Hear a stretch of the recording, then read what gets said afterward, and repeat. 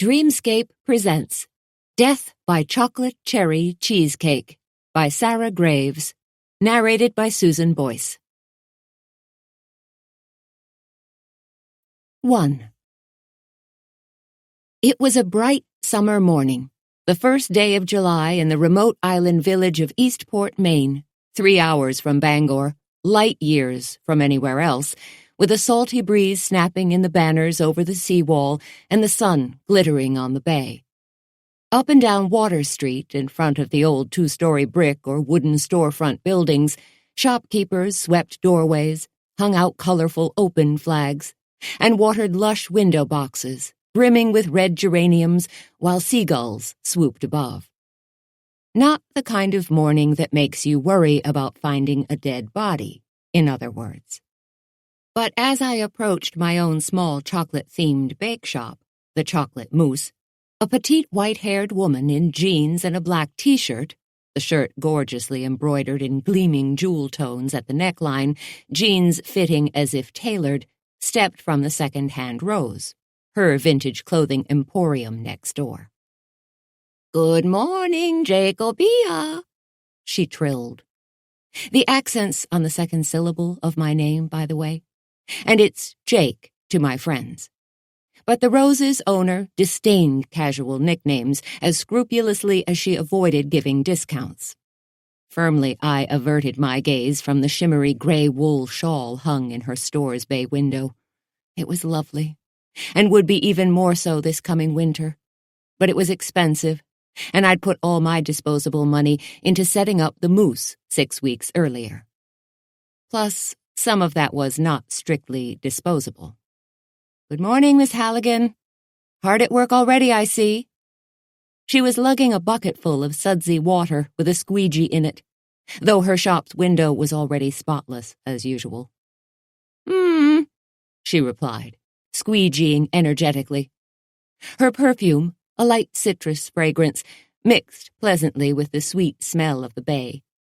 "I hope everything's all right."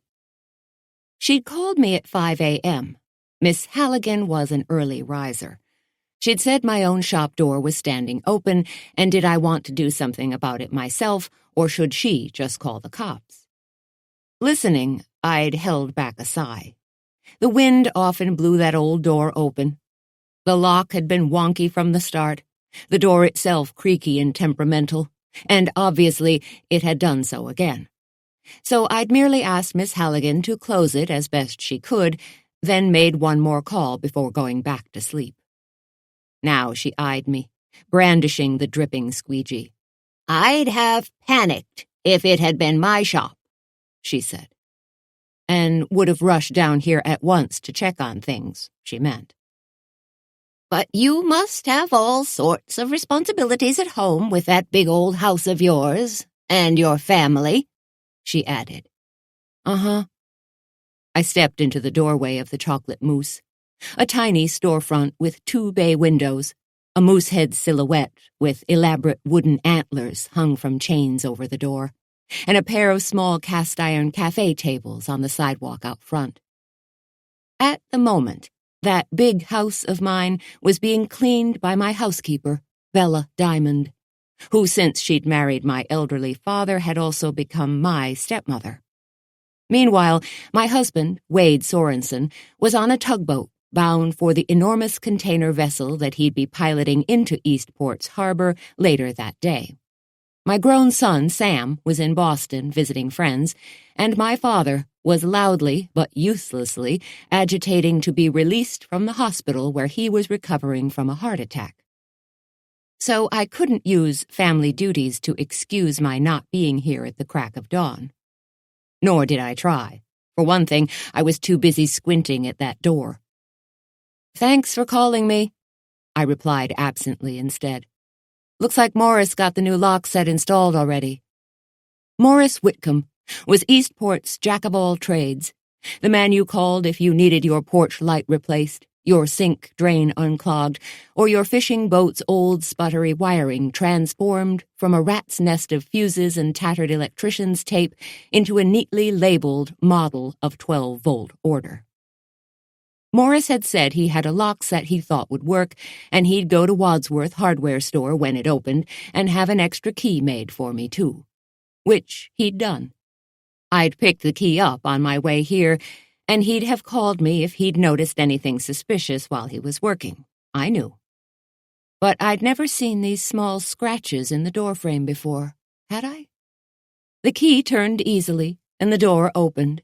The little silver bell hung over it jangled sweetly as I went in. And at first, I noticed nothing amiss.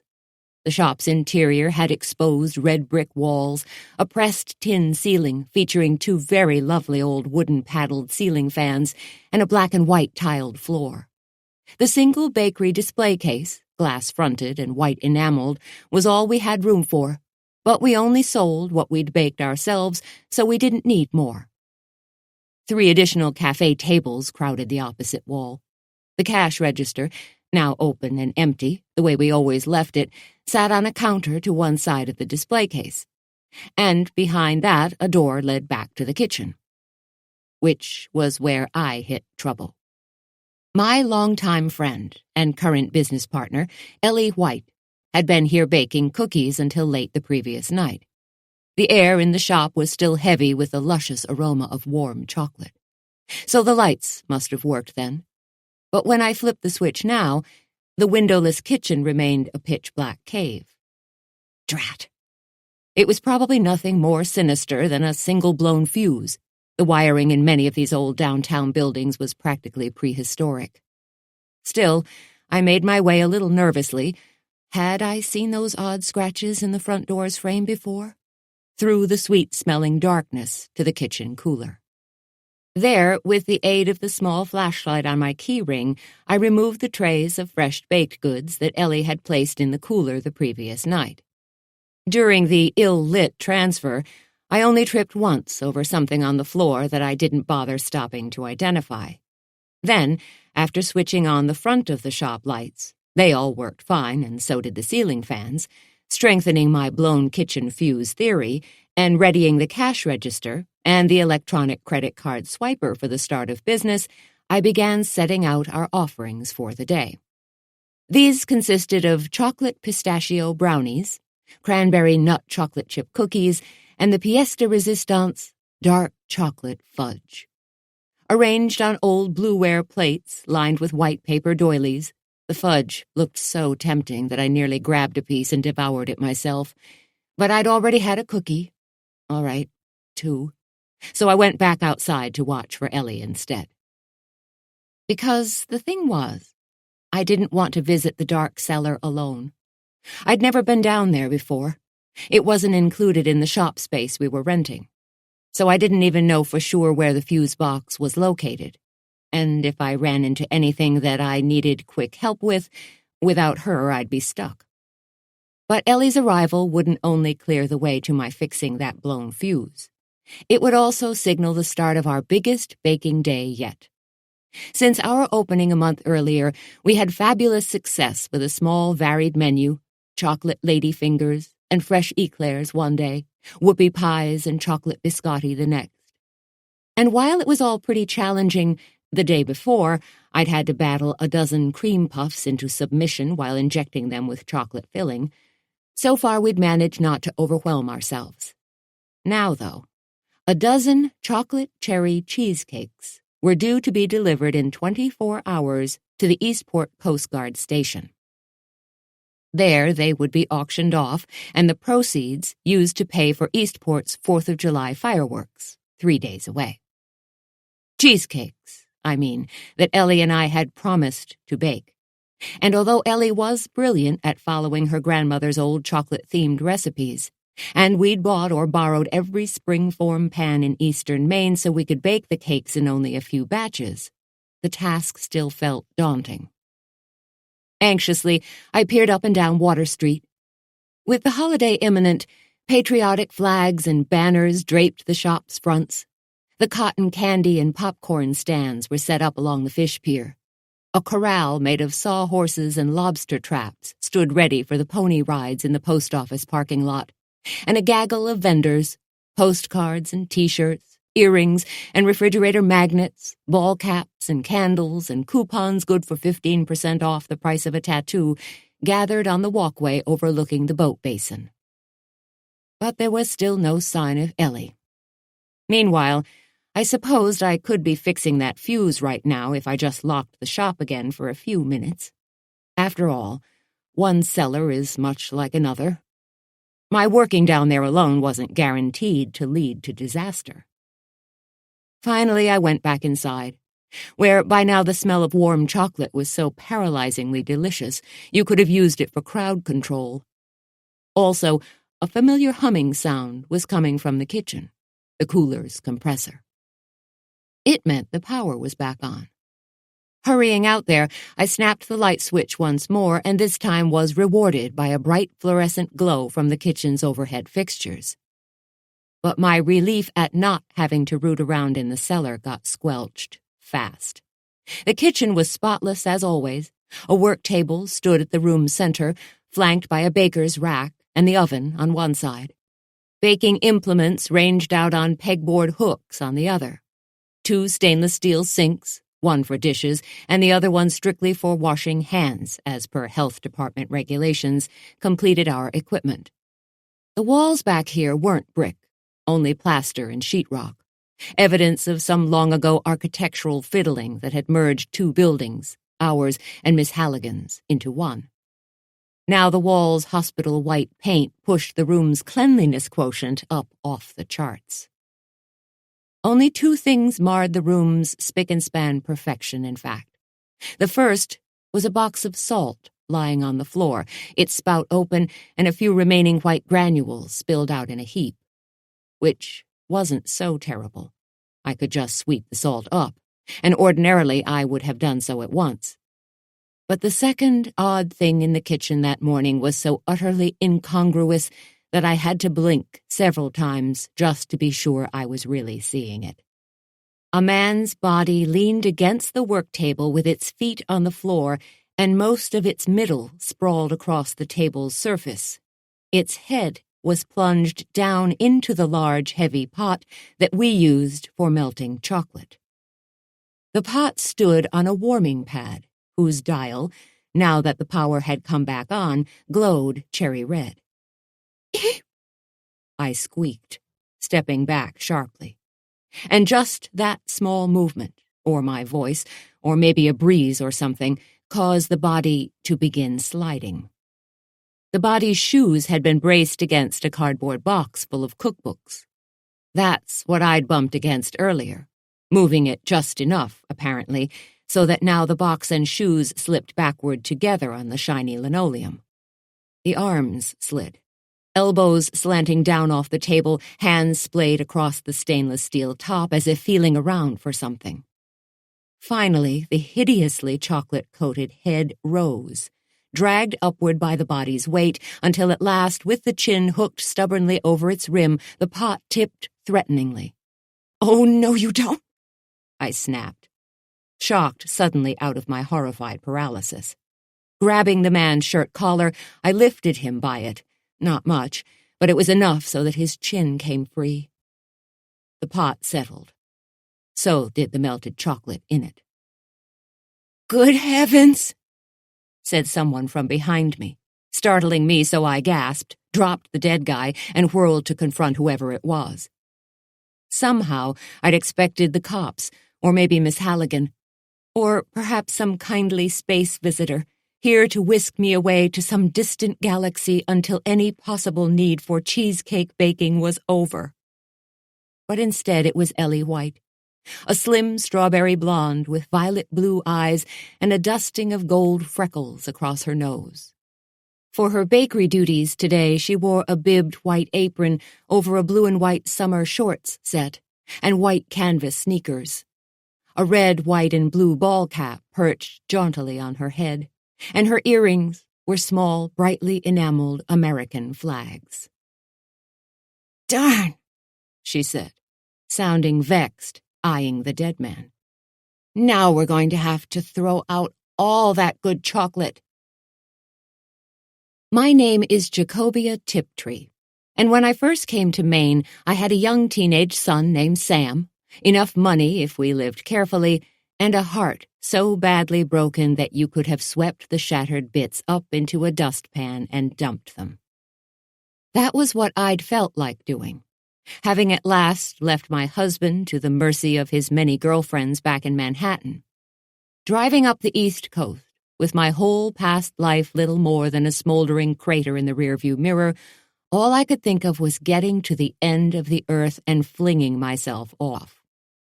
But then I crossed a long, tide-swept causeway and found Eastport, a tiny town on a Maine island a stone's throw from the Canadian border. The town's narrow streets, full of venerable old wooden houses, overlooked a pristine bay dotted with lobster buoys and fishing boats, and the air smelled like beach roses. It wasn't quite the end of the earth, but it was close. I did not, though, find myself wanting to take a leap. Instead, I bought one of the old houses, an 1823 white-clapboard Federal with 3 red brick chimneys, 48 old wooden shutters, and about 1,000,000 acres of peeling wallpaper, all of which needed scraping. So I began to. Also, I began raising Sam, who after a dozen years of hearing his parents threatening to kill one another was nearly as broken as I was. And I can't say I got very far with him. Soon, though, he discovered the island's beaches, wide sandy expanses, thickly studded with rotted pilings from vanished 200-year-old wharves. There he found antique bottles, clay pipe stems, and beach glass, pale nuggets of sandblasted translucence, which he began collecting in mason jars. Next thing I knew, he was helping out on a fishing boat and doing better in school. He had his problems still, some of them very serious ones that would end up lingering into his adulthood, but all in all he managed to turn himself around. And then I met Wade Sorensen, a local harbor pilot who guided big ships through the wild tides and ferocious currents for which Eastport's waters were famous. I wanted a new romance the way I wanted a chronic skin condition. But Wade bided his time, never hurrying or veering off course. We were married a few years later. I guess he must have been practicing on those big ships. So that's how I got here. And now with Sam grown and the old house at last wrangled into some semblance of order, by which I mean it was no longer actively in the process of falling down, I'd found a new passion, the chocolate mousse. Ellie had talked me into it, but to my surprise, I loved it. Creating delicious chocolate treats and selling them to our customers had turned out to be a blast.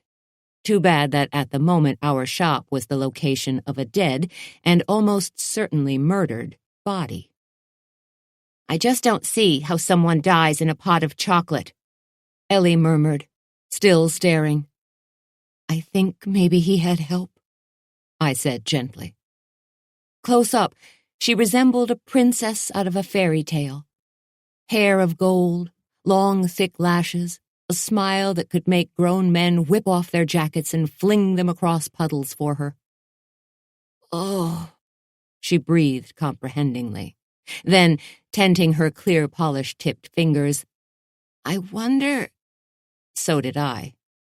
But I was trying hard not to. It wouldn't be the first time we'd wondered ourselves into a lot of trouble, one way or another. Ellie and I had a fair bit of experience at snooping into Eastport murders, which was one reason why I'd already decided that we wanted no part of this one. I was about to say so, too, but instead Miss Halligan stuck her head in and spied the dead guy. "Let's all of us step outside, shall we?" I said swiftly, body-checking the elegant-looking little owner of the vintage clothing emporium back out through the kitchen doorway again. I might not know much. For example, who was the guy? His thick chocolate coating and could-be-anyone clothes consisted of a gray sweatshirt, faded blue jeans, and running shoes, obscured his identity. But I knew the cops wouldn't like it one bit if we contaminated their nice, fresh crime scene. I mean, any more than we already had. Come on, Ellie, let's go, I said while she stood staring at the body some more. Today's cheesecake ingredients were all stowed in her carryalls, fortunately, and she'd left those out front. We'll call Bob Arnold and then lock the place until he gets here, I added. Bob was Eastport's police chief. Probably Miss Halligan's calling him right now, said Ellie, hurrying to catch up with me. You know how she likes to be in charge. I did know, and she was excellent at it, too. So I decided to let her do the cop calling. For one thing, we still had all those cheesecakes to bake, and for another, the presence of a dead man, even a chocolate-covered one, was beginning to feel oppressive. Ellie, I said. She was looking back over her shoulder at the guy again, an odd expression on her face. You okay? But of course she was. Ellie might have resembled a fairy tale princess, but she was as tough as an old boot. Fine, she replied. Still, I wondered about the expression in her eyes, a flash of dislike aimed squarely at the dead body. Her look faded so fast I could almost pretend I hadn't seen it. Almost. The cheesecakes, I reminded her. She nodded, slowly. We'll have to bake them at your house. Right, because the Coast Guard auction waited for nobody. One year it rained so hard that the winners wore hip boots and snagged their sodden prizes with boat hooks, but the sale went on. I only hoped the cops would agree to interviewing us while we baked. If not, we'd be auctioning off store-bought Twinkies, and those wouldn't even begin to pay for the holiday fireworks. Come on, I said again, and Ellie followed me outside. She knew who the dead guy was, I could tell. Knew and didn't much mind finding him that way either. We'd been friends for a long time, and I could have just about guaranteed it. But she would tell me when she was ready. I knew that, too. Besides, sooner or later they'd wash the chocolate off his face, and then we'd all find out, wouldn't we? The kitchen in my big old house has antique hardwood floors, old pumpkin pine wainscoting, and old butler's pantry, and old, well, you get the idea. The cabinets are varnished beadboard, the countertops vintage linoleum. The tall double-hung windows all face south, so potted geraniums grow there with wild enthusiasm. And across from the wood stove and the old soapstone sink, there's a huge butcher-block table with a knife rack built into it. Shortly after we found the body in our bake shop, Ellie set her carryalls down on that table and began emptying them while my housekeeper/stepmother, Bella Diamond, watched skeptically, her ropey arms crossed over her flat chest. Bella was gaunt and hawk-faced, with big grape-green eyes and high angular cheekbones, sharp enough to cut yourself on. A firm believer in the germ-killing properties of hot soap and water, she ran my old house with the firm, clear-eyed purpose and whip-crack organizational style of a crusading military general. When we arrived, she'd been down on her knees scrubbing the baseboards with a toothbrush. We'll clean up afterward, I promised, carrying a pile of round, shiny metal springform pans in from the pantry and stacking them on the soapstone sink. Bella said, unconvinced. Then, swiping back a hank of her henna-dyed hair with a work-roughened hand, she went on. You know, that father of yours is just about the stubbornest man alive. I did know, actually, and even more so now that he was stuck in a hospital bed. This morning, he called a taxi and was just climbing into it when the nurses caught him. Bella went on exasperatedly. Ellie got the mixing bowls out. Luckily, I am a fan of church fairs and had collected a lot of them from the sale tables where items like crock-pots, popcorn poppers, and George Foreman grills, complete with instruction booklets, were available for $1. Sadly, there were no instruction booklets for handling my father. Jacob Tiptree, Bella pronounced darkly, is lucky I promised, for better or worse. That's my dad's name. And yes, I'm named after him. Bella grabbed a paper towel and began furiously polishing the doorknobs to emphasize her point. But she didn't mean it. The truth was that she adored my father, and it was her lingering fear over his recent cardiac event that was making her so testy now. Well, that and us messing up her nice, clean kitchen. Time to change the subject. Guess what? Ellie and I found a dead guy this morning. Still polishing, Bella rolled her eyes. Oh, I've heard all about that. Matt Muldoon it was. Stone dead with his face in a pot of chocolate. Can't say I'm surprised. Really? I said, startled until I realized Miss Halligan must have recognized him just as Ellie had, and the gossip wire in Eastport worked so fast and accurately that if you got a bee sting at one end of the island, minutes later somebody was getting a pair of tweezers and some baking soda out for you at the other. So, of course, word was getting around. Ellie said nothing, busy cracking eggs into a bowl. She'd never liked Muldoon. But her dislike had turned to fury when he began complaining loudly about cleanliness issues in our shop, which was nonsense. We had no sanitation issues at the Moose.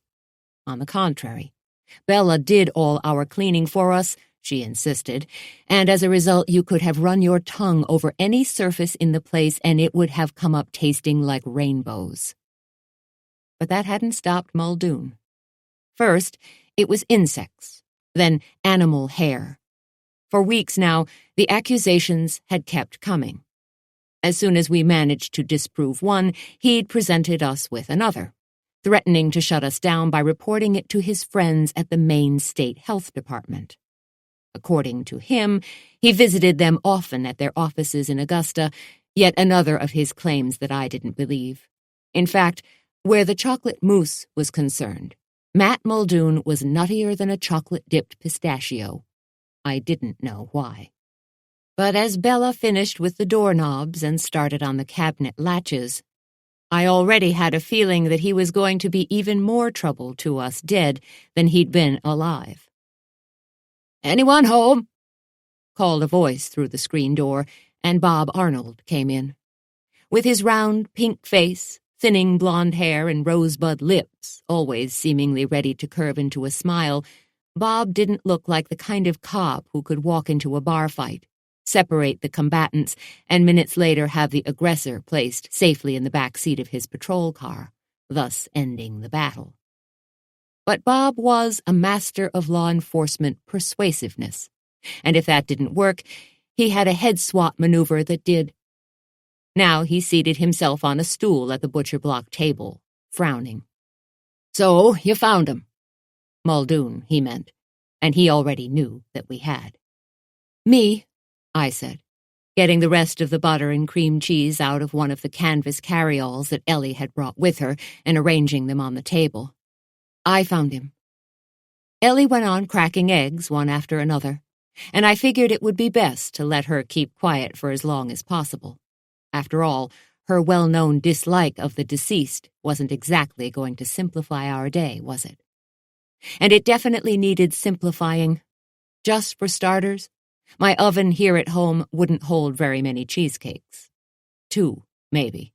So even if all went well, we'd be baking until the wee hours. All going well also being an idea that was fast fading into the sunset. "Okay, here's what happened," I said.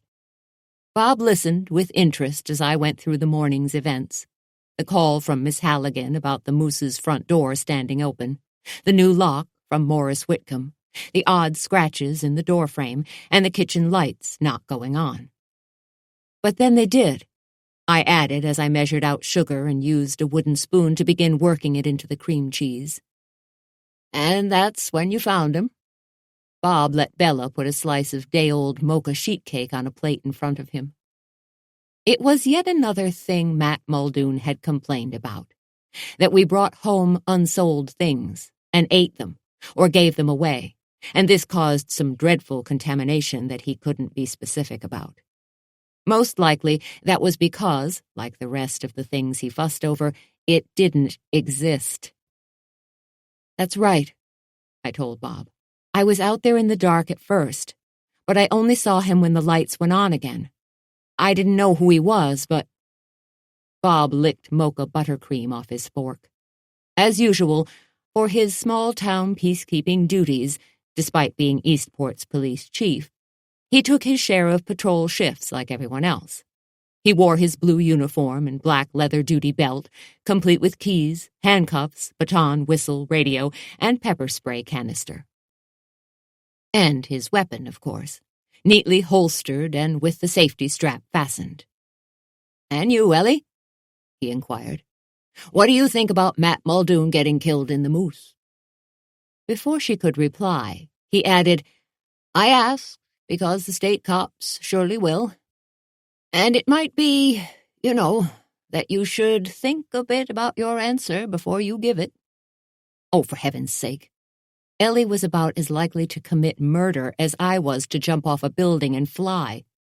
Still, Bob had a point. The state cops wouldn't know that about her, would they? "Ellie," I began warningly. Bob was our friend, but that wasn't why he was here. She, though, was in no mood for prudence. "I'm not one bit sorry about it, and I don't care who knows it," she told Bob flatly. "Good riddance is my whole feeling about him." "You can stop now," Bella told me quietly, and when I looked down, I saw that I'd been beating the ingredients in my mixing bowl so vigorously that not a bit of sugar remained uncreamed. Any more, and I thought the spoon might be in danger of splintering. And wood chips in the cheesecake really would have given Matt Muldoon something to complain about, wouldn't they? That is, if he hadn't already been as cold as a mocha chip refrigerator cookie. "They should talk to his wife," Ellie said as she began punishing the eggs in the bowl very severely with a wire whisk. "Sarah Bell's the one behind the nonsense he's spouting," Ellie added. "And who knows what else she's been up to." Like me, Sarah Bell Muldoon had been a city girl until she and her husband moved to Eastport a year earlier. A public relations woman who'd specialized in luxury goods clients, she'd run special events in Manhattan for high-end makers of luggage and jewelry. Now, though, I didn't know what she did. "She might even have killed him herself," Ellie went on. "Maybe she wanted him to shut up as badly as we did." Like everyone else in town, Bob Arnold was well aware of what my son Sam called Muldoon's smack-talking about the moose. We'd called it slander, and we'd even gone so far as to ask Bob what we could do about it. But slander was a civil matter. Lawsuits are expensive, and after years of old house repairs, I had almost no money left from the little stash I'd brought here. But back to the matter at hand. "How'd he die?" I asked. "Medical examiner'll say for sure. But probably it was a stab wound." Bob looked grim as he went on. "Just from a quick glance I took before I called up the state homicide people, I figure it was from the little hole I saw in the back of his neck. Not much blood, though. Most of the bleeding was on the inside, I'm guessing." I squelched the clear mental picture that Bob's remarks summoned while he looked at Ellie, still beating the eggs to a froth. "You notice anything missing from the shop? Barbecue skewer? Maybe a long-tined fork, anything like that?" "Nothing was missing," I told him firmly. "We don't use any skewers, and anyway, we keep all our tools on the pegboards, so I'd have noticed." Ellie put in unhappily. "I'm afraid that's not quite true." Bob nodded minutely, fingers tented over his coffee cup, eyes alert. He'd already known this, too, I realized suddenly. I'd been right about why he was here. A similar thought seemed to dawn on Bella. "We shouldn't be talking about any of this," she said sharply. "You shouldn't be here telling us about it either. So why are you?" she demanded of Bob. With her jutting jaw full of yellow teeth and her henna-red hair snaking out in frizzy corkscrews from the hairnet she always wore, Bella didn't resemble any benevolent household goddess that I'd ever heard of. but she'd have stepped in front of a train for me and Ellie, and now she was scared for us. Me too, because it didn't take a genius to figure out which way this particular train was heading. Outside the kitchen windows, the mid-morning sun made jewels of the purple irises and pink poppies that Ellie and I had planted the previous autumn. Nearby, the sheets billowing freshly from the clothesline would come in crisp and smelling sweet. And everything inside was in apple pie order as well. In fact, there actually was a pie cooling on a rack in the windowsill right this very minute. Raspberry, I thought. Still, my heart thumped anxiously. For no reason, I hoped. But something about all this felt bad to me. Really bad. Then Ellie began to speak. He came down to the shop late last night. Matt Muldoon did, I mean. Bob Arnold sat with his clean, well-kept fingertips pressed together over his coffee cup, saying nothing. Bella and I stayed silent, too. This was Ellie's decision, and she was making it. It was exactly 11:40, she said. I was just putting the walnut cookies in. She added to me. That's how I know. Bob looked a question at me. The cookies take 12 minutes in our oven, I replied. And after what happened with the eclairs, we don't trust the oven timer. Everyone recalled our first try at making eclairs.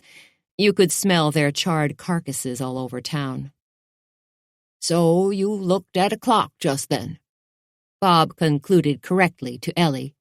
Nodding, she went on. He came stomping in, all mad about something as usual, she said. That frown of his, like someone was poking him with pins. Matt Muldoon was 60-ish, with steel-gray hair that he wore slicked back like a painted-on helmet. The corners of his small, slit-like mouth were always turned down, and his beady gray eyes were always darting around meanly.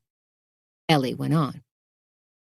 So he starts out all huffy with me, telling me I certainly shouldn't be there baking while the shop is closed, because people ought to be able to walk right in at any time. She gave the eggs another few whips. So they could see what I might be up to, she said, her tone conveying what she thought about that. He walked right in, Bella pointed out reasonably. Matt Muldoon did, I mean. Ellie poured the beaten eggs from her bowl into the mixture in mine. No, I unlocked the door and let him in, she corrected as she measured out the vanilla extract, the dark liquid's aroma wafting up pungently. He kept standing out there, fuming through the window at me, waving and mouthing words. And I knew he was going to stay there until I did let him in, she said. So I figured I might as well get it over with, she added as I began stirring the eggs and vanilla extract into the sugar and cream cheese. He didn't make you nervous? Bob asked. There in the shop alone with him late at night, when you already knew he was angry? Bob spoke mildly, but his words sent a zing of fright through me. It sounded like maybe he was trying out arguments for lesser charges, self-defense, for instance. But she didn't go for it. No, he didn't scare me. A faint smile curved her lips. Oh, come on. Yeah, I figured as much, he said. If you wanted to scare Ellie, you needed something more than Matt Muldoon's bad temper to do it with. A bazooka, maybe. What happened then? Bob asked. I couldn't stand it. Ellie, are you sure you want to go into it all right now? But Ellie merely began grating lemon peel, scraping the tiny bits into a pile on the cutting board. The sharp, tangy smell of lemon zest drifted into the room. It's okay, she told me. Bob's trying to help. Right. I knew that's what he was trying to do, getting the lay of the land before the state cops arrived, then maybe guiding their investigation away from her if he could. Like I say, he was our friend. Over the years, we'd introduced him to his wife and promoted their courtship, despite his shyness. And later, Via our snooping activities, we'd hauled her off a sharp hook that a spiteful local prosecutor had been trying to impale her on, for instance. Bob, in return, had hauled my inebriated son Sam home more times than I could count instead of transporting him to the drunk tank at the county jail. And he'd turned a semi-blind eye to a lot of Sam's other youthful behavior as well. So we had history together. Still, friendship could only go so far. What Ellie said now could create problems for her later, if it came to that. As I suspected it would. He'd had a few drinks. It seemed to me, Ellie said. I could smell it on his breath. I kept stirring. The mixture in the bowl started out gloppy and slimy, but soon it gathered itself into a thick batter.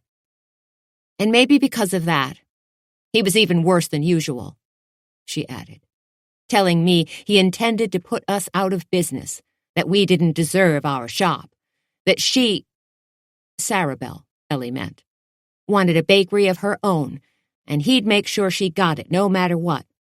She looked up at all of us. And since Eastport's too small to support 2 specialty bakeries, oh, brother. Now I understood why he was such a pain. Never mind that Sarabelle Muldoon couldn't bake a potato if you turned on the oven and shoved it in there for her.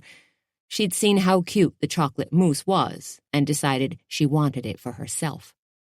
And what Sarabelle wanted, Sarabelle usually got, mostly on account of her having a voice that could etch glass, the dumb persistence of a housefly bumping against a window pane, and no shame whatsoever. I almost felt sorry for Matt Muldoon. But meanwhile, Ellie had so far admitted to having motive and opportunity. All the homicide investigators needed now was for her to have had the method. Anyway, she finished, I let him blather on. He told me he had friends in the health department, said they'd come and shut us down permanently if he asked them to. I don't believe he had friends, muttered Bella, who'd begun scrubbing the sink with Comet scouring powder even though it was already so clean you could have done surgery in it. Too mean, she said. Anyway, could he really do that? Doubt it, said Bob. But he could make you miserable, which it seems to me he had already been doing fairly effectively. Ellie looked glum. He was the fly in our ointment, all right. Always walking in like he owned the place and looking down his nose at everything. Oh, he just made me so mad. She stopped. Then, anyway, he had his say and left. I was taking the cookies out of the oven by then, so I didn't see which way he turned when he got outside. And that was it. Bob sighed. Okay, only look. When I went in, there was a big, thick, needle-type thing in the trash. Pretty much right on top of everything. Either of you know anything about it? Darn. I'd forgotten about the Battle of the Cream Puffs. Ellie scraped sour cream from her small bowl into my larger one, making sure to include as much of the lemon zest as possible in the transfer. As a matter of fact, I do know about it, she said calmly. It's a pastry needle. I saw it in there. Last night, she was about to finish. I'd put it in the trash earlier in the day, with a cork stuck on it for safety's sake. I threw it out. I interrupted her. I'd filled chocolate cream puffs with it, and somehow I bent it. Bent it enough so you couldn't squeeze custard out through it anymore. But not enough so that you couldn't pop the cork off and stick someone in the back of the neck with it, unfortunately. I'd been hoping against hope that the needle wasn't what Bob meant by sharp implement, but of course it was. He got up. All right, I get the picture. The state cops are on their way here. I put the needle in an evidence bag to give to them, and no doubt they'll want to talk to you both. Yeah, no doubt. Like the day wasn't going south fast enough. And on top of everything else, we still had the shop to run during this, Eastport's biggest holiday of the year. How long do you think they'll keep us shut down? I asked. Bella had finally run out of things to clean, unless she wanted to start wiping out the insides of light bulb sockets, and asking her to rest for a minute wouldn't have worked even a little bit. She wasn't built for it. Now she began crushing chocolate wafers with a rolling pin, smashing them between sheets of waxed paper. From her face, I could tell she was thinking of other things she'd like to be crushing. Bob moved toward the door. "I don't know how long you'll be closed for," he said. "The rest of today, for sure. Maybe longer." So, as I'd feared, we'd be in my kitchen baking cheesecakes until 2 in the morning, at least. "But one last thing," Bob went on. "The blood I saw on that pastry stabber. Either of you have any idea how it got there?" Neither of us did. "Yeah." He nodded sorrowfully. "I figured. Well, you two just sit tight then, and when they come to talk to you—" "If anyone but you wants to talk to them more than once," Bella snapped, unable to contain herself any longer, "both these girls will be getting lawyers. I'll be seeing to it myself, and don't you even start with me about it," she added fiercely when I opened my mouth to object. So I didn't. And Bob didn't either. He knew better. "That sounds about right, actually," he agreed instead, causing my heart to sink even lower than it already had. "But I'm sure it'll all work out fine in the end," he added, the keys and the pepper spray and the pair of steel handcuffs on his duty belt all clattering together as he went out. "I'm not sure," said Bella tightly when he was gone, slamming the rolling pin down onto the chocolate wafers. "I'm not sure even a little bit." Me neither. And then the phone rang. A lot. 2. The first call was from Lester Vanacore, junior reporter for our local newspaper, the Eastport Tides. The Tides was the easternmost newspaper in the United States, and Lester took his reporting duties seriously. "Hey, Jake, am I hearing this right? You had a murder in the Moose?"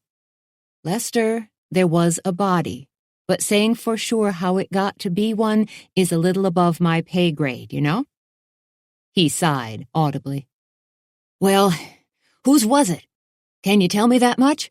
I mean, sure enough, so that I can quote you on it?"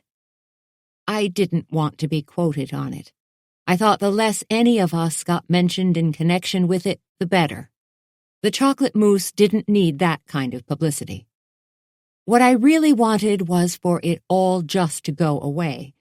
But of course that wasn't going to happen any time soon, especially with the easternmost newshound in the United States digging away at it.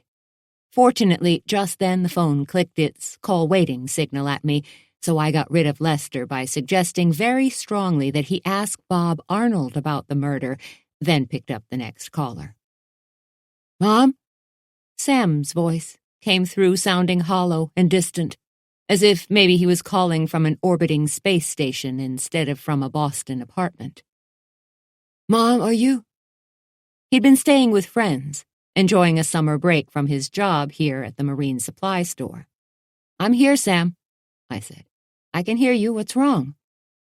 If I ever need resuscitating, just play a recording of Sam's voice sounding unhappy at me and my blood pressure will skyrocket. "Weather. Bus schedule. Canceled." He'd left his car parked in Bangor and taken the bus from there. The phone fritzed in and out, his voice suddenly sounding as if it was coming from the bottom of a deep well. "What? Say it again, Sam. I think something's wrong with the—" Once upon a time, Ma Bell ran the phone system with ruthless, utterly monopolistic efficiency. Now, any fool can start a phone company and provide the kind of high-class personal communication service once offered only by 2 tin cans and a length of string. The phone fritzed back in again. "Mom, I had a bus ticket for tomorrow. 2, actually, but they're canceled on account of—" The phone sputtered. Then it went dead. I took the handset from my ear and looked at it, feeling as if more information might issue from it if I only squinted hard enough. But no information did. Then the connection ended entirely. When I tried calling back, I got the kind of fast, busy signal that can only mean one of the tin cans has fallen off the string. I slammed the handset down, figuring that if the phone was going to be broken, I'd give it something to be broken about. Back in the kitchen, Bella was still crushing wafers. "Your father," she said, "is a bull-headed old fool." She had a small mountain of dark crumbs heaped on the table. A bowl of cheesecake batter sat there, too, awaiting its final ingredient. Ellie had gone back to her house for more chocolate to use instead of the stuff Matt Muldoon had fallen face first into. "Right," I answered Bella distractedly. "He is." I wasn't really listening to her, though. So far, I had a dead guy in a chocolate pot, a shop shuttered by homicide cops, a close friend under as yet unspoken suspicion of murder, and a grown son stuck in Boston by sudden, and I very much feared they were also mythological, weather delays. Not to mention those chocolate cherry cheesecakes, upon which the town's whole 4th of July fireworks display depended. At least things can't get much worse, I told myself bleakly. But then I spied Bella's own cell phone lying in the kitchen sink, where she'd apparently just flung it. "Wait, what?" She whomped the rolling pin down hard on another half-dozen wafers. "A stiff-necked, pea-brained old—" I snatched the cell phone from the sink. Bella hadn't turned it off before she hurled it, so the text message she had received still glowed on the screen. "See you soon." It was from my dad. Moments later, I had the nurse in charge of his cardiac care unit on the line. "Listen, I'm really very sorry to trouble you," I told her, "but could you please just check and make sure that—" "He's still there in his hospital bed where he belongs," I was about to finish. But before I could, a pair of sharp car horn toots sounded from the street out in front of the house. Familiar car horn toots.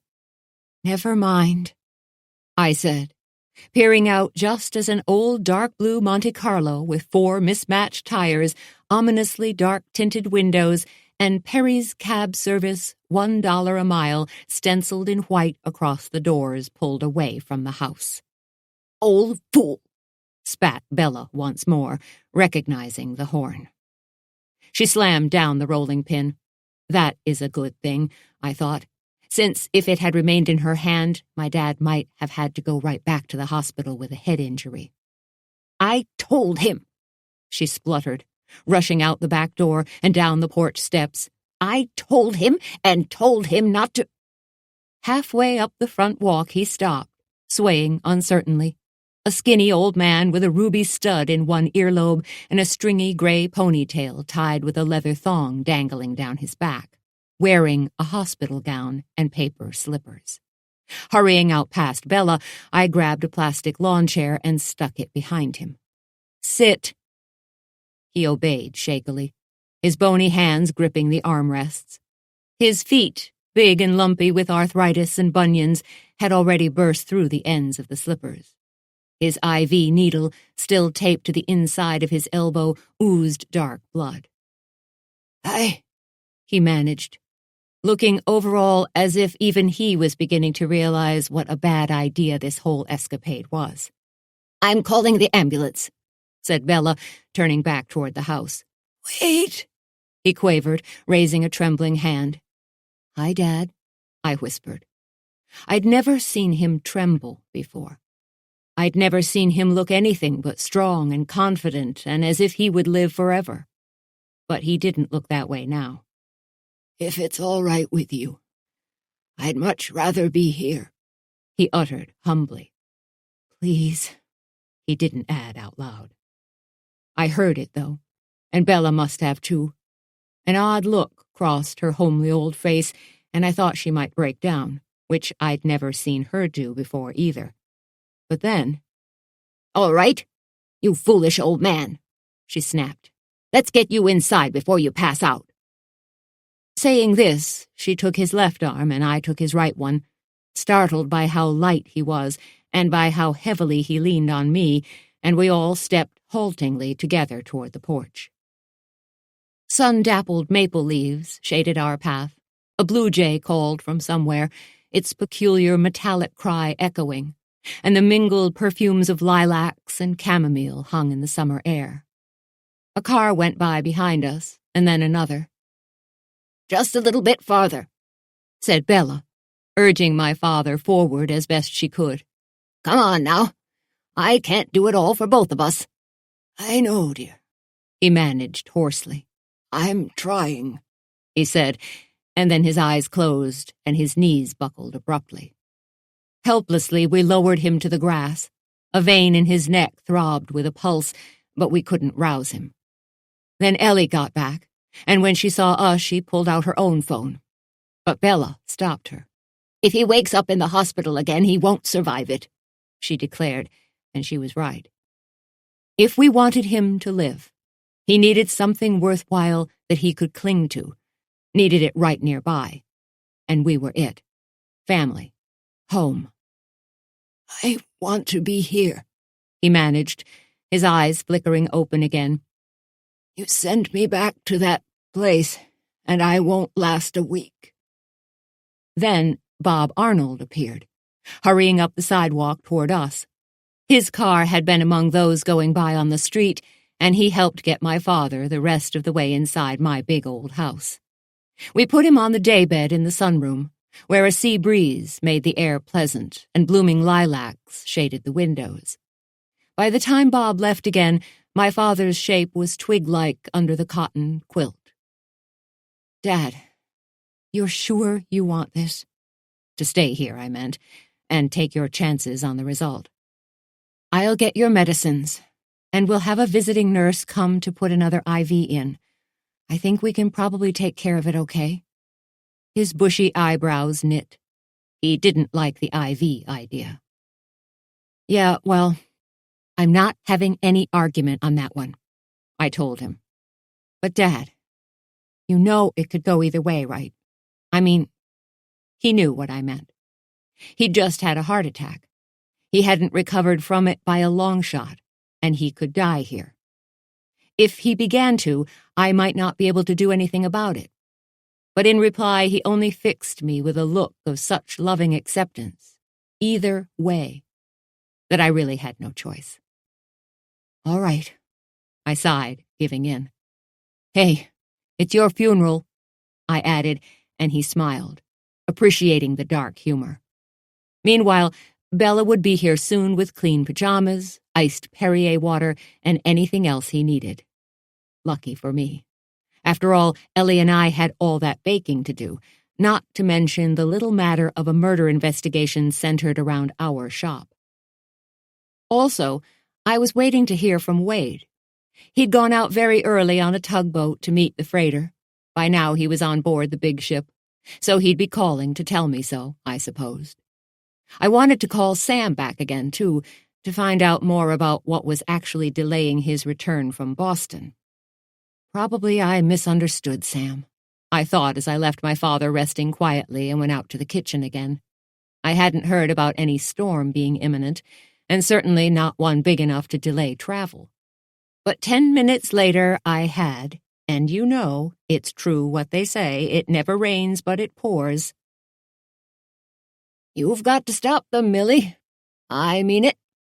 And you've got to start stopping them immediately," Bob Arnold said urgently into his phone. It was 5 in the evening, 8 hours now since I'd found Matt Muldoon's body with its head in a pot of chocolate. "I don't care if Amber's a pretty name for a storm," Bob said with frustration. "It's a hurricane, damn it. And it's definitely on its way here. Haven't you been listening to me at all, Millie? The result's not going to be pretty," he emphasized. I'd spent all day baking, getting my dad settled, and making arrangements for all the many home care items and services that a recent heart attack victim required, especially one who'd gone AWOL from his hospital bed. And if you ever want a truly enjoyable conversation, Try telling a lot of medical professionals that their patient will be staying home with you from now on, and if he dies, he dies.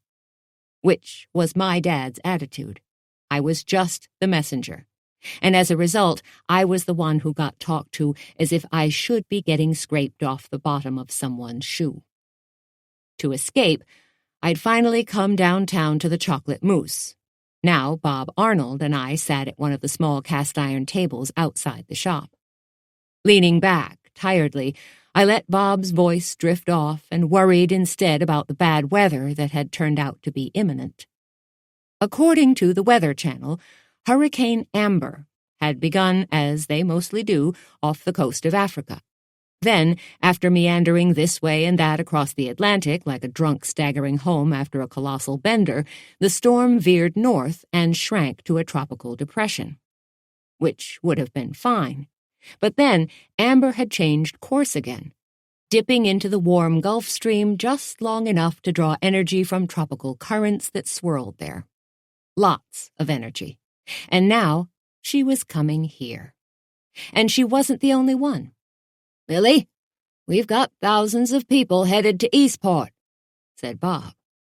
For the 4th of July holiday, our little island's population routinely swelled from its usual 1,200 or so to about 5,000.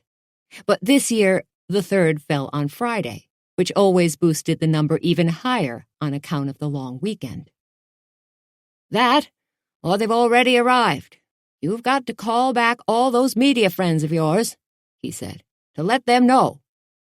Millie Marquardt was the new chairperson of the 4th of July committee, and on account of her efforts, attendance at this year's festival was projected to be at least double that of any in the past. "Maybe people will believe they ought to stay home if it's on TV," Bob went on.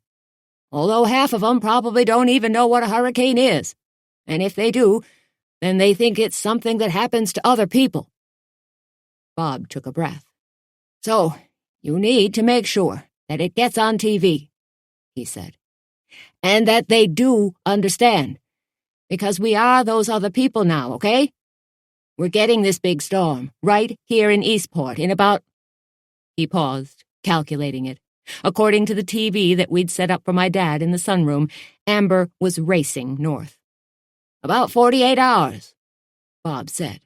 "Maybe more, but also maybe less.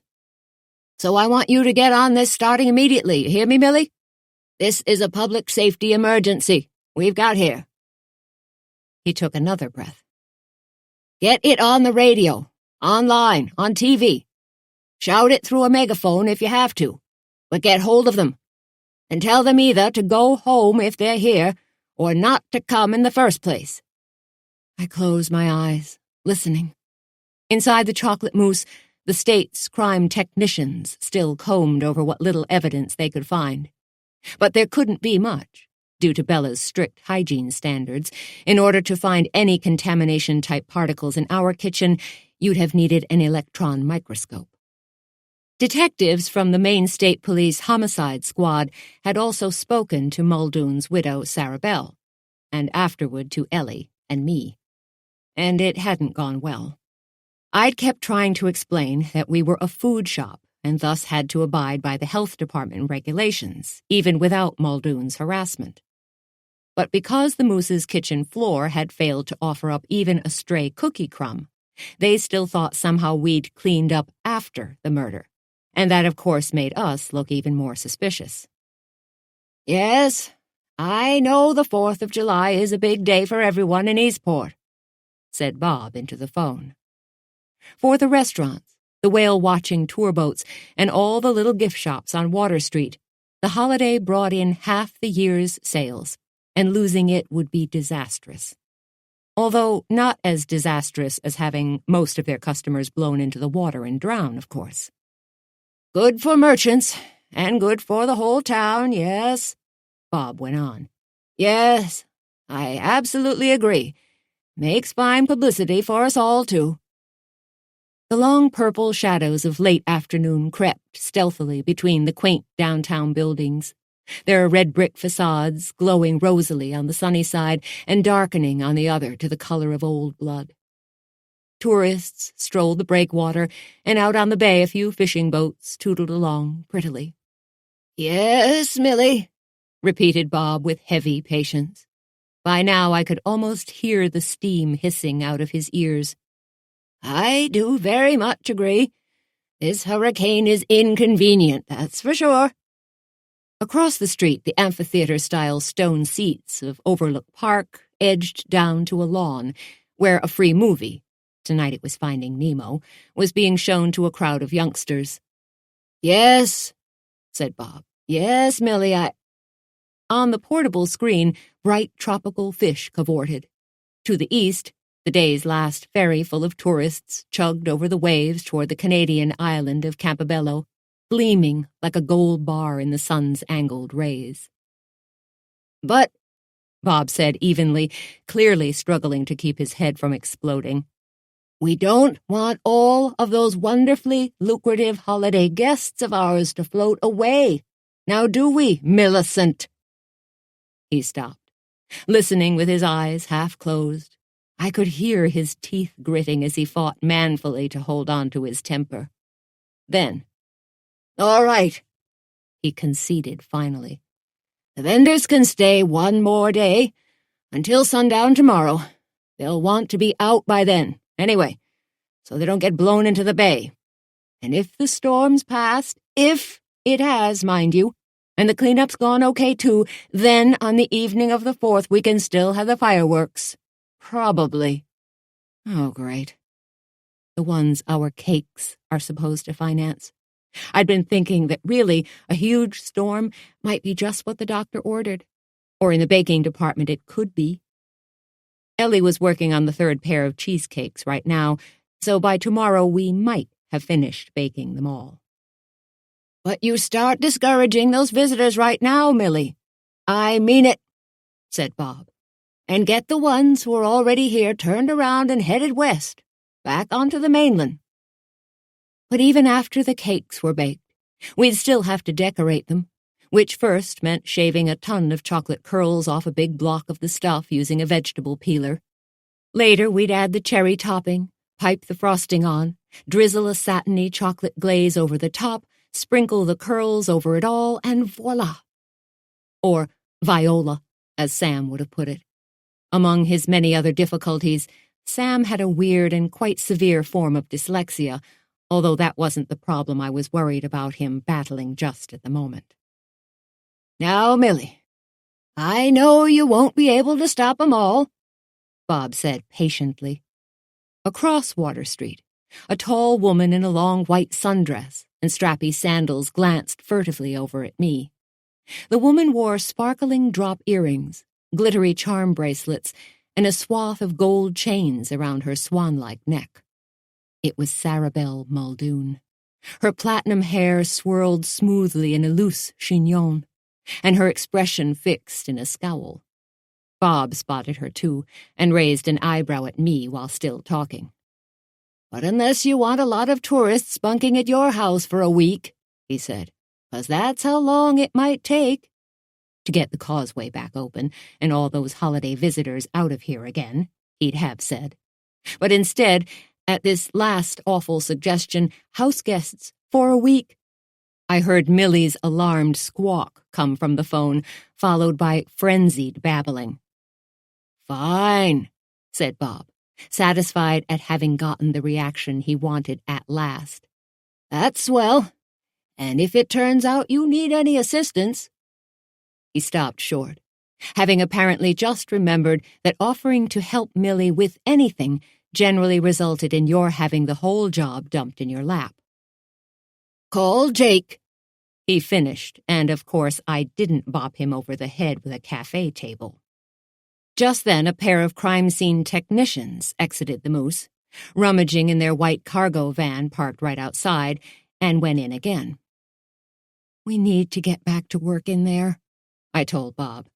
"Ellie and I do, I mean." My old kitchen was already proving inadequate to the task we'd set for ourselves, and we were driving poor Bella bonkers as well. "What's taking the technicians so long?" I asked. Bob spread his hands. "Dunno. I doubt it'll be much longer, though." Another thought hit him. So, how'd Ellie know so fast that the dead guy was Matt Muldoon anyway? I blew out a breath. The state's homicide investigators had asked that too, noting that Muldoon's face and hair had been hidden under all the chocolate, and that his clothes and physical build were too common to use for identification purposes. But the answer was simple. His shoes had orange reflectors in the heels, I told Bob, and she recognized them from when he'd come in to hassle her the night before. She'd seen them, she told investigators, when he turned and stomped out of the shop. Bob's rosebud lips pursed consideringly when I'd reported this to him. Lucky. That she'd had a good answer ready, he meant, and I had to agree. The cops hadn't arrested anyone, or even been particularly pointed in their questioning, other than the part about our shop being dirt-free right down to the subatomic level.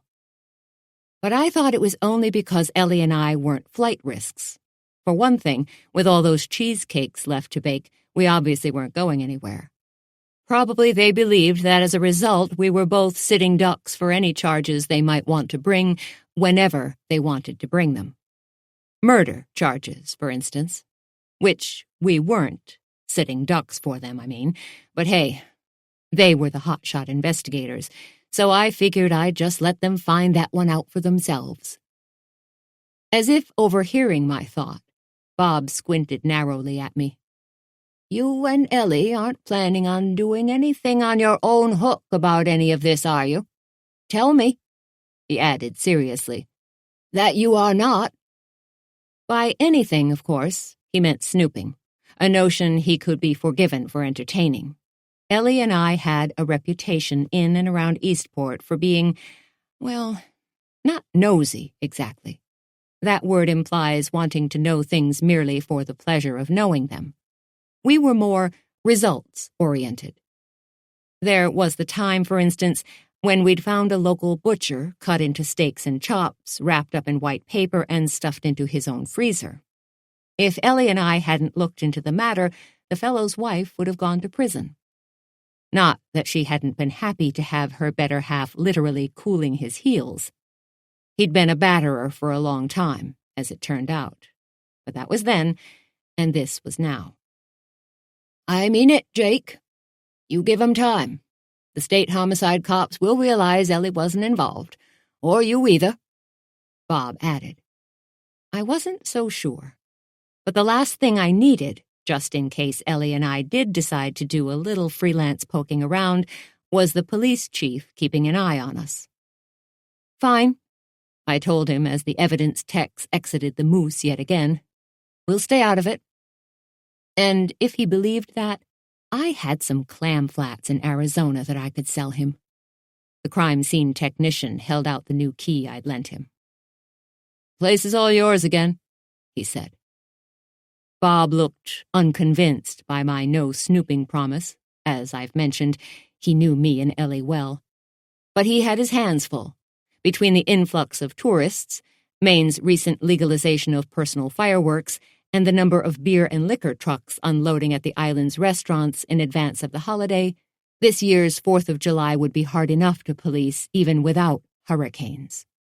And even without murder. Guess I'll just leave you to it, then, he said, hauling himself up tiredly. To the moose, he meant, and to the unfinished cheesecakes, and my invalid father, my absent husband, and my still silent son. My attempts at calling Sam back had gone straight to voicemail. Now all I wanted was to go home and catch a quick nap before I took over the baking duties from Ellie, this time here at the shop. But instead, from where she loitered across the street by the film projector, the widow Muldoon shot me another dark look. From the way she'd hung around with her masses of jewelry sparkling and flashing, I thought she must have more on her mind than the animated fish cavorting on the portable movie screen looming behind her. And after Bob Arnold got into his patrol car and drove away, she proved me right. I didn't like her, and I didn't trust her any farther than I could throw her. But I needed to talk with Sarah Bell, if only to rule her out of having killed Matt Muldoon herself. or better yet, to rule her in. Because when one spouse gets murdered, the other one, well, you know the drill. It was why that butcher's wife had nearly landed in the cooler herself, after all, who's got better reasons than the nearest and dearest. Right now, though, Ellie was in the crosshairs instead. So I let Sarabelle follow me into the moose, where the usual delicious aromas blended with the sharp penetrating scent of chemicals from the crime tech's kits. With any luck, I thought, she'll incriminate the hell out of herself. But she sure didn't start out that way. "Ellie did it. You know, your little friend," Sarabelle added nastily, "that everyone in town thinks can do no wrong."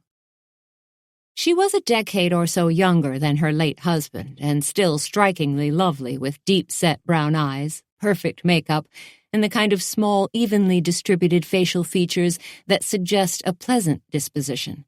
But in her case, looks really were deceiving. Sarabelle Muldoon's disposition was about as pleasant as a piranha's. And dear heaven, that voice, like a cross between a banshee and a rusty hinge. "Little goody two-shoes," she grated out. "That's what she is.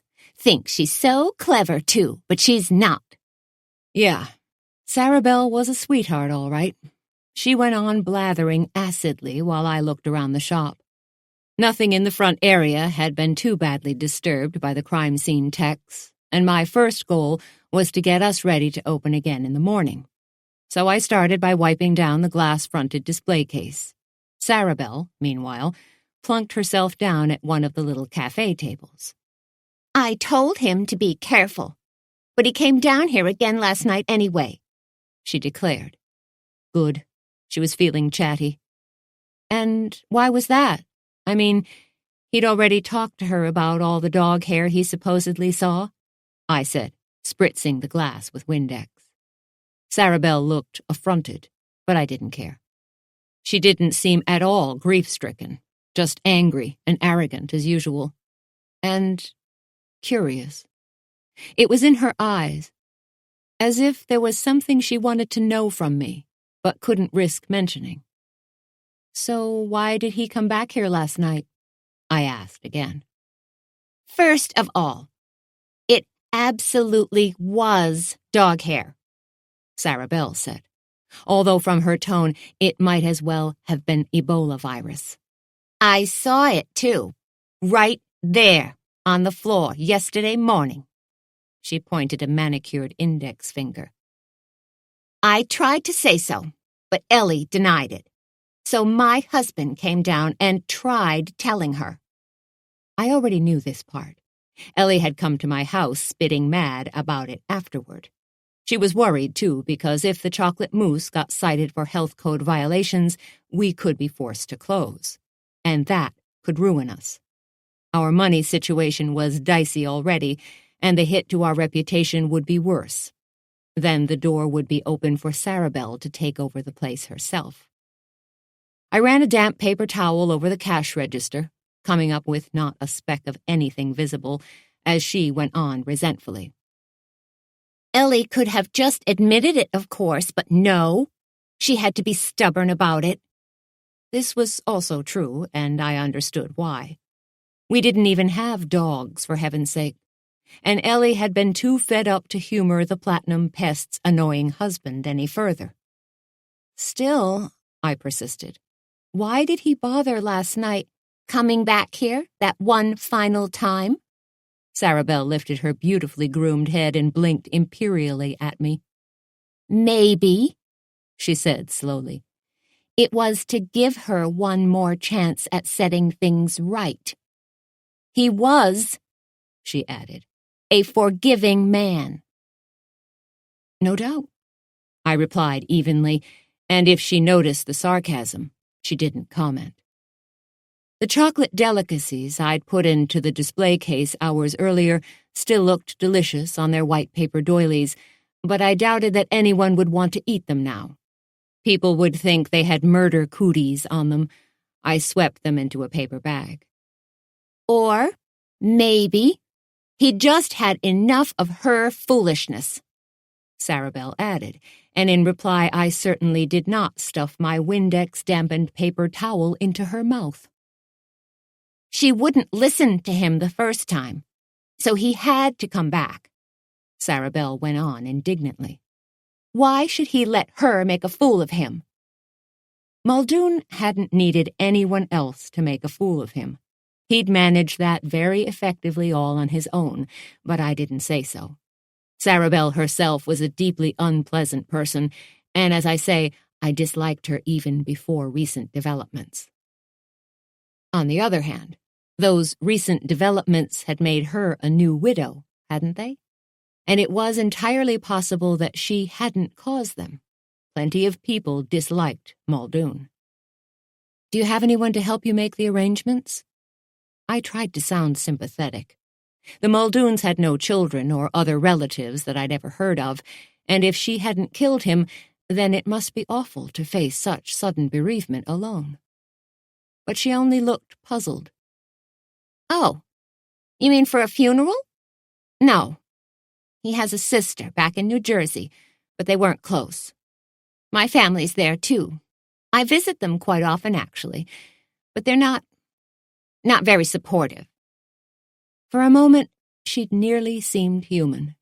But then, don't think you can get out of this by being nice to me, she snarled. Her default mood, apparently, was evil. That friend of yours killed my husband.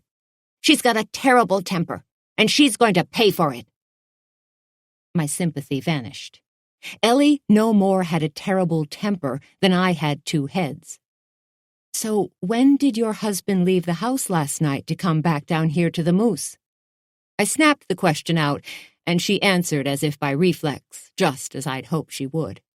Late, after the TV news ended. I could see he was still very upset after his bad day, so I told him he should try to get some sleep. The bad day being Ellie's fault, too, of course, Sarabelle glanced peevishly around the shop again, her gaze raking the floor as if she might spot something incriminating down there. That's when I went up to bed, she went on. Later, when I realized he hadn't come upstairs, I looked for him, but he wasn't in the house. I thought he must have gone out for a walk. You didn't worry when he didn't come back? In Eastport, you aren't going to get mugged for your wallet, but you can fall off a pier, get trapped by the tide, or tumble over a granite cliff's edge at any number of locations around our little island.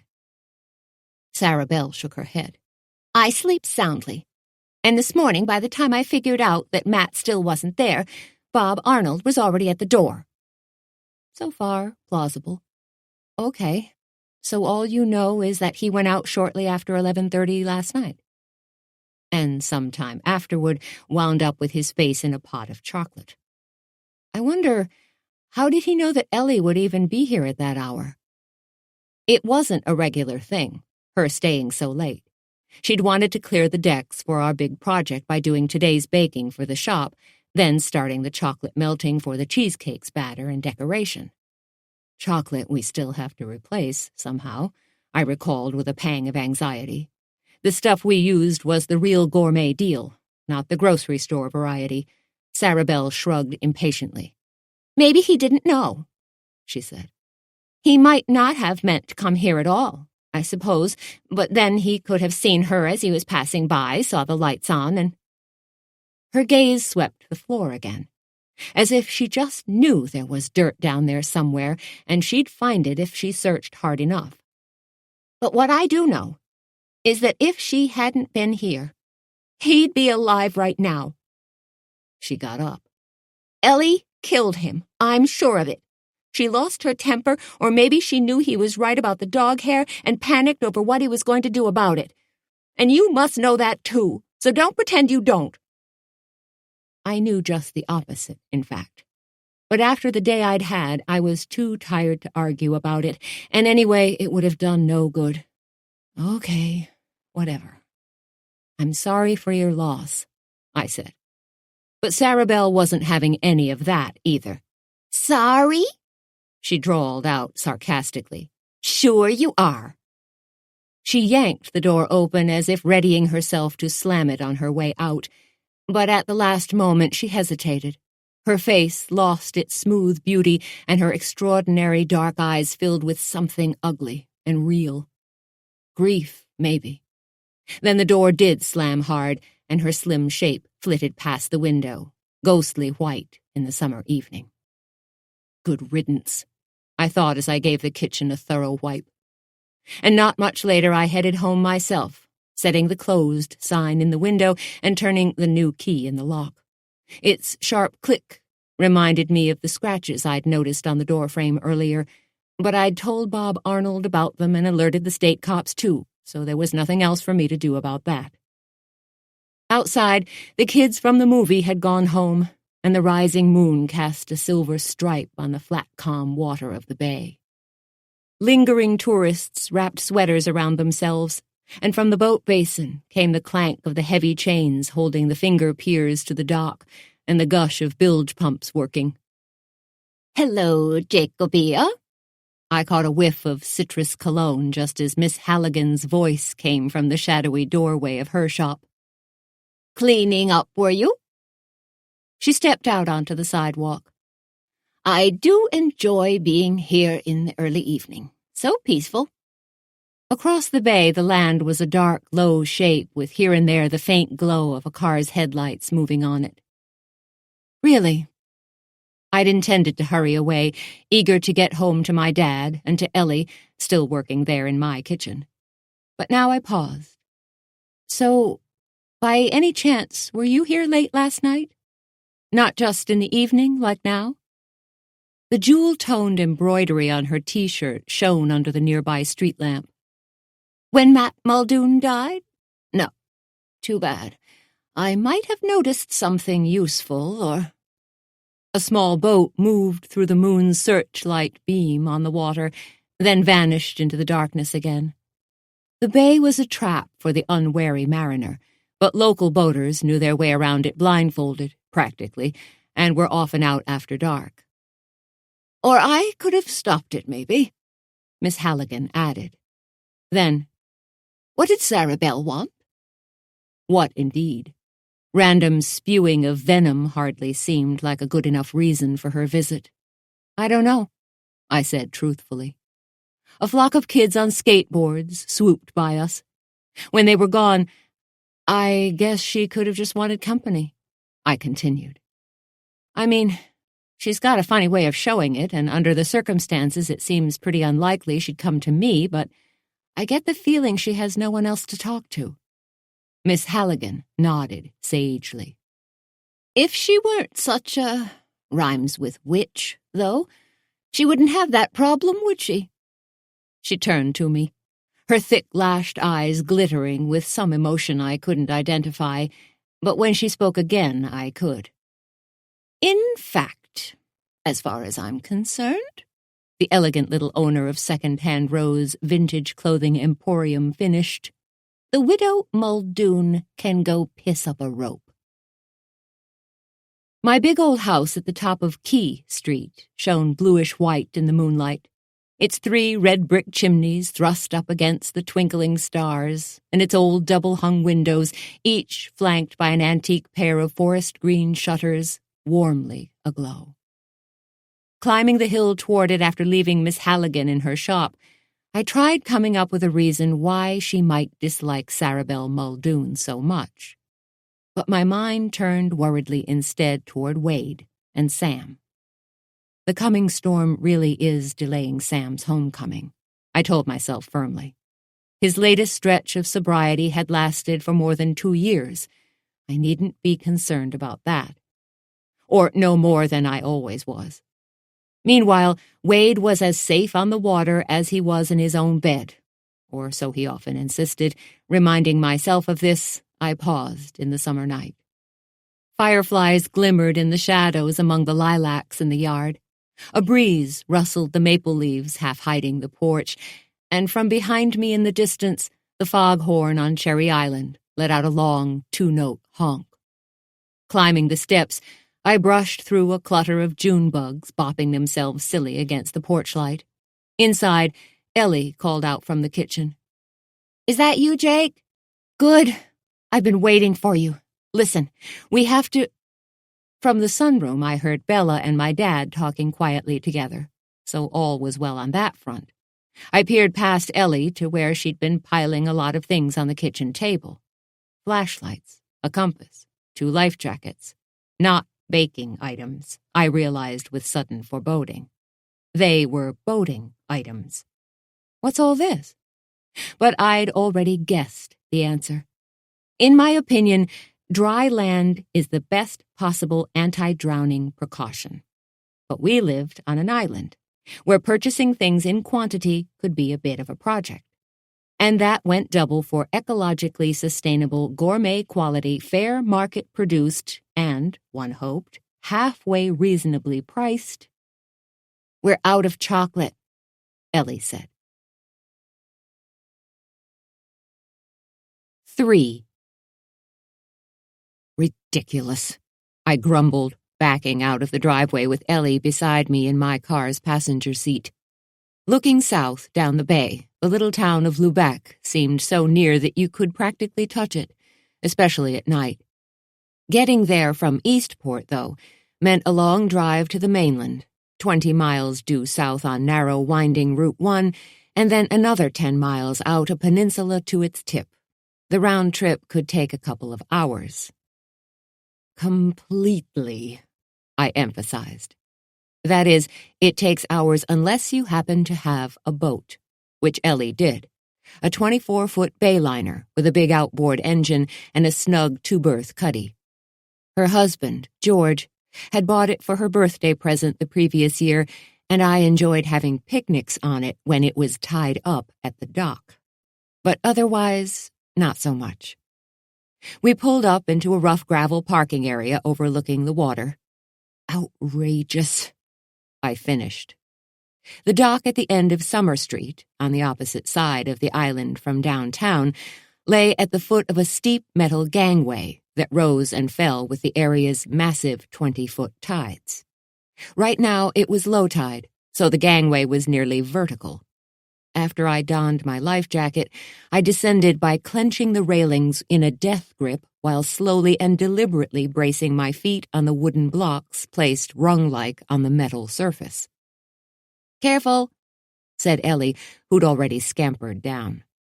"And have I mentioned that it was a floating dock? And that it was dark out? And a stiff breeze had sprung up now, too, so the whole structure felt even more precariously unstable? Not that it wasn't pretty. The night was thick with the rich, rank smell of seaweed and mudflats exposed by the low tide. The moon, bannered with fog wisps, cast silvery luminescence over the half-dozen other small vessels tied up alongside Ellie's. In short, it was spectacular, and if only I hadn't wondered if it was my last night on Earth, I'm sure I'd have appreciated it even more. I am not, in case you haven't figured this out by now, the world's bravest mariner. But there was no backing out at this stage. As I stepped from the dock to the boat's foredeck, Ellie was already going through her departure drill. Battery on, engine down, running lights on, and our lines cast off. Finally came a hard shove that pushed the boat's bow decisively away from the dock. Then we were off in a roar of the big outboard, bound for Lubec and the chocolate maker, Marla Sykes, who was our regular supplier. I gripped the rail as around us the water spread out like a sheet of aluminum foil. Behind us, our engine's wake spewed up. Cold spray smacked my face. "She'll meet us at the boat landing," called Ellie over the engine noise. "Great," I managed through clenched teeth. On our way down to the dock, Ellie had explained that if we wanted those cheesecakes baked and decorated the way we'd promised, that is, loaded with luscious, dark, mouth-watering chocolate inside and out, then this trip was a requirement, and driving would take way too long. And of course I couldn't let her go alone. As soon as she got the boat, she'd begun taking every navigation and boating safety course she could find, and practicing boat handling with the kind of energy ordinarily reserved for aspiring sea captains. So it wasn't as if I were out here with Woody Allen or anything. But as a matter of principle, I was nervous about cold seawater, and I was already beginning to regret my decision when a small open boat appeared suddenly out of the darkness ahead. Zooming in toward us, the little watercraft's feeble running lights crossed our bow about 30 yards distant. Soon we were thudding through its wake, our bow diving and lurching violently. Then the other boat vanished into the darkness once more, while I hung on and waited for our voyage to end. Which it did, finally. As we approached the town of Lubeck, the water around us smoothed eerily, the flat swirls on its surface barely hinting at the jaggedness of the granite lurking below. Ellie let up on the throttle, easing us through a floating maze of brightly painted buoys, each marking a submerged lobster trap. "Jake, get forward all the way out on the bow, will you?" she called to me. To watch for more lobster buoys, she meant, and as first mate I couldn't very well refuse. Swallowing hard, I crept forward up and around the cuddy cabin along the bow rail until I reached the Bayliner's foredeck. There I found a low, flat seat, thoughtfully equipped with a foam-filled cushion. A wet, foam-filled cushion, and personally I thought it should have safety straps like the ones that race car drivers belt themselves in with. Never mind, though. I got out to it and I sat. And I'll admit it was gorgeous there, tasting the sharp salt spray under a hazily moonlit sky with the dark water foaming and churning. 1 o'clock, I called out as a yellow-striped wooden buoy bobbed up ahead of us. Ellie veered to avoid it. Ahead, the bright white dock lights at Lubeck's boat landing beckoned welcomely.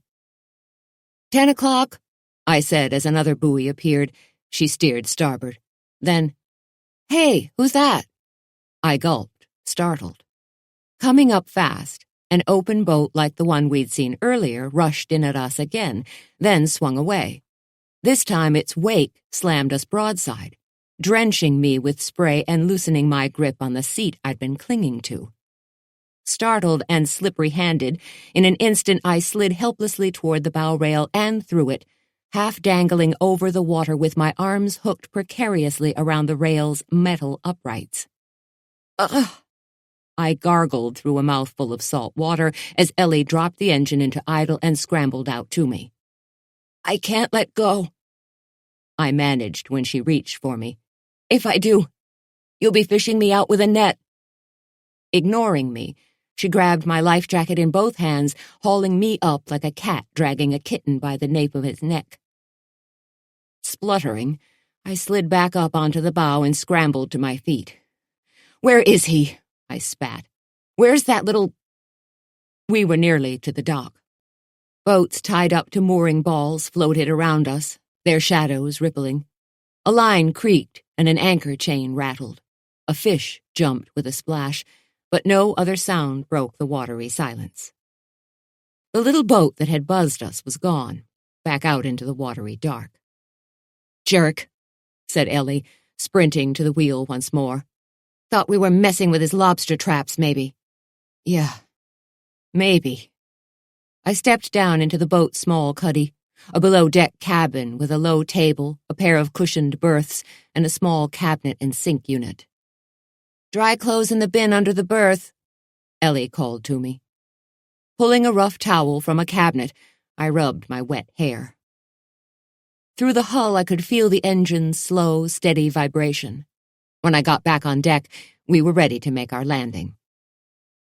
"Toss the bumpers over, please," said Ellie, her eyes on the pier we were pulling up to.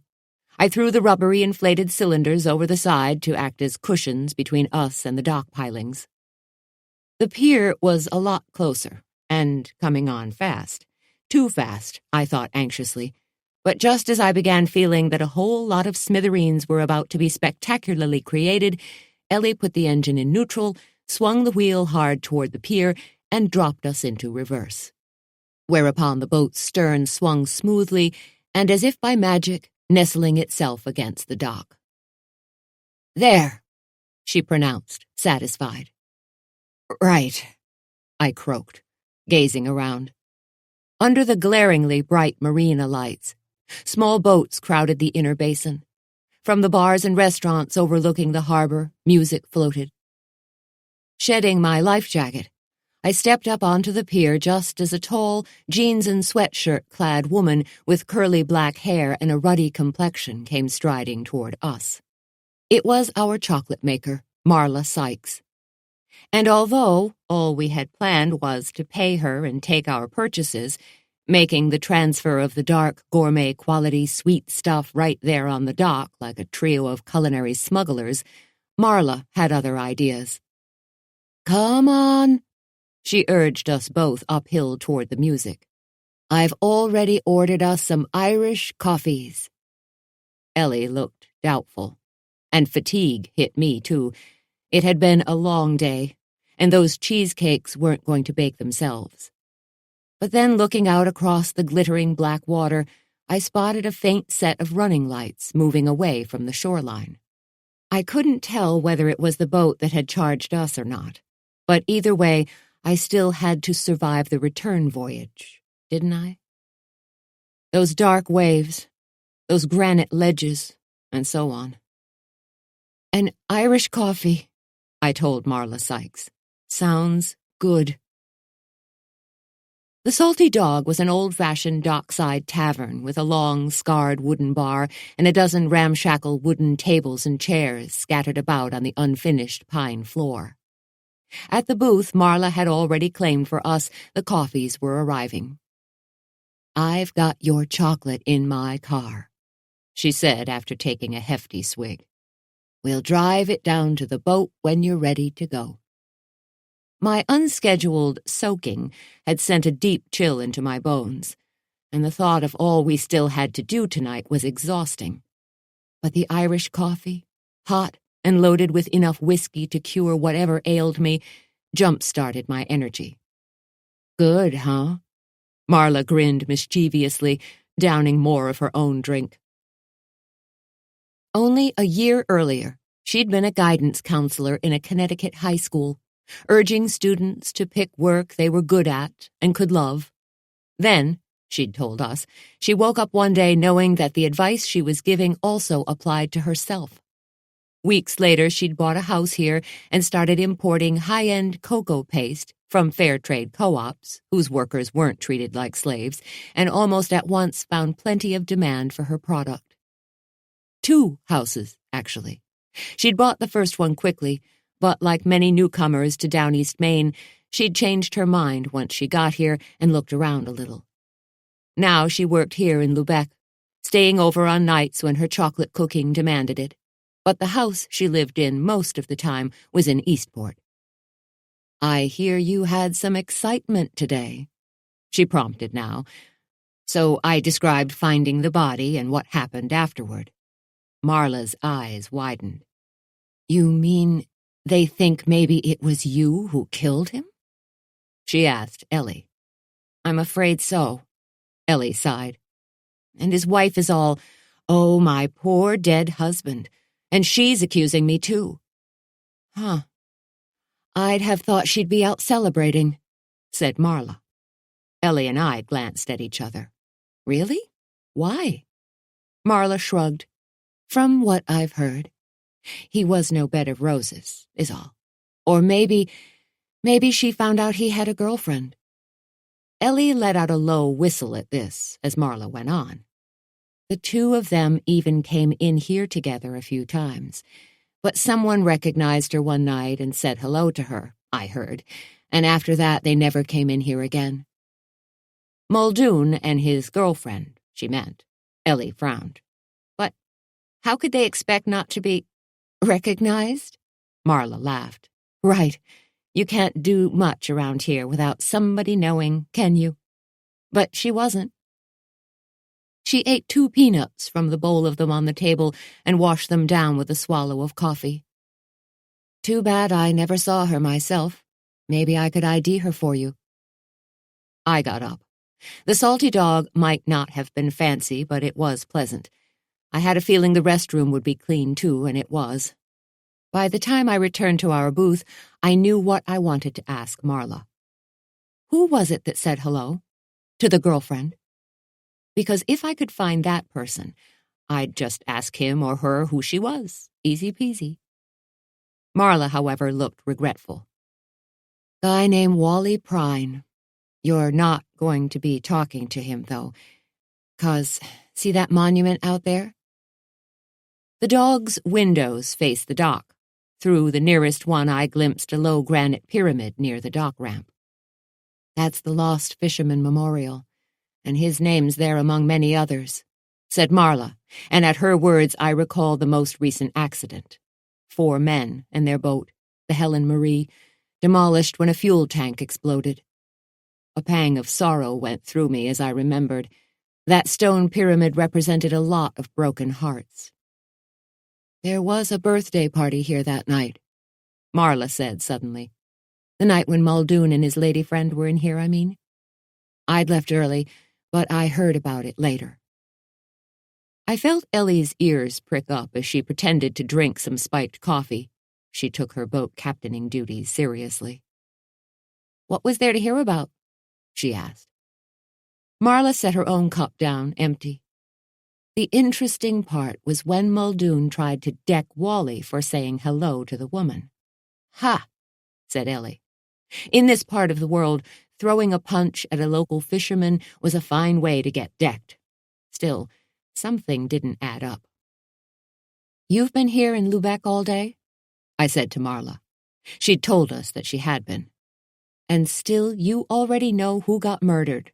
That's how fast word travels around here. Yet we've never heard about a girlfriend he supposedly had.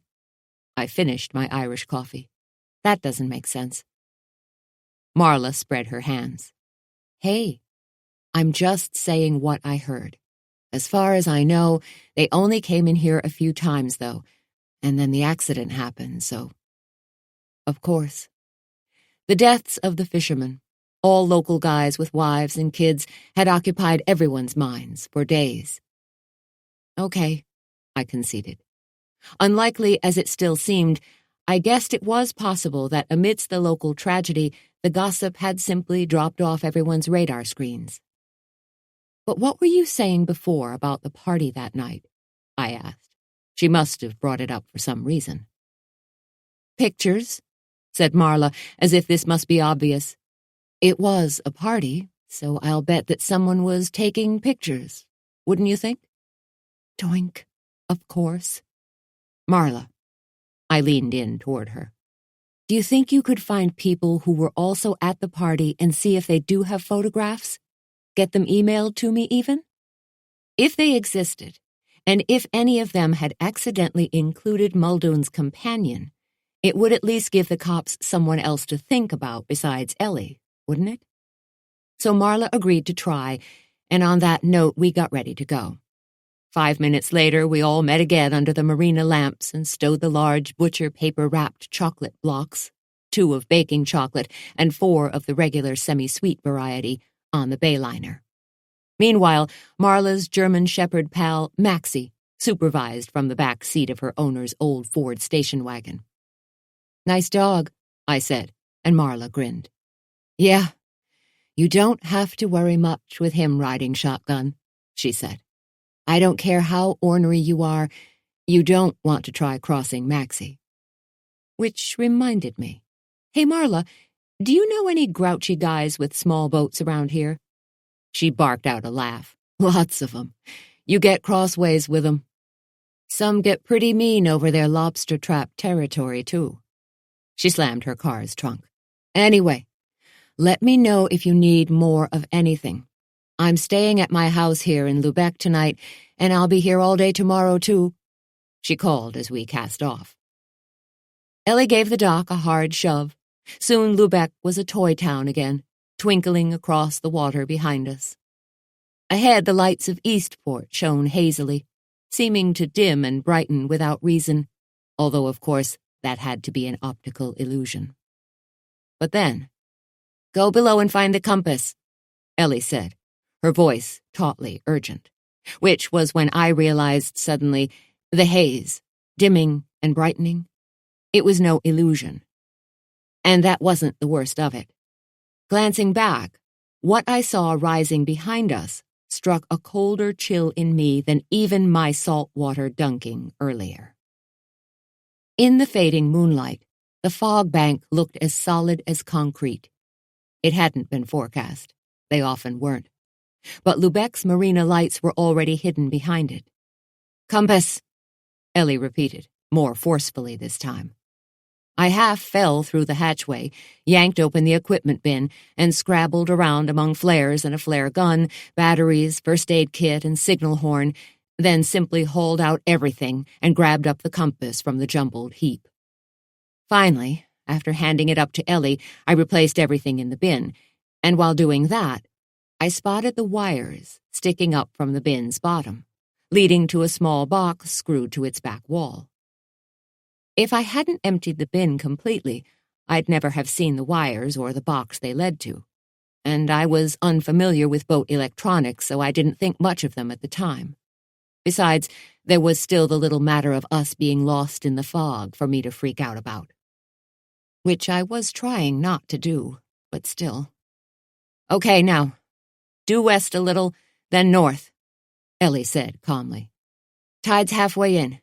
We'll probably have enough water even if we do misnavigate a little."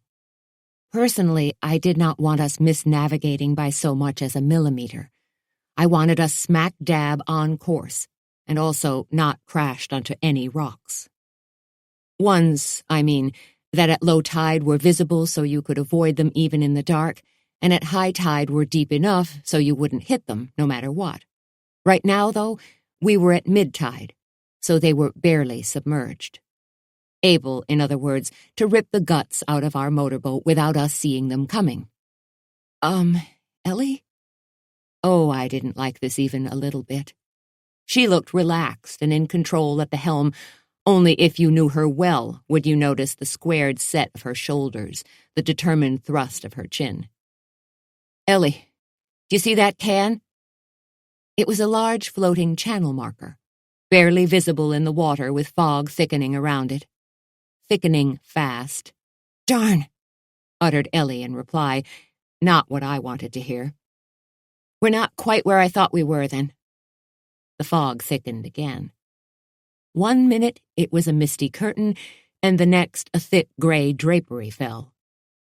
"Okay," Ellie sounded resigned. "We're not that far off our course. And although we're stuck until this fog lifts, the good news is that it probably won't take long." I liked the sound of that last part. Well, except for that probably. But then, a loud wonk blasted out of the murk at us. Really loud. "Freighter," said Ellie. "On its way into Eastport," I gulped. The huge container vessels came in and out of our harbor all the time to load stove pellets, wood pulp, machinery, and even livestock for shipping overseas. "Ellie," I began, "we should really get on our radio or our phones." Wonk. Louder this time. We couldn't see any lights on the big vessel yet, and I sure hoped we wouldn't. In this kind of pea soup, we'd only see them moments before they slammed into us. "And call the Coast Guard," I finished. But she shook her head firmly at me. "And say what? That they should make that big ship stop dead in the water?" She waved me up to the wheel. "Not gonna happen. And anyway, it's too late. We need to go where they won't be." She took a breath. "And if the channel marker is that way," she pointed toward where it had been until the fog swallowed it, "then I'm pretty sure—" "Yes." In the dim glow of our running lights, she nodded decisively. "All right. See that thing there?" Mounted on the boat's dashboard was a cigarette-pack-sized gadget with a small screen glowing on it. The screen's radium-green cursor flashed steadily, and below that some numbers were displayed. "That's a depth finder," Ellie explained. "The cursor is us, and those numbers are how deep the water is beneath us." Oh, for Pete's sake. Why weren't we using this all along? It would have taken the steam out of my dashed-on-the-rocks worries, that was for sure. Because it doesn't work very well. As if to prove this, the screen went black briefly, then flickered gradually to wavering life again. "I'm saving up to replace it," she said, just as another horn blast split the night. "It's for fishing mostly anyway," Ellie said when we could hear again. "I don't even use it much. I just always stay in deep enough water by reading the charts." She pushed the throttle, and we nosed ahead cautiously in the enveloping fog. "You take the wheel. Keep our compass needle aimed the way it is right now. And when the cursor here turns red, you drop us into neutral fast." She pointed to the depth finder's screen. "We're going into the shallows and putting our anchor down there." By shallows, she meant the water over the very rocks that we'd avoided so far. I may have indicated my discomfort with this idea, but then, wonk! The horn's blast nearly collapsed my lungs. "Okay," I agreed hastily, grabbing the bayliner's wheel, which tried instantly to wrench itself from my hands. The currents here were fast, and now the tide was running pretty energetically too. Also, there was the small concern of the hydraulic steering system not being in exactly tip-top condition, another thing I knew she'd been saving to fix. But there wasn't much we could do about it now.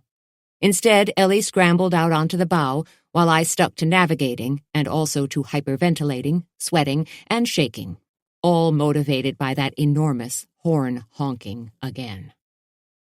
Eventually, though, the on-screen cursor glowed red. So, all right then, I thought. Throttle in neutral, check. "Ellie?" A breeze stirred the fog, and I smelled Christmas trees suddenly, which meant either that Santa Claus was aboard that freighter or we were approaching an island big enough to have trees on it. And unless I was completely turned around direction-wise, the only island like that anywhere nearby was. "Ellie?" A chain rattled. I couldn't see her through what was essentially a fat cloud squatting on us. The chain rattled heavily again. Then came a splash, and more silence. "Ellie!"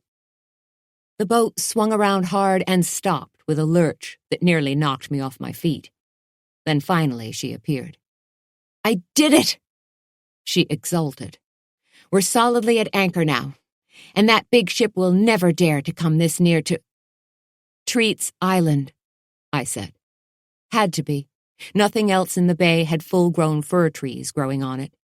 We'd have fetched up on its rocky edge already if Ellie hadn't managed as well as she had. "Look," she whispered.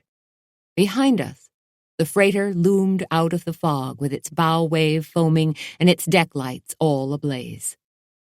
The vessel's name was stenciled on her stern, Star Verlanger. Seeing it, I swallowed hard. That's Wade's ship. Of course, I realized, he was up there right now, guiding the freighter into port. Luckily, he didn't know we were here, stuck in the fog, and if I had anything to do with it, he never would. I mean, I loved him like crazy and all, but I wasn't stupid. Ellie must have read my thought. "I can keep a secret if you can," she said, watching the big vessel slide back into the murk. "Deal. George wouldn't like this much either." Which was putting it mildly. Right now her husband was in Bangor working a construction job and wouldn't be home until next week. But she knew as well as I did that we'd better keep mum about tonight's little adventure for a lot longer than that. The ship's engines thrummed a low note that faded and was gone. Then its massive wake rolled up out of the darkness at us and threw us around very unpleasantly until it passed, too. But the anchor held. When it was all over, I leaned on the bayliner's rail, letting my stomach settle and breathing in the cool mist. "Ugh," said Ellie, sounding a little shaky. "Yeah, me too." I don't usually get seasick, but just then my innards felt as if they might suddenly decide to become outards. "How long do you really think this fog might hang on?" I asked. It would take Wade another couple of hours of paperwork at the marine terminal before he headed home. Maybe half an hour ordinarily, she replied. That's all it usually is. But I guess with a big storm coming in soon, it could be different. It could even be, I don't know, until morning when the sun burns it off, she guessed unhappily. She didn't know any more than I did, in other words. She'd educated herself thoroughly and practiced very diligently with the Bayliner, but she was no ancient mariner. Still, there was no reason to push the panic button. After all, she'd brought along hot coffee. There was emergency food on the boat, even if it was only stale Fig Newtons. And Marla Sykes, bless her heart, had put a generous amount of milk chocolate into our bag as a gift. So we wouldn't starve. Ellie went below, snapping on the cabin lights that made the enclosure into a small, snug cave, that is, if you didn't glance through one of the portholes. The fog was so thick, it looked solid enough to carve chunks from it. The Bayliner rocked gently. The anchor chain clanked. Ellie set out the hot coffee, the cookies, and the milk chocolate, along with a deck of cards. Want to play rummy? We could have called for help. We had our phones. The Bayliner had a radio, and the Coast Guard would have come at once with their rescue vessel out of the Eastport station. But Ellie was the stubbornest creature on earth at times like these. She'd cry uncle if she needed to, and not a minute before. Besides, if we called anyone, all would be revealed. So I just sat there, eating slivers of milk chocolate, while she dealt gin rummy hands, and the fog billowed stubbornly outside. And then we waited. For a while, I couldn't believe I was here. It was unlike me. I'm more of a sunny afternoon type of boating enthusiast. Drinks on the foredeck and a tube of tanning lotion and so on. But the darkness and salt smells, waves slopping against the hull, and the fog horns sounding mournfully in the distance all convinced me. We were out here all right, alone late at night in the damp, foggy darkness, floating and waiting some more. Hours passed, 2 of them to be exact. But then, just as we were about to give up and call for assistance, the fog lifted and the rest of the trip home was uneventful. Not much later, we were clambering back up the Summer Street Docks gangway, hauling the blocks of chocolate. I could have killed him, you know, said Ellie. Muldoon? Don't say that. Driving home through the silent streets, we passed only drawn shades and darkened windows. It was just after 2 a.m. Why not? Ellie leaned back in the passenger seat with her eyes closed. I was mad enough, and everyone in town knows it. That doesn't mean you need to go around declaring it. Rain spattered the windshield. An early warning of the storm yet to come, I supposed. The moon had vanished behind clouds. You think Wade's home yet? Ellie asked. Hope not. Or that Bella was still up either. The fog had been as wet as any downpour, and explaining why we both looked like drowned wharf rats might get tricky. But my driveway was empty, and inside the house the kitchen was dim and quiet. Ellie got the coffee machine burbling, and I unwrapped the chocolate chunks. There was plenty now for what we still had to do, so the trip had been worthwhile, at least. Okay, said Ellie determinedly, when we'd changed clothes and drunk some of the hot, strong brew she'd made. 6 down, 6 to go. Cakes, that is. She'd been busy with them all afternoon. Now, while she assembled our baking utensils, I organized the rest of the ingredients. Have you thought any more about what Marla said? Ellie asked as I got the butter from the refrigerator. About Muldoon having a girlfriend. So Marla thinks, I said skeptically, measuring sugar into a bowl. Her whole story sounded kind of thin to me. Didn't it to you? We'll see if she finds any pictures. And we'd poke into the tale ourselves, too, although trying to confirm a rumor without actually starting one would take some delicacy. In Eastport, if you began asking whether or not a guy had a girlfriend, by evening the story around town was not only that he did have, but that the 2 of them had run off together and got married. Thinking this, I greased 2 springform pans and tossed cocoa powder lightly around in them. Ellie gathered more of the batter ingredients and began mixing them.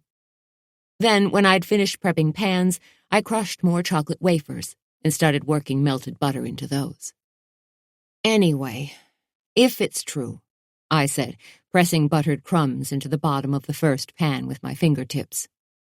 Then he was smart to pick the salty dog for his date night, Ellie finished, rubbing another lemon up and down on the grater.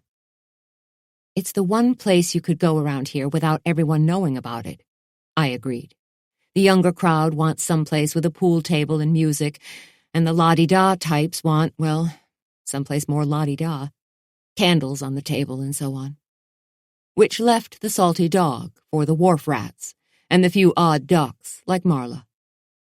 Ellie dug a large wooden spoon from the kitchen drawer and got busy with it. Beat, beat, beat. So, do you want to tell her, or should I? She asked, her eyes on the mixture she was creating. Ellie meant that the cops would probably be visiting Marla soon. Because if we wanted to take the focus off Ellie as a suspect in Muldoon's murder, we couldn't very well not report what we'd heard and who we'd heard it from, whether we believed it ourselves or not. And the cops would want to confirm what we said by asking Marla about it. I'll call her, Ellie said. But about this other thing. What thing? I checked my phone yet again for a message from Sam. Nope. Then pulled up the weather radar on the small screen. I still couldn't believe that a storm not due to strike Eastport for 2 more days was already wreaking havoc on the transportation system in Boston. And then I knew it wasn't, since right now the radar had it spinning over North Carolina. So Sam must have been delayed for some other reason, and I disliked more and more trying to imagine what that reason might be. Plenty of people do manage to stop drinking permanently and completely, I know. But Sam's all-time record was 600 days. And counting. What thing? I repeated. The boat that buzzed us out there, said Ellie. Because I think maybe he was distracted, busy dealing with his lobster traps. And then he looked up and saw us and swerved away at the last minute. Around us the house was silent, the moonless night outside as still as a held breath. I pressed more wafer crumbs up against the springform pan's vertical sides. Sure, that sounds possible, I said. It did, too. Out on the water at night the way he'd been, not expecting company, and we'd been idling along pretty quietly at that point, so maybe he didn't even hear our engine over his own. I could see it happening, I said. But when Ellie looked up from the batter she was mixing, I could tell from her expression that she didn't even believe it herself. Yeah, I sighed heavily, setting aside the first chocolate cheesecake crust and starting to build the second. Yeah, me neither. The next morning dawned clear and bright, as if the night's fog had never even happened. Thanks, and you have a great day too, I told the Moose's first customer of the day, handing over a white paper bag full of chocolate biscotti. When I left the house, Ellie had been sliding the 5th set of cheesecakes into the oven. We'd done 2 pairs overnight, baked those biscotti, and then thrown together a few pans of everyone's favorite Toll House cookies so we could open the shop.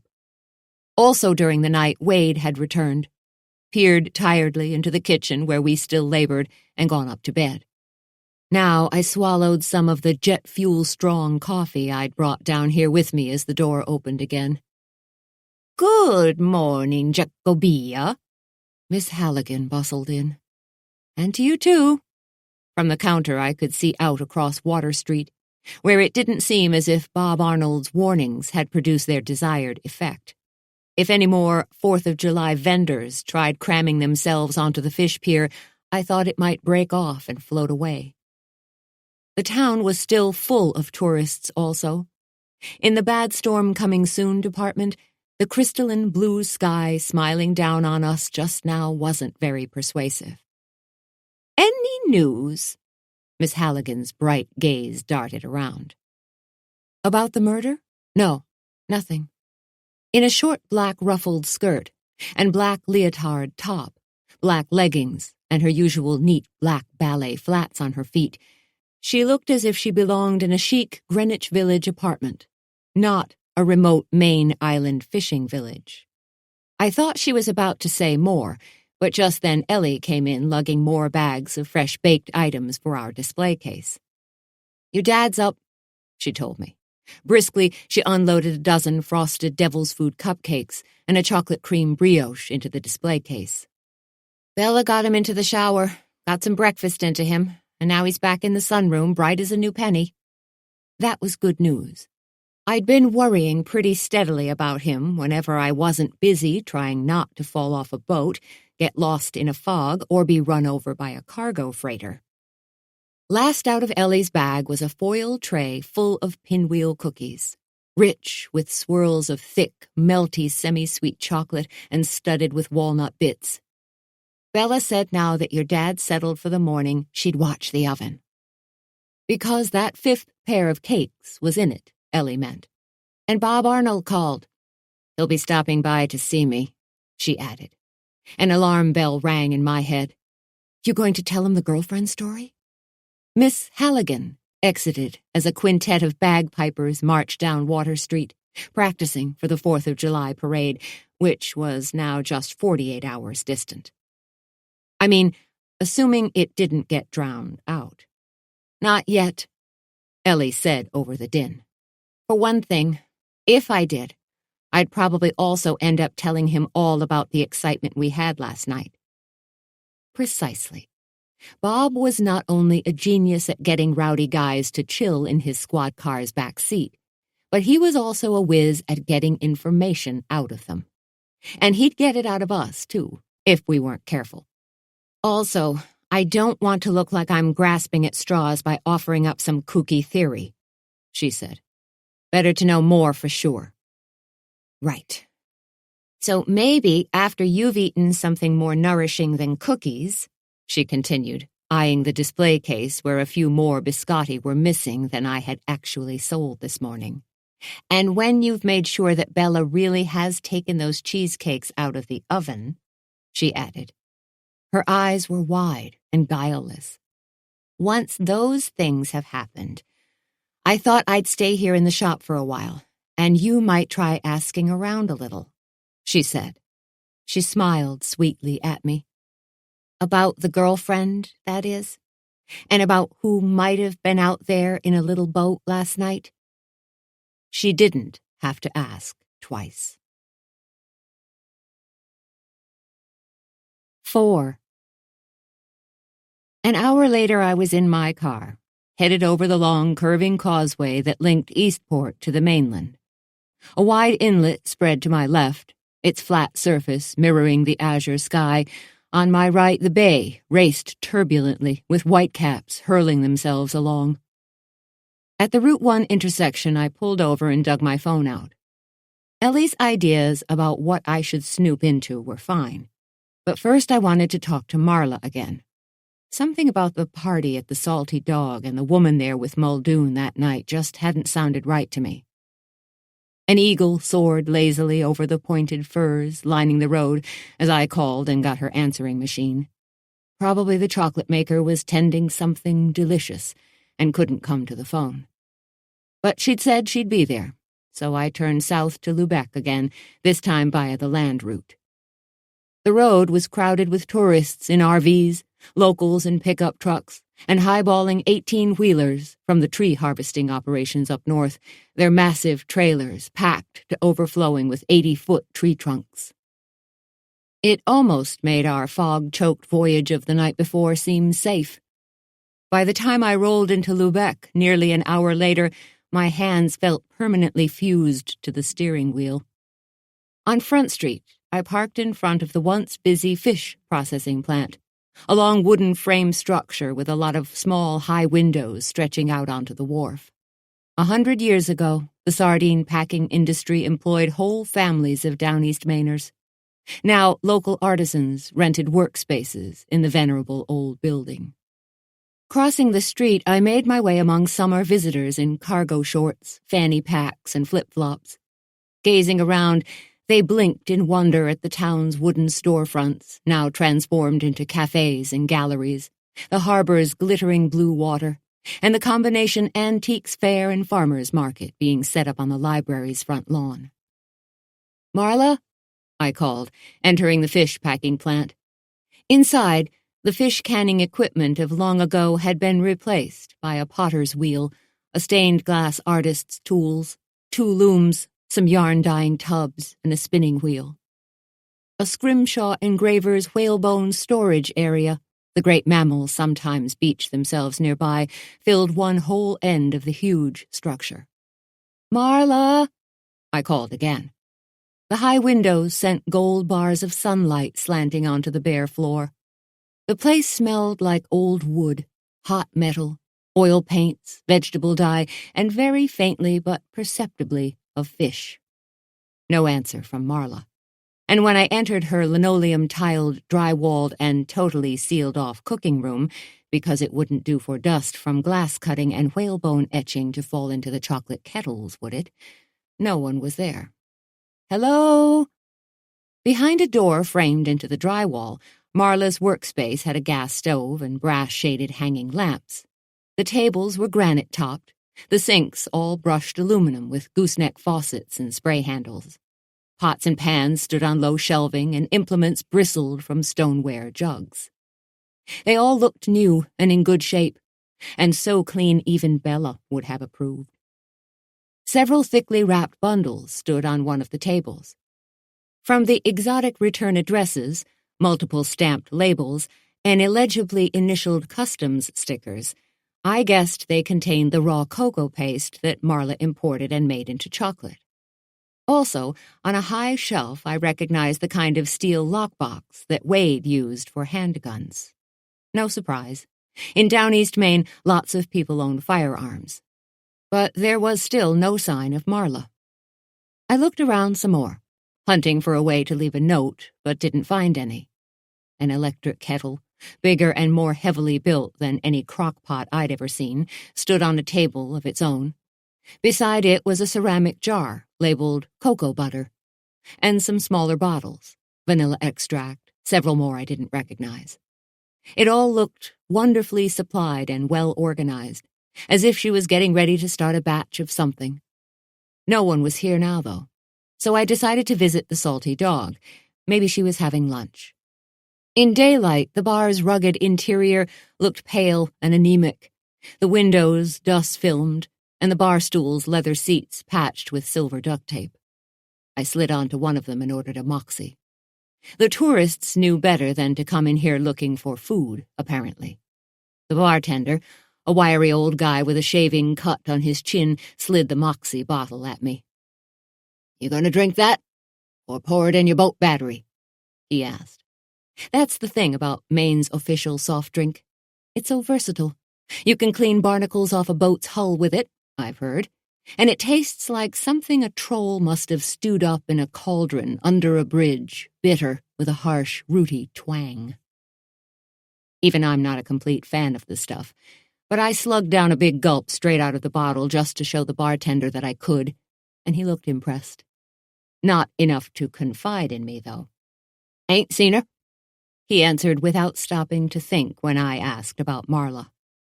I got the feeling he'd have said the same whether she had been in or hadn't. What happens here stays here, etc.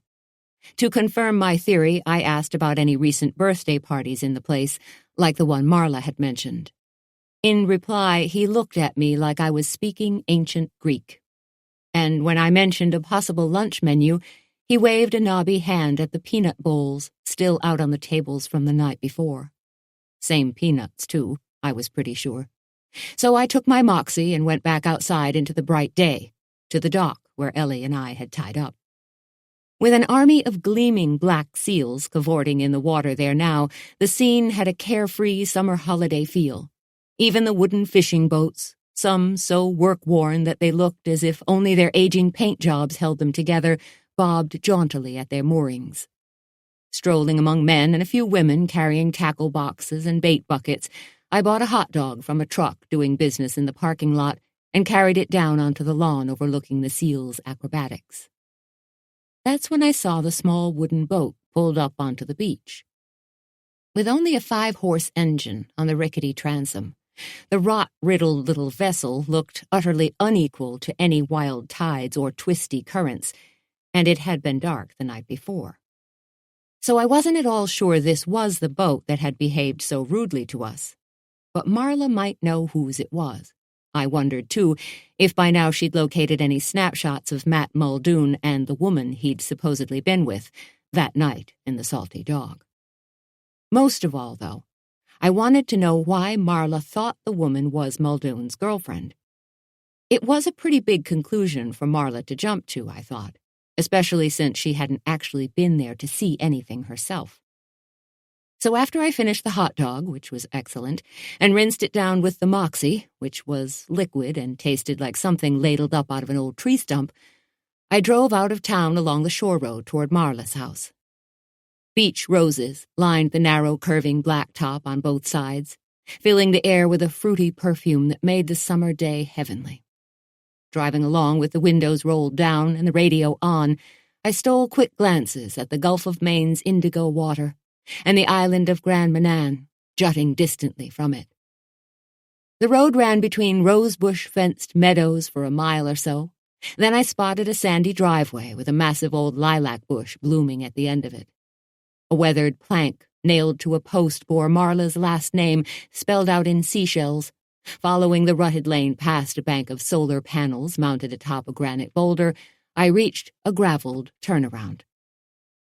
"Marla?" Her car was in the open garage next to the simple A-frame structure. "Hello?" I called. But the only reply was the rush of wind on the high, grassy bluff overlooking the bay behind the house, which was small and a bit run down. Around here, salt air scoured paint off a place nearly as fast as a person could apply it. Marla had tried renting the place to tourists once she'd bought her Eastport location, I recalled, but tenants thought the house was too primitive, too isolated, or both. Personally, I thought coming all the way to down East Maine and then complaining about the primitive isolation was hilarious. But hey, I liked Moxie. Or I was trying to, anyway. On the porch, I touched the front door and it swung silently open at my touch. "Hey, Marla, are you here?" Maybe she's gone for a walk with that big dog of hers, I thought. But then I noticed the mess. Books, papers, manila envelopes with lengths of twine tied around them. Everything was pulled out of the wooden bookcases on either side of the fireplace. Cookbooks, tax papers, cards with notes scribbled on them, checkbook registers. When the door banged shut behind me, I must have jumped a foot. But it was only the wind blowing through the sliding glass panels that looked out over the water, skittering the scattered papers like dry leaves across the slate-tiled floor. "Marla?" I whispered. The small galley kitchen, all polished granite and stainless steel, gleamed emptily. Ditto for the bath and the 2 small bedrooms downstairs. In one of them I thought I caught a whiff of familiar fragrance, but no one was there, and I could see up into the A-frame's vacant loft area, too. And then I heard it. "Oh." Just that one word from out on the deck sent me running. I found her, sprawled on the wooden stairs leading down to the sloping backyard. "Damn," Marla uttered. She was covered in blood. "Wait." I crouched by her. "Stay there. I'll call somebody." Which I did, my fingers finding the numbers on my phone even though I was so frightened suddenly that once I got someone on the line, just remembering my own name turned out to be a challenge. It wasn't so much the blood that scared me. Crusted in her hair, dried in blackish runnels on her cheeks. No. What really unnerved me was the idea that her attacker might still be around here somewhere. Her eyelids fluttered, her bloody fingertips straining weakly toward the deck's top step. "Just relax," I said. "Help's coming." "Maxie," she muttered thickly, her fingers still moving in an attempt to point at something. Then I spotted the dog lying on the grass below the deck's rail. The unhappy animal looked wretchedly up at me from where it had fallen. Or been thrown. Some son of a bitch had Don't move, I ordered Marla, and hurried down the steps. Down on the grass, I approached the big German shepherd cautiously. He wasn't whining or bleeding. His teeth looked intact. All 4 legs moved when I touched them, and when I spoke to him, his tail thumped twice. But he wasn't trying to get up, and I could only suppose that he knew he was in serious trouble and should wait for the humans to help. "Okay, buddy," I said. "Good dog." Out on the blue water beyond the bluff, a white sailboat came about, sails flapping. "Okay, boy. They'll be here soon." "Woof," the dog uttered patiently. "It's going to be okay," I said, hoping he couldn't tell that I wasn't nearly as sure as I was trying to sound. Probably he could, though. At the top of the deck stairway, Marla lay motionless. I couldn't do anything for her either, and I knew enough not to try to move her. But what I didn't know was how badly either of them was hurt. So it was a very long 10 minutes before I heard the siren wailing up the shore road. Moments later, Bob Arnold came hustling around the side of the house with his duty weapon drawn, and I must say I've never been so pleased to see a loaded gun in my life. But Bob was an Eastport cop, not a Lubeck one. "What the heck are you doing here?" I demanded. It wasn't the most urgent question on the docket, not by a long shot, but I must have been in shock. "Sit," Bob said to me. Maxie's tail thumped apologetically. The poor thing probably thought it was a command. "Anyone else here?"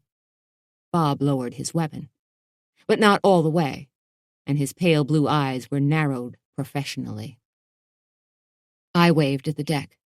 "Marla's up there." While I focused on the dog, she'd somehow made it all the way to the top step. "I think she must have surprised somebody inside," I said. "She's hurt, and it's all torn apart in there." Bob noticed the dog. "Criminy," he uttered in disgust. Then the ambulance screamed in, and after that everything went fast. EMTs flocked to Marla, got a foam collar around her neck, and loaded her onto a stretcher. Bob called a local veterinarian, who arrived in a panel van within minutes and attended to the dog. "We'll see," the animal doc replied tightly when I asked him about the canine's prognosis. The Lubeck cops got there too, finally, and took a statement from me when they arrived, and then I was done. But as I walked to my car, Bob stopped me. "What were you doing here?" His voice was businesslike. The coincidence of Muldoon's murder and my finding an assault victim so soon after the first crime hadn't eluded him. Well, of course it hadn't. It didn't take but half a brain to wonder about it. As Bella would have said, I was thinking about it too. "I wanted to thank her for some extra chocolate she gave us the last time we bought from her," I said, repeating what I'd told the Lubeck officers. He looked levelly at me, clearly not believing this for an instant. "So you drove all the way down here?" The vet started his van. I looked back at Bob. "You betcha," I said. "That's absolutely correct." He kept looking at me. His rosebud lips pursed in a way I found nervous-making in the extreme, but in the end he just shook his head slowly. "Okay." He thought about it some more, then decided not to say whatever it was that he'd been thinking about. "See you back in Eastport," he said instead, and turned away. His expression was disapproving, but not threatening. He knew as well as I did that Ellie was up the creek, probably, if nothing changed before the DA and the state cops got their ducks in a row. The vet and his helper came around to the rear of his panel van, ready to depart. The last I saw of Maxie as they slid him on a stretcher was his tail, still thumping bravely, and his long pink tongue flicking out to lick the veterinarian's hand. Watching, I wished heartily that I felt the same way Maxie did, so certain that the human beings in charge had matters under control and that everything would be all right. But I didn't. Not even a little bit. My husband, Wade Sorensen, is brawny and broad-shouldered, with brush-cut blonde hair, a jawline that could give Mount Rushmore a run for its money, and eyes that are blue or gray, depending on the weather. Also, he's smarter than your average supercomputer, and I needed his brain power. So when I got home after finding Marla with her scalp split, her dog hurt, and her house ransacked, I told him everything. Well, almost everything. The boat trip with Ellie, meeting Marla at the Salty Dog, her thinking that maybe Matt Muldoon had a girlfriend and sort of promising photographs of the woman. "Wait a minute," said Wade. "You and Ellie took the Bayliner out at night?" We were sitting on the porch in some wicker chairs that Ellie and I had bought at a garage sale a week earlier. Up and down Key Street, kids on bikes pulled wheelies, stomped on bag bombs, and fired silly string at each other. "Well, yes," I admitted.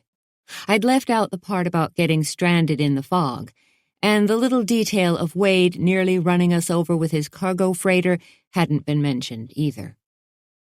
"And Ellie handled it all okay, did she?" he asked. His question triggered a vivid memory of her grabbing me by my life jacket so I wouldn't slide overboard. "Yes, fine." I almost praised the fast, efficient manner in which she'd gotten us out of his freighter's way, but decided not to push my luck. "And you still believe this is all going to come down on her? I mean, you think they really suspect Ellie?"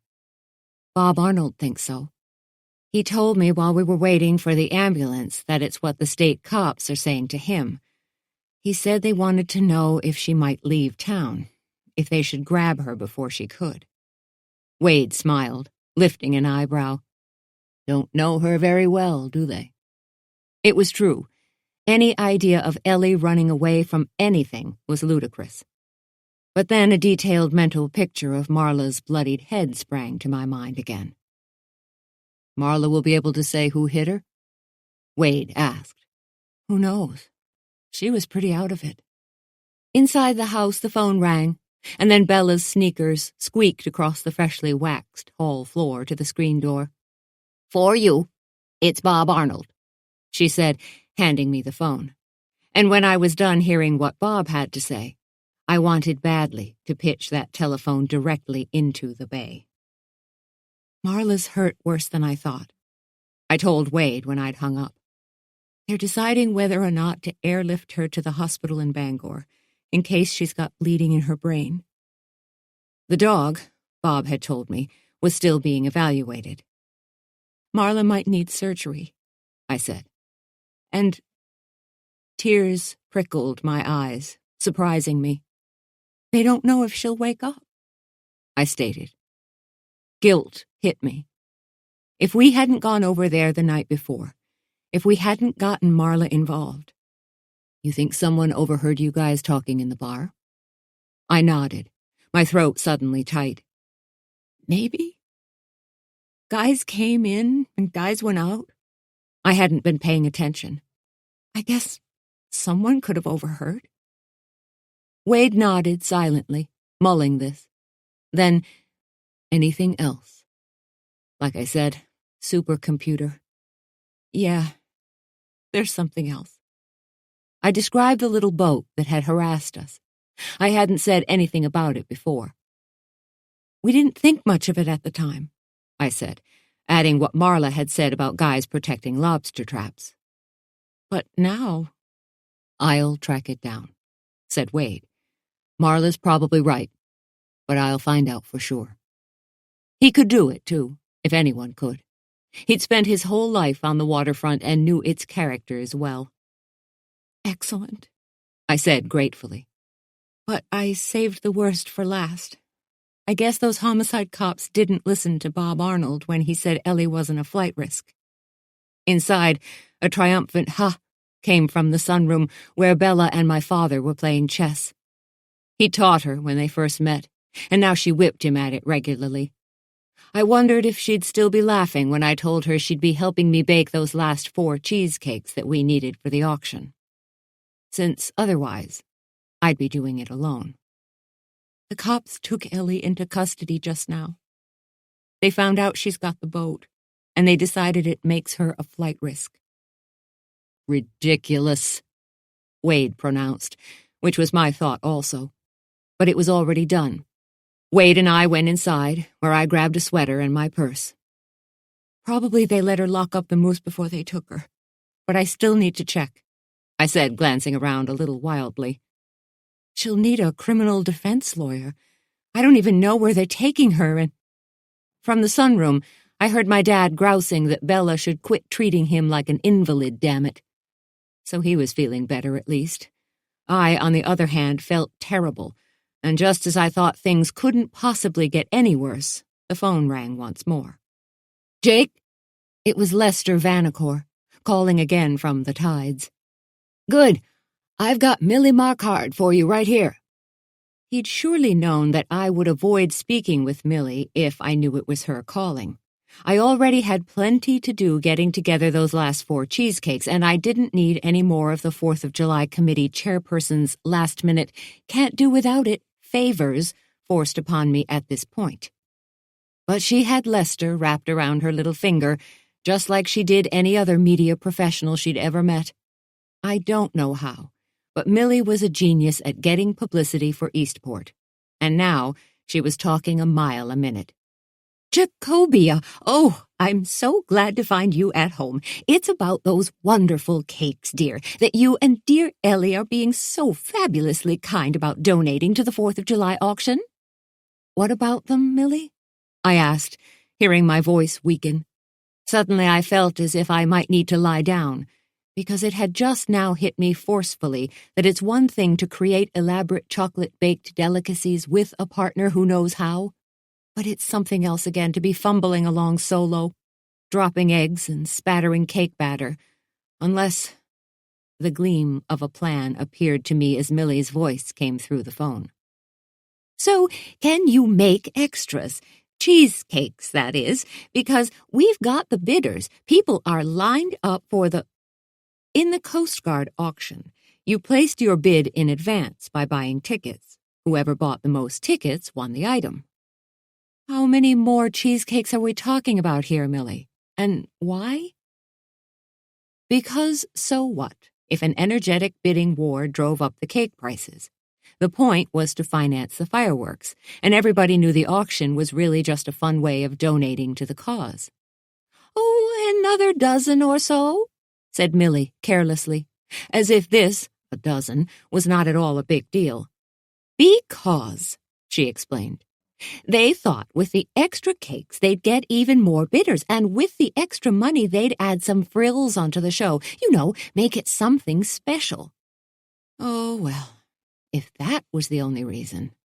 Listening, I relaxed a little. Eastport's fireworks were already pretty spectacular, much bigger and more eye-poppingly, eardrum-hammeringly elaborate than might be expected from such a tiny island town.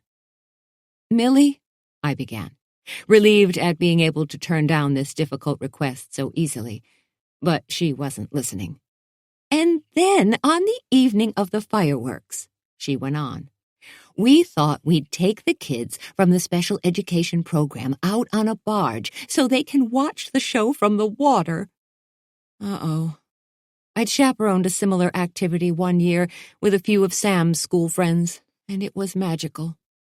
It costs a fair amount, Millie went on, on account of the boat hire, the insurance, the refreshments, and so on, but we could do it if we had more cash. I thought she was about to finish, steeling myself to resist. Give the kids some really wonderful 4th of July memories, ones they'll never forget, was what she actually said, sounding as if she meant it. Gosh, but she was good at this. Mostly because she did mean it, that is. Okay, Millie. I gave in, my resolve collapsing.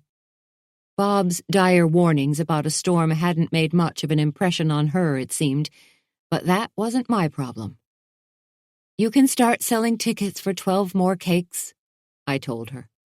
And I could start baking them, I realized in near despair when I'd hung up. Even with Bella's help, it would be an enormous chore, on top of which there was Ellie's imminent jailbird status to deal with. I absolutely had to find out what the real story was with Sam, too, before I had a nervous breakdown over it. And there was Marla's dog to worry about. I thought I could leave Maxie's fate to the veterinarian, but the trusting look in the creature's eyes when I'd found him had begun haunting me, and I doubted it would stop. But before I dealt with any of those things, I had to take care of a moose. The door was open, the lights were on, and the paddle fans turned slowly beneath the high, pressed tin ceiling, wafting the delicious aroma of fresh baked goods around the chocolate mousse. A pile of money stood by the cash register, along with some scribbled notes saying what people had taken from the display case and what they'd left in payment in Ellie's absence. And that, in a nutshell, was Eastport, where the honor system still actually worked. But Ellie wasn't there, and without her the whole place felt empty and pointless. I tried finding out where she was and what exactly was in the process of happening to her, but the lady on the phone at the county courthouse said it might be hours before she had anything official to tell me. Discouraged, I went back to my shopkeeping, tidying the display case, sweeping the floor, and putting coffee on. The way I felt, I should have been getting it through an IV like my dad's, and then Miss Halligan came in. "My, aren't you the local hero?" she observed, buying a dozen pinwheel cookies and the chocolate brioche. I thought she looked pale, and her eyes seemed a little puffy, but that brioche would revive her if anything could. "Those cheesecakes of yours have become quite the cause around town, you know." "What do you mean?" I poured coffee and swallowed some, and felt my brain cells pop open like balloons suddenly inflating. News of another dozen cakes had gotten around already, of course. That gossip wire again, and it was a well-known Millie Markhard trick that when you'd said you'd do something for her, she immediately told everyone else about it so it would be harder for you to back out. "Good thing you've got a reliable supply of chocolate," said Miss Halligan, which I thought was a little odd. After all, why would she be thinking about that? But it wasn't the truly important thing about what she'd just said, because I was the one who should have been thinking about it. Stunned, I just stood there staring at her. She was wearing slim black jeans, a loose white blouse, and a red leather belt.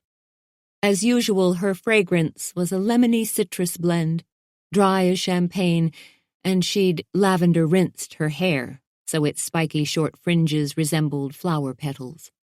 She was in her late 60s, I thought, or maybe older, but she had enough energy for two 30-year-olds, some of which I wished I could borrow since, oh boy, did I ever need it. I found my voice. Chocolate. We had enough for 4 more cakes. Not 16, not by a long shot, but that's what I'd promised. Miss Halligan smiled. "Well, of course, dear. That's the secret ingredient, right? Rich, delicious." As I rushed past her, her look turned to puzzlement. "Where are you going?" But I wasn't listening, busy cleaning out the cash register and snapping off the fans, the coffee maker, and the lights over the display case. Shooing her out the door, I shut it and turned the key, hearing the new lock's tumblers click solidly into place. Chocolate. A dozen more cheesecakes. And not enough. And no Marla to supply it either, even if there was time for another trip to Lubeck. Nor could you obtain it in any of the local supermarkets. We'd tried. But nothing even came near to the smooth richness of what Marla made from the cocoa paste and the other ingredients that she imported. But then it occurred to me suddenly that there might actually be some of what we needed right here on the island. Marla did have a house here in Eastport, after all. Not only that, but for all I knew, she could have already started asking around about the party snapshots she'd mentioned, the ones that might show Muldoon and his supposed lady friend in the Salty Dog together. Someone could even have emailed them to her by now. So a few minutes after leaving the Moose, I was at the far northern tip of our little island, where Water Street ends and the view across the bay to New Brunswick, Canada, begins. On the racing waves, sailboats scudded and motorboats zipped, trailing foamy wakes. I pulled over in front of Marla's place. An arts and crafts bungalow with shingled side dormers, a screened front porch, and the traditional vintage stained glass panel set into the dining room window. In the yard, shaggy pink peonies in mulched beds flanked the front steps. Inside the porch, I found a key under the doormat. In the front hall, the phone machine blinked steadily. That, and the untouched mail in the box, strengthened my notion that just as she had predicted, Marla hadn't been here today. Although, I thought as I moved cautiously through the parlor and dining room, delft-tiled hearth, a dog bed with a nylabone in it, an oaken mantel over a bricked-up fireplace with a mission-style clock ticking hollowly on it, maybe someone else had been. Creak. I froze at the sound. Halfway into a bright, clean kitchen straight out of a 1950s-era ladies' home journal. The table and counters were topped with formica. The chairs had been upholstered in an eye-popping shade of turquoise naugahyde, and the vintage Frigidaire was robin's egg blue. I half expected one of those old TV situation comedy moms, June Cleaver, maybe, to waltz in. But the other half of me still thought murderer, especially when that odd creaking sound came from somewhere behind me again. Swiftly, I identified the kitchen door leading to the backyard as my escape route and tiptoed toward it. Past the dog's water bowl and a bin full of kibble was another door, low and narrow, that I guessed might hide a pantry. Then it hit me. A pantry, where food, maybe even chocolate, can be stored.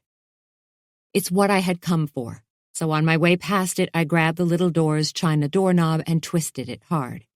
Only it didn't turn. I tried again, whereupon it did what the doorknobs in all old houses do when you try to force them. It fell off in my hand. Creak. The weird, faintly threatening sound was nearer than I'd thought. Too late now to nip out the back door without being seen by whoever was already nearly upon me. Getting seen, though, wasn't my worst worry. Glancing around, I spotted a cast-iron skillet and snatched it up. Maybe that sound was the cops here, to check out the assault victim's house, in which case my emergency chocolate requirement would explain what I was doing in it, I hoped. On the other hand, possibly it was whoever had hit Marla and hurt her dog and maybe even killed Matt Muldoon. In which case, I planned to bonk first and ask questions later. Or just bonk. Nervously, I backed up against the wall and raised my weapon. Soft footsteps approached, and the kitchen door opened. Sucking in a breath, I lunged forward and... Oh! Ellie caught a glimpse of the cast-iron skillet coming down and jumped aside just in time. I jumped, too, my heart hammering as the skillet fell from my hand. Ellie! What in the world are you doing here? I thought... I came to find chocolate for a dozen more cheesecakes that someone agreed to bake by tomorrow night, she replied tartly. She sank into a chair. Since apparently being questioned by homicide detectives isn't annoyance enough. They'd taken her to the police station in Eastport, she told me, her words coming out in a rush. They'd sat her down in one of the interview rooms there, and if Bob Arnold hadn't finally managed to convince them that she wasn't about to take off to Canada in the Bayliner, they would have... She stopped. But enough about that. This big new cheesecake order that I just heard about. Jake, what were you thinking? I sighed heavily, feeling my heart rate return to normal. Millie talked me into it. I tried to say no, but you know she can talk the birds right out of the sky when she wants to. Yes, I do know that, said Ellie in exasperation. But, never mind. I guess it's a done deal now, isn't it? She shook her head resignedly. I found out about it when I stopped into the IGA on my way back to the Moose. And my gosh, Jake, you'd have thought we'd cured cancer, the way everyone in there told me all about how wonderful we are. As I mentioned, news travels fast, which brought her around again to what Marla Sykes had said. Meanwhile, I still don't get why no one else knew about this girlfriend that Matt Muldoon is supposed to have had," said Ellie. "Well, I guess if they wanted to keep it a secret, maybe they were just very careful," I proposed. Or the other possible explanation for the story was just hanging there in front of us like ripe fruit, so finally I picked it. Or because Marla made her up, maybe? I ventured. As for a reason why Marla would want to do that, maybe she was the girlfriend herself, I theorized, and thought she was getting ahead of the story by suggesting Muldoon's love interest was someone else. But that didn't really fly.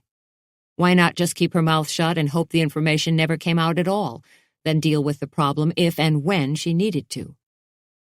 It was among the many questions to which I had no answers. "Let's just look around for what we need here," said Ellie at last, "and worry about the rest later." So we did, rummaging through cupboards, the refrigerator, and even the chest freezer cleverly tucked into a closet under the front stairs. But when we were finished, we had discovered not even an M&M, and although the little door in the kitchen did open onto a pantry, naturally the knob worked just fine when I didn't need it to, the shallow space inside was empty. Strangely, we also found nothing to suggest that Marla was running her chocolate business out of the house, and there'd been no such evidence at her Lubeck cottage either. All the paperwork there was personal stuff, I told Ellie. Phone bills, check registers, receipts, nothing work-related. Maybe she keeps her business records down at the fish plant workplace, Ellie suggested as we climbed to the bungalow's second floor. Maybe. I'd seen no desk, computer, or paperwork in the old canning factory either. Could be, I suppose. But what we still really needed to find now was a stash of chocolate. Blocks of it, dark and luscious, rich with cocoa fat and suitable for gourmet cake baking and decorating. Surely it was here somewhere, or so I desperately hoped. We made our way down an upstairs hall with 4 rooms opening from it. In the first, a set of free weights lay on a floor mat flanking an exercise bicycle. A video screen, CD caddy, and players stood on a shelf, the screen angled so the bike's rider could see it. The CD in the player was a French-language learning course. Ellie's discouraged-sounding voice came from one of the other rooms. "Okay, maybe there really is no chocolate here, and we're out of luck. Because if it's not down in the kitchen or the pantry, then I don't exactly see where else it would—" Hey! Hurrying toward her, I passed the bathroom, retro-decorated like the kitchen, with silver swan-printed wallpaper, pink floral curtains, and pink chenille throw rugs, and found Ellie in a tiny alcove at the end of the hall. "I opened this linen closet door," she said, gesturing at it. "And look what's inside." Not linens. Definitely. Instead, it was a cleverly designed tiny office unit. The desk folded down out of it. Built-in shelves at the back held ledgers, folders, stamps, and envelopes. A shaded light bulb hung on a cord from the ceiling, and on the desk, secured by Velcro strips so you could tuck it back up again when the door closed, stood a laptop computer. A password-protected laptop computer, as it turned out. But my first guess, Marla Sykes 1, took care of that little problem. And because the machine was Windows-operated like my own at home, I knew how to bring its files up onto the screen.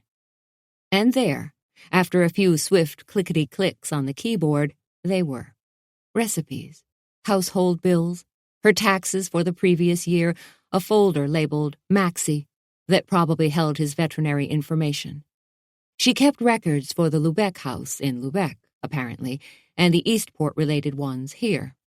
It wasn't the way I would have done it, but hey, whatever worked. Unfortunately, no folder labeled Chocolate Storage Location appeared on the screen. An icon of a trash can did show up, but when I clicked on it, there was nothing in it. And I still saw no chocolate business records or anything resembling them. I frowned at the screen. The trash on my own laptop at home was spilling over as usual, but not on this one. "Ellie," I began, "when's the last time that you—" emptied my computer trash? She saw it too. Don't remember. Saying this, she made impatient typing motions at me. Moments later, I'd restored the contents of the files Marla Sykes had discarded. Whenever I do finally get around to emptying my laptop's wastebasket, I always immediately and urgently need something irreplaceable from it, so I knew how to retrieve items. So they just let you go? I asked while I arranged the dozen or so restored icons on the screen. The detectives who had been questioning Ellie, I meant, and she nodded in reply. Bob stuck up for me. That's what turned the trick. But you know, me not having an alibi still makes me look awfully good to them. Well, that, and you hating him. I agreed, opening and closing the files on the screen one after another. And the body, and the weapon both being found in our shop, I added. The files on Marla's laptop computer were mostly the standard stuff. There was a complaint note to the exercise bike's maker about the handlebars, which were too flimsy. She had written a summer job recommendation for a Lubeck High School student whom she'd once employed. But also photographs. A dozen thumbnail miniatures were in a folder labeled MM. I clicked on the first one to enlarge it, and then on all the rest, so they overlapped on the laptop screen. How come the detectives brought you in at all? I asked. I mean, if they weren't ready to charge you with anything. Ellie gazed over my shoulder as my voice trailed off. Neither of us could quite believe what we were seeing, but there it was. Hoped I'd say something dumb, she replied absently, still staring. Or that I'd confess, I imagine. But I didn't. Do either of those things, I mean. She pointed at the third photograph. That's the best one of them, isn't it? The clearest. Yup. Of course, she hadn't said anything dumb, because she wasn't. Dumb or guilty. But I was starting to think that Bella had the right idea.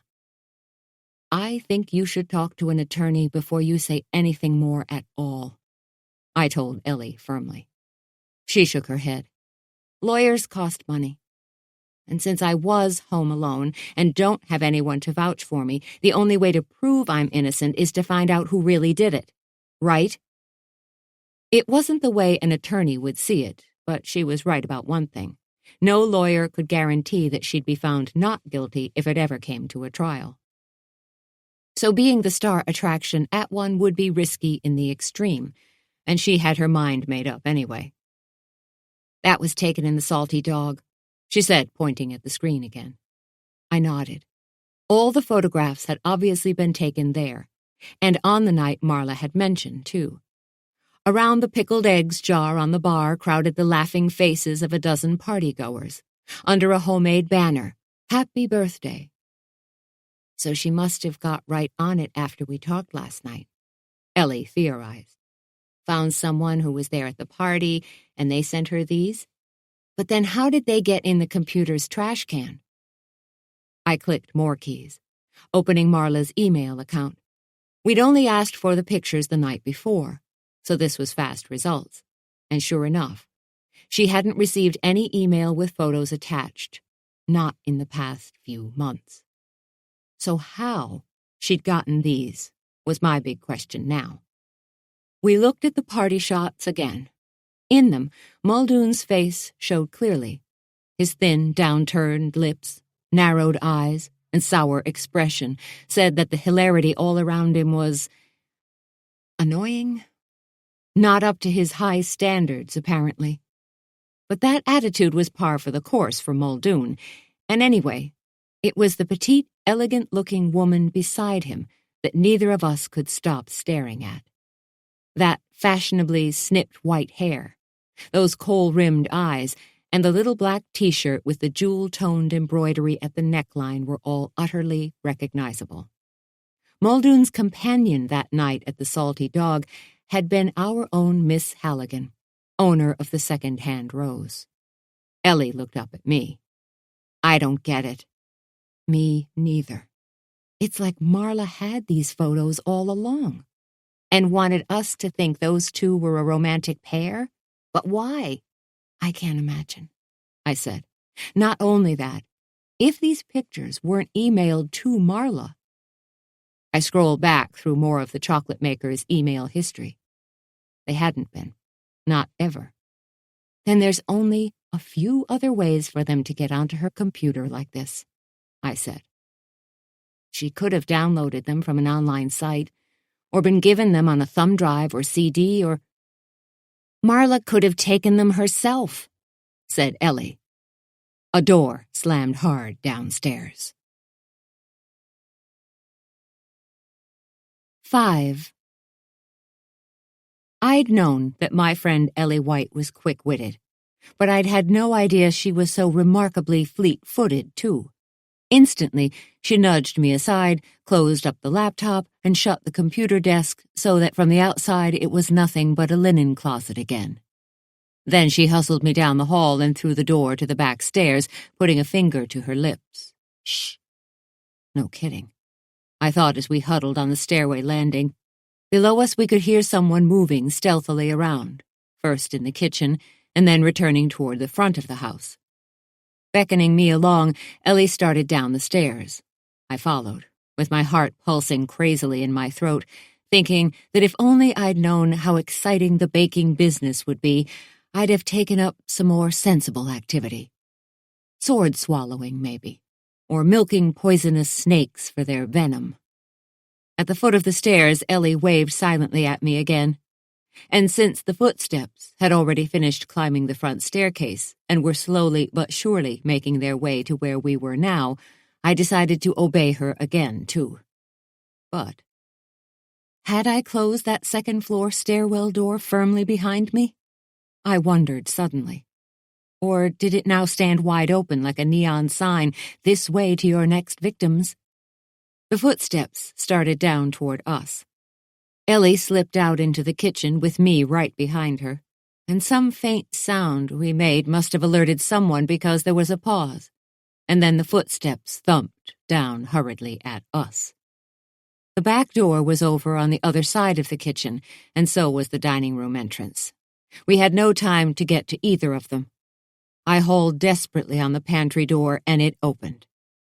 I shoved Ellie inside and crowded in there with her, pulling the door shut once more until the latch clicked, then leaning back hard against the shelves to make more room for us both. Whereupon the shelves behind us moved, smoothly, soundlessly, pivoting away to reveal old stone steps. Slipping past the shelves, we hustled down as fast as we could into a cellar that seemed much older than the rest of the house. Feeling around, Ellie found a light bulb string and pulled it. A bare bulb glared on. Large granite boulders formed the old stone foundation, and the beams overhead showed the adze marks from where they'd been hand-shaped decades ago. "Look," Ellie whispered, pointing to where an archway in the old foundation wall had been filled in with brick. "Where'd that lead to?" I wondered aloud. Clearly it had been an exit at one time, but to where? "You know," Ellie said thoughtfully as she gazed at it, "this whole island was a huge smuggler's nest once upon a time." Of course it was. First, when the British were still levying taxes on trade, and the locals evaded the levies in their small boats by dark of night. Prohibition in the 1920s made rich men out of Eastport mariners, too, whiskey being the contraband then. And that stone archway, back when it was open, would have led straight out toward the water, where I happened to know there was a beach below the very cliff this house was built on. Imagining booze casks from Canada and the West Indies being hauled up and stacked here, I jumped at another sound from above. Ellie hissed at me from behind the furnace. "The light!" she whispered urgently, pointing at the bulb dangling in the stairway, still swaying a little. Swaying and shining. Weird shadows wavered unnervingly on the cellar's old stone walls, but that wasn't the worst part. The worst part was that glowing light bulb itself, its lit status shouting our presence here as if through a giant megaphone. While Ellie stared big-eyed from behind the furnace, the door at the top of the steps we'd just rushed down rattled angrily. The stuck doorknob, again, but this time it was working in our favor. The light must be leaking under the door. I peered around for something to use as a weapon. Because if that had been Bob Arnold stomping around up there, he'd be ordering us to come out by now. Instead, ominous silence. A brick will do, I thought, or maybe a stone fallen from one of the cellar walls. But there were no fallen stones down here. Unlike my cellar at home, here the elderly masonry was patched and whitewashed, and the floor, level and equipped with a drain, was coated with paint and sealer. Even the brick in the smuggler's archway was in good shape. No tools anywhere either. "Jake!" It was Ellie again, this time from the cellar's far corner. She was peeking out of a smaller room, one I hadn't noticed. Hurriedly I joined her in there and flashed my penlight around. The cubicle had a low ceiling, one small window, and steel shelves lining 3 of the walls. "Listen," Ellie whispered. "Is anyone coming?" I didn't hear anything. The light from the main cellar room cast a triangle on the floor in here, reflecting up dimly to the wrapped parcels on the shelving. Still no sound from upstairs. I crept back out to the foot of the steps and peered up. "He's still up there, or she is." 2 shadow shapes stood side by side on the pantry door's other side, visible in the crack of daylight between the door's bottom edge and the floor. Shoes, I thought. Shoes with feet in them, waiting. We waited, too, barely daring to breathe while one wildly impossible plan after another break out through a cellar window, too small, cut a hole up through the floor, seat no tools above, flitted uselessly through my head. And then, puzzled, I squinted, hardly daring to believe it. The shoe shapes moved away from the door. Then footsteps crossed over my head. I held my breath. Sure, it must be a trick. But the front door opened and closed, and then someone scuffed away down the front walk, out to the street. A car started up with a low rumble and... "Gone?" Ellie whispered from the little room where she still huddled. "I don't know. Maybe." There was one way to find out. "Okay," I said. "Stay here. Whatever happens, don't make a sound." I put my foot on the bottom step. "If I run into trouble, you stay until the coast is clear. Don't come up until I tell you." Yeah, sure, like that was a possibility. If anything happened to me, she'd be throttling someone with her bare hands. But I didn't have time to argue about it. The door at the top of the stairs waited silently for me. Besides...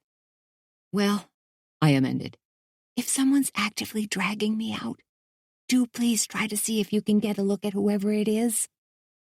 I took another step up. "Or if, you can do anything to stop them from... Oh, get on with it," said Ellie impatiently. "If I have to, I'll just hit them over the head with one of these." She emerged from the room with her arms wrapped around some of the bundles from the steel shelves. Each bundle was the size of a shoebox. They were shoeboxes, I saw now, each thickly wrapped with plastic.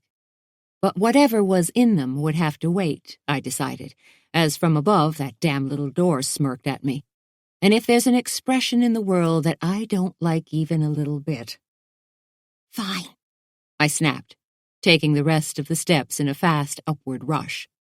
It was probably foolhardy, but I preferred to think of it as determined. Then, "Yeah!" First, I tripped, my knee slamming the stone step. Then the door stuck again. But finally it opened, and I charged through. The kitchen shimmered vacantly. So did the parlor, the dining room, the front hall. No one. On the stairs, a few dust motes gleamed redly in the light from the landing's stained-glass window panels. "Hello?" I whispered. Nobody answered. Ellie appeared beside me, causing my heart to lurch nearly to a stop for the second time that afternoon. "Let's get out of here," I said. "I've had enough. If only we had chocolate. I'd be glad just to stand in our nice, peaceful shop and bake cheesecakes until they're coming out of my— Oh, but we do. Ellie smiled. Have chocolate, I mean.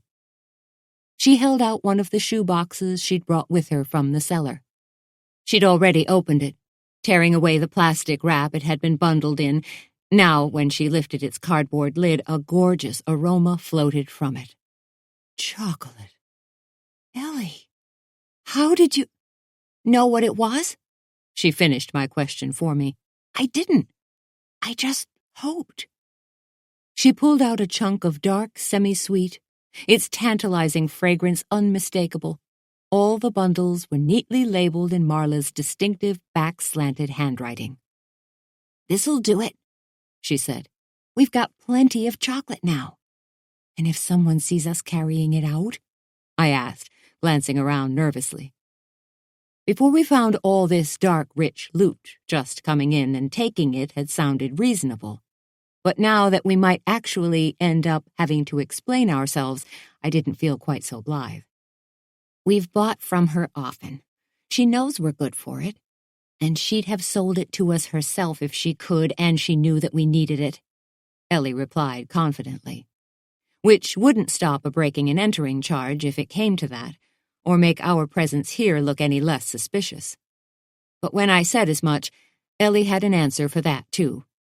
Everyone knows we're doing those extra cheesecakes by now. We have the perfect excuse. It's in the town's best interests that we've come in here and gotten this stuff, right? Right, I conceded. Still, I was fairly sure who'd been in here with us hadn't had our best interests in mind. Overall, this whole stunt was not only illegal, it was reckless. Together with some very confusing information, though, it had gotten us what we needed. So Ellie and I hauled our booty out Marla's front door and stowed it in my car. What do we do about the pictures of Miss Halligan and Matt Muldoon? Ellie asked as we drove toward my house together. Upon reaching my car, we decided to get going while the going was still good, and pick hers up later. I don't know, I said. Before we found them, I thought him having a secret girlfriend would take the suspicion off you, or at least dilute it. We turned up Washington Street, past the massive old granite block post office building, draped with red, white, and blue bunting from its windows and with flags flanking its wide front doors. But now I'm not so sure about that, I said. In the post office's parking lot, the holiday activities had already begun. A sign invited passers-by to try your luck at a ring toss, a guess your weight booth, and a shooting gallery. Because now what's bugging me is how those pictures of Miss Halligan got onto Marla's computer at all, not to mention why. Ellie nodded. It seems like Marla must have had them all along. That she took them, even. So why say otherwise? We passed the white clapboarded Center Baptist Church, now transformed into the Eastport Arts Center. The sign outside read, Patriotic Concert, Music of the French Revolution.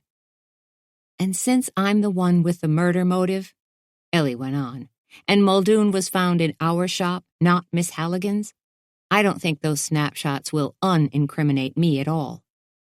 Right. And on top of that, we didn't have the pictures, did we? We'd been chased out of there before I could get them out of Marla's computer trash and email them to myself. The main thing, though, Ellie mused aloud, is why'd Marla lie about them?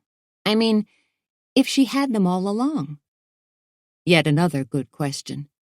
We turned onto Key Street, and then into my driveway, between a bed of orange daylilies and a pair of ancient lilac bushes, their gnarled branches covered in blooms. I switched the car off. Beats me. And not only that, but if we did have them, and we showed them to anyone, then we'd have to explain in detail how we got them, wouldn't we? I'd told Wade most of it, but she hadn't told George any of it, and I wasn't eager to let Bob Arnold in on it either. Not unless I had to. Oh, I'm so confused, said Ellie as we got out of the car and crossed the lawn. Me too. As we approached the porch, Bella came out, gripping a dust cloth, looking as if she'd like to strangle someone with it. "Uh-oh," said Ellie, which was when I realized my dad's old pickup truck wasn't in the driveway where it belonged. "Your father," Bella stated, waving at the vacant space where the truck should be, "has gone out for a ride." By himself, driving the vehicle. "I tried medicating him," she said. "That calming pill that the doctor prescribed." I knew the kind of pill she referred to. I'd been given one myself once in advance of major dental work and wound up telling the dentist to go ahead and pull the rest of them because, what the heck, I was already in the chair. That was not at all the attitude I wanted my father having while he drove an antique pickup truck around Eastport. When did he leave? Bella followed us in. "A few minutes ago. He shouldn't be driving, even without those pills. I was about to call—" Yeah, Bob Arnold. I was tempted to call him myself. But that wouldn't end well for my dad, as driving under the influence was a crime Bob never took lightly. "I'll go look for him," I said. He couldn't have gotten far. His idea of speed had been formed long ago in Manhattan, where 2 green lights in a row were thought of as zipping right along. "Leave your car in case I have to go get him from somewhere," said Bella. Since Ellie's vehicle was still parked out near Marla's, I set off on foot, leaving them both in the kitchen busily unwrapping the chocolate. Up and down Key Street, flags rippled bravely from flagpoles and banners fluttered from the tops of picket fences. Kids yelled, racketing downhill on bikes and skateboards. The 4th of July was family reunion day in Eastport. And now there were more cousins, aunts and uncles and grandparents in town than you could shake a stick at, which I guessed accounted for all the freshly laundered sets of bedsheets billowing on wash lines and the unfamiliar late-model cars parked everywhere.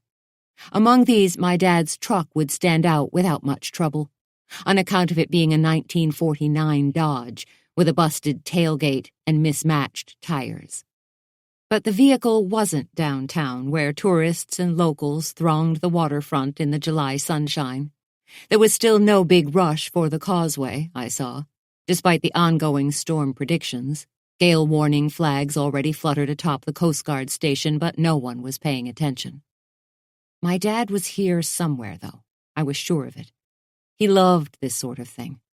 Among the penny whistles tootling Yankee Doodle and the buskers with their guitar cases lying open on the sidewalk, I peered around for him, the music and the smell of cotton candy filling my head.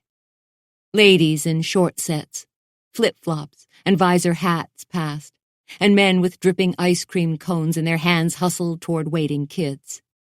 Down the street outside the Chocolate Mousse, a few prospective customers stood, looking disappointed. Then I spotted Miss Halligan in her own shop's doorway, alternately waving at me and pointing urgently at something across the street. "Dad!" Hurrying toward him, I spied his pickup pulled up onto the sidewalk. He'd installed flashers, a new suspension, and seatbelts when he'd bought the thing. Now the flashers blinked steadily. I sat by him. "Hey, what happened? Did you get restless?" He smiled ruefully, and I noticed he'd taken the trouble to cap his IV tubing, not just leave it hanging open unhygienically. "Yeah, it was dumb," he said, turning back toward the waves glittering beyond the breakwater. A small red tugboat was bouncing around out there, jaunty and bright. "But I wanted to do something, you know?" he said. "Just something. So I did. But I got tired," he finished sadly. The tugboat's whistle sounded a decisive toot as my father got to his feet a little unsteadily. He'd pulled on some navy track pants and a clean gray t-shirt. So except for the silver ring on one big toe, the venerable old braided leather sandals on his knobby feet, and the stringy gray ponytail tied in a leather thong, he looked just like everyone else. Oh, and the ruby stud earring in his earlobe, too. He was the absolute gold standard definition of old-school cool, and I loved him terribly. "Hey, Dad, do you want to go home now? Bella's worried about you." A town squad car rolled up toward the pickup truck my dad had left parked there illegally. The cop in the car, not Bob Arnold, looked purposefully at me and made a brisk gesture to move it. My dad saw this. "All right," he said cooperatively. I'd have thought it was on account of the tranquilizer Bella had given him if he hadn't been rolling a familiar-looking pill between his fingers over and over like a worry bead. "I am," he confided when he saw me noticing it. "Already very tranquil. I didn't need this pill." So he'd spit it out instead and hidden it. Repressing a smile, I replied, "I see. Maybe Bella should have taken it." His faded blue eyes twinkled at me, but he didn't comment. "I hear we're getting a storm around here soon," he said as we got into the truck. I drove. He didn't argue, and I wished he had. It would have been more like him. On impulse, I turned left on Battery Street, past the blackened bones of old wharves jutting up from the rocky mud of the inlet. "Good," he said, meaning the detour. Rounding the curve, we drove slowly through the small beachside enclave of tiny wooden cottages called Bingville, then climbed to Bucknam's Head, with its panoramic view across the water south to Lubec. Seeing it all reminded me of Marla once more, and of her big dog, Maxie, who I hoped wasn't in even worse shape than his owner. And speaking of not knowing what shape someone was in, "You heard from Sam yet?" my dad asked out of the blue. "No. I wish I knew what's happened to him." I let the clutch out, and the truck eased forward. "I'm very worried," I admitted. To emphasize this, I gestured as we rounded another curve, then wrapped my fingers around the steering wheel again, hastily. It was a good old truck, but it handled about the way you'd expect from a '49 Dodge. "He'll turn up." My dad gazed out at the water with a faraway look in his eyes, like maybe he was seeing it for the last time. I didn't want to think about what that meant. "Right. I hope so," I said instead. "But in what kind of shape?" Most of Sam's biggest troubles had happened before my dad and I reconciled, after a long estrangement extended on his part by fear of being rejected, and on my part by the belief that he had murdered my mother. The incorrect belief, I mean, which is a whole other story that I'll get into some other time. But the short version is that she was lovely, and he'd adored her. The ruby stud he wore now was the one he had given her all those years ago. Leonora, her name was. I was 3 when she died, and now I didn't want to lose him, too. "Beautiful out here," I said. Well, except for a mild milkiness in the sky and a glimmery softness on the water to the south where the bay, cozily hemmed in by peninsulas and islands, met up with the Atlantic Ocean. My dad nodded. "Beautiful. Maybe so." But as we rounded the next curve, he peered back over his shoulder again at the water and sky to the south. "You know, I'm an old man." A wind gust came out of nowhere, rocking the truck as if it were a toy. "And when the barometer's just right, I've got sciatica." The round rubberized lid of someone's trash can tumbled bouncingly down the road, the can rolling along behind. "Which I've got now," he added. He craned his neck to peer up at the sky through the pickup's windshield, and what he saw there made his weathered brow furrow. "When we get back to the house, you might want to go around lowering a few storm windows," he said.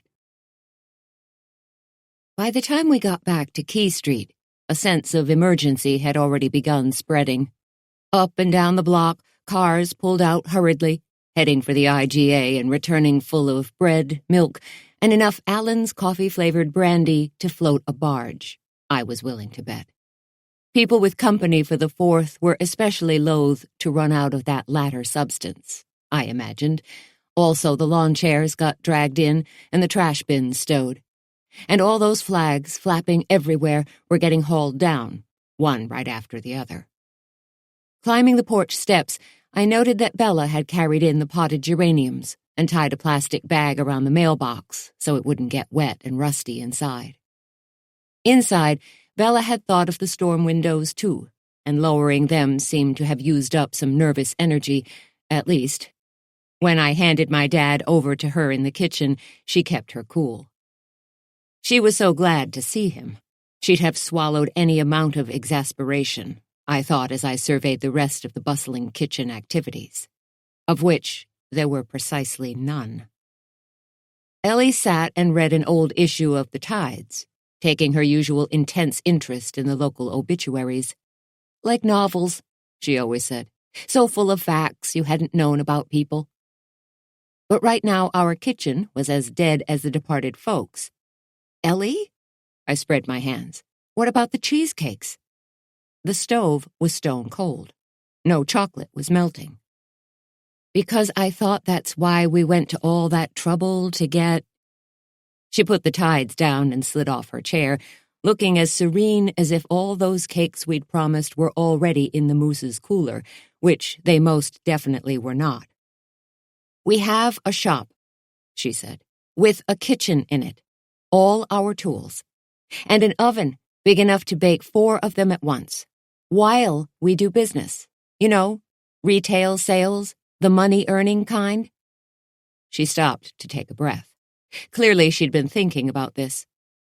And I know you're going to start talking about Matt Muldoon and how at least one of us still ought to be... Bingo. You bake, I'll snoop. That had been the plan I'd been about to lay out for her, because we both knew that although the state cops hadn't descended on us yet, it was only a matter of time. That is, unless somebody else confessed. Not a hope I was hanging my hat on at the moment. I know, Ellie said calmly at my expression. I'm not in the clear.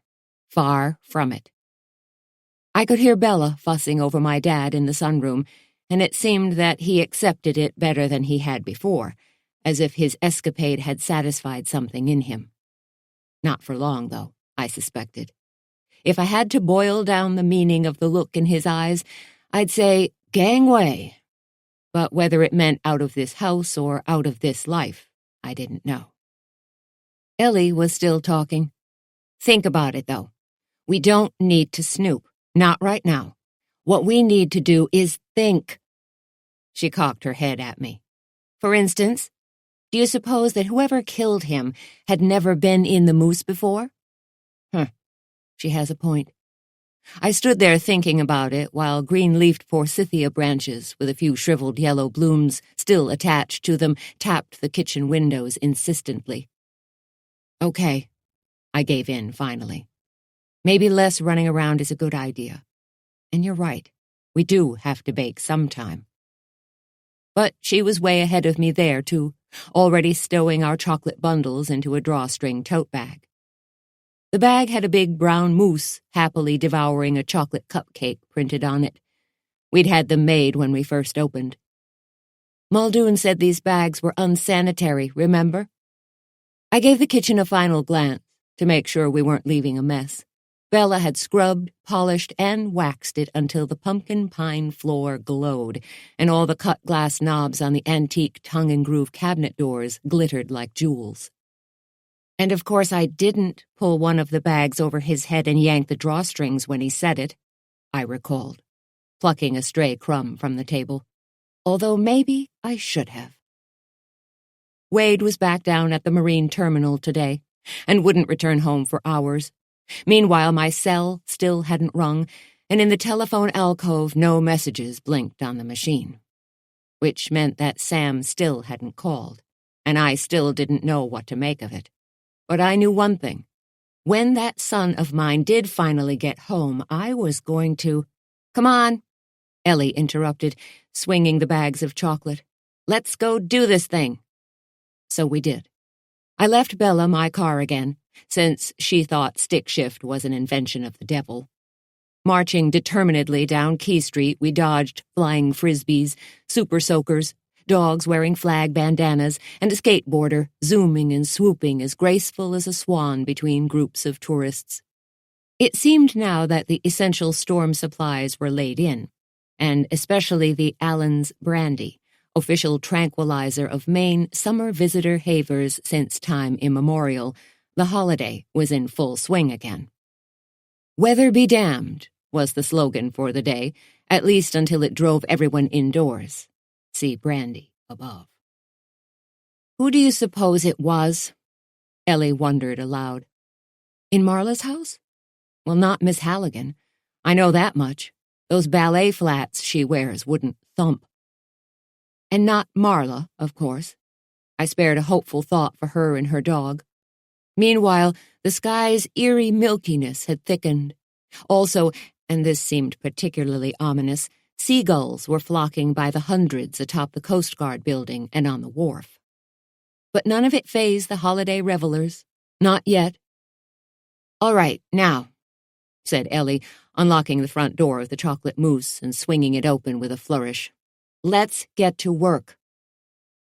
Outside the shop, the 4th of July was in high gear on Water Street, too, with a fiddle and dulcimer duo slinging tunes on the library lawn, jugglers tossing candlepins to each other, and food vendors enough to stuff the whole island with fried dough and onion rings.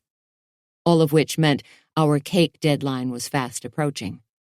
So I snapped the lights on and set up the cash register as Ellie organized our work table, and soon we were in the thick of it. Sugar, cream cheese, eggs, vanilla. Perched there on a tall kitchen stool with a wooden spoon in my hand, I felt my breathing slow, and my heart rate dropped steadily from the panicked gallop it had been stuck at. "Everything will work out," I told myself as Ellie stirred a lump of butter the size of a pigeon's egg.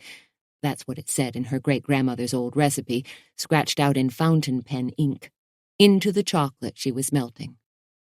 "Sam is fine," I told myself.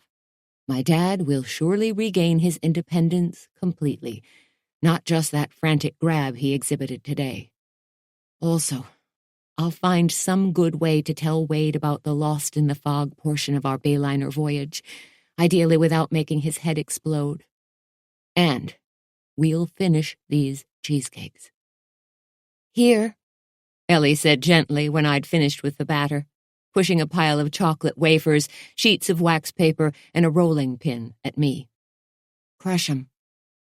The wafers crunched satisfyingly between layers of the waxed paper as I pressed the rolling pin down.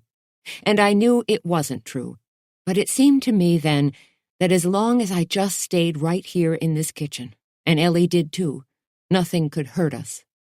And as long as we kept feeding people chocolate delicacies, no one would want to. But in order to be fed, people had to visit the shop. And sure enough, as soon as we'd opened the Moose's front door, people did.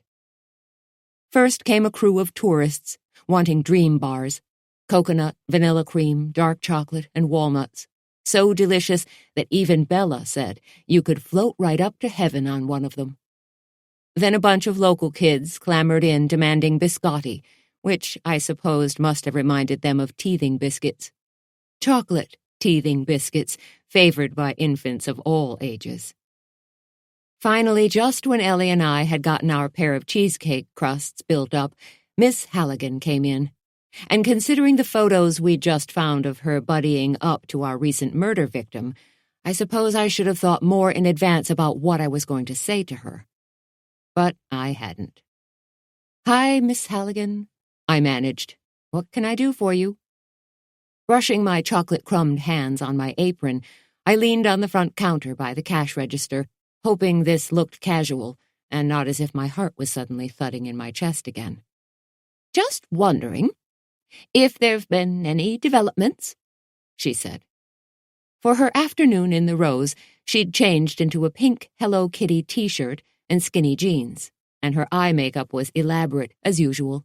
Thick, dark eyeliner, lash-building black mascara, and pearl blue eyeshadow. On another woman in her 60s, or possibly even beyond. It was hard to tell. The outfit might have looked too youthful, but on her it was perfect. Spying the items in the display case, she enthused, "My, don't those look good?" Saying this, she gestured at them, sending a whiff of her lemony cologne floating at me, and my mouth went suddenly dry. "Yes," I managed. Somehow I just didn't feel like making small talk with her. Maybe it was that suddenly I couldn't look at her at all without thinking about Marla Sykes' dog, Maxie. Because that perfume Miss Halligan was wearing was the one I'd smelled faintly in Marla's house. There was no question about it. "I'll take 2 dream bars and half a dozen biscotti," she said, pointing. Another whiff of perfume assailed me as I handed over the bag of baked goods. "Nothing new," I replied to her earlier question about new developments in the murder investigation. Not honestly, but I had to say something. Her eyes, gleaming from between curled lashes, were watching me carefully. She turned to go. Then, as if this had just occurred to her at the last minute, "Jacobia, that gray cashmere shawl you've been admiring, the one in the window?" Of her shop, she meant. And admiring wasn't really the word. Coveting was more like it. Her glance at me was calculating. "I wonder, might you accept it from me as a gift?" I blinked in surprise. "You and Ellie have been such good shop neighbors," she went on. "I'd like you to have a token of my appreciation, and maybe Ellie would like to come over and pick something out as well." Ellie was still back in the kitchen. Speechless, I could only nod. Finally, That's very kind of you. I'll talk to her about it, and we'll be sure to—" I looked down, trying to think of something else to say, and saw her feet below the jeans' hems. No cute ballet flats this time. Instead, she wore stylish ankle boots in wine leather, with a small brass buckle over the instep and low wooden heels, the kind of heels that would thud on a wooden floor. My voice deserted me. Had Miss Halligan been there earlier today in Marla's Eastport house? Had she known we were there too? And was she actually now trying to bribe me with an article of used clothing? And if so, bribe me about precisely what? Popping out of the kitchen, Ellie rescued me. "Jake, we need to pour this batter before—" Suddenly the mousse, with its so sweetly secure feeling just moments earlier, felt way too private and hidden away from the lively street outside. As if, now that one very bad thing had happened in it, more things might. 6. The rest of our afternoon was a blur of crushed chocolate wafers, buttered pans floured generously with cocoa powder, and the arm-aching labor of beating enough sugared cream cheese to sink a battleship into a chicken coop's worth of eggs. But by late afternoon, we had 4 cakes in the oven and 4 more with their crusts made and their remaining ingredients all set out and measured for the next batch. Miss Halligan was in both of Marla's houses today, I said. The one in Eastport and the one in Lubec. I'd been thinking about it for several hours, and now I was sure. No one else in town wore that sharp, recognizable lemon cologne, so champagne dry and spicy that it resembled aftershave lotion. Ellie pushed back a stray blonde curl with the side of her arm. "Seems likely, doesn't it? The perfume, the boots." She was carving curled ribbons of dark chocolate from a big chunk of the stuff for the cake's tops. "But they're not proof of anything, are they? So I don't know what we should do about it," she went on. "And we can't very well ask her about it, can we? Since, for one thing, we don't want her knowing that we know." "Correct." I checked the oven temperature again. Too hot, and the cake tops would scorch. Too cool, and the batter wouldn't bake. "We need to keep our mouths shut until we know something for certain," I added. insinuations won't do the trick.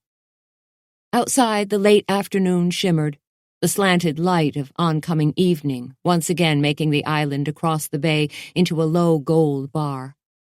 But overhead, the sky's thin, milky look of earlier had thickened to clotted cream, with towering clouds on the horizon to the south.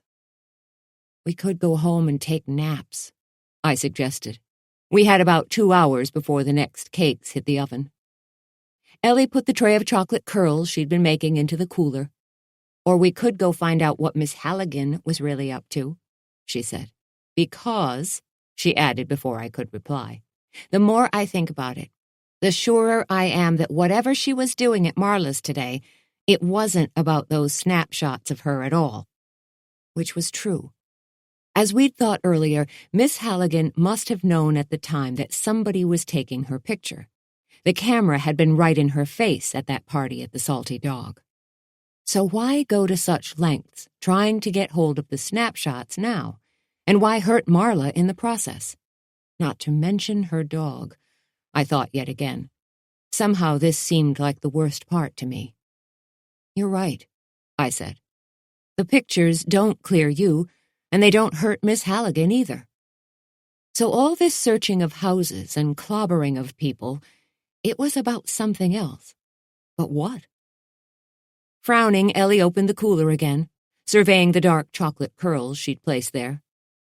"Oh, maybe just a few more of these," she said, and began unwrapping another of the chocolate blocks we'd scored in Marla's cellar. And unwrapping it and unwrapping it. "Ellie, how much plastic wrap is on that thing anyway?" "Yards and yards of the stuff, it looked like. You can't even see through it. It's so thick on there," I said. At last, she finished, and stared at the result. "What?" I said. "Is something wrong with the chocolate?"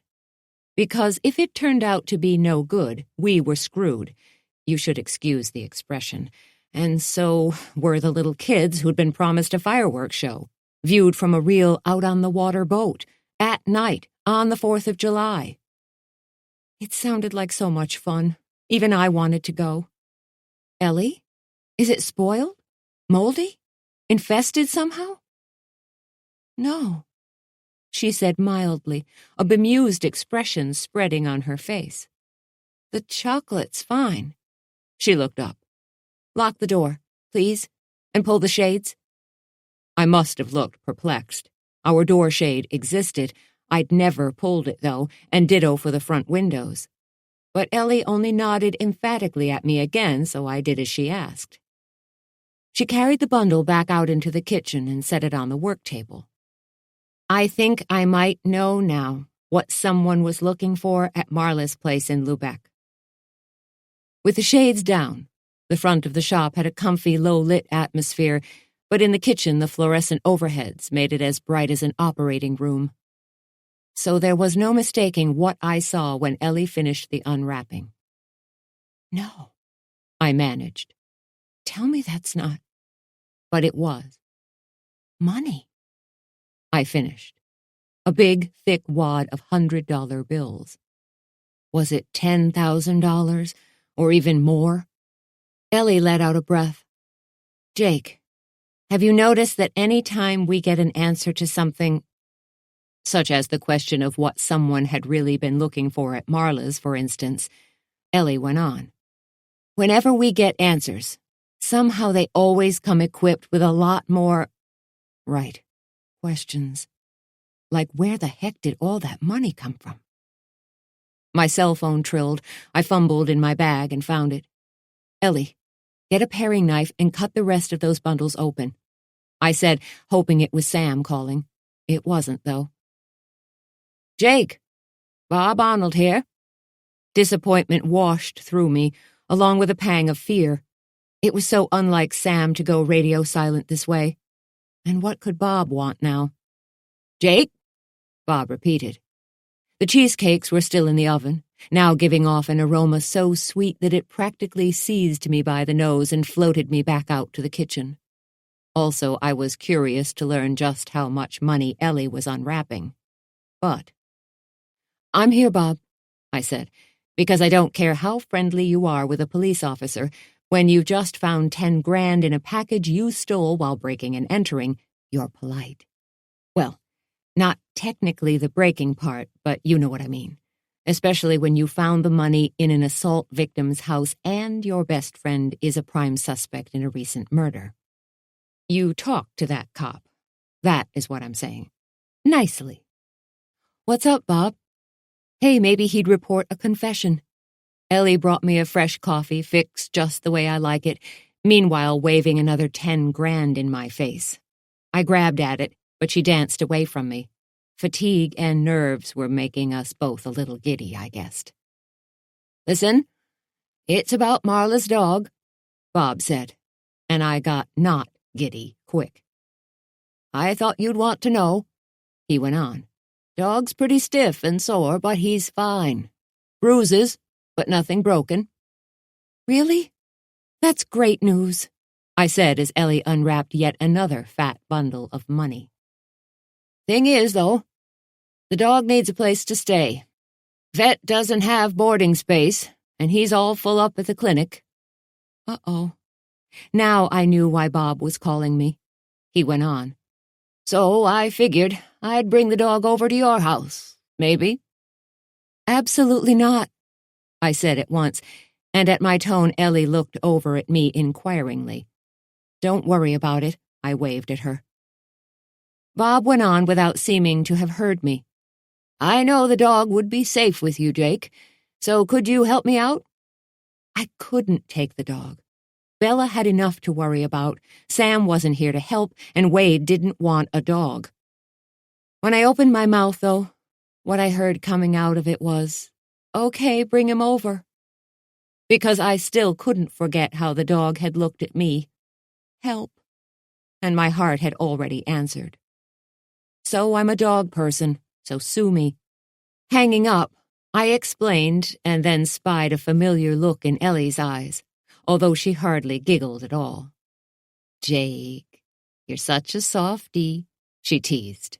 Oh, hush up, I said crossly, raising the window shades and the one in the front door once more. Thinking, leash, collar, dog dish, water bowl.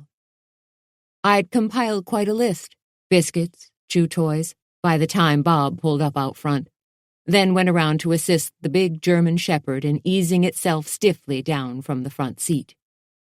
No leash. The dog didn't need one. Calm and self-possessed, despite the festival noise, people, music, and the occasional pop-pop-pop of firecrackers exploding.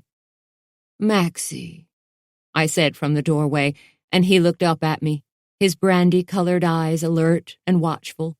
He paced alongside Bob up onto the sidewalk. Maxie, I said again, kneeling by him. When I let my face rest in his thick, soft fur, he leaned trustingly against me, and so of course I was doomed.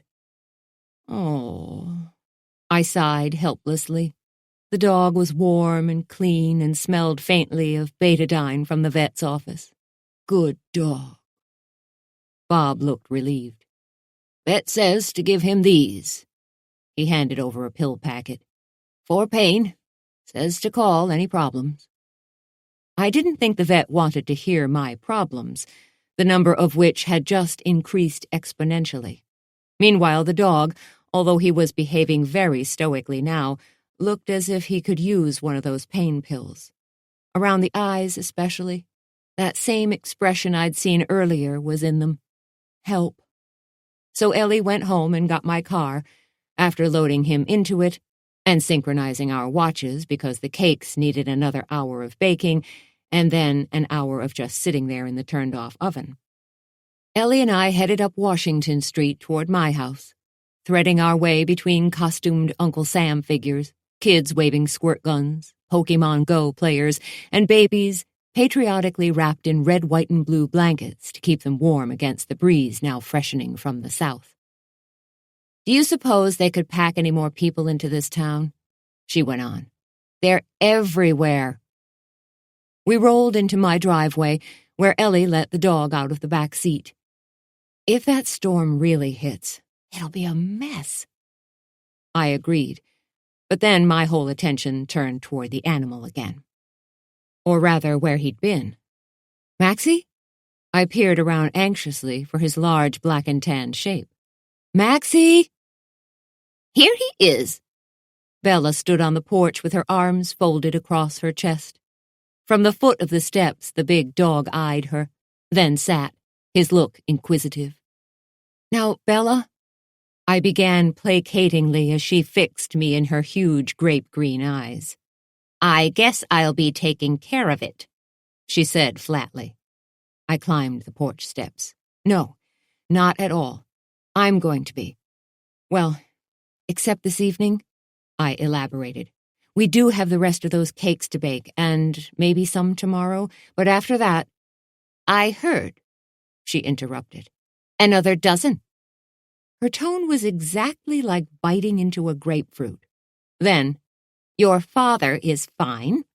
Sam hasn't called. Wade ate and left again. I absorbed the information humbly. Thank you. Really, Bella.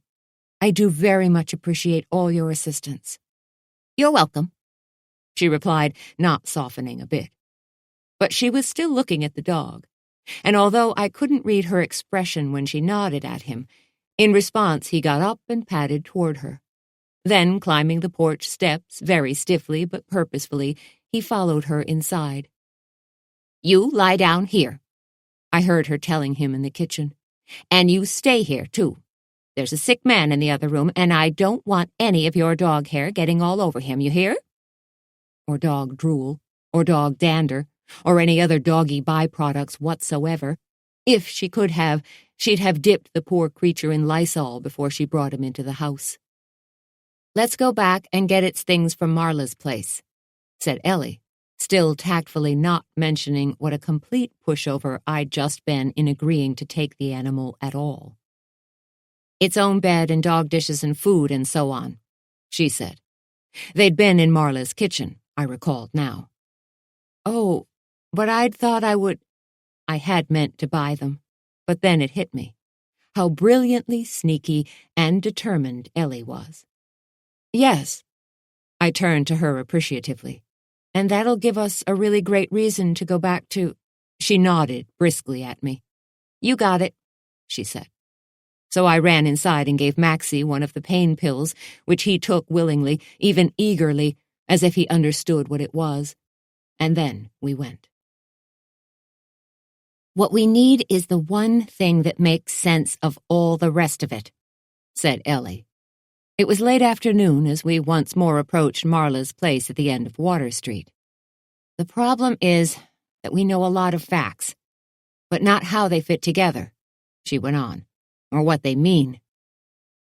Long shadows crossed the green lawn as we pulled into the driveway. Ellie had retrieved her car. I wasn't sure when. We think Marla took those snapshots. We think Miss Halligan was in Marla's house, I said. But we don't know for sure, and we especially don't know how that money got into her cellar, or why. Ellie agreed. I checked the rearview mirror.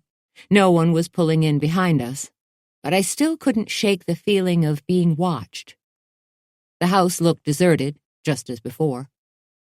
So, do we care if someone sees our car here? I wondered aloud as we got out. No. Ellie slammed the passenger side door. Why should we sneak around? She strode toward the house.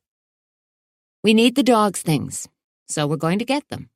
I don't see who'd have a problem with that, she declared. I did. But that's my story, Ellie said, plucking Marla's spare house key from under the doormat. And I'm sticking to it. She stepped inside. I followed, hesitantly. The house had been bright in the morning sunshine, but now in the afternoon the rooms were dim and shadowy. Ellie snapped lamps on. The spare, simple lines of Marla's handsome arts and crafts furnishings, the vintage rugs and leather upholstery, and the dark polished wooden floors were all even more attractive by lamplight. Nice, Ellie commented, following my gaze. School teachers were paid well in Connecticut, where Marla's from, I guess. In the fireplace hearth, a ceramic glazed wood stove had been installed. On the mantel above, the elegantly framed photograph of Yosemite was by Ansel Adams. And the table lamp in the front hallway was real Tiffany, if I wasn't mistaken, which I wasn't. Back in the city long ago, I'd had that kind of money, too. Ellie tapped her wristwatch. Tick-tock, those cheesecakes aren't going to hop out of the oven by themselves. Or the next ones hop in. Meanwhile, we weren't really just here for the dogs' things, were we? I hurried behind Ellie to the cellar steps and down them into the dark. Where's the light string? I fumbled in my bag for my tiny flashlight. Couldn't find it. From below, I could hear Ellie moving around. The light went on. Brightness flooded the cellar. Then, oh no. Ellie's voice came from inside the small corner room. I hurried to join her. Ellie, what's... Oh. Inside, the steel shelves on the walls still gleamed dully, and the air remained cool and still. It was why Marla had chosen it for chocolate storage in the first place, I assumed. But now, I stared at the shelves. Empty. Nothing on the gorgeously sealed and painted concrete floor, shining glossily under the fluorescent overhead lights. Nothing on the shelves either. Not anymore. Gone. I took the cellar stairs 2 at a time, and the flight to the second floor the same way, racing along the upstairs hall to what we'd earlier identified as Marla's office space, cleverly hidden behind a closet door. Pulling the door open again, I saw what I'd feared I would.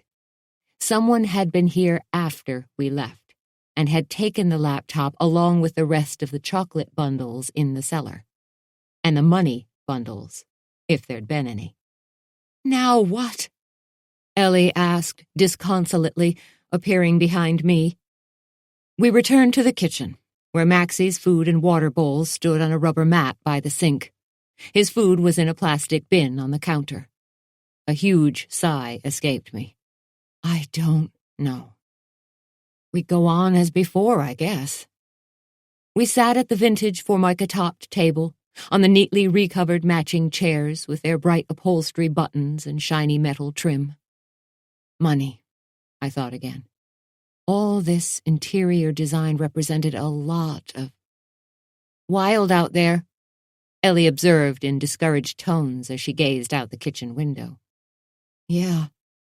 Leaves fluttered from the copper beech tree by the back door as the wind tore at it in gusts. Down on the Coast Guard tower, just visible between the breakwater and the Port Authority buildings, the storm flags played Crack the Whip. We took all the dog equipment, but left everything else just as it was. We turned the lights out and locked the door. I'd have called Bob Arnold about the ransacking, but what would I say? Outside, the wind smelled sweet, with a touch of the tropics riding on it. Sam, I thought yet again as I got back into the car. My cell phone lay stubbornly silent at the bottom of my bag, my son still not communicating. Or maybe he's not able to communicate, my mind added slyly. But this thought sent a bolt of fright through me, and I shoved it aside. Ellie knew, though. Like I say, we'd been friends for a long time. He's fine, she said quietly. Yeah. We backed out onto Water Street. It was time to go back to the Moose, but first I drove out to where the street ended in a gravel turnaround overlooking the bay.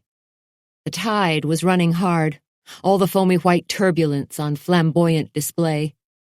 Or I hope he is anyway, I said. Across the waves, the narrow white beach at the end of Deer Island looked deserted, not one car in the distant parking lot of the normally crowded Canadian tourist destination. Which made sense.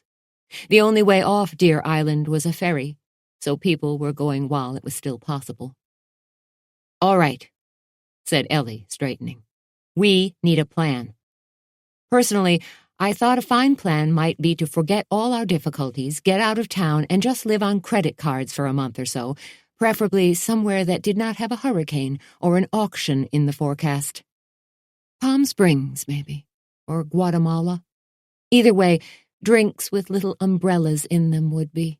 Don't you even think about it, said Ellie, whose ability to read my mind can be annoying. Ignoring her, I negotiated a traffic tangle at the end of the breakwater, where a Coast Guard trailer was trying to back down onto a launch ramp. The crowds milling between Rosie's hot dog stand and the ice cream parlor made it difficult, though, for the coasties and for me. "Nicely done," she said when I'd gotten through it all and turned into the last remaining parking place outside the Moose. But the rest of her mind was still on what we should do next. "Flashlights, batteries, candles, radio," she recited as we went in. I followed her to the kitchen, where she checked the oven temperature and compared her wristwatch with our wall clock. "Propane cylinders, sterno, stove wood," I added to the litany. Out here on the island, we'd been through enough emergencies, storms mostly, but once a truck hit a transmission tower and we were out of power for a week, to know the drill. Finally, "Once we get through this list, we'll be ready for any weather," I said. "But as for—" agreed Ellie.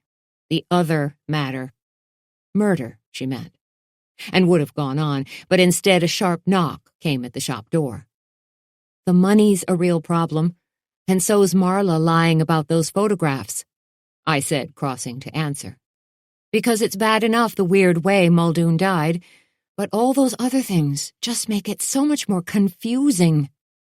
I yanked open the door, feeling frustrated and overwhelmed suddenly by the other list I'd been contemplating all day. A sick parent, a son gone AWOL, a visiting dog, a looming storm, and the prospect of my dearest friend being charged with murder. Oh, and more unbaked cheesecakes than you could shake a stick at. "What?" I exhaled exasperatedly. Miss Halligan stood there, looking pained. "Jacobia, I'm so sorry to have to tell you this, but Bob Arnold called me just now. Is your cell phone not working, dear?" "What?" I repeated, snagging the phone from my bag and opening it. "Battery dead. Will you please just tell me?" 1,000 bad scenarios ran through my mind in the instant before Miss Halligan replied. "It's your husband. There's been an accident," she said. Wade drove a big old green Ford F-150 pickup truck, whose fenders were held on with Bondo and duct tape. The truck's bed, once floored with heavy-duty metal, was a sheet of plywood, and the hood latch had been replaced by a bent wire coat hanger. But under that hood was a vintage V8 with enough horsepower for a locomotive, and on the wheels were an oversized set of tires with so much traction that you could give yourself whiplash just by stomping hard on the brake pedal. Now, in the gathering evening, I stood with Police Chief Bob Arnold by the side of County Road, watching the Bay City mobile wrecker hoist the truck's front end out of the ditch. Wade was in the ambulance that had pulled over on the other side of the pavement. Being checked out, I could see a swatch of bright blood on the side of his face. When the wrecker got the truck lifted, the place where the missing front wheel ought to be gaped vacantly. Bob Arnold's pink forehead tightened when he saw it.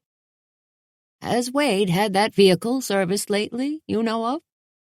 I shook my head, chills of lingering fright shivering through me despite the warm summer evening. "No, nothing recently."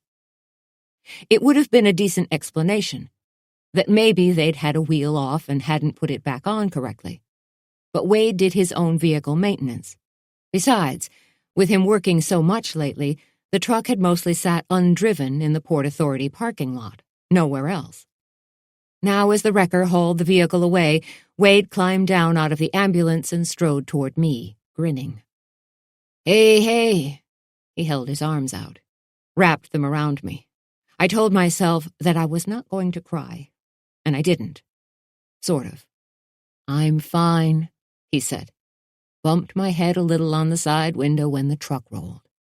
I pulled away from him. "Rolled? You mean it actually turned over?" I thought he'd just gone into the ditch, maybe while trying to avoid a deer. He could have lost a wheel then, I had told myself. "Yeah, well." He was trying to sound comforting, but I could tell he wasn't happy either. "No bones broken, no concussion. He gave me a reassuring squeeze. Even my mental status is okay. I mean, he amended, I did tell those EMTs that the president is Donald Duck, but, oh, you. Leaning against him, I laughed. He was okay, and considering how bad this might have been, I couldn't ask for more. The F-150 went by, its front end hanging from the tow hook. Wade frowned after it. Funny thing, though. Bob Arnold finished recording the incident in his notebook, then came up to us, not looking particularly satisfied with what he was thinking either. So, you're telling me the wheel came off? No warning? You're just driving down the road and wham? Wade nodded, then put his fingers wincingly to the bloody spot on his temple. Yep. Weird, too. I had those wheels off a few weeks ago, changing the brake pads. He'd had the truck up on blocks out in our driveway, I now recalled. I'd spent the time cringing at every sound, listening in dread in case a block slipped and the vehicle fell on him, which it hadn't, of course, but now this. And I tightened those things myself, with a power wrench, Wade said. Bob frowned. He knew that Wade, who'd been doing his own car repairs for even longer than he'd been piloting big boats into our harbor, was as likely to leave nuts or bolts untightened as he was to leave lines unsecured. In other words, not very. In the fading light, passing cars' curious occupants peered at us as they went by. Bob tucked his notebook away. How about I go on over to the mobile station? Have the guys there put her on a lift? Wade put his fingertips gingerly to his temple again. A lump was rising there, already purple near the split part of the skin. Great. I'd like to see... Hey. Catching sight of something, he scrambled down into the muddy ditch where the truck had dug in. Got it. He plucked something from the ditch, then reached out and hauled the truck's detached wheel out of the weeds where it had buried itself. Clambering up, he shoved the wheel along. This is interesting. He let the wheel down onto the gravel and held his hand out to show the small metal object in it. Oh, holy heck! Bob prodded the object with a fingertip as if uncertain what he was seeing. But even in the gathering dusk, the thing's identity was clear to all of us. It was the shank of a big automotive bolt with a round-headed nut still screwed onto the end of it. Cut right off, Bob mused aloud, noting the bolt end's smoothness. Sure was, Wade said. Looks like somebody slid a hacksaw in there behind the nut and just cut it clean through. Bob grunted agreement, squinting. That possible? Someone could have got at it? Wade nodded. It was parked in an out-of-the-way spot. The truck was more duct tape, bondo, and baling wire than it was factory original, but Wade could be driving a wooden wagon with a mule out in front of it, and he still wouldn't want anyone slamming their car door into the thing. I guess somebody must be annoyed with me about something, he said thoughtfully, not looking at me. But he might just as well have been. I guess, said Bob, not looking right at me either. But he gave me some side-eye when he said it, as if he thought someone might have been sending me a message, or wanting me distracted from an interest I was pursuing. Like maybe Muldoon's murder? Man, when the wheel came off, I thought I was history, Wade commented. The idea sent fury rushing through me. Come on, I told him, putting my arm through his. Bob, you're done with him for now, right? Nodding assent, Eastport's police chief waved me over. Hey, the state cops called me. They're still hot on Ellie as #1 on their hit parade. Of suspects, that is. I let out a breath. So how come they haven't just arrested her already, if they're so sure they can make a case against her? Bob shrugged. Holiday. Storm coming. And for now, I've got 'em convinced she's not a flight risk. But I'm telling you, Jake, once the weekend's over, they'll come down on her. Yeah, right. Boom goes the dynamite, I thought sourly. So, she'd better be prepared. Also, said Bob, Millie Markhart's lined up a lot of media people, TV news and so on, to cover the festival. If they get wind of the murder, well, you might want to avoid them. Thanks, Bob, I told him, and then Wade and I picked our way along the shoulder until we got to my car. I'll drive, he said, glancing at the deep, muddy groove his truck's axle end had dug in when it hit the ditch, which had happened because somebody had deliberately made the wheel fall off. Sliding into the car, I felt heat spreading through my chest until I could barely breathe. Suddenly I was so angry and frightened. Okay, I began as Wade pulled out. Because he was in this now, whatever this was. I'd put him in it. Not meaning to, but I had. And that meant he needed to know all about it, no matter how mad he got when I told him. Let's go out to the park, I said. Shackford Head State Park was right here on the island. Trees, trails, spectacular vistas from high overlooks. It was where we always went to talk. Wade looked surprised, but he turned obediently onto Deep Cove Road. The narrow blacktop curved sharply around and along a steep, high bluff, with far views of the water now darkening at day's end. Look, I know you're busy, I began. He'd want to get right to work on that truck of his, for one thing, as soon as Bob finished taking photographs and writing up his report. But there was a little more to the boat trip Ellie and I took than I told you, I added. Wade kept his eyes on the road as it dipped abruptly and then turned sharply again, climbing the long hill above Deep Cove and the boats bobbing at their moorings in it. Finally, he turned onto a rutted track, meandering between cattail-studded marshlands and grassy fields. In the park's boulder-ringed turnaround, he pulled the car to a stop and shut the key off. We got out and walked together toward the trailhead. Wade, do you think that wheel might have fallen off by accident? That is, could you have not tightened it? Or was it defective or something? He shook his head firmly. No. I don't know why it happened, but there's some funny business with it, I'm pretty sure. It's an old truck, Wade. You're really confident that bolt couldn't have just sheared off? Yeah, he replied flatly. I'm sure. Then, but it sounds to me like you think you know something about it. Damn. If he'd been doubtful, I might have just let it go, but he wasn't, and his certainty was good enough for me. Ahead of us, a low wooden bridge led over a watercress-clotted creek. On it, I paused, readying myself to confide in him. Oh, he wasn't going to like this at all. But I had no choice. The best I could do, I thought, was to ease him into it by letting him know the least bad things first. So, I began, trying to sound matter-of-fact, I guess the first thing I should tell you is that we've got a new dog. 15 minutes later, we'd hiked up the side of the mountain, the trail winding and rising steadily among old-growth evergreens and ancient sumac thickets to a massive granite outcropping. I'd been talking all the while. The little boat that menaced me and Ellie, the salty dog, and Marla. Finally, our return. All about our return. Okay, said Wade, who'd been listening intently. So you and Ellie left Lubeck ahead of the fog, but it caught up with you. Right. From the weathered wooden bench at the top of the bluff, you could see all the way down the bay and smell the cold, briny salt water in it. In the dark, we missed the channel marker, I recalled, then went on to explain how Ellie had navigated us out of the shipping lane, using the boat's depth finder to avoid rocks, I finished.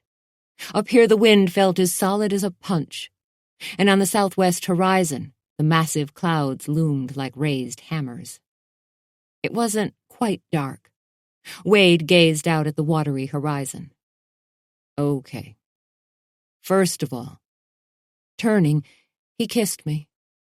That's for not drowning, and for coming to pick me up just now. He kissed me again.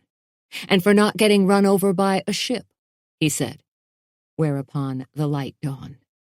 He'd already known that his huge vessel had nearly sent me to Davy Jones's locker room, as my son Sam used to call it. And he'd figured out the rest of it. Of course, we must have been caught in the fog. Why else would we be in that big ship's way? He let his arm drop around my shoulders. Jake, when I am out there on the water, there's 3 things I always know: where I am, what time it is, and what the tide's doing. I digested this. Also, he went on, it's not like the old days when guys hung out on a ship's masts, squinting through a long spyglass. We've got high tech now, you know? Oh. I felt the air hissing out of my big confession scene. And by high tech, you mean what exactly? He gave me a consoling squeeze. FLIR stands for forward-looking infrared. It means, he added as if I didn't already know, that harbor pilots can see in the dark. Oh, for Pete's sake. Here I'd been beating myself up over not telling him, and he'd known all along. Then why didn't you get someone out there for you? He finished for me. To save us, he meant, or at least make sure we got in okay by ourselves. We started back downhill, between granite outcroppings, covered with gray-green lichens. Spruce trees and white pines grew thickly down to where a sharp drop fell off to the waves below. Luckily, we knew our way on the trail between the trees, even in the dusk. Well, first of all, Wade said, I'd have to find someone crazy enough to go out in the fog after you, wouldn't I? Or call the Coast Guard on you? Good point. Wrapped in a zinger, but still. From the high, bare bluffs, we descended to the smell of the sun-warmed evergreens, which still filled the air, and gray light slanted between the trees. Truth is, you looked okay where you were. Wade put a hand out to me as I picked my way over the loose stones. As steep as this trail's uphill portion had been, its downhill was even hairier. I knew the fog was clearing, too.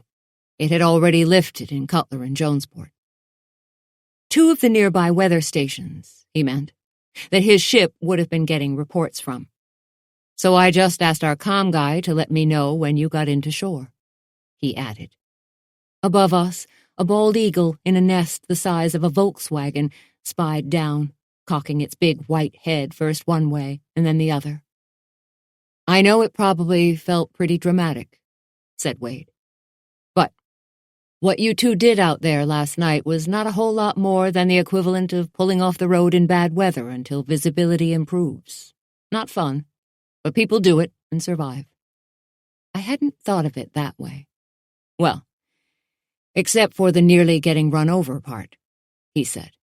Also, it's just possible that the Coast Guard might have had an eye on you, because did either of you happen to notice a little black box in the emergency gear bin? I stared at him. You're kidding. He shook his head. Nope. It's a GPS tracker. Relays your signal from a satellite. We crossed back over the small wooden bridge.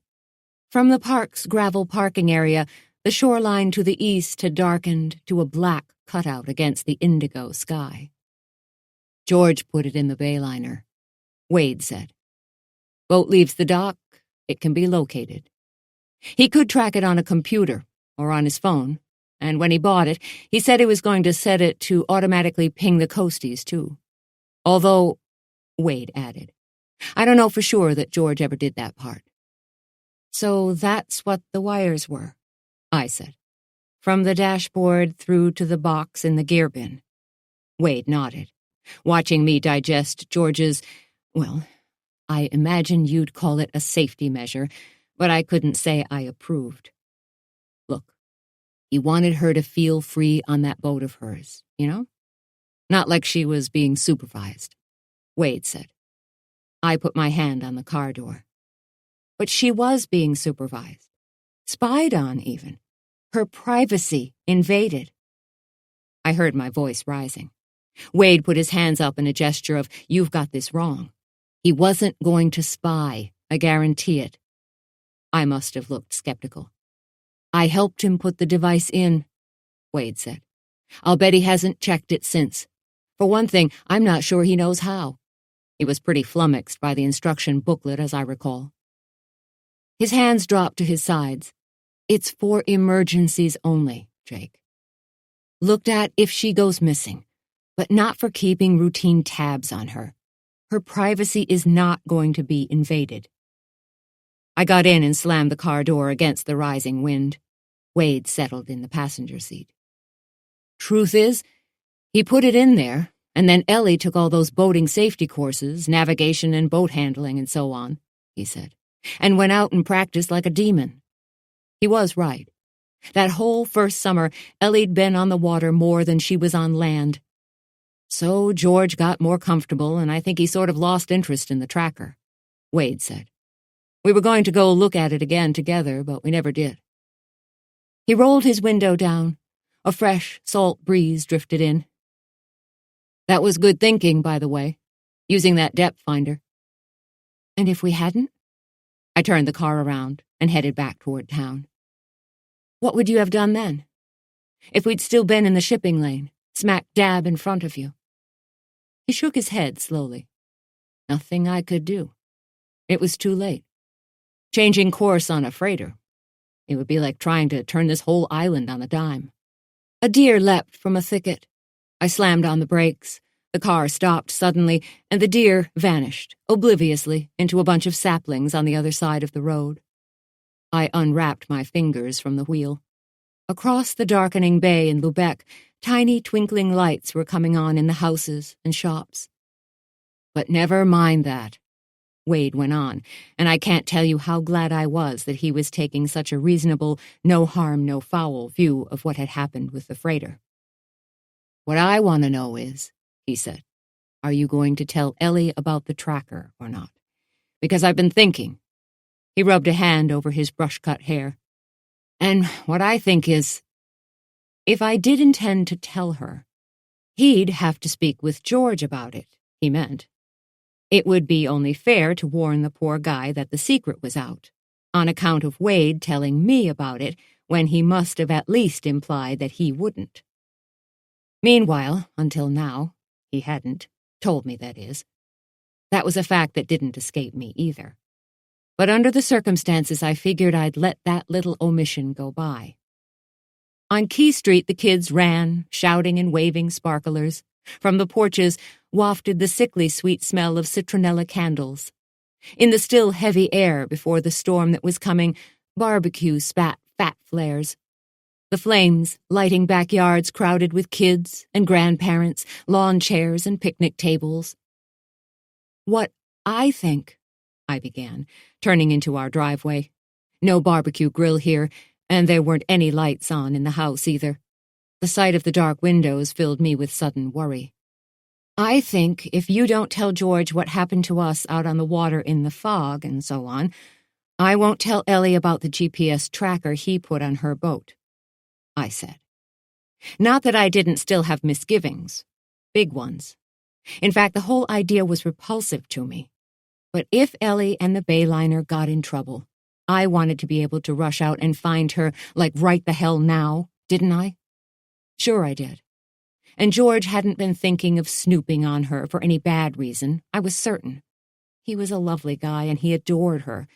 But he was not, how shall I say this, the most imaginative fellow on the planet. He just wanted her to be safe, and he hadn't told her about it because, well, for that one I had no ready answer, and I still didn't like this at all. But Wade had to keep his trap shut about our watery adventure, or George would be reading my friend Ellie the riot act about it until hell froze over. So I was stuck. Okay. Wade agreed easily as we got out of the car. It's a deal. I won't tell George.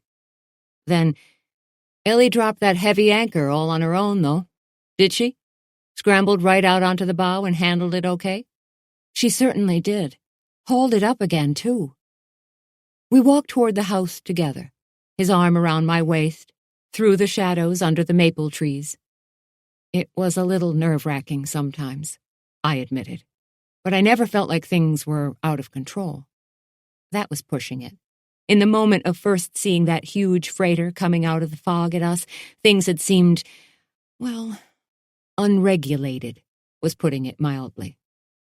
Ellie took care of it all, I said, and she knew just how to tell me what to do about everything. Really? On the porch, he captured me in a surprise embrace. You think she could teach me that trick? Telling you what to do about everything? Ha! Flattening my hands against his broad chest, I made as if to shove him away, but didn't. For pure delight, Wade's embrace is right up there with a mouthful of good chocolate. Anyway, he said, it still sounds to me like she handled it all just fine. It's the little boat that buzzed you that I'd like to know a lot more about. Me too. Besides not liking the feeling of keeping secrets from him, it was a lot of the reason why I'd told him the whole story, actually. The little boat hadn't seemed like a big deal then, but now. I looked past him through the screen door. Not, he added with caution, that you two ever need to pull a stunt like that again. Inside the house, early evening and the lowering storm clouds cast a bluish gloom into the silence. No music or voices, no blare of a TV from anywhere. No nothing. I pushed past Wade and rushed inside. 7. Bella? I peered into the pantry, the laundry room, and the phone alcove, then down the cellar steps and up the hall stairs. Dad? Is anyone here? The private apartment I'd had remodeled for them was on the 3rd floor, once the servants' quarters back in the 1830s when it took plenty of help to run a big house like this one. Still did, actually. I started up the stairs, then paused at the sound of Wade's voice. Jake. Crooking a finger at me, he spoke quietly from the other end of the hall, his burly shape shadowy in the faint gleam from the fanlight over the big old front door. I tiptoed toward him, and he steered me gently to the doorway of the sunroom, where the lights were turned low and a small fire burned cozily on the tiled hearth. There together on the daybed, each with an arm curved comfortably around the other's shoulders, lay Bella and my dad, sound asleep with the quilt pulled up over them. And at the foot, positioned so his big body wasn't crowding anyone, lay Maxie the dog. The dog's head lifted alertly. My dad's hand still rested on it, his gnarled fingers nesting in the animal's thick tan fur. Woof, uttered Maxie, settling again. My dad didn't stir, nor did Bella. The firelight flickered warmly over all three of them. This is the dog I was telling you about, I murmured. Wade took in the scene. Dog, Dad, Bella. I get it. Sure. I guess I can live with that for a while.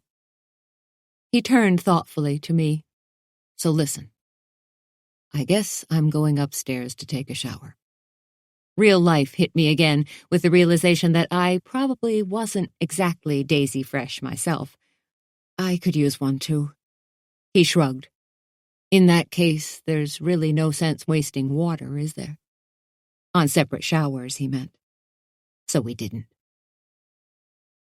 Afterward, we lay together in the big bed in our room, under the light-as-a-cloud blue cotton blanket that Ellie had crocheted and given to us for our 5th wedding anniversary. I better go see how she's doing, I said drowsily. The next pair of cheesecakes was in the oven by now, and while they baked, she was probably mixing up a batch of cookie batter. After all, we still had to open the shop tomorrow, so we'd need just as many delicious chocolate-baked items as on any other day, and probably even more. I'm going to try getting hold of Sam again, too, I said, but when I tried raising him on my cell phone, there was still no answer. Wade swung out of bed and pulled on a pair of boxer shorts, blue, with little yellow bathtub duckies on them. I swear there are parts of my life that if I could just sell tickets to them, I would be a gazillionaire. However, no luck? Wade asked, indicating my phone. He hauled a navy sweatshirt on, then stepped into a fresh pair of jeans.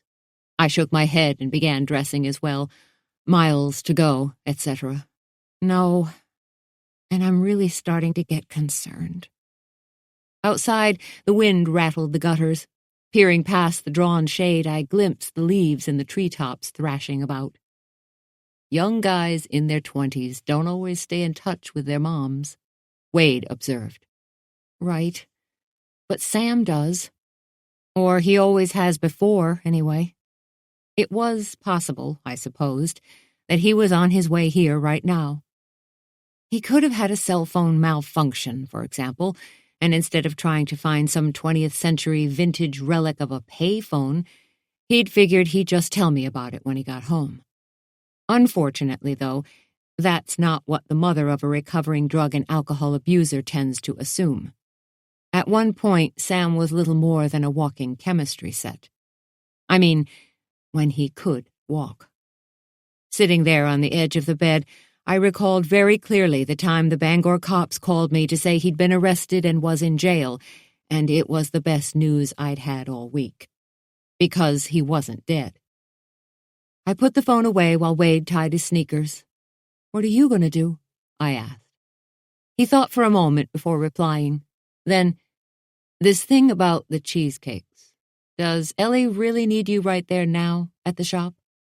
I began doubtfully. Strictly speaking, she probably didn't, but before I could say so, because I was thinking about that guy you said rushed you. Took a run at you in his little boat the other night. I finished dressing. Sneakers, dungarees, long-sleeve tee.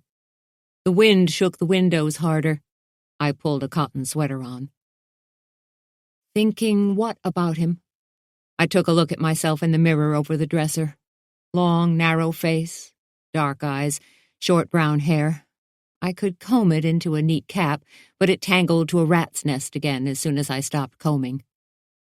I wasn't going to scare small children, is about the best I can say about my appearance. It had been a long couple of days. Wade came up behind me and kissed my neck. About whether the guy really came at you on purpose, and if so, whether he's hooked into any of this other stuff you and Ellie have been dealing with. He replied.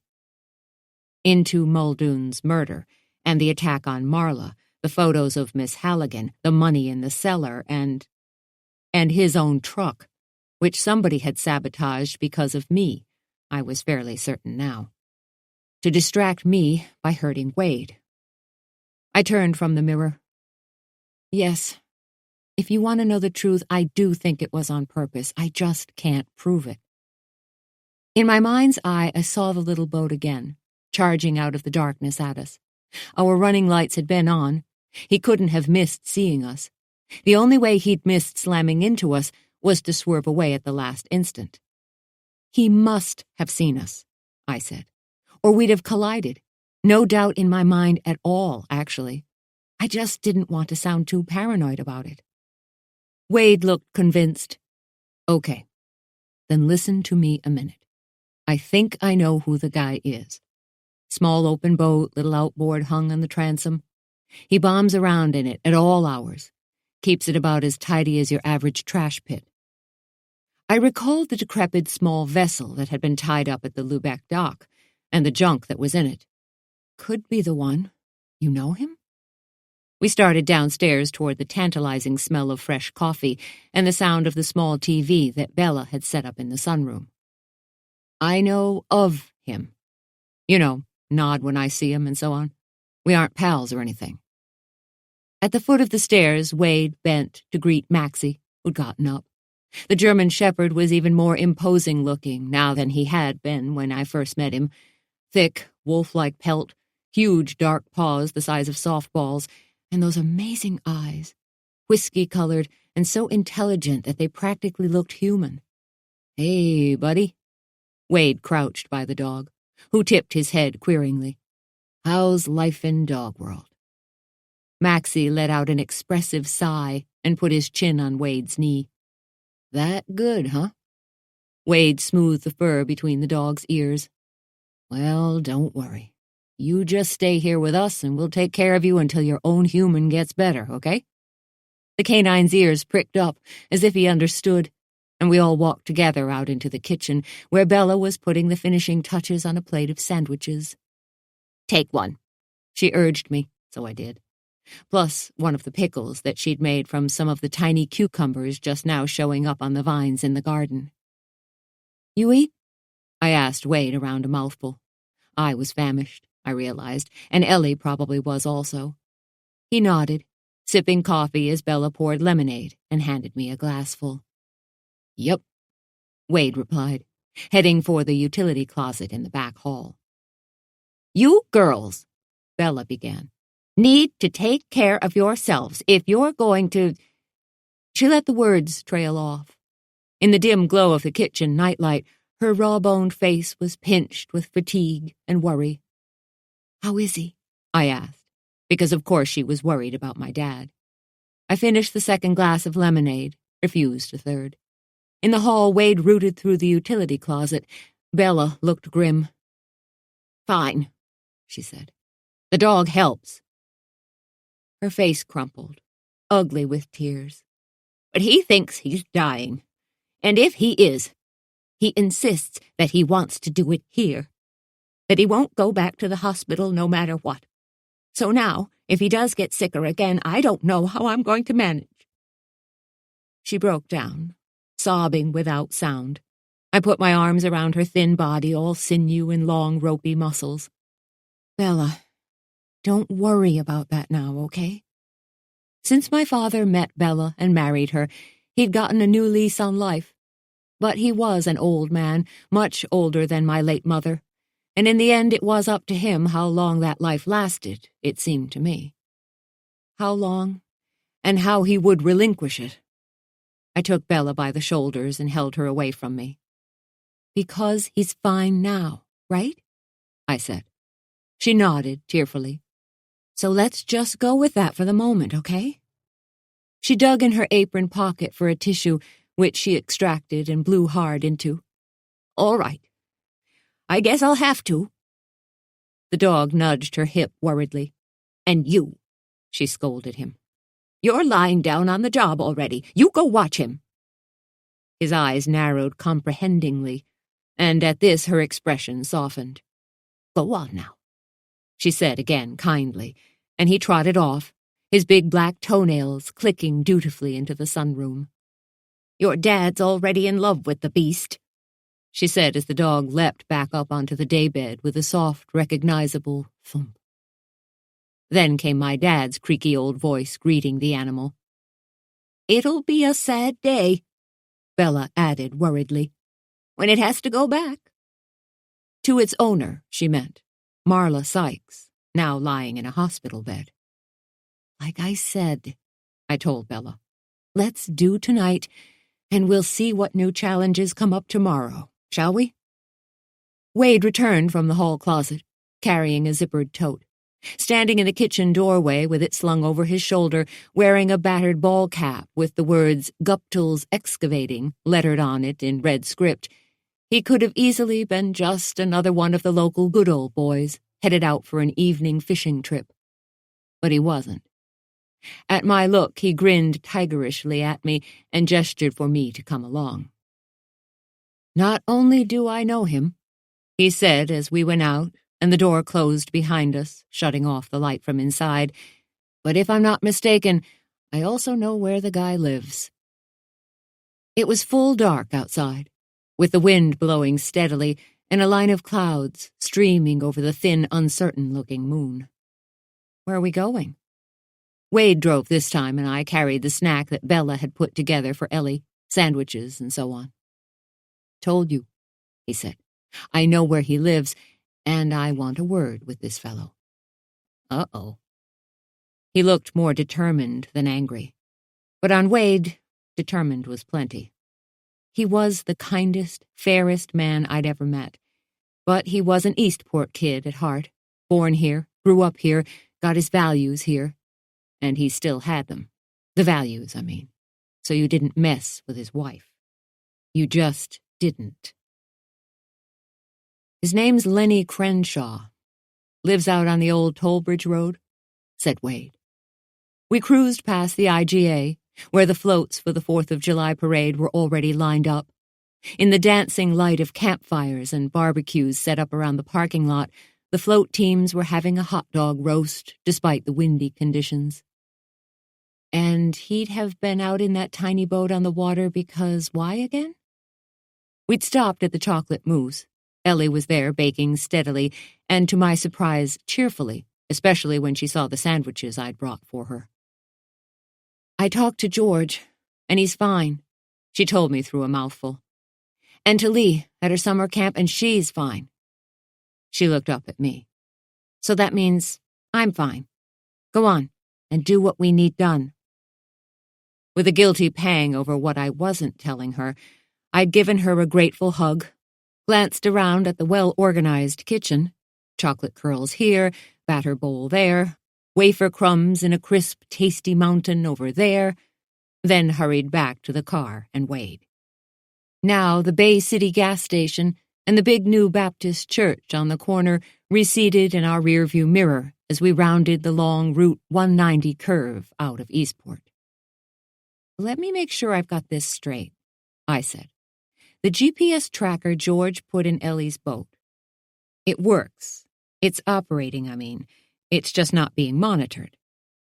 Because if it wasn't working, it made no practical difference whether I told her about it or not. But no such luck. Yep, that's my understanding anyway, Wade said. Have you talked any more to this Miss Halligan person yet? I shook my head. I'm not sure what to say to her. Like I told you, I think it was her creeping around in Marla's house when Ellie and I were there, but I have no idea why. Maybe she was looking for the money you found in Marla's cellar, Wade suggested as another deer followed the first one. Yeah, maybe. It's all, I said, exhaling, just too mixed up for me at this point. I glanced in the rear-view mirror again. He nodded agreement as we passed the airport and the town garage. The rear view remained empty. Nobody behind us, he observed mildly. Good. I felt myself relax a little. On top of everything, I still couldn't shake the watched feeling I'd been having. Right now, I felt safe, but the truth was that a man was dead, and a woman lay injured, maybe even fatally. And even though I didn't know why, somebody did. We rounded the sharp turn at Carrington Place Cove, where the clam flats, fully exposed at low tide, gleamed under the cloud-veiled moon. Another sigh escaped me. The thing is, if we tell the state cops, or even just Bob Arnold about the cash, they might decide it's all about that someone killed Muldoon over something to do with the money, and hurt Marla because she knew about it. Which wouldn't clear Ellie, especially since we now had some of the cash ourselves. Maybe she hadn't had any connection to it before, but she did at this point. The money's in the freezer at the Moose, I answered Wade's unspoken question. We didn't know where else to put it. He nodded as we waited for several carloads of people with out-of-state plates headed to Eastport, their headlights blurry in the gathering mist. The forecast, apparently, was still either not being noticed or just not being believed. Then we turned left onto Tollbridge Road in the thickening darkness. Wild out here, Wade observed, and he was right. At this end of the island, wind lashed the low salt marshes, bending the cattails sharply sideways and sending spray up onto our windshield. Ahead, on both sides of the road, small houses and sheds hunkered down under swaying evergreens. Tide comes up high enough, this'll all be a wash, Wade said. You heard anything more about getting the visitors out of town? I told him about what Bob had said and how oblivious Millie had seemed. She said she'd get people out safely before the real weather hits, but I haven't seen any action on it.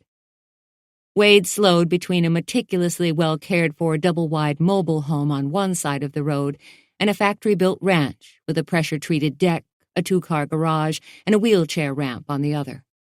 Both yards were thickly studded with small American flags, each lit by its own small solar-powered lamp, as if legions of garden gnomes were also celebrating the 4th of July. Here we are. Wade turned in at the next driveway under a canopy of spruce boughs, the wind whipping their tops together high above us with a sound like loud, tuneless whistling. Or screaming.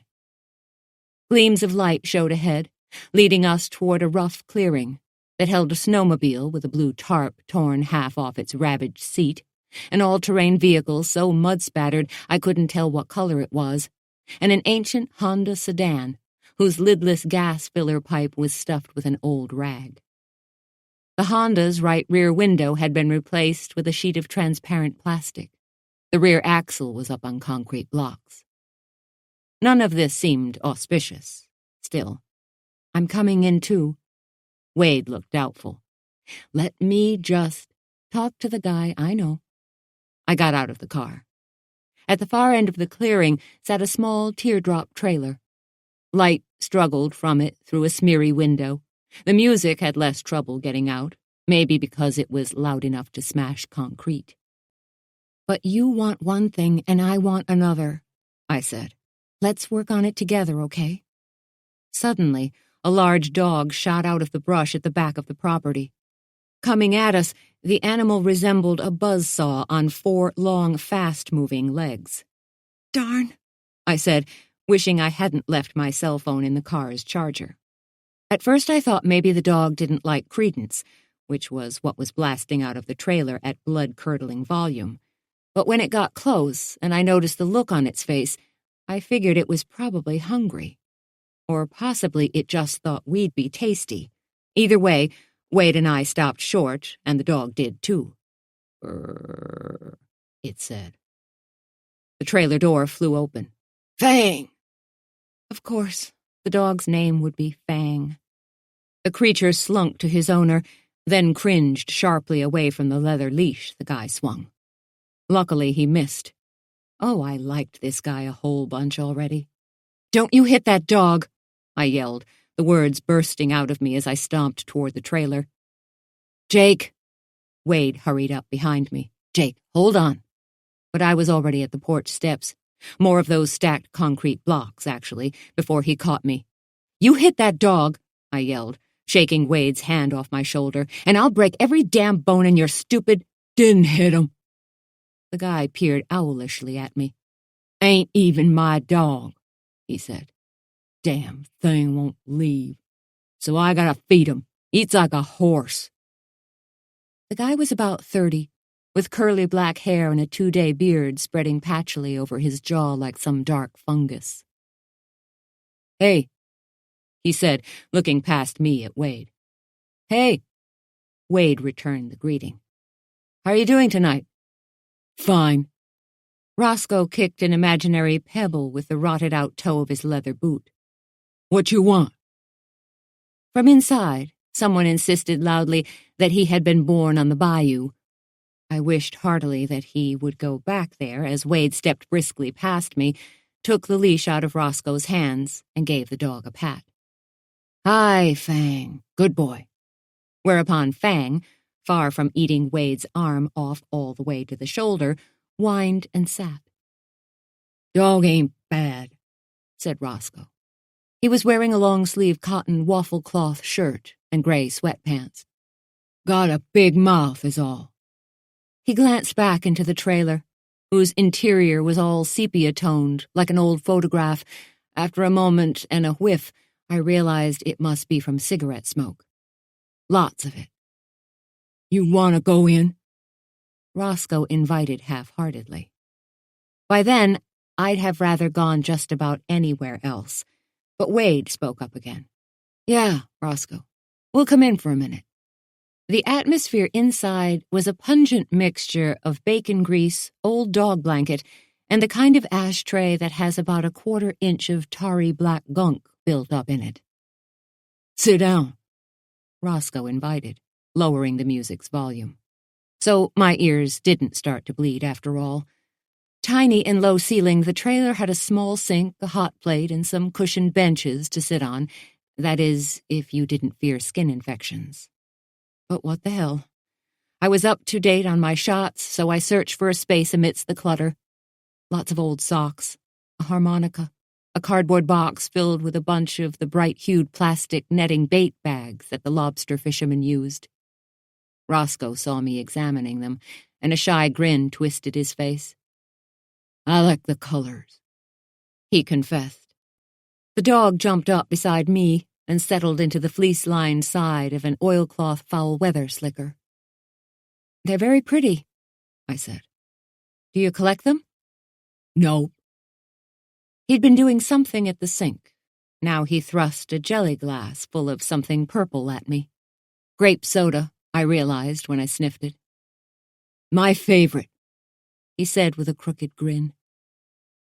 "Roscoe makes those bags, don't you, Roscoe?" Wade lifted his own glass in a to-your-health gesture. "Gets paid for 'em." "Yup. 50 cents each." "50," he pronounced it. On the diminutive dinette table lay a roll of orange netting, a sturdy pair of scissors, and a heavy-duty stapler. "I go clamming, too," Roscoe added proudly. "Pays my way. That and my disability money.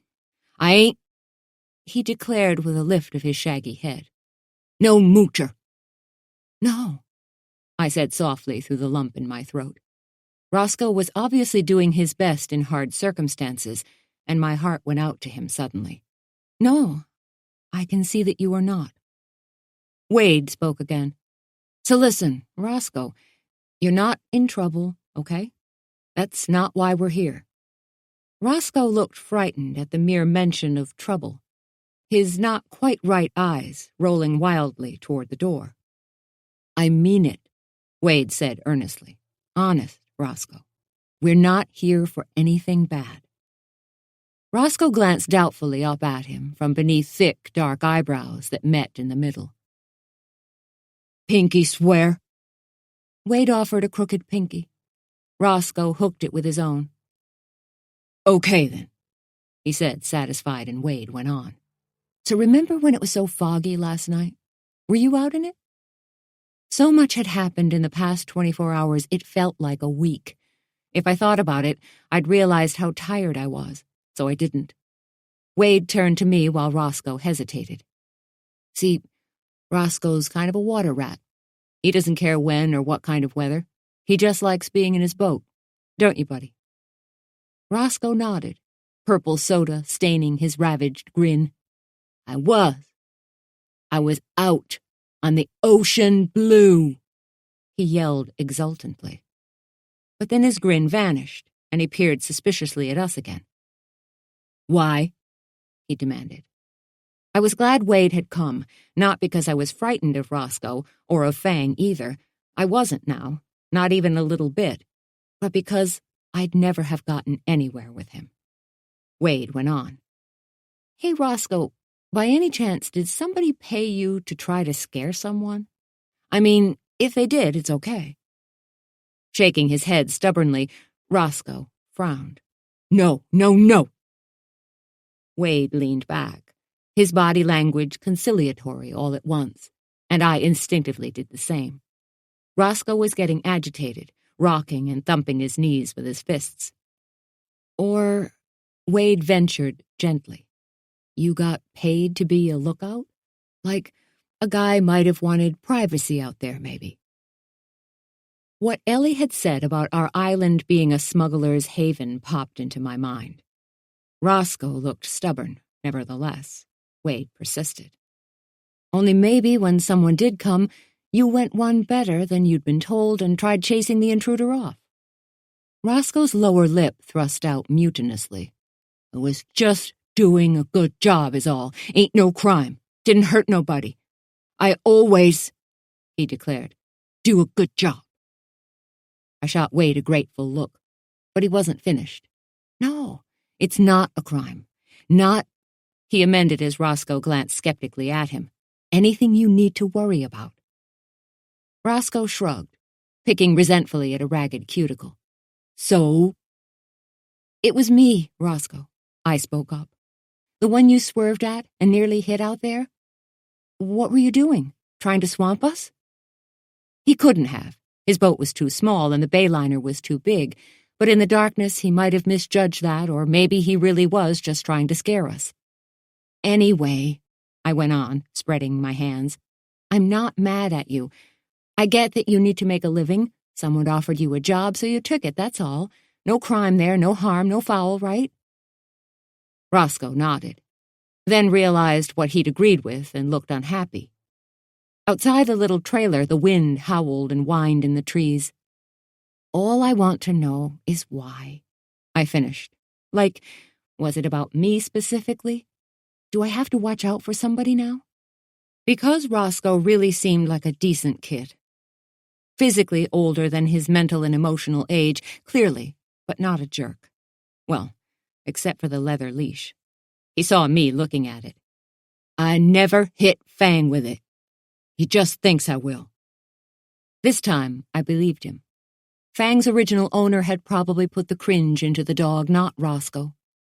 Anyway, Roscoe said, looking at his boots just as something banged hard against the outside of the trailer. A blown-down branch, probably. Wade stood by the open door, looking out into the windy darkness as Roscoe went on. I don't know who it was, he said. Just that I was supposed to chase off anybody who got too close to...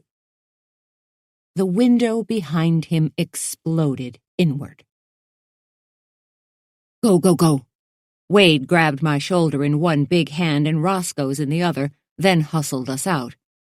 I missed my footing on the concrete block steps and came down the wrong way on my ankle. Damn! I let Wade drag me along, not really knowing which way we were going and not able to care through the bolts of hot anguish shooting up my leg. Ow, ow, ow! Roscoe repeated pitifully, hunched over and stumbling, and of course, my cell was still back there in the car's charger. Wade hauled Roscoe up from where he'd fallen. Come on, bud. You've got to... Damn. What? I found my little penlight at last, but its tiny beam wasn't much help as we scrambled between tree trunks and wiggled through brush, vines, and brambles. He's bleeding, Wade said. Come on, Roscoe. I'll help you. You can make it. It's only a little farther. But I had no idea if either of those latter things was true, and from the look on Wade's face, when I cast the penlight's beam over it briefly, he didn't either. Oh, Roscoe whispered, which I thought wasn't a good sign.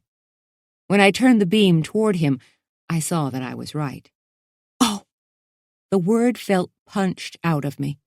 Roscoe's whole shirt front was sodden with dark blood, his right arm streaming with it. But he was upright again, so far anyway. Wade waved us to a halt and stood listening. No sound came from behind us. Then, wham!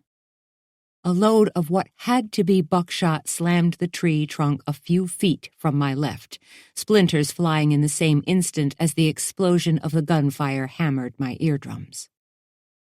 Wade slung Roscoe's good arm over his own shoulder and ran. I caught up with them and got under Roscoe's other arm, hoisting him.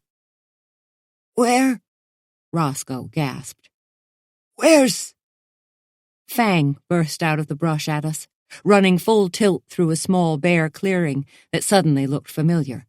Or what little I could see of it did anyway. Hey, I said. I've been here before, I think. I squinted around, my eyes finally adjusting to the darkness enough to make out more than general shapes. Ellie and I were here picking blackberries, I said, not too long ago. Because if you want to know what heaven is really like, try a blackberry and chocolate-baked custard with real whipped cream and a candied violet on top. I did not, however, want to visit heaven anytime soon, so I peered around at my surroundings very intently. That way, I said at last. Straight ahead stood an old gray concrete pillar, all that was left of a once complete building of some kind. The old Exxon station, Wade commented. It's from when the federal government had a base out here, right after the war when the Seabees were going to build a power project. World War II, he meant, and it hardly seemed pertinent, except of course for the fact that gas stations were usually built near roads. I think we go that way, I said, pointing. Nothing more came from behind us, which meant either that whoever had shot at us thought he had hit us and was going away, Or he didn't think so and was hunting us still. "Run," Wade said. "I mean it, Jake. You've got to get to the road if you can and get help for Roscoe." Then a sound did come. Click, ka-choom. It was the unmistakable sound of a shell being racked into a shotgun's firing chamber. "Run!" Wade dragged Roscoe behind the battered old concrete pillar. Meanwhile, Fang took off into the trees again. I followed, figuring the dog might know a shorter way to the road than I did. Or any way to it, actually. Now that I was alone, the woods seemed thicker and more confusing. Struggling along with my ankle shooting darts up my leg, I felt a target prickling on my back. My breath came in harsh gasps, but the fear was worse. Was someone watching? Was our attacker still behind me, just waiting for a clear shot? I didn't know. And all I could do was stagger forward, while overhead the wind flung the branches wildly about. The bruised evergreens filled the air with their sharp perfume, and pine cones dropped around me like small bombs. And all the while I kept thinking I'd hear that shotgun fire again. Or I wouldn't, because I'd already be dead. Oh! My ankle gave up, and then it went out from under me entirely, dropping me. Fang appeared, nosing me anxiously as I lay there in the weeds, cursing through gritted teeth. Exhaustion nearly swamped me. But if I gave up, whoever had that shotgun would win. And I'm no hero. But by that point, I was so mad, I'd have grabbed that damn gun and threaded our attacker onto its barrel the long way if I could have. The image cheered me. I summoned up similar ones, worse ones even. And to my surprise, they helped. All right then, damn it. If you can't walk, crawl. So I did, on hands and knees over the forest floor, prickly with sharp stuff and sticky with pine sap. Fang paced along beside me. Until, pop, pop, pop, pop. I froze. The dog, too. It wasn't the shotgun. The new sound was something else, a little handgun or a small rifle, perhaps. Then came the fast thump and rustle of someone running hard very nearby, followed by the roar of a car starting up, peeling out with a shriek of tires and speeding away. Finally, I heard sirens approaching. That's all he said? That somebody told him to keep people out of that area? I leaned back tiredly in my chair. The siren had been Bob Arnold, summoned to the scene where we'd been getting shot at by a passerby who'd heard the gunfire and called it in. Now Bob sat across from me at the butcher block table in my big old kitchen, his hands clasped around a coffee cup. Yup. Wade answered Bob's question. Wade had a beer in front of him. I wanted one, but a single sip of alcohol would have knocked me out. And you know, Wade said, squinting as he searched for the right words, Roscoe is kind of well, he's not exactly... Bob brushed a strand of pale hair back up over his forehead, looking disgusted at all that had happened in the past few hours. Yeah, I know Roscoe. He's decent enough. At the moment, Roscoe was at the hospital 30 miles from here in Calais, the nearest market town to our north. Bob had taken him there. His only worry, other than getting shot in the shoulder and not quite bleeding out from it, was for the dog, the police chief said now of the challenged young man. He'll have worries later, though, Bella put in from where she stood by the sink. She was right. That trailer of Roscoe's was primitive, but you could bet he paid rent on it. And the medicines he'd need after getting shot wouldn't be coming out of a Cracker Jack box either. Also, he wouldn't be able to work. Bella went to check on my dad while I made a mental note to try getting a fundraiser going for Roscoe. A spaghetti supper, maybe, and the moose could cater dessert. I knew Ellie would want to be a part of it. If she wasn't in jail. The 4th of July cake auction was just 48 hours away, which was scary enough. But after that, the state cops would descend upon us, most likely with an arrest warrant if we didn't come up with some way to avoid it. The thought sent a thrill of anxiety through me as Bella returned from the sunroom. "How is the girl? Marla?" she wanted to know. Hearing the name, the German shepherd padded in and went around the table greeting everyone, his tail wagging hopefully. Bob Arnold smacked the heel of his hand to his head. "Right. I meant to tell you about Marla. She's awake." "Good," said Bella, but the conflict on her face was clear. Because when Marla recovered, she'd want her dog back, wouldn't she? And that would be bad. To my dad, Maxie had been a blessing.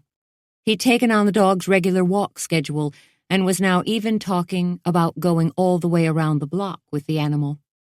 Fang, meanwhile, was hanging out in Bob's squad car for the present. "But Marla's not exactly alert," Bob added, and Bella relaxed a little. "I went in to see her after I left Roscoe in the ER. Unfortunately, none of us could describe the car that sped off from the shooting scene. Right now, a couple of Bob's more junior officers were taping off Roscoe's trailer with yellow crime scene tape and looking with their flashlights for spent shotgun shells. "I was on my way up to visit her when your thing happened. In fact," Bob went on, "but she's not fit to be questioned yet. Heck, she doesn't even know her name." He got up. Of course, I told him about the money that Ellie and I had found in Marla's basement. I'd had no choice. People were getting hurt over this, suddenly. Now, after telling me very firmly not to poke into any of this anymore, he went back to his policing duties in Eastport, while Wade went upstairs to take another shower and Bella returned to my dad's side again. Not much later, I took a shower also, alone this time, the hot water stinging in the cuts and scrapes I'd gotten out at Roscoe's. Then, after applying more coffee and clean clothes, I put on an elastic ankle wrap, pulled as tightly as I could stand it. The pain was manageable, if you're the type who likes deep, penetrating misery. But what the heck, I figured a little exercise might help loosen the injury.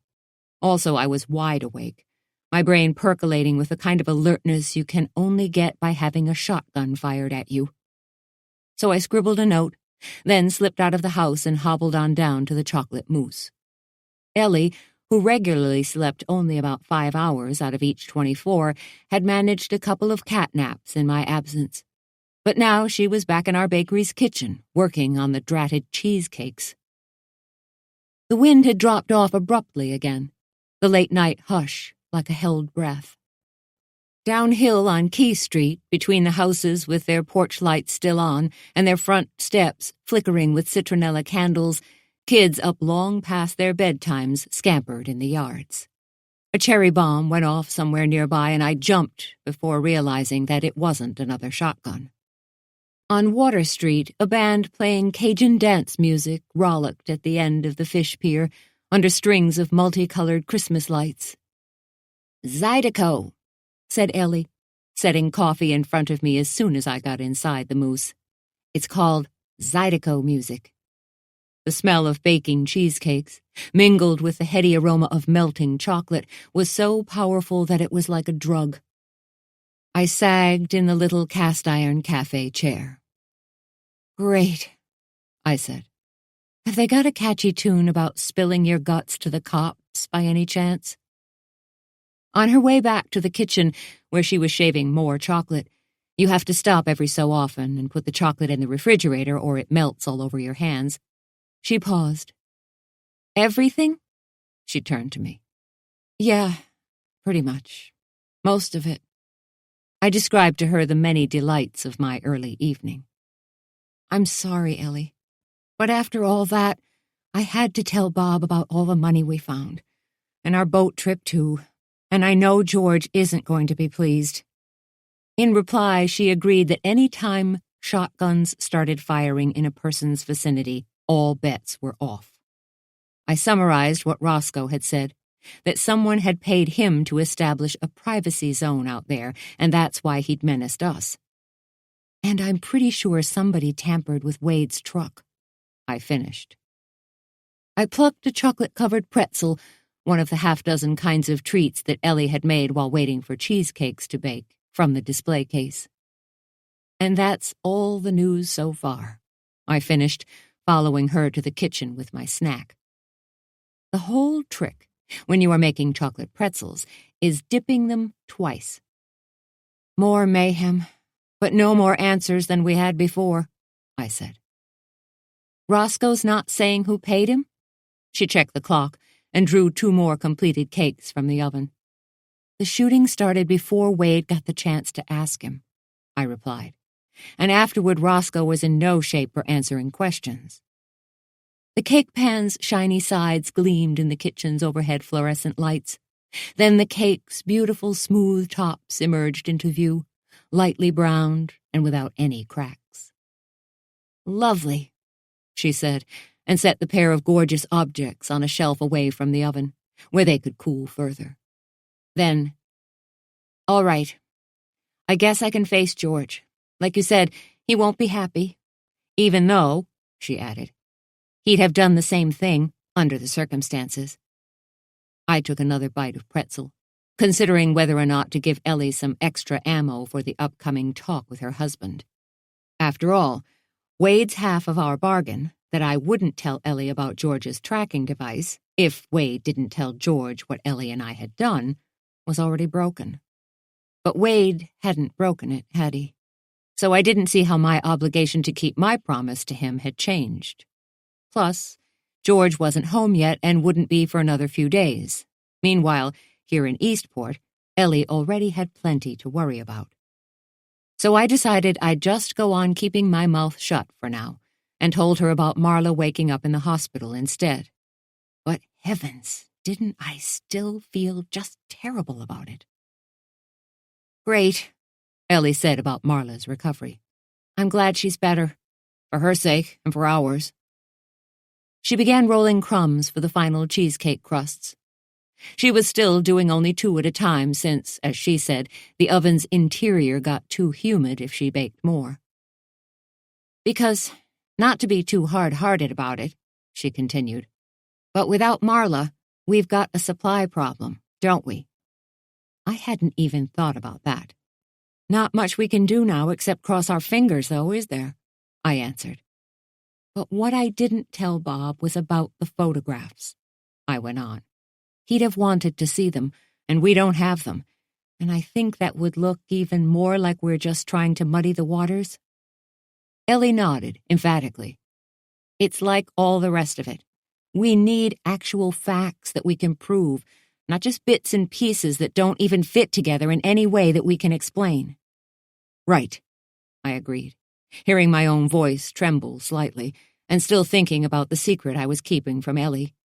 I felt lower than swamp muck about it, as Bella would have put it. Why, Ellie had delivered her baby on my kitchen floor, for heaven's sake. Not deliberately. I'll tell you the whole story some other time, but still. And we'd been through a lot of other things together, too. For example, one time when he'd driven up here to torment me, Ellie congratulated my ex-husband on how flexible he must be to be able to get his head so far up there, and to my astonishment, it actually shut him up for a minute.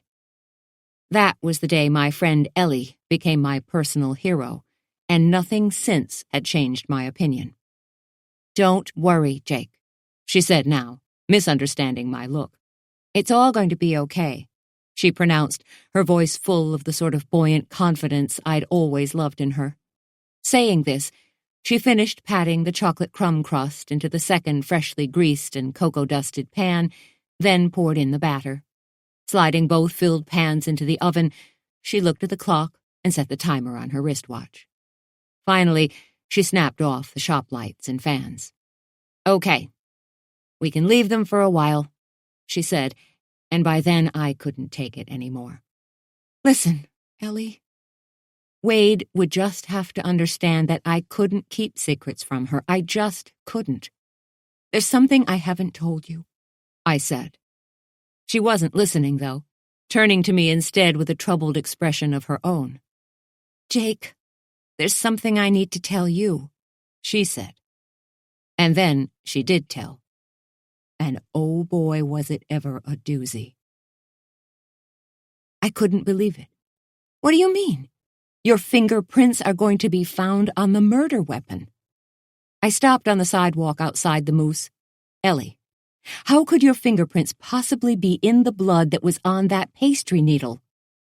Because that's what she'd just said. From the parking lot down the street, a string of firecrackers went off and a rat-a-tat burst. Ellie looked miserable. I should have told you right away. I know. But I was so shocked. I couldn't. And then there just didn't ever seem to be a right time to say it. We started walking. Okay, I get it. But never mind that now. What you need to tell me is how it happened. She shook her head, her pale curls gleaming in the light from the neon open sign in the ice cream shop's window. I can't. It's so outlandish that I'm afraid even you won't believe me. Inside the shop, a long line of late-night ice cream wanters stretched out the door, so much for Millie's promise to get the tourists off the island while the getting was still good. What? Ellie, of course I'll believe you.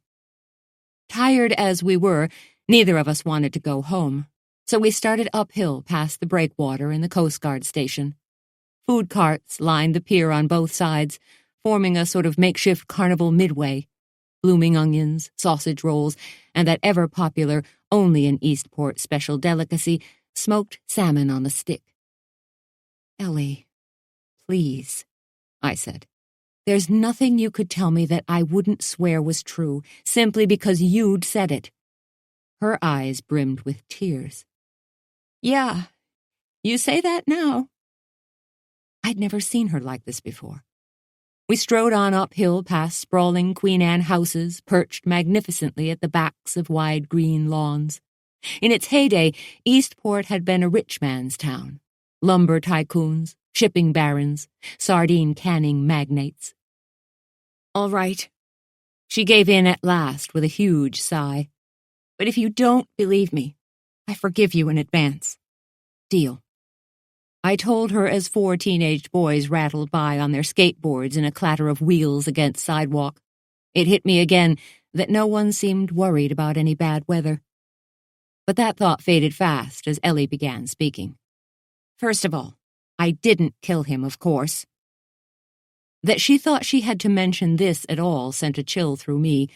I opened my mouth to say so. No, she interrupted. We passed the ferry landing, and then the Chowder House restaurant, built out onto a wharf strung with bright paper lanterns. Cars filled the parking lot, and music drifted from the deck area stretching over the water. I have to say that first because, well, I already told you about Muldoon hassling me, she said. That night, him coming into the shop, arguing and accusing. And you know, he just made me so mad. I did know. I said nothing as she went on. But then he left, finally, just the way I said he did.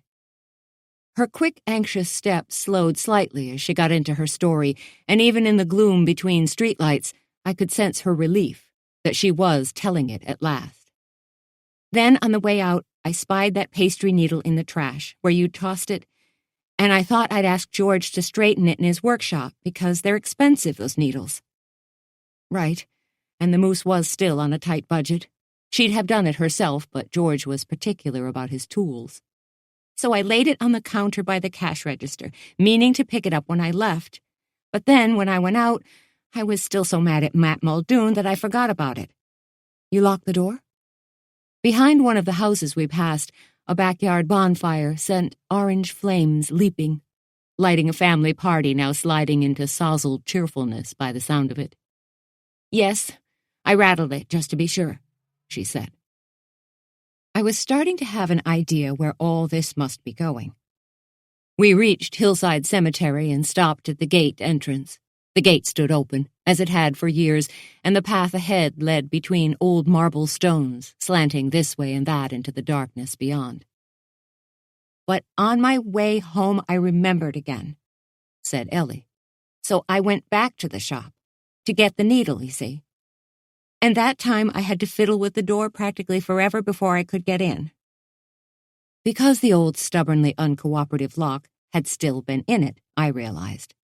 Her pale face was earnest in the thin yellow gleam of the last streetlight before the cemetery's gloom. When I walked in, the pastry needle was on the floor.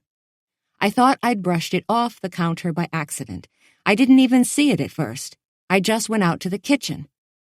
I did switch the lights on out there to double-check that I'd turned off the oven. She always turned off the oven. She always double-checked, too.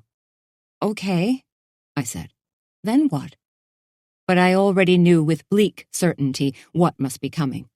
She let out a shaky sigh. I had turned the oven off, of course.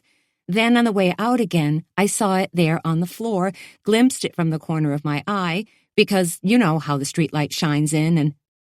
She stopped, gathering herself. So I picked it up, not even thinking about how it got there. But it was all sticky and yucky feeling, and that made me change my mind about keeping it. A grimace creased her face. So I dropped it back into the kitchen trash bin, and then I did leave. She sucked in a breath. When I got home and saw my hands, there was some red stuff on them. But even then, it never occurred to me that it might be... why would I think that? Why, indeed. We started back toward the moose in silence. By now, in the backyards, the bonfires were dying down, and the voices of the cheerful, beer-buzzed people had quieted considerably. Only a few overtired kids fussed in the shadows. So you didn't see him?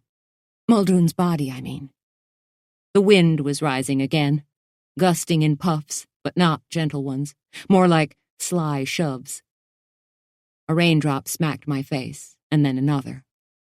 Jake, it's not that I didn't see him.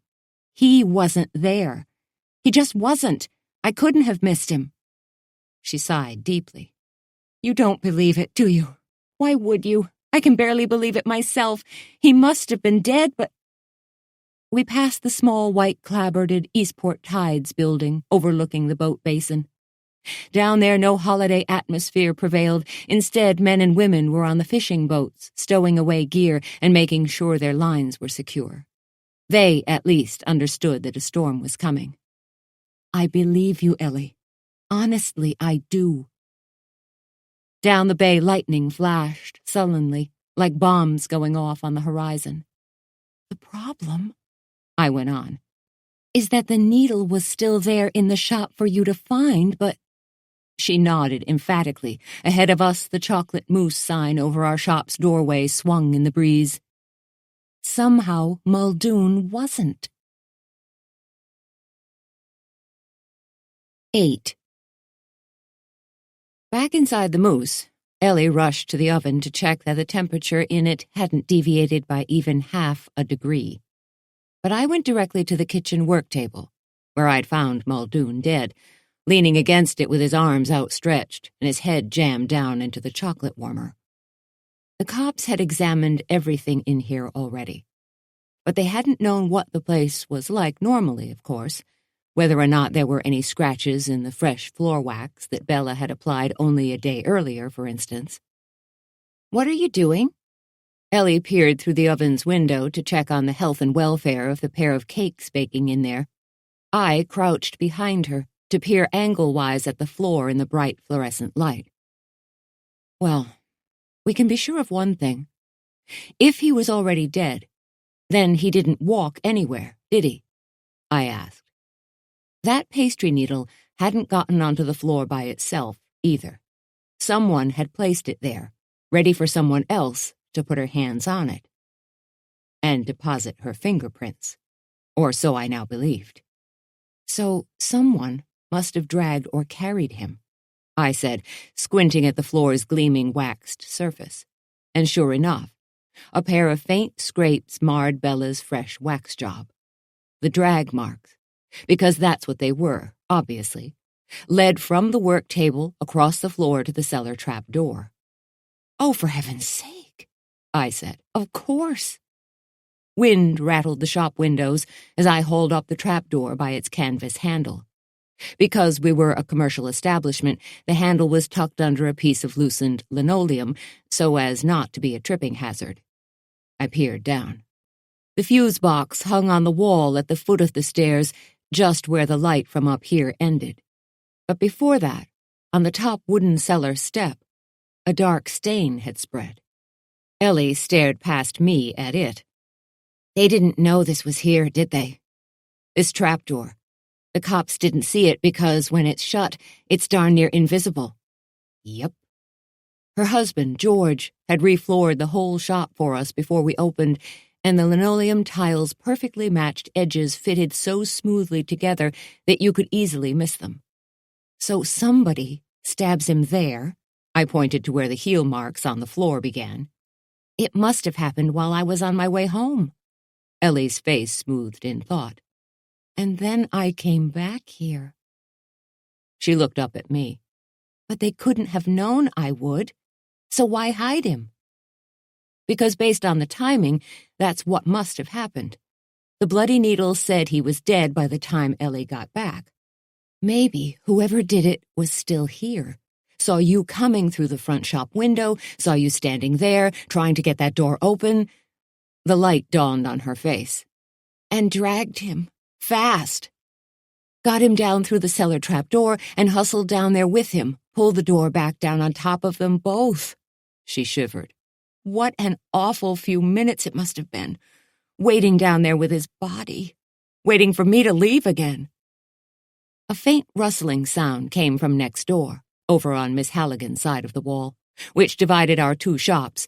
Back here the wall was only framing and sheetrock. That reminded me. Ellie, did you smell anything? I pointed at the wall with Miss Halligan on the other side of it. It seemed the vintage clothing seller never went home. That lemon cologne she wears.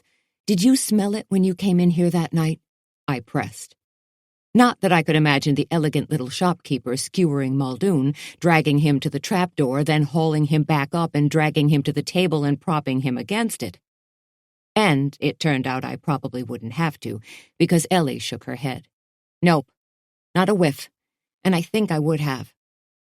As she spoke, Ellie took from the rack 2 of the cakes she'd baked earlier and covered them lightly with plastic wrap, then set them in the cooler. The proper aftercare of these elaborate baked delicacies is almost as important as the baking process itself. So, she said, sighing, contemplating the ingredients for the last pair of cakes to be baked tonight. Grab him, drag him, get him out of my sight fast. That must have been what they did. And hunkered down under that trapdoor with his dead body until you left again, I added, shivering. It was the creepy part, but it wasn't the cleverest part. Wind-driven rain slammed the windows, then stopped as suddenly as it had begun. We were getting the early part of the storm intermittently, it seemed. Later, there'd be more.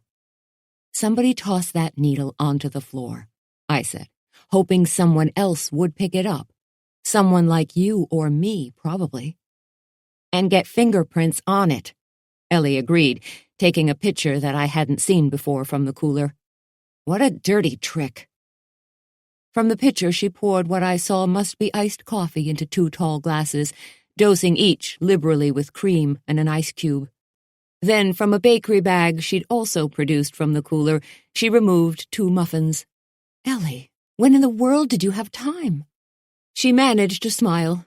This afternoon between naps, when you were out doing all that running around. She'd made donut muffins, was what she'd done. I recognized chocolate donut muffins with plenty of chopped maraschino cherries mixed into them and cherry juice in the chocolate frosting. Zowie. I finished the first one, then bit into a second. To wash it down, I had a swallow of Ellie's own patented 1,000-mile-an-hour juice, otherwise known as iced coffee. She made it. I winced at the first sip, then eagerly took another. Strong. And boy, did I ever need it. I felt, you should excuse the expression considering what had happened here recently, dead on my feet. Ellie? Through the doorway to the front of the shop, I could see rain splattering the window again, harder this time. Ellie, why are you powering us up like rocket ships, when we have only 2 more cheesecakes left to bake tonight? The muffins made me feel even guiltier about that damn GPS tracker. But now I decided that telling her about it could wait until morning. She wouldn't be using the boat tonight, and we both had enough upsetting things to think about. "So you believe me?" she asked. She was ignoring my question about the coffee, which, when Ellie does that, means the answer needs parceling out gradually, so I won't have a heart attack about it. Which reminded me, I needed to get home so I could check on my dad. "Oh, of course I believe you," I said. "I told you I did." I finished my second muffin. "Why, I'll believe half a dozen unbelievable things before breakfast, if you're telling them." A last gulp of coffee. Then we shut the lights out and went outside. "Come on, though. Why have you powered us up this way?" Water Street was deserted, the musicians gone home. Bits of wind-blown trash moved on the wet pavement, styrofoam cups and wadded napkins bounced and whirled. I fell into step beside her. "2 things," she replied as we strode energetically toward my house. "3, counting the dog." She wouldn't say more, though, marching us past Wadsworth hardware store, a flower shop called Petal Pushers, and the locked-up, tied-down tent city by the fish pier, still full of summer holiday vendors occupying the parking lot with their trucks and trailers. "Let's just enjoy the peace and quiet for a little while," she entreated, and I had to agree that we deserved it, so I didn't press her. A couple of the pierside pickup trucks looked ready to start hauling trailers, but no one was around, and there was certainly no urgent action being taken. I wondered aloud about it, and Ellie shrugged. "Lot of 'em are from around here," she said. "Probably they figure they're not far from home and they'll get there one way or another, never mind the weather." They were on the wrong side of the causeway for that kind of optimism, though, as were the rest of the visitors to Eastport who hadn't yet skedaddled. The night air felt heavy and loaded with silent menace. "I hope they're right," Ellie went on uneasily, seeming to feel it too. I glanced back over my shoulder, but saw nothing amiss in the little waterfront business district. Still, I couldn't shake the sensation. What I hope is that whoever shot at me earlier isn't around here somewhere right now, I said, glancing back again. "Unlikely." Ellie squared her shoulders defiantly. "For one thing, shooting you with me right here alongside you would spoil their plan, wouldn't it?" Of framing her, she meant, and I thought she was probably right. Besides, the vehicle that had sped away from Roscoe's had been some kind of muscle car, to judge at least by the sound of the engine, and I hadn't heard any of those down here tonight. Still, the thought hustled us along under a night sky racing with clouds, past the Waco Diner, with a few pickups still parked out in front of it, and the Happy Crab Sports Bar, with a few more. Across the bay on Campobello, an emergency vehicle raced along the shore road, its cherry beacon flaring at us through the dark. The wind whipped up even more as we hurried along the wet, gloomy street toward my house. Inside, the hall lamp shed a golden glow, and the nightlight was on in the kitchen, where I found Maxie asleep. The big dog didn't lift his head when I came in, just nuzzled his long snout into his bed. But when I spoke to him, he followed me obediently out into the dark yard and back. Only when I returned did I spy the note on the kitchen table in Bella's jagged scrawl. From it, I gleaned that my dad was still fine, and Wade was out for a few hours with his buddies. There was a Major League Baseball game on TV tonight, and Wade was the only one of his friends not rooting for the Red Sox, so it promised to be an exciting evening. Also, Sam had called. Suddenly, I was wide awake. "What?" I blurted. Maxie glanced up at me. In the nightlight's dim glow, I squinted hard at the sheet of notepaper, as if it could somehow be made to give up more information. But it didn't. Impatiently, I scanned the kitchen. No blinking light on the phone machine, no saved messages on it either, and no hint from Bella's note as to what Sam had said. In the kitchen doorway, Ellie appeared, listening calmly to my rant. Why had he called here? Why not call my cell phone? What was he so worried about that he didn't want to talk to me about it? Then she summed up the situation for me. "So we know Sam's alive. And he's able to call home, and he did." I stopped short, feeling my blood pressure drop. "Oh, you're right. I hadn't thought of it that way." I'd been on the point of going upstairs to the third floor to ask Bella about the call, even if it meant waking her. He'll call again. Probably just misdialed the number, speed-dialed the house instead of my cell, I babbled, relieved at this new, much better interpretation of what had happened. Come on, said Ellie, dangling my car keys in front of me, and I was so befuddled by the number of things I'd seen and done in the past few hours that I followed her dumbly to my car without protest. There'd been another note, too, from Wade. He'd left it on the top of the refrigerator where no one else would look for it. Be careful, it said, beside a heart with an arrow drawn through it. And that was Wade, who wouldn't tell me what to do, or what not to do, more to the point right now, any more than I'd tell him. But I got the point. Be careful. Oh, you betcha, I thought. But whether that will be enough is another story, I thought as I backed the car out. You haven't told me yet, I said to Ellie. Where we're going, I mean? There was no sense obsessing over Sam, as Ellie had pointed out. He was alive, and that was good enough for now. We pulled out onto Key Street, just as the massive bell on the old Maine Seamen's Church tolled 11, its low bongs vibrating heavily through the night. Ellie didn't reply, just pointed. On Route 190, heading out of town at her direction, we encountered little traffic, except for the families of deer browsing by the road. I forced back a yawn. My brain was still buzzed from the jet fuel disguised as coffee, and from knowing that Sam had called, but my body was already begging for another jolt of the stuff. As if she were reading my thoughts, she passed a thermos cup to me. The fragrance alone was enough to snap my eyes wide open again. We're going to Calais, she said, which was not precisely an answer to my question either. At 11 o'clock at night, almost everything there would be closed, just as it was here. Everything except... The thermos coffee tasted of plastic, but it did the trick.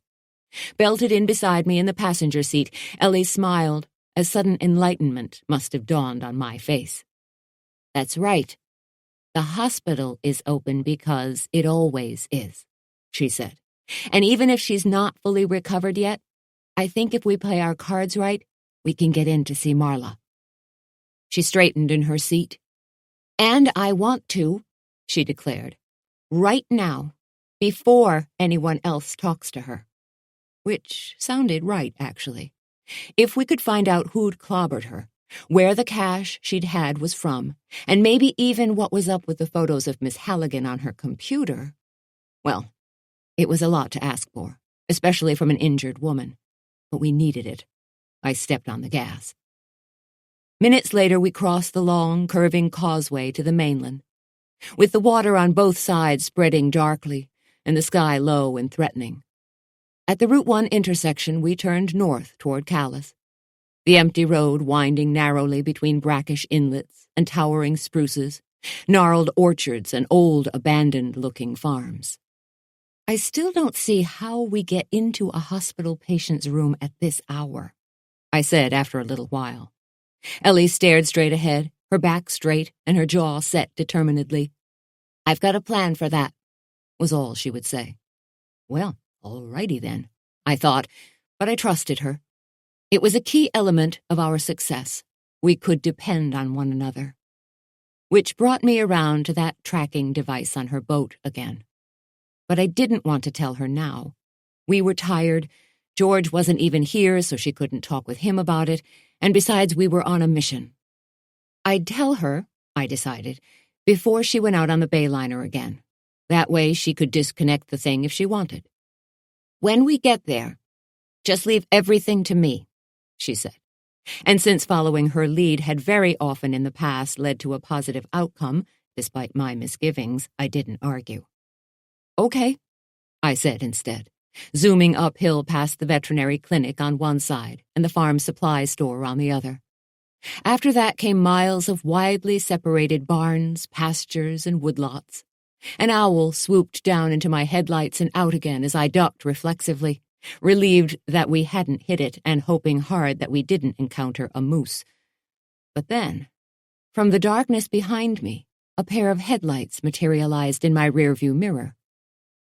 "Meanwhile," said Ellie, screwing the cup back onto the thermos bottle, "I've been thinking about that trap door in the shop. I mean, about who knows it's there and who doesn't. It was so obvious. I'd have hit the heel of my hand to my forehead if my fingers weren't just then extremely busy tightening around the steering wheel. Because the thing is, it's true. You can't tell it's there unless you look really hard." The headlights in the rear view were catching up, fast. "So, whoever stuffed Muldoon down there," Ellie continued, "already knew about it, I think. Really fast." She looked over questioningly at me as the glare from the headlights lit our passenger compartment. "Jake?" I reached for my phone, then decided against it and gripped the wheel with both hands as the headlights behind us blazed in the rearview mirror. "Damn," I said, stomping the accelerator. The dark road stretched vacantly ahead. Soon we'd reach the bridge, stretching high over the cove at Red Beach, where a single bump from the side could send us flying over the guardrail. I thrust the phone at Ellie. The nearest cop was miles from here, but I figured she might as well be ready. Meanwhile, I held on to that steering wheel like our lives depended upon it. "Key in 911, but don't press call yet," I told her. The S-curve ahead would be challenging, but not undoable. "And tighten up that seatbelt of yours," I added, pressing the gas down harder. Because maybe whoever was riding our bumper really would try knocking us over the rail, sending us into the cold, salt water below. But first, he'd have to catch us. Careening downhill through the sharp curves and switchbacks before the bridge, I swiftly rehearsed everything I'd ever known about very fast driving. Which was nothing. Jake?" Ellie said tentatively again, her eyes huge in the glow of the dashboard lights. Pulling away, I'd caught our pursuer by surprise, leaving him behind in a sudden burst of speed that startled even me. The sensation was interesting. Ellie craned around over the seat back. "Jake, he's catching up. Not for long." I slammed the gas pedal the rest of the way to the floor, and we leapt forward like something shot out of a cannon. Unfortunately, though, while the car's engine supplied plenty of speed, the rest of the vehicle wasn't sure what to do with it all. The slightest attempt at steering, for instance, produced a distinct floating sensation. It felt as if, at the slightest further encouragement, the car might achieve liftoff. "You sure you don't want me to call to get help?" Her index finger poised over the cell phone's call button. The road straightened. I thought very briefly that I might have a handle on all this. But then, without warning, a raccoon led a bunch of tiny baby raccoons out onto the roadway. "No," I breathed. No. Picked out in our headlights' glow, the small furry forms toddled adorably behind their mother. "I am not going to hit them," I insisted to myself. "I am not." But there was no avoiding it. If I swerved, I'd lose control of the car. Nightmarishly, we hurtled toward the tiny animals and their mom. Then, at the very last possible instant, she stopped suddenly, turned lumberingly, trundled bumblingly, back to the road's gravel shoulder and on down into the ditch, with the little ones all hustling after her. I zipped past the last one with mere inches to spare, just as our follower roared horrifyingly up behind us again, with a roar of the big engine in the muscle car he was driving. A familiar roar. But I had no time to think about it. I was too busy steering and reviewing my past life, now passing before me like a film clip on fast forward. Ahead stretched the bridge. Here we go. I'd have glanced down at the speedometer, but I didn't dare take my eyes off the road. We crested the last hill, caught air at the top of it, and started down the other side with those damned headlights, big round ones like angry eyes still on our tail. "Faster," Ellie whispered. The fact that she wasn't shrieking it was vastly to her credit. "You've got to—" I couldn't have agreed more. Whoever this guy was, I assumed it was a guy anyway, he'd never even heard the word qualms. But I had plenty. The car wasn't airborne, but it was gearing up for takeoff again as we shot around the last curve before the bridge. One last little downslope, and we'd be on the wide, high-over-the-water span. And have I mentioned the concrete abutments at either end? One of them being the one we were speeding toward now. Not that I liked playing daredevil this way, but we had no choice. If I slowed down, the guy behind us would rear-end us and I'd lose control. And at this speed, I couldn't pull over either. One slip of the tires off the pavement's edge down onto the gravel shoulder, and we'd be scrap metal. The abutment flew toward us. Our attacker roared up fast and pulled alongside, engine howling. Then, just as I'd feared that he would, he swung sideways and slammed us the first time, jolting us hard toward the concrete pillar. The steering wheel lurched, as if trying to shake my hands off. I held on. The straight-ahead forwardness of our momentum now the only thing keeping us on the road. Beside me, Ellie let out a squeak. Bang! He hit us again. Harder. And with an extra little weave and a bobble swerve at the end of it this time. Our rear tires slid sideways, and I fought the deadly urge to steer.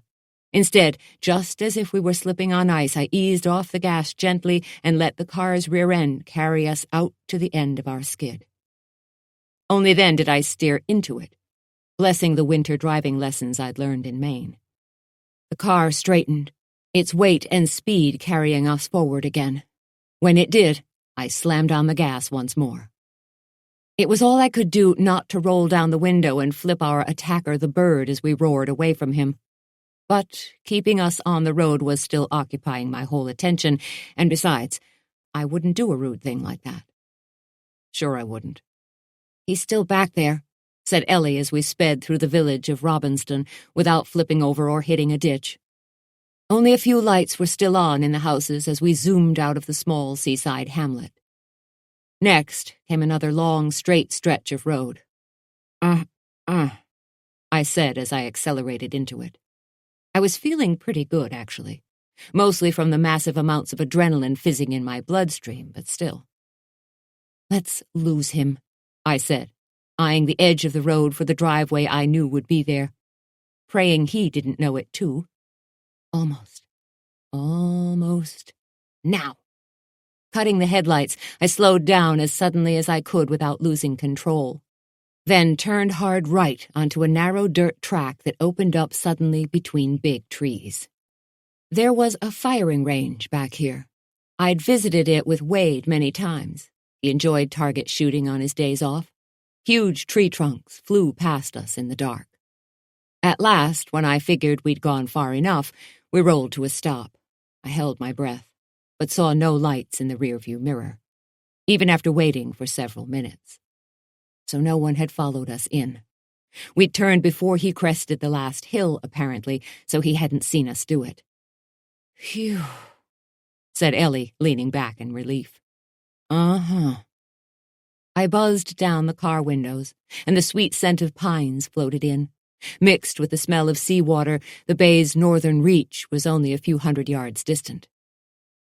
He'll figure out what we did, though, if he hasn't already. He'll be back looking for us, I said. And sure enough, in a few minutes more, a pair of headlights appeared out on the paved road, moving slowly. The headlights paused. A flashlight beam strobed the edge of the pavement, looking for our tire tracks, I supposed. But the way in had been dry and hard-packed, and in the darkness, if you didn't know the opening was here, it would be easy to miss the turnoff even if you were looking right at it. The flashlight beam went away. I let out my breath. Then the headlights did too, whereupon I swung the car around, put our own headlights back on, and pulled out onto the empty pavement. And minutes later, we reached the town of Calais with no more trouble. The hospital was a one-story yellow brick building with a big sliding glass front entrance. I parked in the visitor's lot, empty except for one car, way at the back. Not the car that had menaced us. I saw as we cruised slowly past it to make sure. You think whoever chased us just now was the same person who shot at you and Wade? We crossed the dark parking lot toward the hospital's glass front doors. my twisted ankle flaring with each step. Who else would it be? That same person had fiddled with Wade's truck somehow, too. I couldn't prove it, but I was sure of it. First it was a boat that was after us, then a car. What's next, killer drones? Ellie asked, trying for a light tone. But she couldn't quite manage it, and neither could I. Don't know, I said. But if I tell you to run like hell at any time in the near future, just do it and ask questions later, okay? The glass doors slid soundlessly open as we approached. At this hour, no one was at the information desk. The silent lobby smelled like carpet cleaning solution and fresh floor wax. Feeling like trespassers, we practically tiptoed toward a sign that read, Patient Area. The sign also said, No admittance without authorization. But I figured that was a little detail we'd deal with later. Can I help you? A young woman in a hospital scrub uniform asked, looking up from the nurse's desk at the far end of the ward we'd just entered without authorization. I let Ellie do the talking as I looked around, overhead fluorescent lights turned down low, heavy-duty industrial carpet, pale grass cloth-covered walls. All up and down the corridor, doors to the darkened patient rooms stood half open, and here and there a heart monitor beeped quietly. I turned back to where Ellie and the nurse were nodding to one another. Somehow, despite the late hour, Ellie had gotten us past the visiting hour restrictions. That way, the nurse said, pointing. About halfway down. It's the one with the light on? When we got there, I peeked in and saw that Ellie had been right about coming here. Maybe Marla Sykes had still been groggy from the beating she'd taken when Bob Arnold saw her earlier. But she was awake now, with the bedside light on, just as the nurse had said. Awake and terrified, until she saw who we were. Jake, Ellie, she whispered, lifting a hand with an IV taped to it, then letting it fall. Thank goodness you're here. She looked like hell. Half her hair shaved, and iodine stains on her stitched scalp. A black eye, more stitches in her lip, and a big scrape down the back of her right arm completed the unhappy picture. Wow, Marla, I said inadequately. How are you? Of course I felt stupid the minute I'd said it, but she laughed. I mean, as well as she could. Oh, just ducky. I heard all over. But the whole not being dead thing is a big consolation. So there's, that. Her tone turned anxious. Is Maxie okay? I sat in a bedside chair. Ellie pulled up another one. Yeah, he's fine. He's keeping my dad company. I figured I'd loosen her up with a little chit-chat before asking her why the hell she'd been lying to us and what was going on. But Ellie had other ideas. Right, this is all great, she interrupted. I'm glad you're okay, and I'm really very sorry about all this. Her gesture took in the room, the IV bag with clear liquid dripping from it, and Marla's many injuries. But we don't have much time. Ellie added, I told the nurse out there that we're your cousins, that we drove up here from New York when we heard you were hurt. I must have looked taken aback at this. Ellie made a face at me. Well, she said, I had to tell her something, didn't I? But when I said it, I saw her face change, like she didn't believe me, but she didn't know why. Damn, I said as I realized what must have happened. Down East Maine's a small world. Right, Ellie nodded. She doesn't quite remember it yet, but she lives around here, And any minute she's going to figure out she sold me a geranium at the school fair last May, and when she does... Just then the nurse in question came in with some pills in a plastic cup. I got up and moved toward the window. Ellie made a show of busily rooting through her bag for something.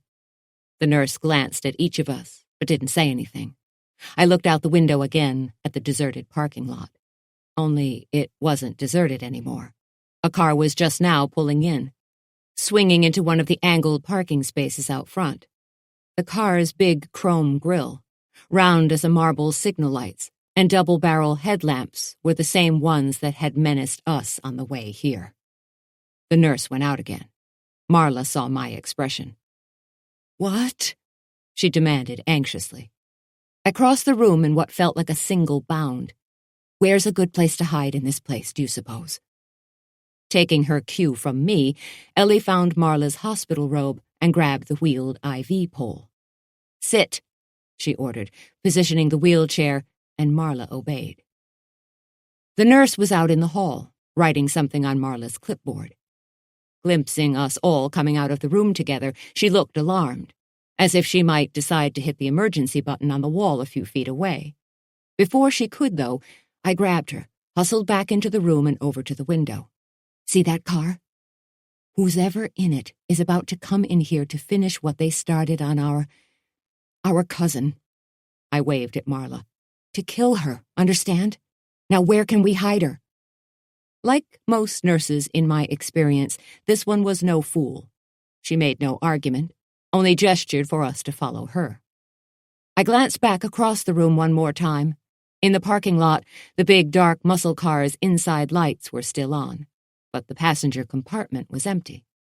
So was the parking lot itself, which meant that whoever had been in the car was now probably crossing the hospital lobby at a sprint. Toward us. "Go, go, go," I urged, catching up with the three women hurrying ahead of me, one rolling, the others hustling along on either side of Marla Sykes's wheelchair. "He's going to come in here, and you're going to tell him," I instructed the nurse as she opened a hallway door marked Linens and pushed the wheelchair through it, "that Marla Sykes has been discharged." "But you guys—" The nurse knew we weren't who we said we were, and now she wanted an explanation, however brief. Ellie stuck her head back out of the linen closet. "Look at my face. That's right. You do remember me. The school fair?" The nurse nodded in recognition as the door at the far end of the corridor began opening. "Yeah, I thought you looked—" "Hey, you two, can we talk about this later?" I implored. "Because we really don't have much time here." Ellie ignored me. "I think our daughters even went to the same preschool," she added. "And listen, I know this all seems crazy, but we're not. Honest." The corridor's entry door finished opening. A cleaning person came through, pushing a metal cart bearing a mop and bucket.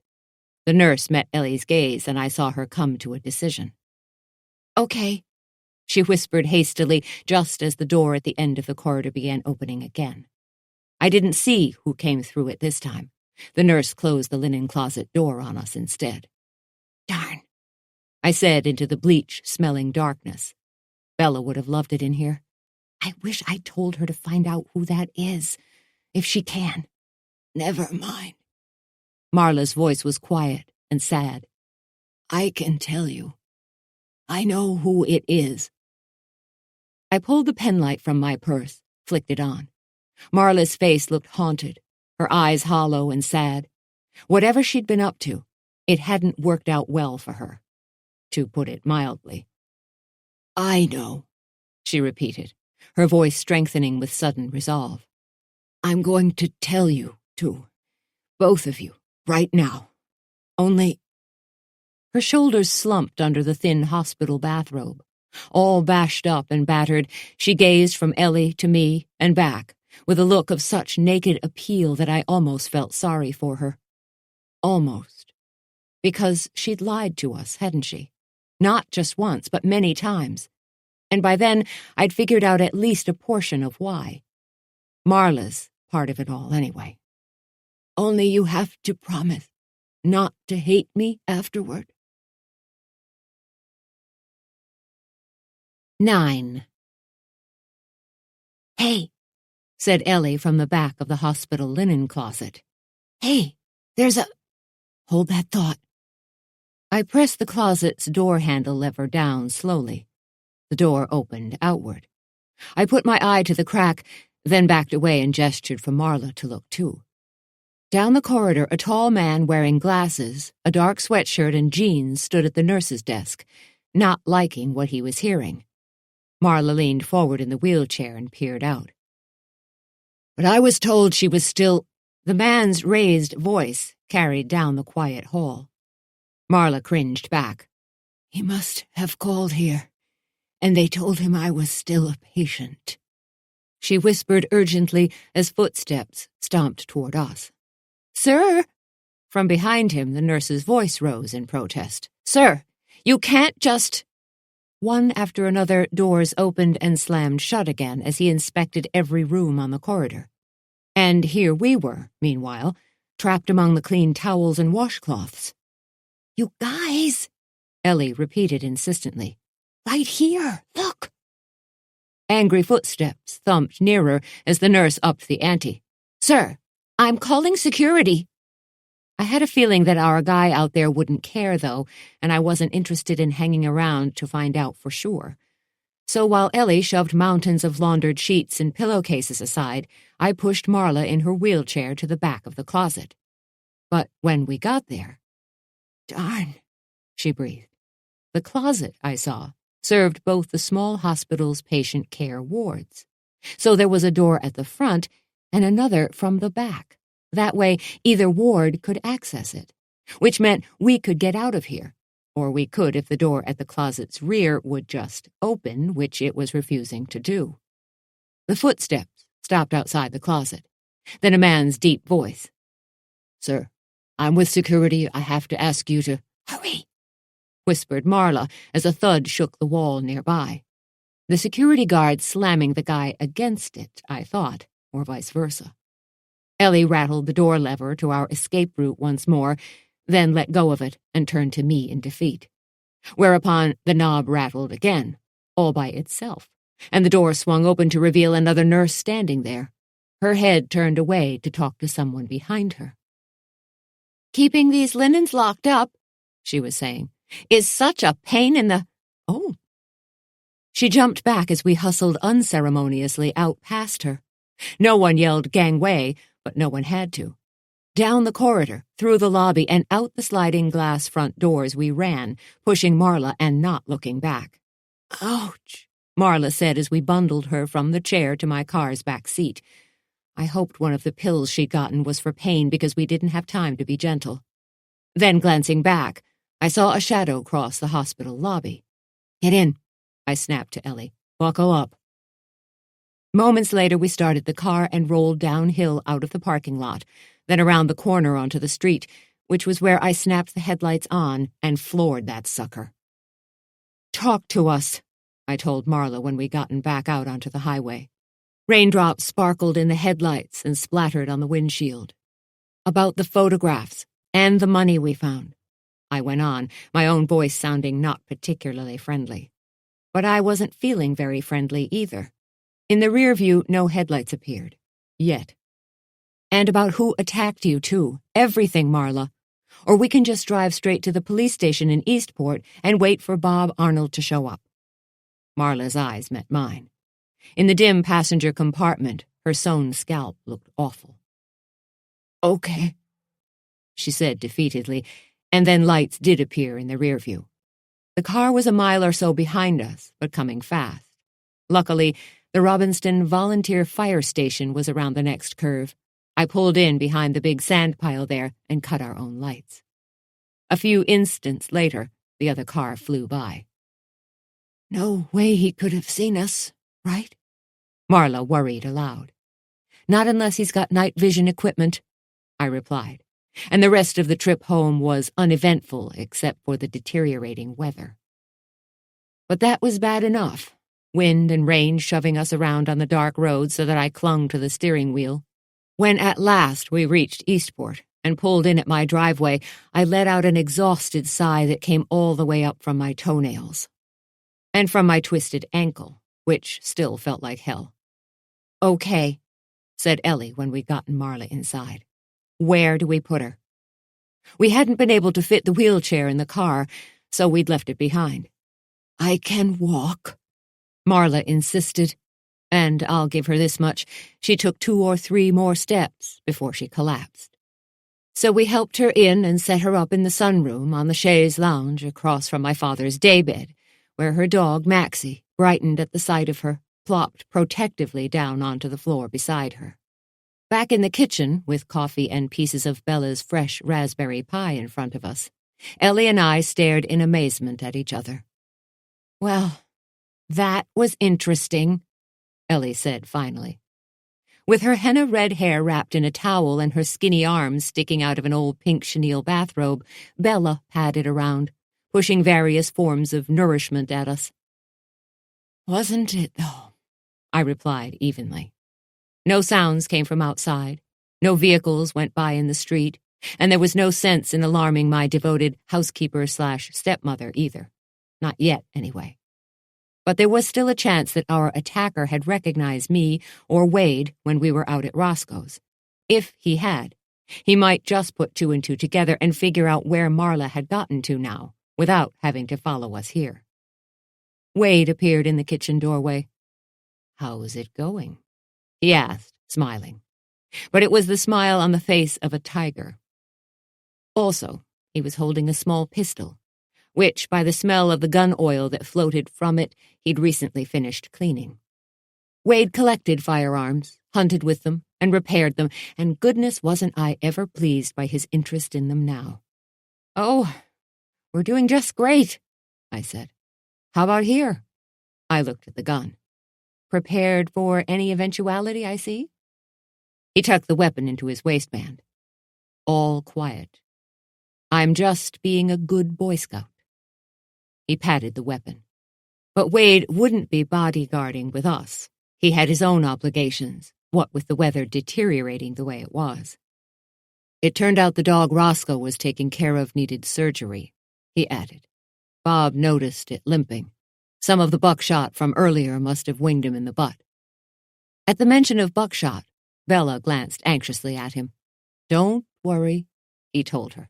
"The dog just had a little accident, that's all. Bob took it out to the vet. It's fine now." Much more of that and Wade's nose would start growing, but she accepted it. "I told Bob to let the vet know to go ahead and do it," he went on to me, "and that you and I would take care of the payment." "Oh, of course we would." I strode over and wrapped my arms around him and pressed my face into his broad shoulder, inhaling the twin perfumes of fresh salt air and pine tar soap. "I don't suppose Sam called again?" I asked. I'd already learned from Bella that he'd left no message on his earlier call, just hung up when no one answered. Which was odd right there. Wade shook his head. "Nope, still nothing more from Sam. I'm pretty sure Roscoe knows who was after us out at his place, though. Same one who hired him, I'll bet. And chased us up Route 1 and through the hospital, too, I felt certain." Swiftly I summarized this for Wade, who frowned. "So somebody's getting worried." He echoed my opinion. "You and Ellie are getting a little too close to something and someone wants to discourage you." "Right, but close to what?" "But Roscoe's still too scared to say who hired him, and Bob hasn't had much time to try getting it out of him either." Wade went on. Bella put sandwiches, a handful of cookies, and some fruit into a paper bag, her big grape-green eyes fixed on her task. "I tried talking to Marla," said Ellie. "She seems okay, alert and aware and so on, but she's in a lot of pain and she's really scared." Ellie had rinsed her hands and face at the sink and pulled her hair into an elastic band. She looked as fresh as a daisy. "So I couldn't get much out of her," she finished. By contrast, I felt like ditch muck. Despite the shower I'd had earlier, the only one here who needed a bath as badly as I did was Maxie, and he, at least, was supposed to smell like a dog. Ellie went on. "So we'll need to talk to her more about what happened, but—" She held her wristwatch out demonstratively. At the sight of it, a jolt of anxiety hit me. "The cheesecakes! What time were they supposed to come out of the oven?" "Right now." Ellie grabbed up her satchel, her sweater, and the lunch bag Bella had packed, and made hurriedly for the door.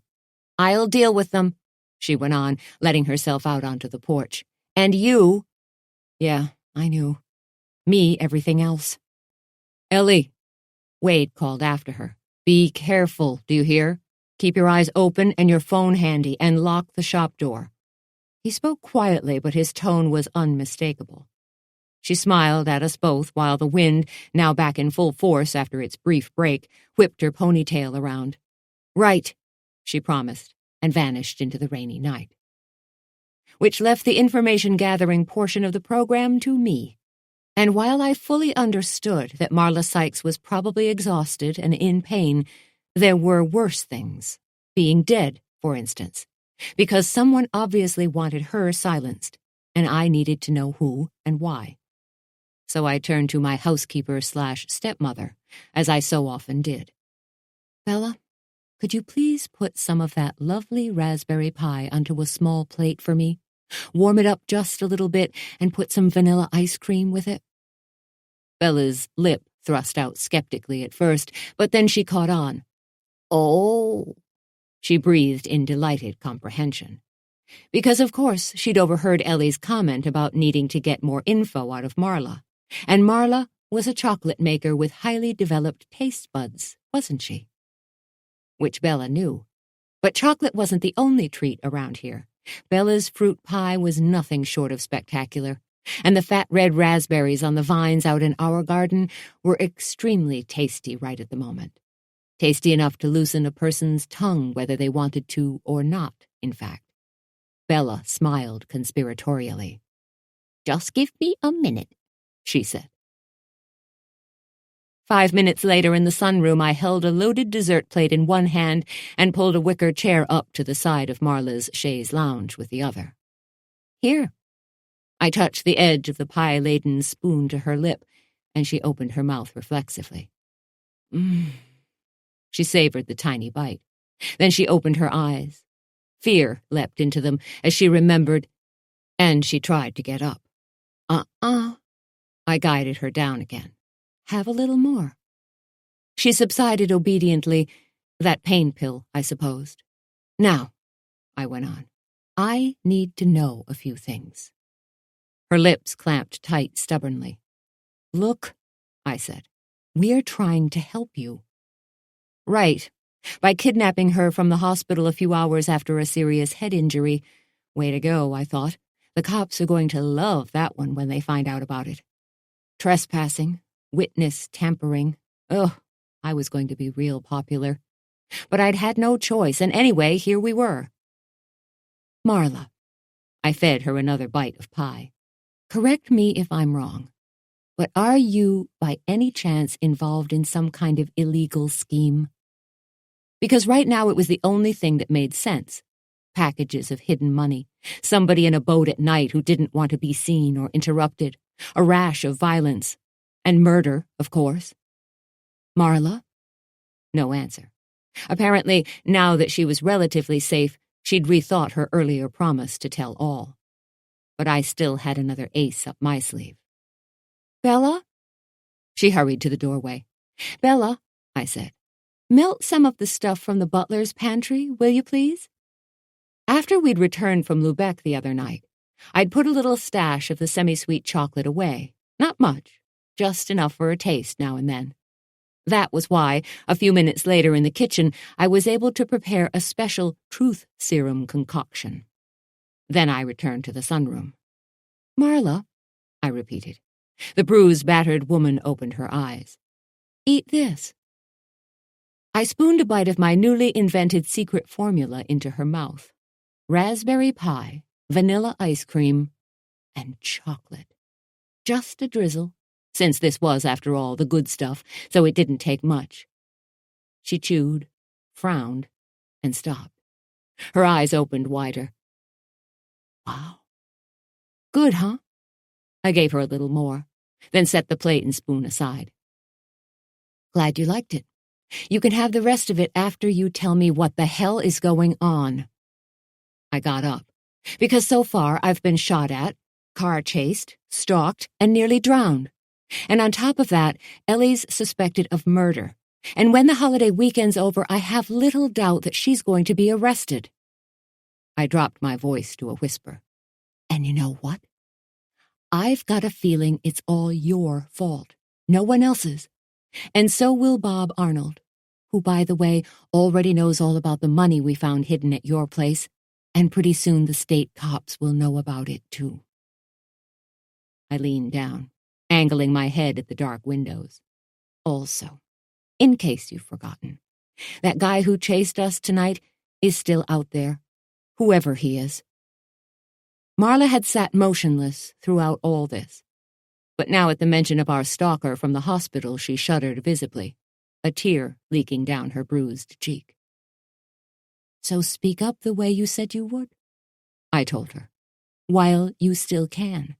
Because time is passing, and so are our chances to fix all this, whatever it is. That's my advice, at any rate." Marla looked at me, at the dark windows streaming with rain, and at the big German shepherd, still stationed loyally beside her. Then she reached for the plate of pie and ate it, and drank up the grape juice and ginger ale I'd brought along with it. Finally she began, her voice weak but steady.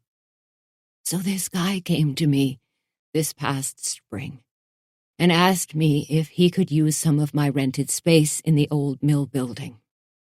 The place I'd visited, where she actually made the chocolate, she meant. Wade came to the door and saw us, eased in and silently built the fire back up in the little fireplace, and left again. "What for?" I asked. "Why did he want the space? And did you know the guy?"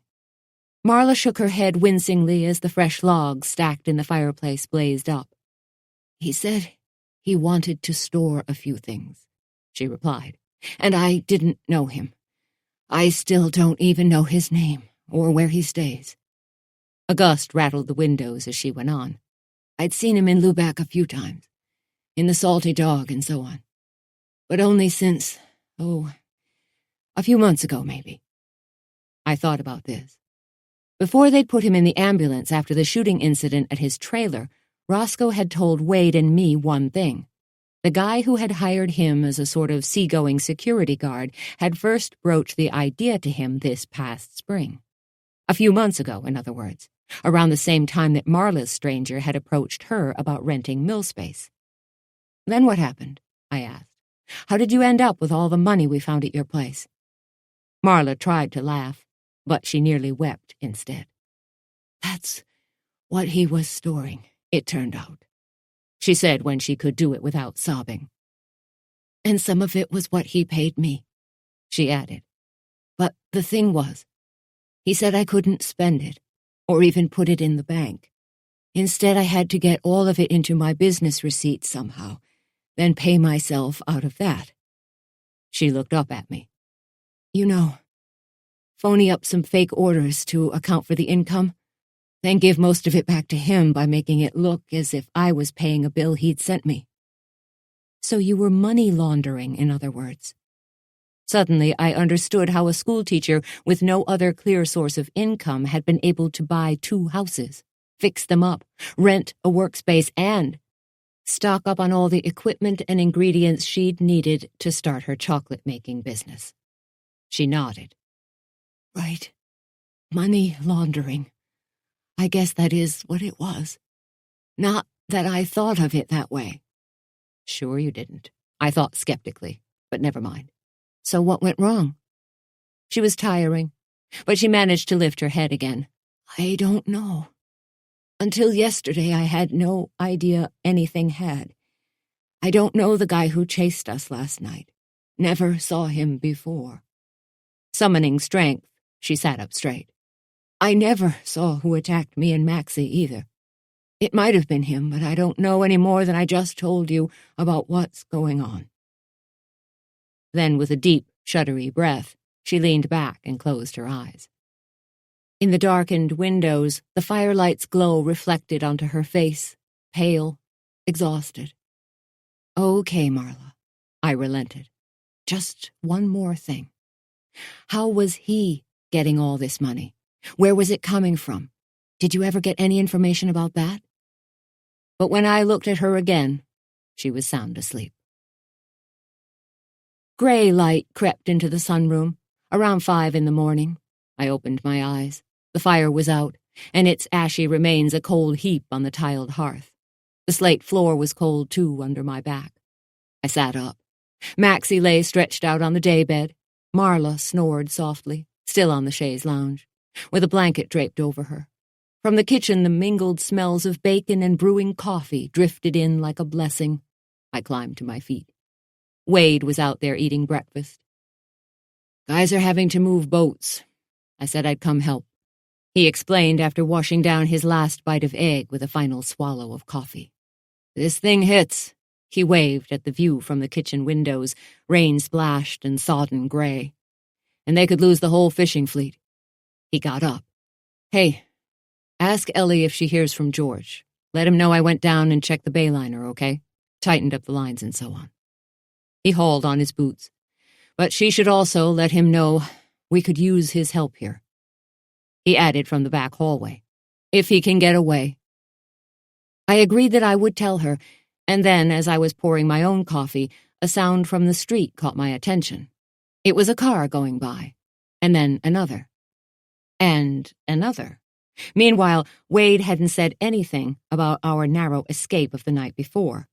The getting into trouble part of it was what mostly I expected comment on, not the getting out. On the other hand, what he'd been doing this morning was pretty dangerous too, so maybe he just didn't want to hear any warnings himself. Sauce for the gander, etc. Anyway, by the time he had the rest of his storm gear on, a steady parade of vehicles was passing on their way out of town.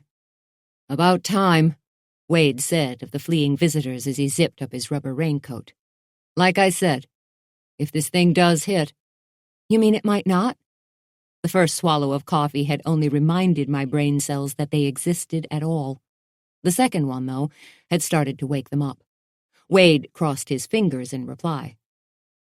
Supposed to just, possibly, maybe, jog east out to sea, they're saying now. At the moment, it's giving Massachusetts a hell of a pounding.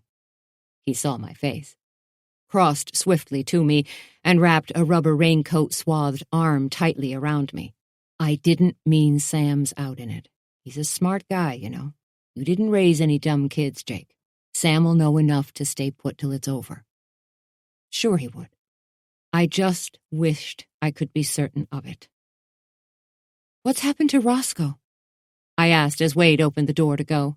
That beat-up little trailer of his won't be any match for this mess, even without all the bullet holes. The wind nearly tore Wade's hat off. Yeah, Bob Arnold put him in the drunk tank last night. Not locked in, you understand. He just gave the poor guy a bed for the time being. Another few cars went by. Through the streaming rain, I could see that they were packed full of families, pets, and luggage. The unhappy-looking drivers, gripping steering wheels, peering ahead into the murk. He's happy as a clam in there for now, and Fang's with him, too. Wade called back through the rain. Dog bounced right back as soon as it didn't have a butt full of buckshot, he added as he climbed into his pickup truck. So the veterinary surgery wasn't major, I gathered, and the damage to the truck from the accident couldn't have been too bad either, if it was already drivable again. But Sam was still incommunicado, and my dad had seemed so tired and tentative on our excursion together that I thought his recovery must be faltering, if not failing entirely. And then there's Ellie, I thought as I went upstairs for a shower at last. If we hadn't figured out who'd killed Matt Muldoon by the time the 4th of July holiday ended, she was toast. Which was why, half an hour later with clean clothes on the outside of me and a big piece of Bella's pie and a whole lot more of her industrial-strength coffee on the inside, I was hurrying back downtown to the Moose. A few hours of sleep had done wonders for me, but the weather had already started being unkind to Eastport. On Water Street, I pulled into a parking space, noting that our shop's Moosehead sign no longer hung from its sturdy chains over the front door. Blown down, Ellie confirmed when I got inside, the little bell ringing over my head. As usual, the shop smelled like heaven, if heaven is built mostly out of butter and confectioner's sugar thinned with a little vanilla. I baked, Ellie explained, a few cookies, by which she meant 24 chocolate chip, a couple of pans of oddballs, nuts, coconut, raisins, and Rice Krispies mixed with melted chocolate, and a few trays of Needham's, chocolate-dipped potato confections that are a traditional Maine treat. She'd caught a few hours' sleep, too, she assured me, and never mind that it was 12 minutes at a time while the cookies baked. Swiftly, I summarized what Marla had told me after I'd tortured her by feeding her ice cream and raspberry pie topped with chocolate. Nice work, said Ellie. But you're not the only one who's coming up with new facts. And I've been thinking about them, too. She stood by our dish sink, scrubbing out mixing bowls. I started arranging a dozen of each cookie variety on doily-covered plates. Customers would be arriving here soon. In my experience, bad weather makes people need more chocolate, not less. That is, they would if the huge storm cranking up its romping and stomping act outside now didn't end up blowing us all away. "And what I think," said Ellie, "is that Miss Halligan sleeps here at night." I put down the Needham I'd been about to bite into, potato being a vegetable and vegetables being okay to eat even this early in the morning, right? "I beg your pardon?" I said. I'd been wondering why Ellie was speaking so softly. She nodded, her curly blonde head angled toward the thin sheet of drywall between the moose and the second-hand rows. "She's over there right now," said Ellie, rinsing the final mixing bowl, a thick white pottery one that she'd inherited from her great-grandmother, along with all our recipes, and leaning it in the dish rack. "Quiet as a mouse, but once in a while I still hear her moving around." Ellie dried her hands on a clean dishcloth. Under her baking apron, she was wearing stone-washed jeans and a purple T-shirt, which her daughter had tie-dyed at camp the previous summer. The sight of it reminded me. "How's Lee? Have you heard from her?" "She's fine."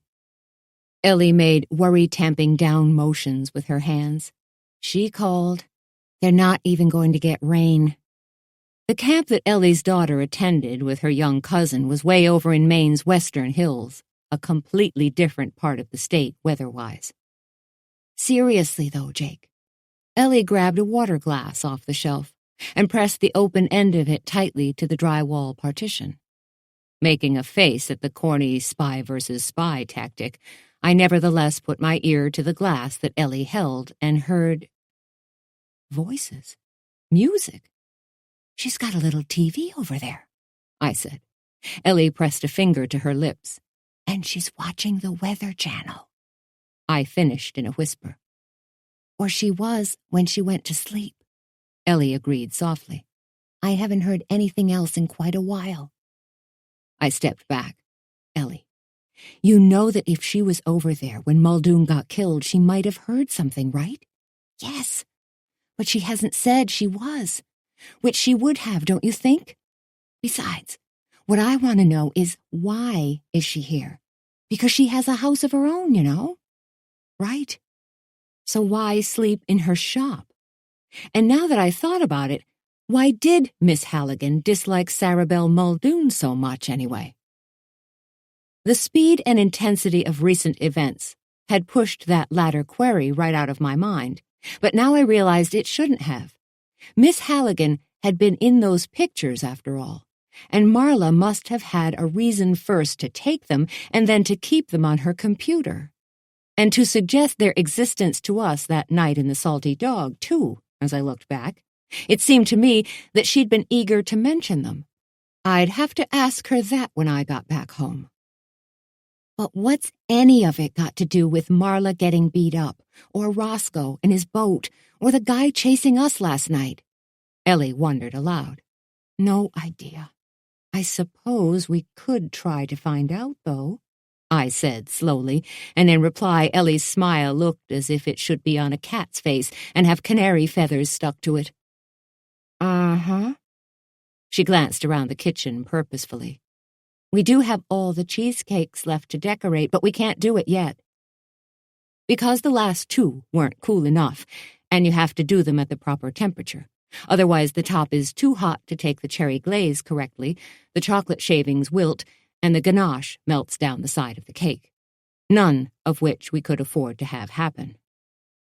So I think we're free for a couple of hours, my friend added, until it's time to open the shop. And? I ventured cautiously as she snapped out the lights and turned off the ceiling fans. Outside, we sprinted through the rain to my car. By now it was full daylight, but the sky was low and lead-colored, with clouds looking as heavy as boulders rolling across it. In the car, I turned on the defroster fan, the heat, and the headlights. And if she's here at the Rose, said Ellie, then she's not at her house. The street lamps, still on in the gloom, showed the wind damage overnight.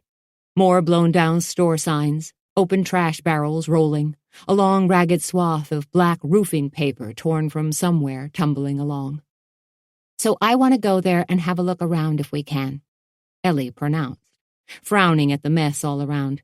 "Because first of all, there's got to be a reason why she sleeps in her shop instead of in her own bed."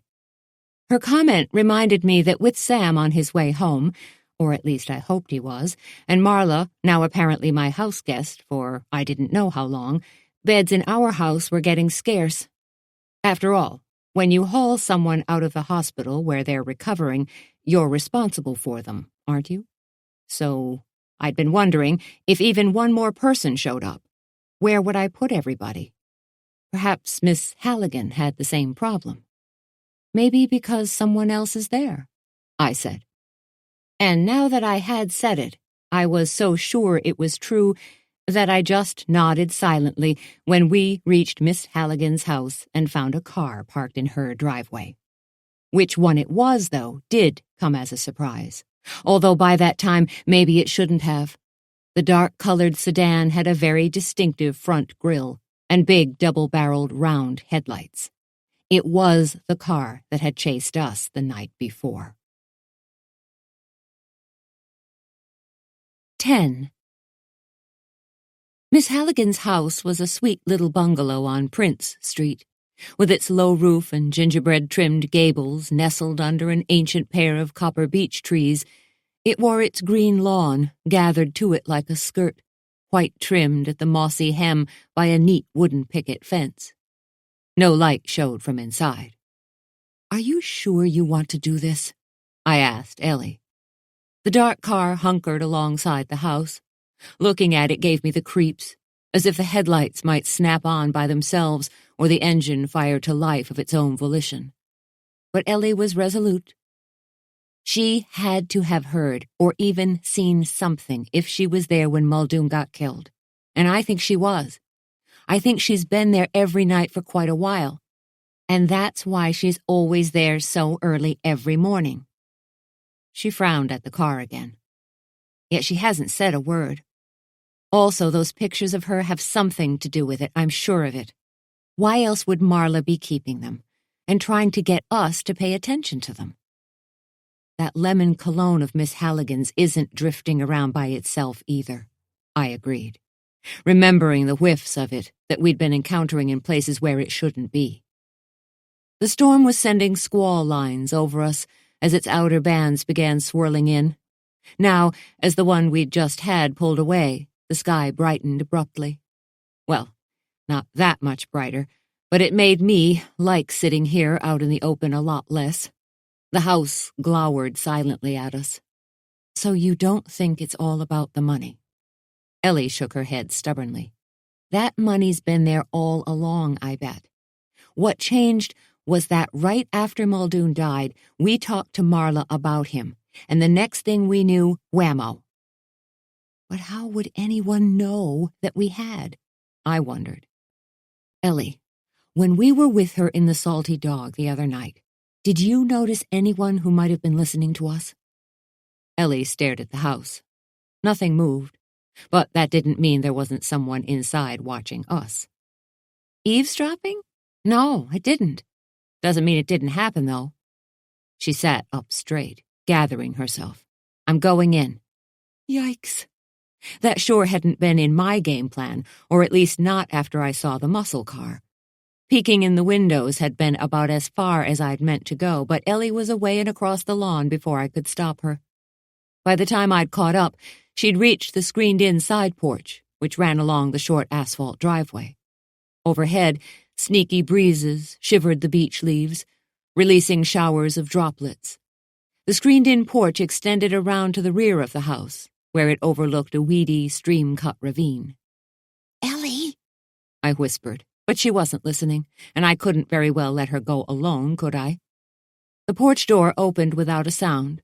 Inside, an ashtray overflowed onto a low table. Miss Halligan didn't smoke. A calico cat slid in through a flap door to twine around our ankles. "What are we even looking for?" I whispered nervously as Ellie tried opening the door to the kitchen. The door swung wide. The kitchen was a complete mess. Dishes, opened cans and packages, another loaded ashtray. The whole place smelled of burned grease, cigarette smoke, and rather strongly of the lemon cologne its owner wore, even though she wasn't here. I don't know. Ellie tiptoed across the kitchen toward a glass-beaded curtain in the arched doorway to the room beyond. A parlor, it looked like. A lamp was on in there. It hadn't been on a moment ago. I grabbed Ellie and yanked her back, just as a shadow appeared on the other side of the beaded curtain. Shh! We ducked down quickly below the level of the kitchen counters, then moved backward as best we could toward a door that led— well, I didn't know where it led, but at the moment anywhere was better than here. We could have gone back out the porch door, but Ellie wasn't having any of that. She must have a desk here, Ellie whispered, or even just a file box. There's no room for business records at the Rose. I didn't understand how the records of a tiny second-hand clothing store in remotest down east Maine could have anything to do with murder. Not that I had to understand it, or anyway, not right now. What I had to do now was hide, Ellie too, because the shape on the far side of the curtain was now pushing through it into the kitchen. The beads rattled dryly as I found a doorknob behind me and turned it. Go, I whispered to Ellie, nudging her backward, then slipped through the door after her. I got it closed again, just as the kitchen light snapped on. I thought we'd made it without a hitch until I felt something soft moving by my ankles and realized the cat had come with us. The cat said, sounding pleased, and now, of course, the guy out there was calling the cat. Oh, for Pete's sake. My lips moved, but I didn't dare make a sound. The guy was standing just outside the door. The cat's name was Kitty, apparently. Come on, damn it, you flea-bitten sack of— The cat headbutted me. It wore a thin collar with something metal dangling from its— oh, dear heaven, it's a bell. Luckily, it was stuck in the collar at the moment, so it wasn't ringing. Yet. Hastily, I captured the feline, snagged the tiny silver bell between my frantic, grasping fingers, then swiftly slipped the whole collar over the animal's head. Kibble clattered into a bowl. Hearing it, the cat struggled in my grip but didn't yowl. Instead, he went straight to the biting portion of the program, sinking his sharp teeth into the tender skin between my thumb and forefinger. I said. Based on the sound of it, the guy out there was making himself some coffee. A trickle of warm wetness slithered across my palm as the cat let go. The more it bleeds, the better, I supposed. But boy, that hurt. We were in a little office with pine-paneled walls and a small wooden desk, plus some filing cabinets. A brass lamp stood on the desk, which had a green blotter on it, and a straight wooden chair whose seat was padded in green plaid was pulled up to it. The guy in the kitchen belched loudly as smoke from a pan of something frying seeped under the office door. He hadn't left the kitchen at all, so we couldn't let the cat, now pacing and looking terrifyingly ready to yell in feline protest, out there to where the cat food was.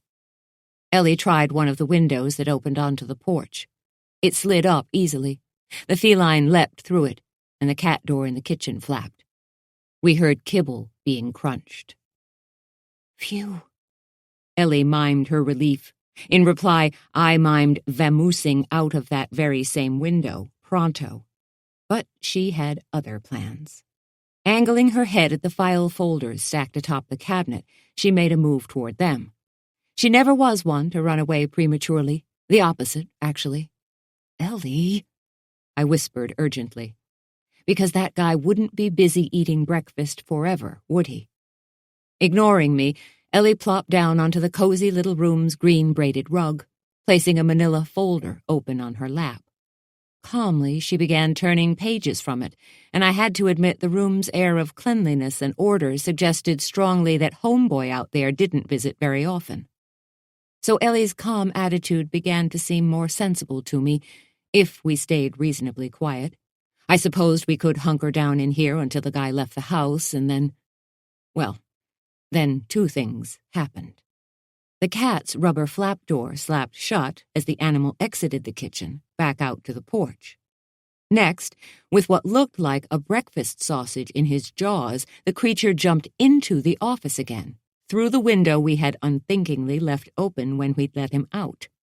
Then the guy must have noticed that the sausage was gone, because he roared out onto the porch too, just in time to see the cat's tail vanishing. Or I assume that's what must have happened, since next the guy's face appeared at the window, and the series of expressions on it when he saw us — surprise, confusion, and an urgent desire to murder us both with his bare hands — were the main ones, it looked like. Would have been hilarious if I hadn't been so distracted. Fleeing for one's life, as it turns out, doesn't concentrate the mind very well at all. The guy was way too big to get through the window, as he stomped back into the house and began rattling the office doorknob. Ellie had thought to lock it, for which I resolved to be forever grateful if only I lived long enough. The only thing I could think of was to cram myself into the filing cabinet. But since the cat was already in there, gnawing contentedly on his smoky link, I doubted I would fit. Psst! It was Ellie, already halfway out the window. "Jake, what are you waiting for?" She had a file folder under her arm. Meanwhile, on the other side of the office door, the guy yanked out kitchen drawers, loudly scattering silverware and utensils in search of— "Ha!" He barked triumphantly, and then something jingled. A key ring.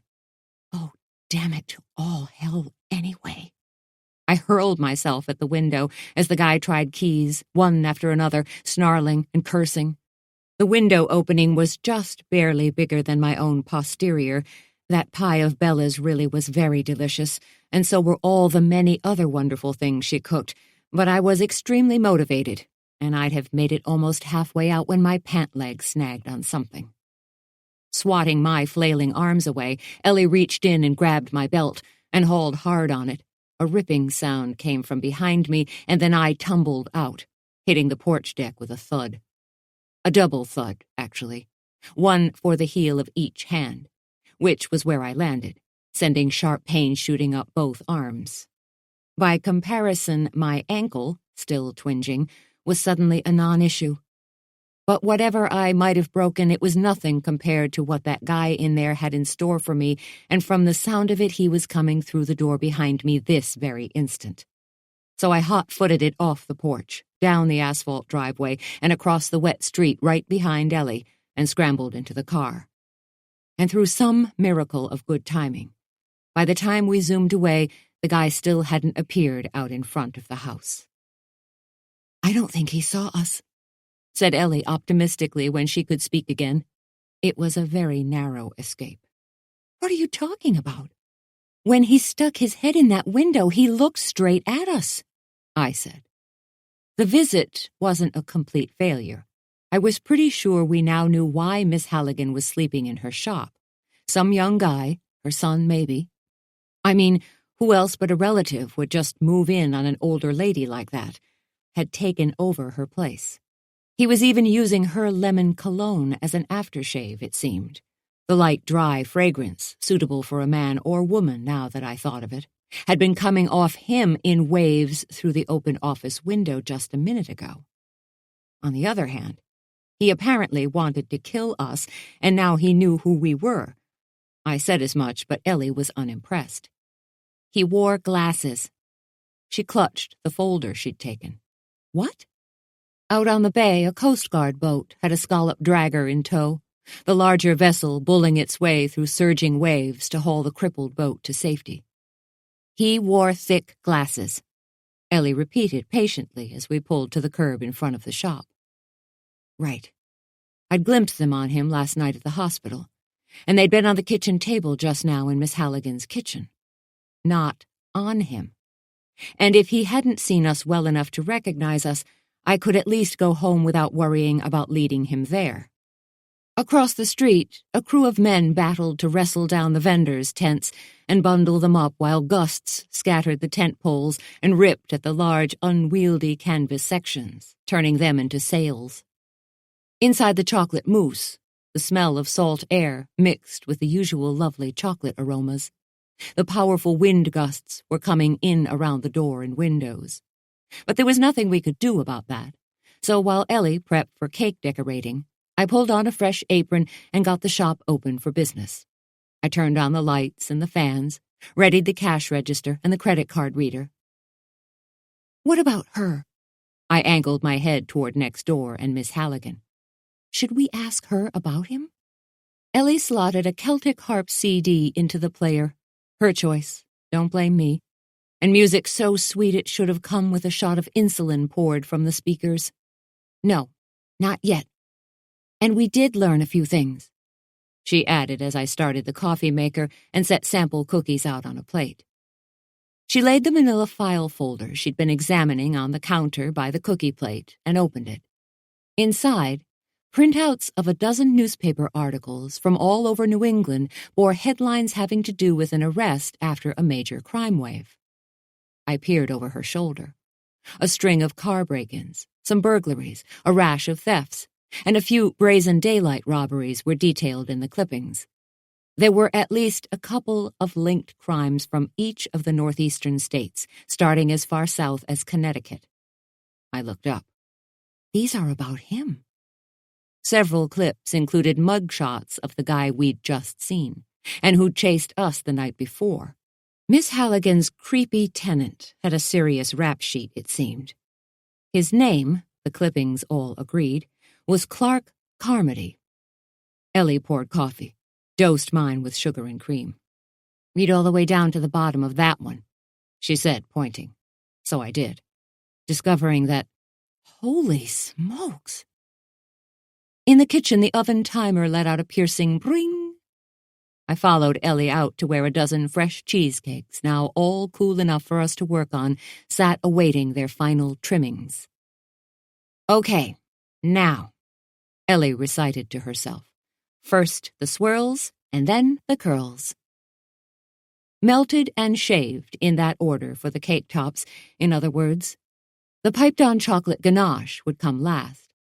While she shaved more curls off a block of semi-sweet with a vegetable peeler, the rich, intoxicating aroma of melting chocolate wafted from the top pan of the double boiler. We were not, of course, using the electric melting pot that Matt Muldoon had been found in, and anyway, the police had taken it to the crime lab, so we couldn't. I got out the ganache ingredients, more chocolate, and some heavy cream. It was still too early to actually make the stuff. Like the cakes themselves, it needed to be the right temperature. So I started chopping the chocolate with a big butcher knife, holding the blade lightly about mid-spine between my fingertips and rocking the wooden handle in a pumping motion so the blade's sharp edge moved rhythmically up and down. Outside, squalls blew and subsided as the first real effects of the storm began thundering in.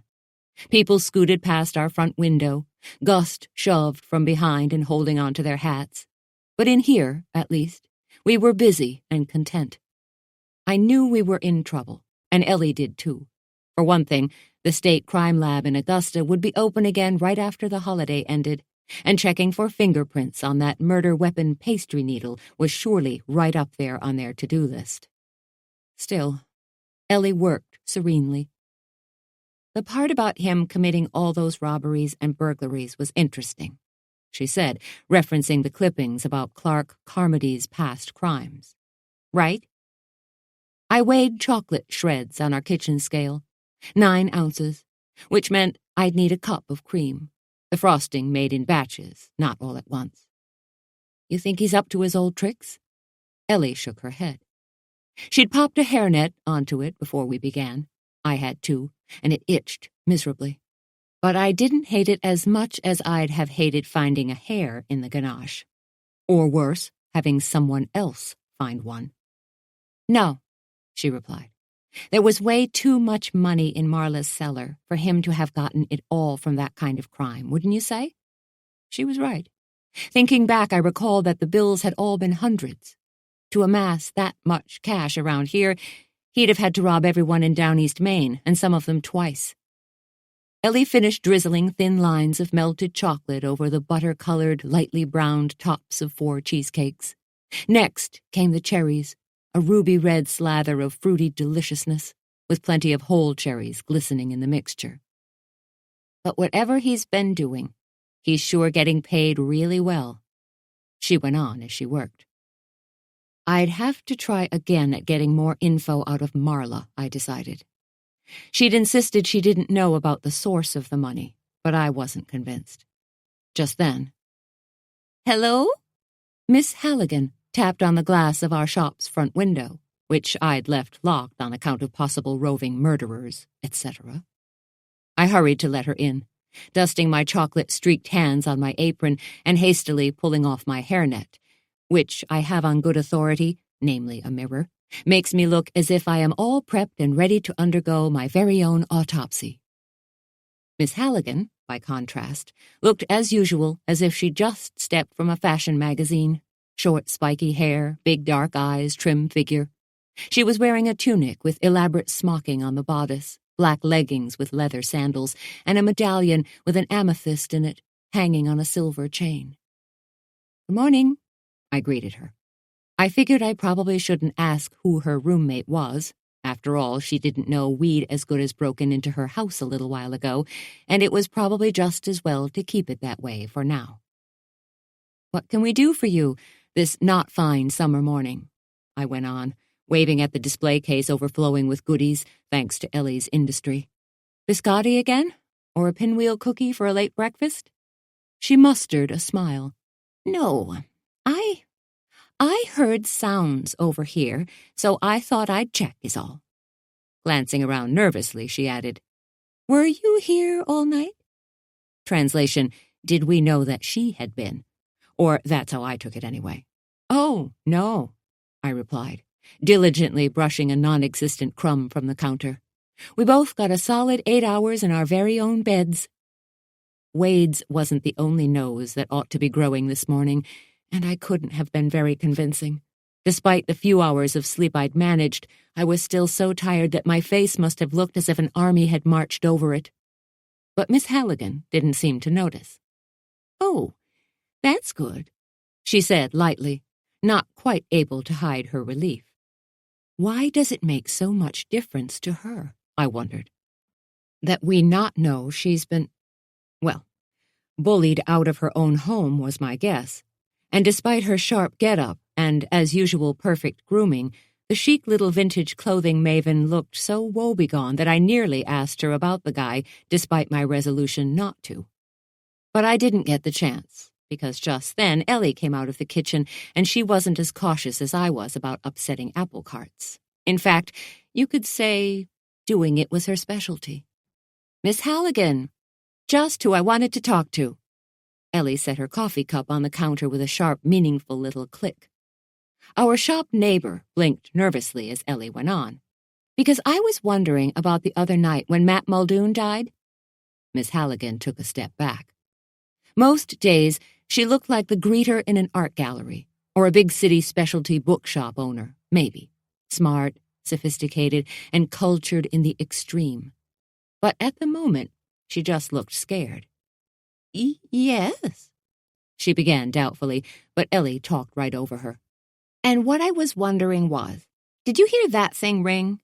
She waved at the shop's doorbell hanging over it. You couldn't silence the bell, not without a stepladder. If someone came in, it rang. "I know you're here late most nights," Ellie went on. "And of course, I'm sure the cops have probably asked you about it, but—" "No!" Miss Halligan blurted. "I went home early that evening. I didn't feel well. In fact, I think I left even before you did." Her powdered forehead furrowed. "I didn't hear it before I went, though, either. I wonder," she ventured, "if possibly your shop door had blown open already, so it couldn't ring?" "Interesting idea," I remarked dryly. Since she'd have seen it standing open if it had been, Miss Halligan didn't miss much. But she took my comment for agreement, or pretended to. Drawing in a nervous breath, she let out a whinnying laugh that wasn't like her at all. "And can you imagine that? Me going home before you," she added, trying to make a joke of it. "Why, yes, it is unusual," Ellie agreed, going along with the charade. But moments later, when Miss Halligan had departed, Ellie turned to me. She's lying. She was here. I saw the lights on, and I heard her over there, too. I'll bet she was in her shop all night, just like last night. So why doesn't she just say so? Unless maybe that bell wasn't all she heard, and she doesn't want to say that. Or unless she killed Muldoon herself. It seemed awfully unlikely. For one thing, I couldn't envision the tiny shopkeeper hauling his body across the kitchen and down into the cellar to hide it from Ellie, then hauling the dead weight back up again and propping it against the chocolate warmer, blocking its feet against a heavy box to help keep it there. But half the town disliked Muldoon for one reason or another, so why shouldn't she despise him too? And people found strength when they really had to. I, for instance, had escaped my bad past life all those years ago. She could be protecting someone, said Ellie.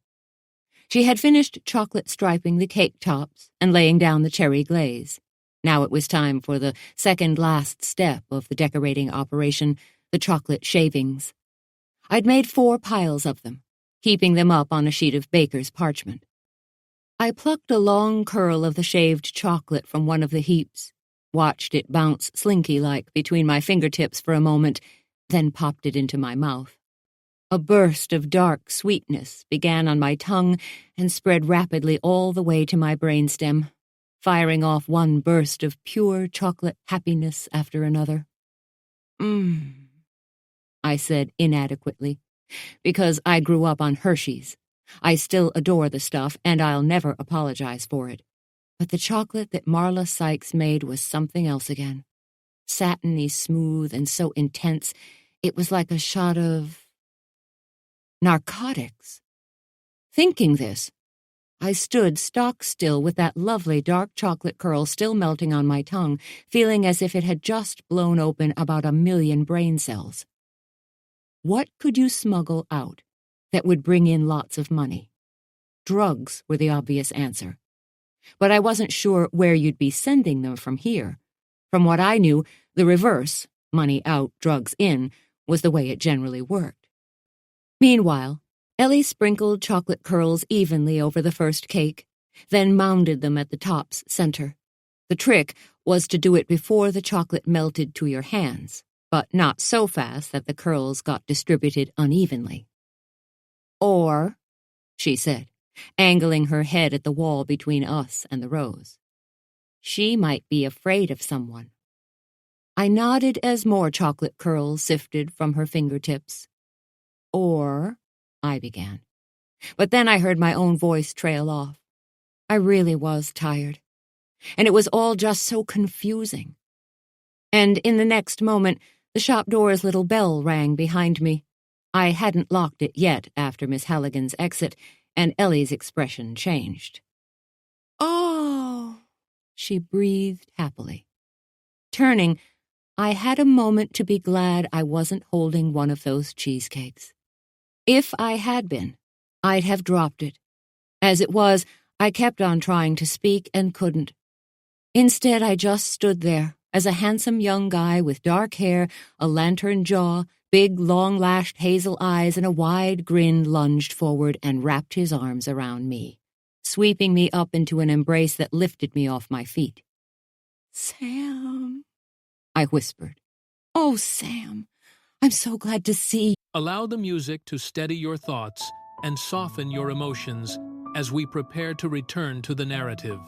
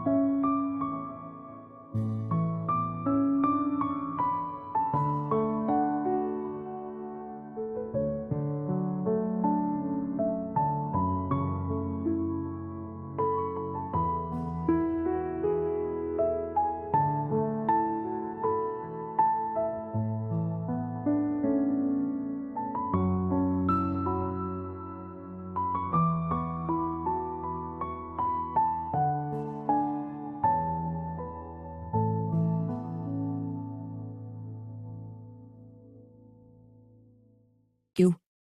Which may have been an understatement, and it's possible that I sniffled a little too, but I did not cry. I absolutely did not. Finally, my son put me down, as from behind him a young woman with straight black hair, dark brown eyes, and a mouth like a pink flower stepped shyly forward, and suddenly I knew the whole story. Drawing her close with an arm around her shoulder, Sam spoke. "Mom? Ellie? This is Micah. We were married yesterday." Her smile was like sunshine. She held out her hand. "How do you do?" Her voice was music. "I'm very glad to meet you at last. Sam has told me so much about you." Something clinked faintly to the floor, but I was still too stunned to pay any attention. "Likewise," I managed. "Not the part about telling me a lot about you, of course, but—" Her merry laugh interrupted me. "Oh my, yes, we do have a lot to catch up on, don't we?"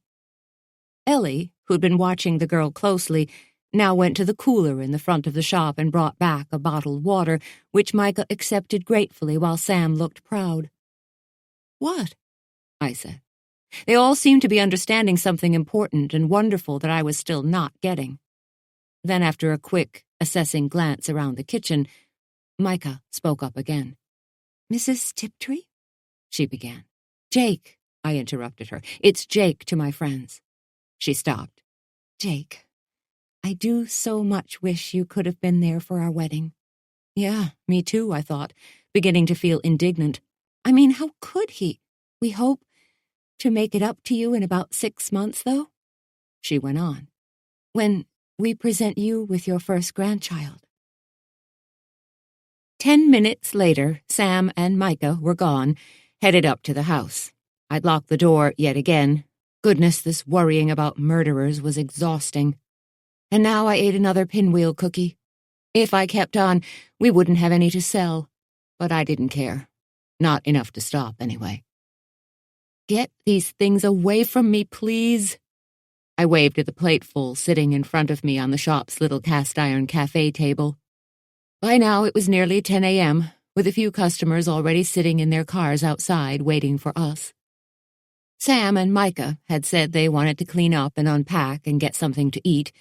Ellie thought I should go, too. But I just couldn't. For one thing, I wasn't sure how I felt, and I didn't want to see the happy couple until I was certain that I could behave well in front of them. Which, right now, meant not bursting into tears. How could he? My mind kept repeating. She's a lovely girl, obviously. But how could he spring her on me like this? Also, I was too young to be a grandmother. When I'd had Sam, I was practically an infant myself, but I hadn't thought he would carry on the tradition. Besides, Ellie and I were involved in a murder case, not to mention enough chocolate cherry cheesecakes to sink a barge. "If I were sure the guy from Miss Halligan's didn't see us," I said, "I might leave you here alone to finish the decorating, or if George were here." Ellie's husband was still working in Bangor, where the storm was not expected to be so bad. "He says that it's triple time," she'd said, to explain why he hadn't come home. "If they stay on the job and work right through the holiday." Triple his usual pay rate, which, for George, with a family to support, was no small thing. I turned the open sign in the front door, unlocking it yet again, but officially this time, and in response, 3 rain-jacketed local women got out of their cars and hurried in through the raindrops. Jane Drummond, a cheerful, freckled person who ruled Eastport's laundromat with an iron hand, wanted a dozen Needhams. "Because my daughter is coming. Bringing my grandson for the 4th, she confided, and the other 2 murmured appropriately. "I hope they'll be able to have the fireworks," Jane added with a worried glance at the ghastliness outside. The radar, Sam had reported before leaving the shop, had the storm still aimed right at us, despite Wade's suggestion that it might be trending east and out to sea. "Oh, I'm sure the fireworks will go on as scheduled," said Pearl Fellows calmly, and asked for a dozen pinwheel cookies. "And 1 of the pastries, please, dear," she added, brushing back salt and pepper curls. "My kids aren't coming this year. she added. I'm not convinced, but they say we're going to get rained out. She took the white paper bakery bag I handed her. I took the money and rang up the sale. So, I think I'll just eat these myself in front of the TV, she finished wickedly and went out. Finally, Anne Talmadge, a regal-looking woman with white hair in a braided coronet and high, round cheeks as pink as the inside of a seashell, stepped up to the counter. Good morning. I'm here to collect 24 cheesecakes. Nervously, I called for Ellie, who was in the kitchen, and she came out wiping her hands on a dish towel. Oh, said Miss Talmadge when Ellie had explained that not all the cakes were complete, but that they would all be delivered by us late tonight for the auction tomorrow. Not, in other words, right this minute. But now it seemed the plan had been changed. They're concerned that if the storm should blow in, they'll be too busy, rescuing distressed mariners and all, Miss Talmadge explained. Which actually made sense, but it also meant trouble for us. So they've moved the auction up to this evening, said Miss Talmadge, and looked at us expectantly. After all, what difference could a few hours make? They've alerted the TV station's crews to come early, she added, so they can still do their stories about the auction and the cheesecakes and— She stopped, tapping her forehead with her index finger. Oh, and I almost forgot. They want 4 more. Of the cheesecakes, that is.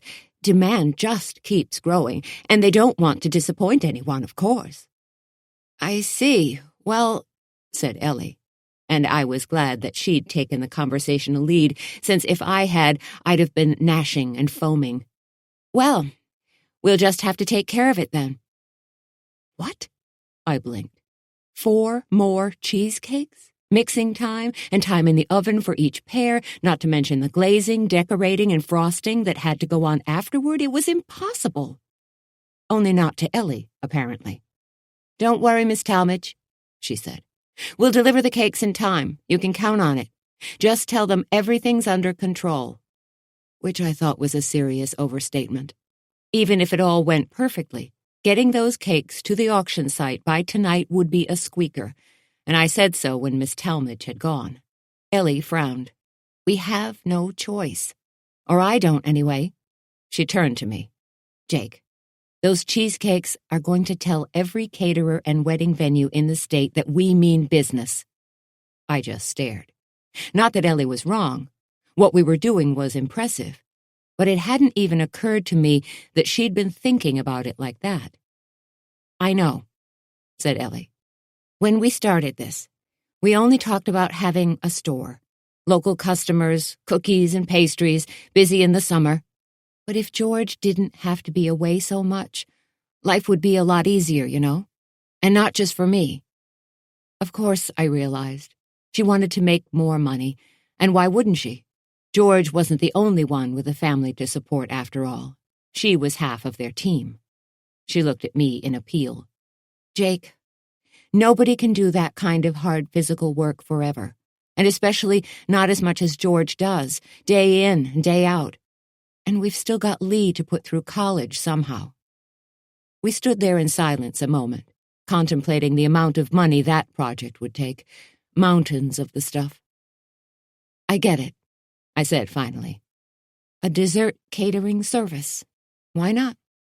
And with the publicity the Coast Guard auction brings— She nodded emphatically, her eyes shining with enthusiasm even though she, too, was exhausted. Exactly. We could have steady work all summer, big jobs, maybe even into autumn and winter. She stopped, biting her lip. Or I could, if you didn't want to. Oh, please, I replied. Of course I want to. There's just one thing, though. I loved the Moose, and I loved being here, doing the baking and tending to the customers. A sweet little bakery in a quaint island town. What could be better? But a catering business, on top of all that, was something else again. Weddings, anniversary parties, family reunions. I wanted to bake the equivalent of 12 cheesecakes each week the way I wanted diphtheria. How about If I do the cake baking part, Ellie proposed into my silence. And you take care of the— Yes, I agreed hastily. You can bake. All you want, and I will help you. Anything you need, Ellie. But not right now. Ellie looked stubborn, and I could see her getting ready to resist my next idea, which was that she should catch a nap. I can stay here for a few hours, I insisted. But she was shaking her head. One gold curl wispily escaped from her repositioned hairnet, bobbing determinedly. No time, she declared firmly. I'll need to start the next 2 cakes right now if we're going to meet our new deadline. And there was no arguing with her. In fact, she insisted that I get out of there myself for a little while, a suggestion that at first I resisted as strongly as she had. But she had an ulterior motive. Listen, she said, pressing another Needham into my hands. About Sam's new wife. Fortunately, I'd already bit in, so the chocolate and potato molecules were already diluting the fear chemicals that the mere mention of Sam's new wife triggered the release of. Or any kind of wife. I'd been telling myself that his alive and well status, not to mention the whole clean and sober part, for which I was on my knees giving heartfelt thanks emotionally, made up for almost any other possible complications. And yes, we will hash over that whole new marriage thing, I promise, said Ellie. I know you're upset. We always did talk things over. It was another of the secrets to our long friendship. But now that thought pinged a guilty memory. That GPS tracking device that her husband George had incorporated into her boat's electronics. I still hadn't told her about it. Meanwhile, Sam's new situation kept going around in my head like something spinning in one of Jane Drummond's washing machines. Sam is here. He is fine. He is married? And to a young woman I'd never even met? But for right now, did you see the way she looked around at this kitchen? Ellie went on. I had, actually. Her glance had gone swiftly from the sinks to the ovens to the stainless steel work table, and then she'd relaxed a little. Like she knew what she was looking at, I agreed. Like she had experience with it even. As if it had made her feel at home. Ellie nodded, meanwhile rummaging for something in her apron pocket. Also, she dropped this. What? Oh! I peered at what Ellie held. A silver charm bracelet.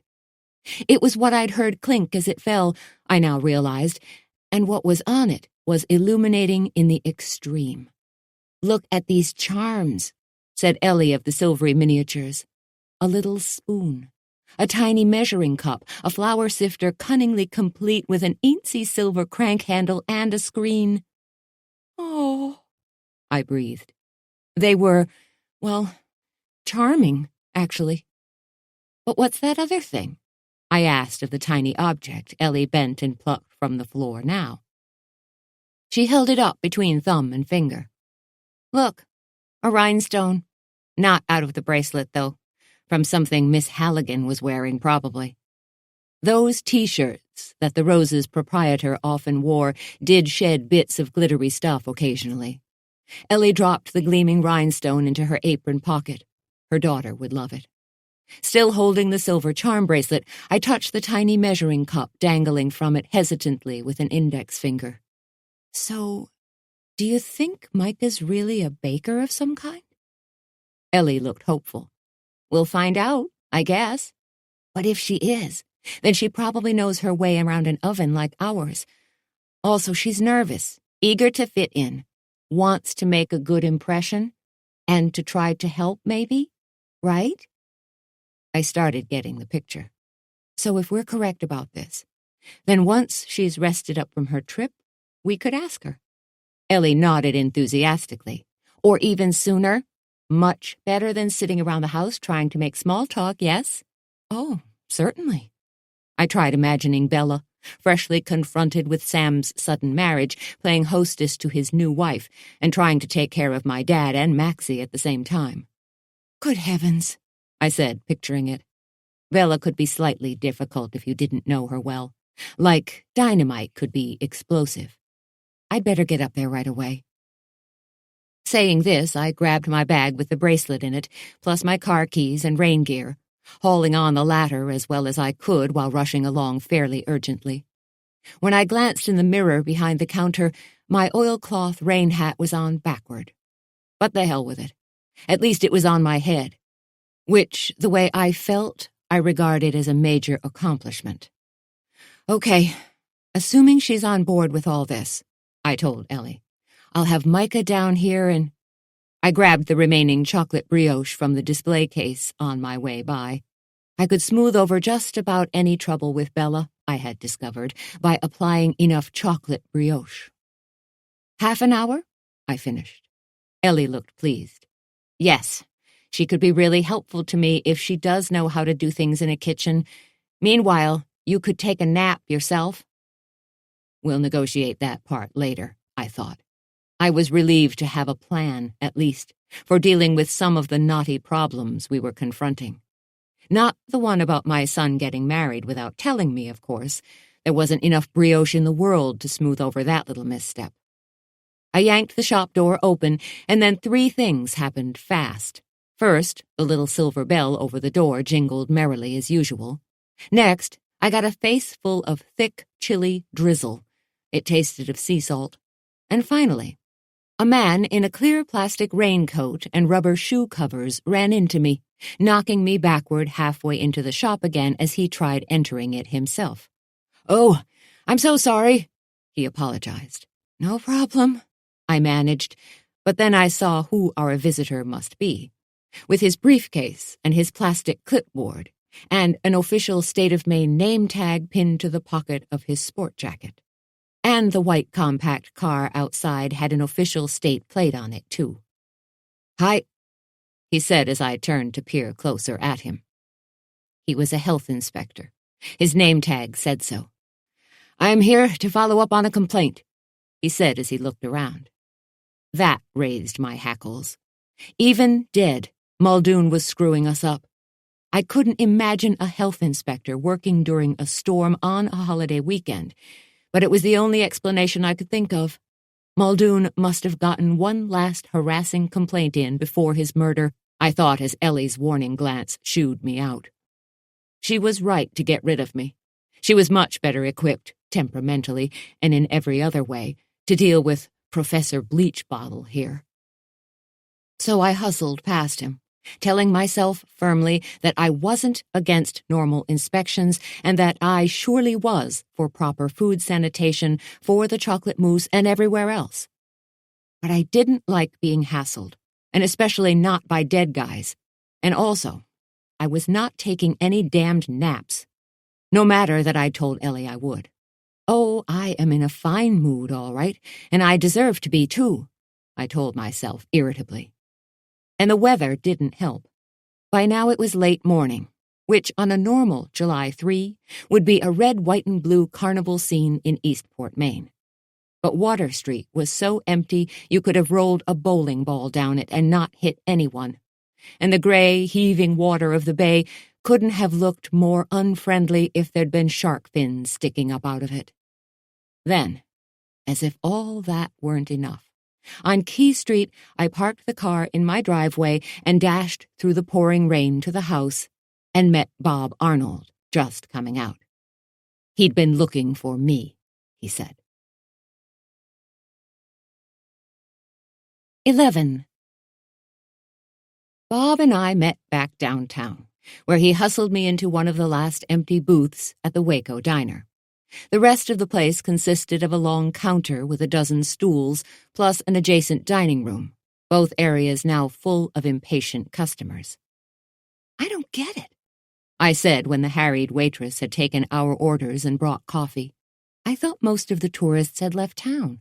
What are all these people doing in here?" In the next booth, 2 small kids battled stubbornly over a French fry. "That is not," their mother recited tiredly, "the only French fry. There are more. You don't have to fight over the—" "The smart ones are gone. But the damn weather forecast," Bob groused, "is talking now about how maybe it'll be a near miss." He waved an arm at the packed eatery. "And maybe Doesn't help me. All maybe does is create this. Some left, but lots didn't. Can you imagine if we were having the storm right now?" As if in agreement with him, the lights flickered, just once, but it was enough to make his point. "Okay," I said. "So what do you need me to do?" Like I didn't have enough. Back at my house, by now Bella was probably so upset she was cleaning between the floorboards with Q-tips and swabbing out the refrigerator with bleach. But if Eastport did lose power, I couldn't imagine how we would feed and shelter all these people. "Start calling everybody you know," Bob said. "Ask them to call everyone they know, and—" Our burgers and fries arrived. I hadn't thought I wanted the food, but once I got started on it, I ate like a starving person. "Tell them all, if they've got any spare rooms," Bob said, preparatory to taking a bite, "that we might need 'em." Which wasn't likely. The available spare rooms part, that is. People's own relatives were in town for the holiday, so even some attics and sheds in the backyards were being occupied. He waved around hopelessly, then took another big bite of his burger and chewed. We ate in worried silence for a while until he changed the subject. Or more likely, he finally got around to what he had really wanted to talk about all along. "How's Ellie?" He wiped his hands and nodded for the check. I drank more Coke, figuring that if I could pound enough sugar and caffeine down, I had a chance of staying awake. "Seems like I should be asking you," I said. Behind me, the kids gave up fighting over their food and tumbled from the booth. "Any word from the detectives? Maybe some early lab results?" I asked. Yes, I was, in fact, quite nakedly fishing for even the tiniest scrap of info.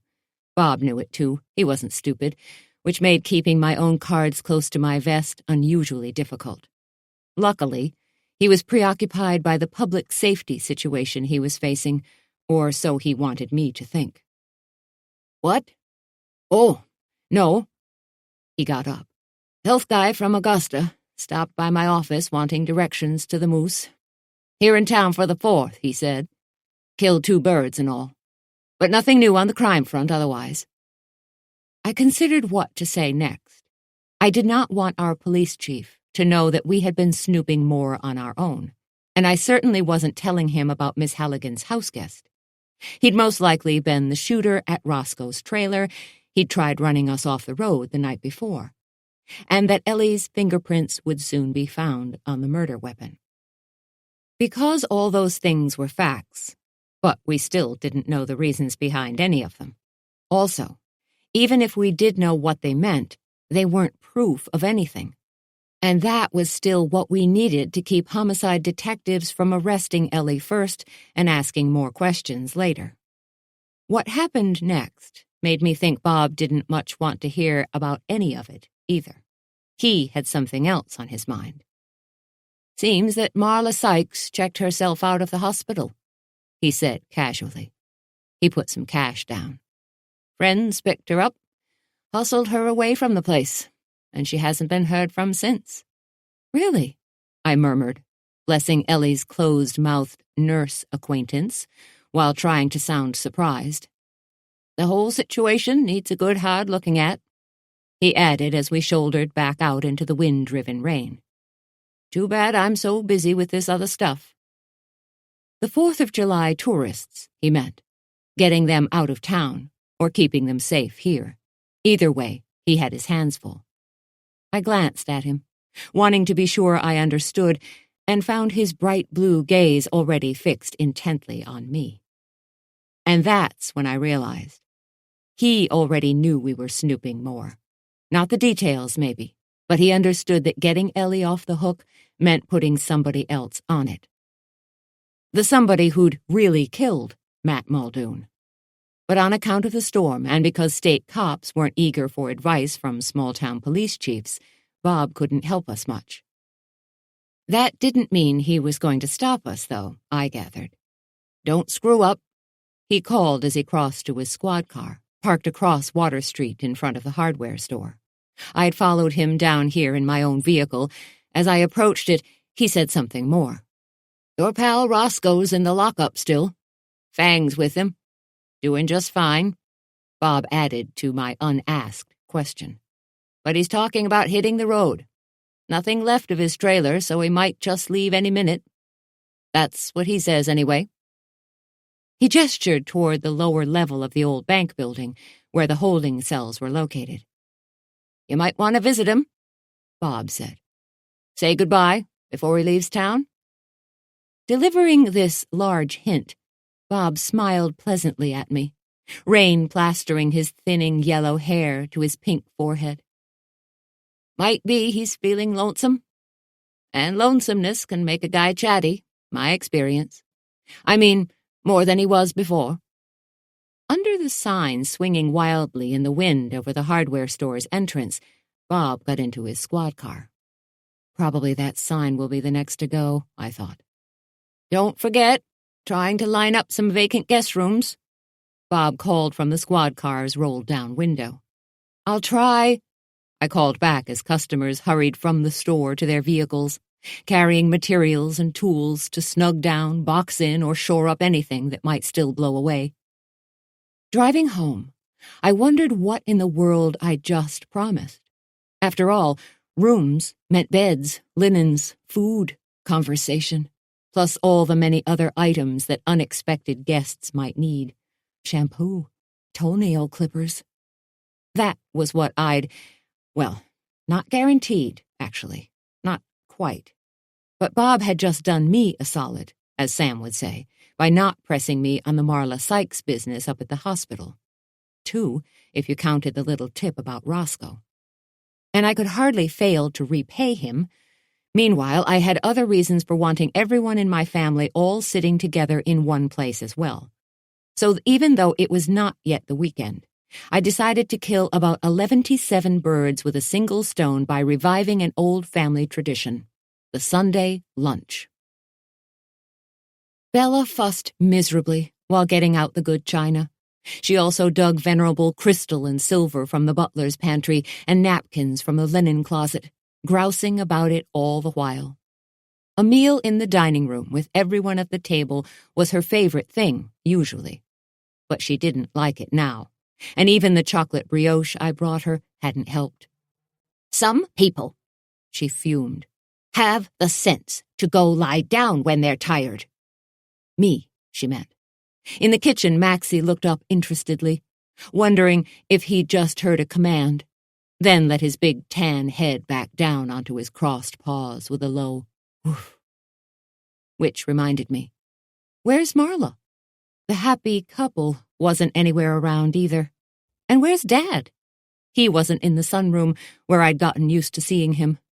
He's not out driving his truck again, is he? Bella floofed the tablecloth out over the dining room table, smoothed it with a bony hand, then plunked candlesticks onto it. Your father's upstairs, shaving and dressing. Wouldn't take help. Her sour face said what she thought about this. She angled her head at the ceiling. Sam's upstairs, too. And his... She hesitated minutely. Wife. Now, Bella, I replied, I'm sure they'll be down soon, and it's great that Dad feels well enough to shave and dress. Thinking, good, they're all out of the way. Not, in other words, wandering around downtown where they might catch sight of what I meant to do, for one thing. I hadn't forgotten about Roscoe. So, I said, turning back to Bella, rare roast beef with garlic mashed potatoes, new peas, and some of those dinner rolls you make, the delicious ones. You know the ones I mean? Well, of course she did. And she liked my remembering them usually, just not right this minute. And once you've got the lunch going, please try to get some rooms lined up right away, I went on. Bob Arnold needed enough sleeping space for a battalion. When I got everyone together at the dining room table later, I planned on pressing them all into service in this matter. Call everyone we know, I said, then caught Bella dragging the back of her bony wrist over her eyes. I peered closely at her. Bella? Are you crying? Pressing a wadded-up tissue to her eyes, she nodded brokenly. Only while you were out this morning, Millie Marcotte stopped by here, and she said—" I put my arm around Bella's skinny frame, and she allowed me to, which right there showed how much distress she was in. "She said Ellie's going to jail. For murder, she said. As soon as those police get here again and manage to get their way." Oh, drat Millie Marcotte anyway for scarring our dear Bella and for reminding me of my own worst fear as well. Now, Ellie's not going to jail. I pulled a fresh tissue from Bella's apron pocket and handed it to her. "Especially if you do what I ask of you and help me," I said. "Now blow." Bella obeyed honkingly, which made Maxie raise his big head again. "What else," she asked, "can I do?" A sick husband, a house full of people, and a storm that at the moment seemed bent on tearing the shingles off the roof. She was a brave little body, and I loved her. "First of all, when you see Micah again," I began, triggering another frown. "No, we need her," I insisted. "Tell her that if Sam drives her down to the Moose, Ellie would be glad for some help there." Bella's face softened, but the doubt in her eyes remained. "You mean to say we're just going to let some strange girl get her hooks into him?" she demanded. "Whether or not she's strange is unknown," I said firmly. "But the hooks part is already a done deal, so let's make the best of it and try to help Sam out while we're at it too, okay?" Whether or not Micah took my suggestion about the Moose was up to her, I decided, leaving Bella to get on with things. She was happiest when captaining her own ship. Although none of us would be truly happy until Ellie was out of trouble, and what was going on right now would surely end very unhappily for everyone if I didn't hurry up and do something about it. The question was, what? Luckily, I was beginning to have an answer. But before I acted, I wanted to sort things out quietly in my head. So I drove through the slashing rain down to the breakwater again, to think in silence. But after only a few minutes of sitting there, I saw Sam pulling into one of the parking spots in front of the Moose. Climbing out, he ducked through the downpour around to the passenger side, holding an umbrella which he used to shield Micah, and taking her arm protectively in his own. He accompanied her inside, and by the time he came out again, I was at the shop too. "Get in," I said, and finally, now that I had him alone, I let loose on him. "How could you? When did you? Why did you?" Sam stared straight ahead until I'd finished. Then, "You and Ellie were right about Micah. She says she's an amateur baker, but she's too modest. She's won competitions even." I drove up Water Street through the rain. "It's not mine, by the way," he added. "The baby? I mean, not biologically anyway." But she said, "How did you—" "Why, then?" I demanded. He stared out at the churning bay. "We were friends. I hadn't seen her in a while. But we reconnected in Boston not long after I got there, right after the guy dumped her." He'd been in Boston for a month. When he got back, he'd meant to take back his job at the marine supply store. As soon as he found out about her being pregnant, he was history, Sam said. "I see." I could imagine the rest of it. For all his problems and challenges, Sam was a good fellow. I just hoped his kindness hadn't put him into something life-ruining. He leaned back in the car seat. "Her parents dumped her, too, when they heard about the baby. They are very, traditional." On the water, the wind blew foamy wave tops to smithereens. I drove uphill past the Coast Guard station. "So you got married so she'd have—" He nodded hard, biting his lower lip. "Somebody. Not that she couldn't do it by herself," he added earnestly. "She's extremely capable, makes plenty of money. She's a nurse. The baking is just a hobby." Well, that was promising, at least. But she's still nervous about the baby, he went on. Anyone would be. I thought back to when I'd learned I was having Sam. Oh, nervous wasn't even the word for it. And anyway, she shouldn't have to do it alone, he finished stubbornly. Neither should the kid. He turned to me, possibly remembering life without his own father. And with him, too, perhaps, but that was another story. Mom, she's generous and funny, and she's really smart, he added in appeal. All good qualities. But he hadn't yet said he loved her, had he? No, actually he hadn't, and I was afraid to ask. He'd always been a sucker for the grand gesture. I knew that much about him, like his mom. I didn't call because we were in the process of getting married, and I knew you'd try talking me out of it. So he'd waited until it was done, then showed up here, fait accompli. Okay, I said with a sigh. I understand. Just let me know if I can do anything to help, I'd have said, but I didn't get to. Suddenly his arms were around me, his curly hair soft on my cheek, and his beard scratching my neck as he hugged me. Thanks, Ma, he replied, and I realized how hard this must have been for him. Then I noticed where we'd gotten to, all the way out to Marla Sykes' house at the end of Water Street. I pulled into her driveway and parked. Sam, open the glove compartment, will you please? He looked puzzledly at me, but did as I asked and came up with the small, soft leather pouch I'd stuck in there when I left the house. He loosened the pouch's drawstring.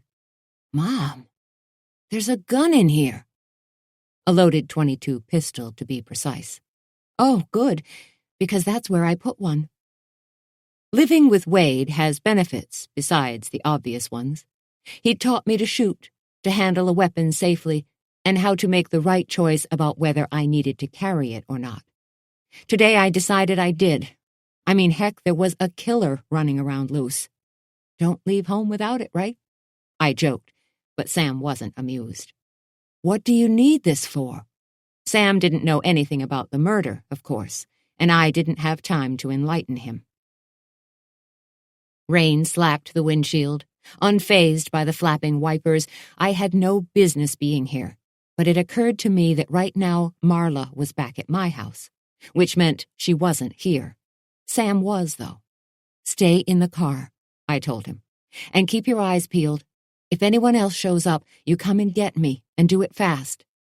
Because sitting there on the breakwater before I ran into Sam, I'd been thinking about Roscoe and what I should say when I visited him in the holding cell. But creeping into my mind also had been another question. Could a house with so much illicit cash hidden in it hold other secrets, too? And now was my chance to find out. Hustling across Marla's yard was like running through a wind tunnel with spa jets in it. On the porch steps, I fumbled the key from its familiar place under the mat and went in. Moments later, Sam came in, too, to my annoyance. Some lookout he turned out to be. Hey, I needed you to keep watch. Windshield's fogged. Can't see out. He followed me down the front hall. The house felt cold and damp as the inside of a tomb. Okay. I tucked the pistol into my pocket. Go look out the front porch window, then. And if you see anyone coming, let me know. Sam sloped off cooperatively, leaving me to ask myself, if I were the kind of deep, dark secret that could get Ellie out of a murder charge, where would I be? Which was how I found myself in the cellar again. A bare bulb dangling over the steps cast my shadow ahead of me as I descended. Once I was down there, I shivered in the damp and peered around. Rusty old tools looked like murder weapons. The open end of the slat-walled coal bin, long unused, gaped like a dark mouth. Swallowing hard, I crossed to where the old chimney sported an ash clean-out hatch. Ellie and I had gotten chased out before we could snoop around here. Now I scanned the wall, looking for loose bricks or other signs of possible hidey holes, and then I saw it. Black grit speckled the floor beneath the chimney's clean-out hatch. Fresh grit. as if someone had opened it lately. But the fireplace upstairs was closed up, so why clean that hatch at all? I lifted the door. Inside was a pile of old fireplace debris so charcoal black that it seemed to be sucking light into itself instead of reflecting any. "Ma!" Sam's voice came urgently from the top of the cellar steps. "Sorry to rush you, but I think we better scram." On the pile lay a large unsealed manila envelope, ash-smeared but otherwise intact, newish-looking even, as if someone had just put it there recently. Sam came to the stairwell door. "Come on, we've got to go."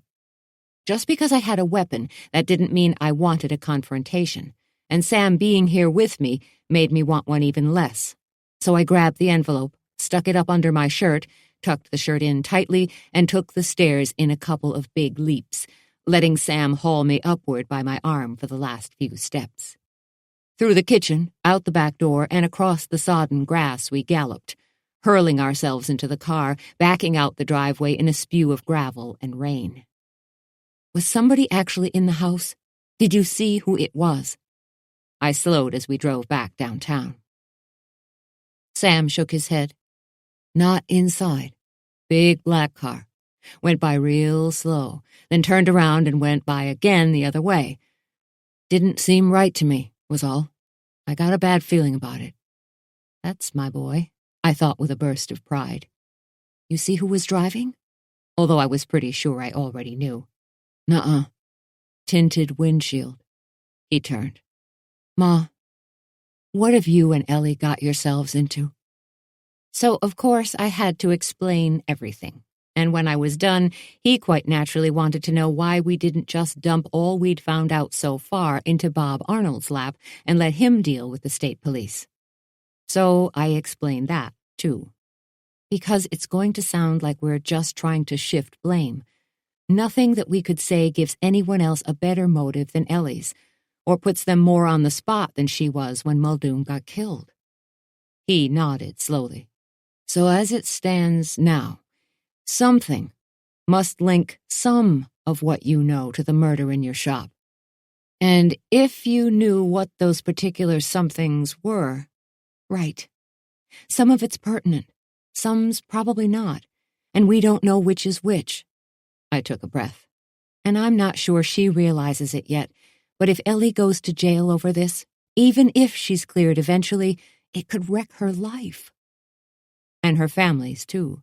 For one thing, there's no bail on murder charges in Maine, so the accused can sit in custody for a long time, long enough for George to have to give up his Bangor job and stay here to care for their daughter, for instance. Then there'll be attorney costs, travel and lodging expenses for visiting her, and if I know George, he'll be there every minute that's allowed, so he won't be working. And who knows what else? And that didn't even begin to cover the dreadful possibility of her being convicted. Sam nodded. Okay, so, where do we go now? I shot him a sideways smile. That's my boy for sure. And he grinned at me in reply, but then he glanced back and frowned. Hey, somebody's following us. It looks like. I kept my eyes on the road as a rain squall struck suddenly. The big dark car again? Sam nodded. We rounded the sharp curve toward Custom Street. Yeah, it's him all right. Turn in here. He pointed to a sandy track leading down to the water. Just do it, he said. Sam's youthful stage as a beach bum was coming in handy. I jerked the steering wheel, bumping us downhill over a steep, sandy slope studded with tide-scoured stones. At the bottom, a weathered wooden shed sagged with age. When the tide was high, you could pull a little boat into it, but right now the tide was low. Hurriedly, I drove in under rickety-looking rafters. Sam hopped out of the car and peered out between the shed's slats. Gusts threatened to reduce the old structure to matchsticks as I waited nervously. Finally, he got back into the car. The guy's gone by. Didn't see us, I'm pretty sure. Man, it's getting wild out there. I backed out of the shed again, impressed by how unflappable my son was proving to be. Now what? He wanted to know. The envelope I'd taken from Marla's cellar was still in my shirt. But Roscoe was still in the town lockup, too, and maybe not for long. Any minute, Bob Arnold had said. Bob must have had a reason to think the young man Wade and I had visited, had been shot at with, let's not forget that part, might be feeling more talkative than he had earlier. A reason for thinking it, I mean, and a reason for telling me about it. So instead of pulling out the envelope, I gunned the car back up onto the road, and minutes later we were outside the Eastport lockup. "Ma," Sam said, "listen, I'm sorry about everything. Sam, I wish you had told me about it first, that's all. Or even asked me, or Wade, for advice." I added silently, not wanting to push it. "But I'm going to assume you know what you're doing," I said. What I actually assumed was that there was nothing I could do about it, so I might as well make the best of it. "And for what it's worth, from what little I've seen of her, Micah does seem to be a very nice girl," I went on. "Oh, she is," Sam burst out. "And isn't she pretty? Talented, too. She's a violinist on top of everything. That's why she's been in Boston, to take lessons." The words tumbled from him in a rush until they ran out, but all I really heard was the way his voice softened when he spoke of her, which was how I knew two things. He was in love, all right, truly, deeply, and it wasn't my business to try to meddle in that, was it? My boy. But the truth was, he wasn't a boy any longer, and if I wanted a relationship with him at all, I would have to accept that. He broke the silence, changing the subject. "So what are we doing here again?" "At the lockup," he meant. I hesitated, not ready to end our talk. The other thing I hadn't said to him, of course, was that he could marry a sword swallower from the circus and I'd still count it as a win as long as he wasn't drinking again. He looked good, actually, his high cheekbones sun-burnished and his eyes bright. Now he caught me assessing him. "I'm fine, Ma," he said. "Really?" He peered up at the old red brick bank building. "Come on, let's go in." So we did, finding Roscoe in the clean, well-lit, and decently furnished cubicle used for housing local miscreants who couldn't be transported at once to the county jail in Machias, 30 miles to our south. "Hi," Roscoe said, getting up to greet us. Fang stayed on the rug asleep. Some of the fur on his rear had been shaved, and he had a few small wounds where the buckshot had been plucked out by the vet.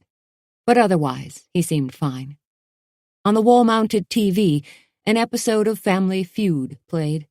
I wondered how long it had been since Roscoe, who'd cleaned himself up nicely at the room's little sink, had enjoyed cable television. "Howdy," he greeted Sam, sticking his scrubbed pink hand out when I introduced them. "Nice to meet you." The place wasn't locked. Roscoe could have walked right out. But Bob Arnold always said that when you treat people well, they'll behave well in return. Mostly. In the case of the lockup, this had turned out to be true. There'd never been an escape. "Listen, Roscoe," I said. "I know you're scared of somebody, okay? And I don't blame you. I'm scared too. But I want to help."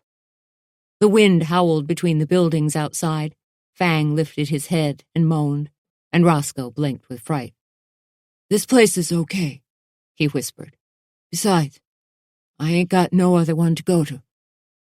But I gotta leave because, what if he finds me down here?" His fear is realistic, I thought. "Roscoe, how about if I took you to my house? My family's there, and Wade. You could stay with us until the storm ends anyway. Would you feel safer there?" Roscoe brightened. "Fang, do you hear that? We could go to this nice lady's house." "But you will," Sam put in sternly. "Tell her whatever she needs to know." He caught on fast, that kid of mine. Roscoe nodded, his eyes huge. "Oh, yes, I surely will. Why, if you're going to make it so I don't have to be scared of that guy no more, I'll answer whatever you ask," he declared firmly, and then he did tell. Oh, did he ever.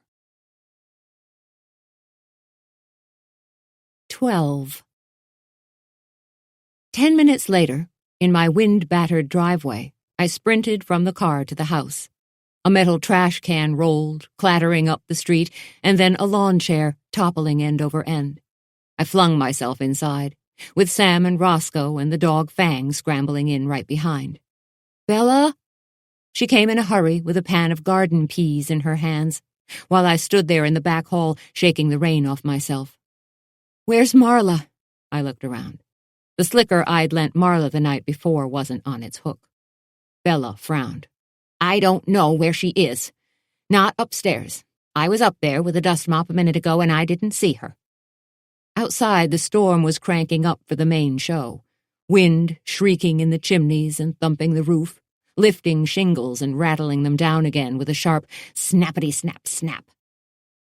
"You know, though," Bella mused, "I did think I heard a car slowing down on the street out front not too long ago." A true storm veteran, she'd gotten out batteries, candles, and propane cylinders for the camp stove, and arranged them on the kitchen mantel. All the dinner materials, except for the beef roast, were out already too, so they'd be handy when she wanted them. And Sam was already in the sunroom with my dad, introducing Roscoe and telling him to make himself comfortable. "Get him some dry clothes, Sam," I called, "and some for yourself, too." Marla could be just about anywhere by now, especially if she'd been picked up by someone in a car. That meant I desperately needed information of some kind, right this very minute. So instead of going out on a rain-drenched wild goose chase, I pulled the envelope from under my shirt, yanked the papers from it, and spread them on the kitchen table. And stared. "Damn," I uttered. They were bank deposit receipt slips, 100 or more, all with the same account name, Sykes Chocolate Creations. Also in the envelope, a checkbook, its ledger showing both the deposits and the withdrawals that followed. The deposits were in varying dollar amounts. To unsuspecting eyes, they'd have looked as if they represented payments from her customers for the chocolate they had purchased, just as she'd said. But for each deposit, 3 withdrawals of equal amounts had been made right afterward. And that wasn't what she'd described at all. Marla had said she was being paid a small percentage of what she deposited. But this money, 100,000 or more dollars in total, was being divided into equal thirds. After what Roscoe had told me, Marla wasn't a victim, as Ellie and I had believed. Instead, she was... Oh, what a fool I'd been. "What?" said Bella, looking alarmed at my expression as I headed for the door again. "No time," I told her. "Tell Sam I said for him to stay here with you and Dad and watch out for everything, okay? Rain hat, slicker, umbrella, keys." The gun was still in my pocket. "Tell him I'll be back." The storm outside now was just flat-out ridiculous. Wind and rain in torrents shoving me around as I crossed to the car. Down Key Street, rushing rivers overflowed in the gutters and boiled in the storm drains. When Bob Arnold's squad car raced by me in the other direction, with lights flashing and its siren wailing, I knew conditions were bad. For someone else, that is. But it also meant that if things got dicey for me, Bob was already busy. And that, considering the unhappy thoughts I was thinking, didn't comfort me at all. "Ellie?" On rain-swept Water Street, I shoved open the shop door and flung myself into the chocolate mousse. The smell of warm chocolate enveloped me in sweetness, but it wasn't enough to banish my bitter fear. Because once Roscoe had felt safe enough to talk, he'd said that the person who'd hired him for lookout duty on the water hadn't been a guy at all. It had been a woman, Marla Sykes. And the deposit receipts told me why. I didn't know yet why Matt Muldoon had needed to get murdered over it all, but... "Ellie!" The lights were on, the ceiling fans turning, 2 cheesecakes cooling, and the oven timer ticking steadily, showing a minute left to go on some chocolate macaroons that she and Micah must have been baking together. I yanked them out. To hell with the extra minute. "Ellie, are you here somewhere?" But of course she wasn't, and neither was Micah. I ran next door to the second-hand rows, where an old Joni Mitchell album was on the CD player and a small battery-run water fountain trickled prettily on the massive old mahogany cash register counter. Hello? Racks of vintage cashmere sweaters, suede coats, and leather jackets crammed the shop's tiny front space, along with silk scarves and pillbox hats, lace shawls, and fancy blouses. I pushed through the beaded curtain to the back of the shop, where I'd never been, and where a jumble of as-yet unsorted items, feather boas, a gold lorgnette, and what looked like a real, no kidding, mink coat, overflowed from cardboard boxes. On the rear wall, an old framed poster advised me curtly to be here now. But still no Miss Halligan, until from behind the boxes came a low moan. Squeezing past them, I found a sort of nest, a narrow mattress with blankets, an alarm clock, and a tiny TV. A romance novel lay on the plastic milk crate serving as a night table. This was where she slept, I saw, now that her own bed was no longer available. And it was where she lay now. A burst of fury washed over me as I knelt. Miss Halligan? What happened? Are you all right? A spot of blood stained her clipped white hair, and the lump on her forehead was swelling rapidly, turning an ugly purple. Her eyes fluttered open. Oh? Was he here? Miss Halligan, where's the guy who's staying in your house? Do you know? And who is he anyway? If I knew who he was, it might help me find him, and get Ellie and Micah out of his clutches when I did. Miss Halligan! And Marla as well. I couldn't imagine his intentions toward her were good, even if she'd gone with him willingly. This was all coming apart, whatever it was, and for a while she'd been a co-conspirator. But now she was a witness against him. Look, just tell me who he is and I'll get the police to go after him, I said. But this didn't get the reaction I expected. Who? Clark? She said fearfully, struggling up. Oh, please don't do that. He's my son.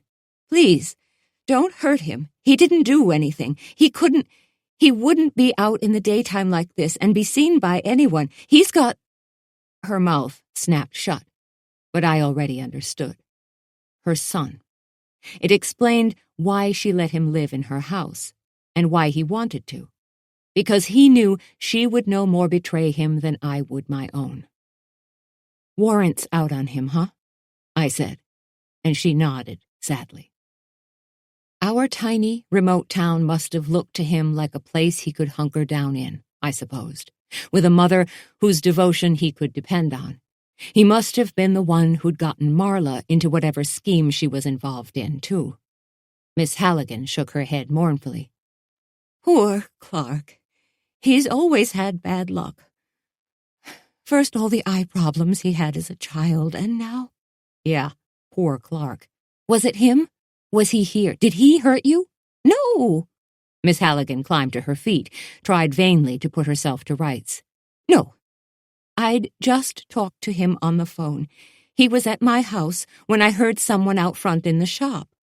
I didn't believe her. Who then? I followed her to the tiny bathroom where she splashed water onto her face. Who, Miss Halligan? Outside, the storm clamored wildly, and the rain slammed down. If it wasn't your son, Clark.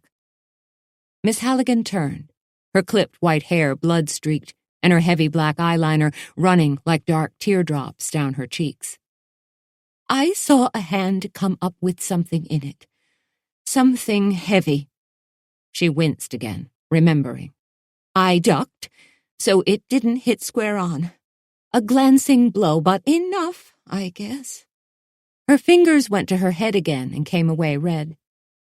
They must have been looking for something, she said about the front of the store's disarray. Just as they had been at her house, in her little office, and at Marla's, but I didn't have time to tell her about that. After that, I don't remember anything, really, until you woke me up back there, Miss Halligan finished. Outside, another couple of sirens wailed distantly. Whatever Bob Arnold was racing to, it was big. But as I thought this, my cell phone cheeped at me, and it was him. "Yeah," he said through a background of wind noise and phone static, loud and electrical sounding. "I'm jammed up out here, but I thought you ought to know." The phone cut out briefly, then back in again. Bob went on. "State cops called. They've had pressure from the district attorney. They wanted to know if I thought Ellie'd be around tomorrow, or if—" The high whine of a tow truck winch interrupted him. I waited anxiously. "Or if she might hightail it," Bob finished, which meant they intended to take my friend into custody in the morning, and never mind that it was a holiday, unless instead they came and got her tonight despite the storm. "Told 'em she'd be here." Bob's voice came tinnily through my phone. "But I figured you'd want a heads up." "Yes," I shouted back. He was fading out. "Thanks, His voice came intermittently. "Accident. High tide now for... Stuck here on the mainland side of the causeway until..." The call dropped, but I'd heard enough. "Listen, will you be okay?" I asked Miss Halligan, and she smiled tiredly in reply. "I'm a tough old bird. I'll be fine. Please don't call the police. And please—" I turned from the door. Her eyes were tragic. "If anything happens, try not to let them hurt him." Back at the house, I grabbed Sam out of the sunroom, leaving Roscoe chatting amiably with my dad.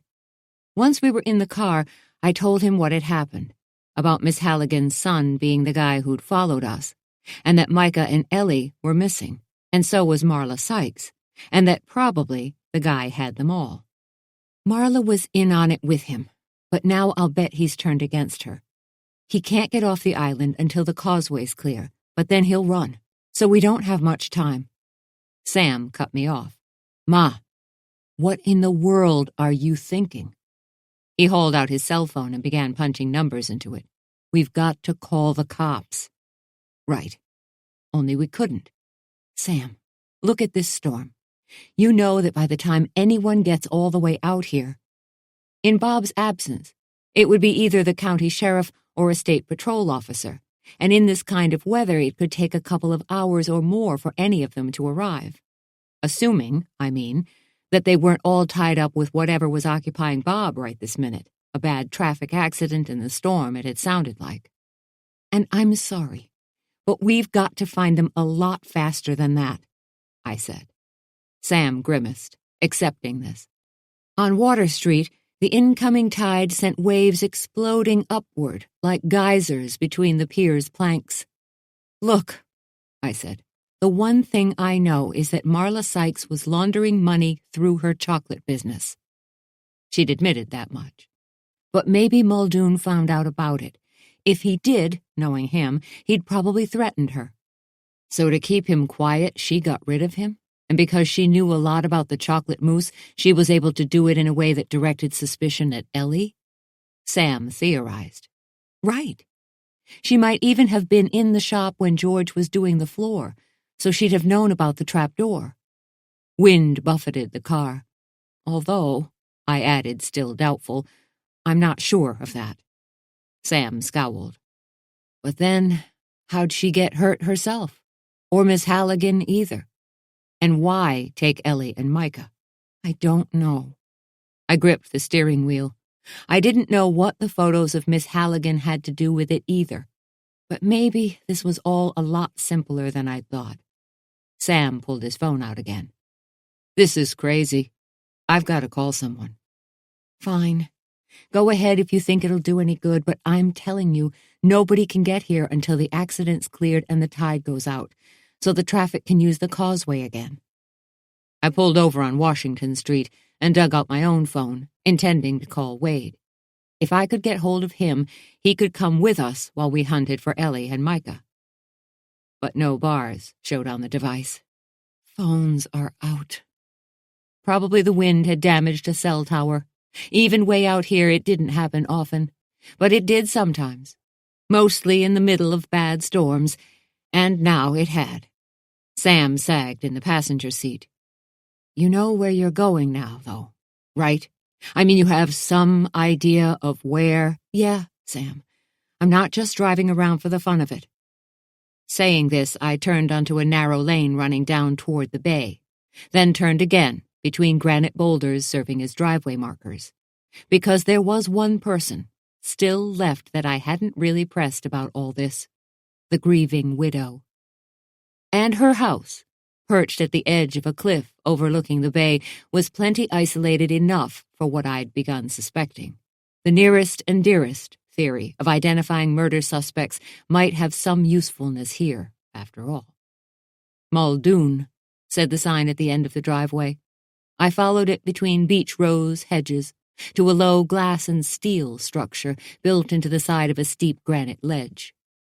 Ma, said Sam, this is a dead end. They're not here. Micah and Ellie, I mean. Then, squinting around, he added, the place is pretty snazzy, though, huh? No kidding. We got out and ran for the portico, angled over the slate-tiled front terrace. The Muldoons had it built here. I pounded on the massive pine slab front door. Until now, I'd thought subtlety was our best strategy. For one thing, our snooping seemed always to be triggering someone's chasing and/or shooting behaviors. But subtlety hadn't worked. And if the alternative included me being my pushiest, so be it. Ellie and Micah were in danger, and so was Marla, I now believed. And they might be here. I hammered again, and finally the sound of footsteps pattered from somewhere inside. Then the door opened, and Sarabelle Muldoon stood there in a satin dressing gown and slippers. With her pale hair pulled back and her face in disarray, she'd obviously been weeping. "What do you want?" she demanded harshly. Good question, and I didn't know the answer for sure. But by now I was convinced that her husband's death had something, maybe everything, to do with Marla's hidden money and Miss Halligan's criminal son. So it was truth-telling time, or as much of it as would get us into the slate-tiled foyer, anyway. Ellie didn't kill him.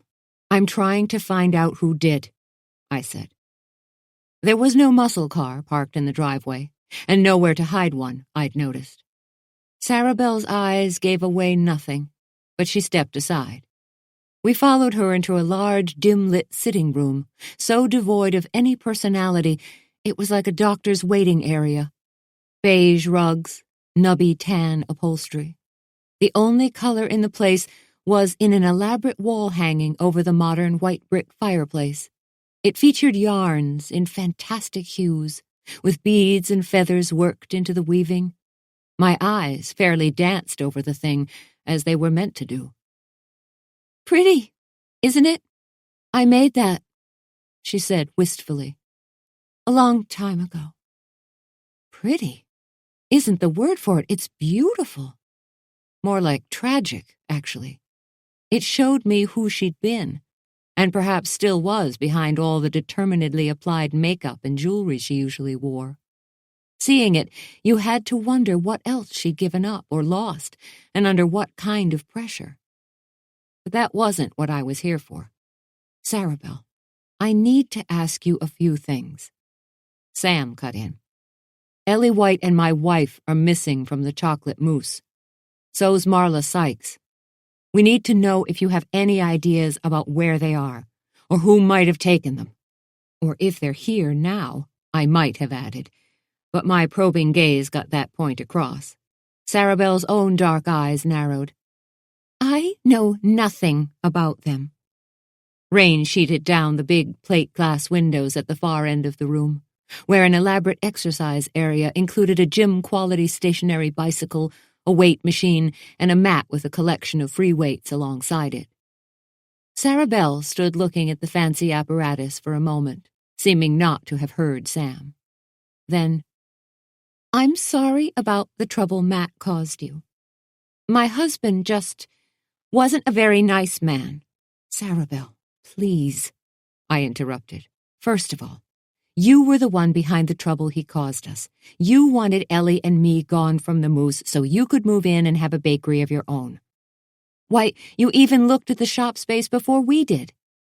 Her brittle laugh rang out in the chilly room. "Is that what he told you? Oh, that's rich. He would blame it all on me." She faced us, her dressing gown wrapped messily around her body, the satin slippers on her feet scuffed and worn.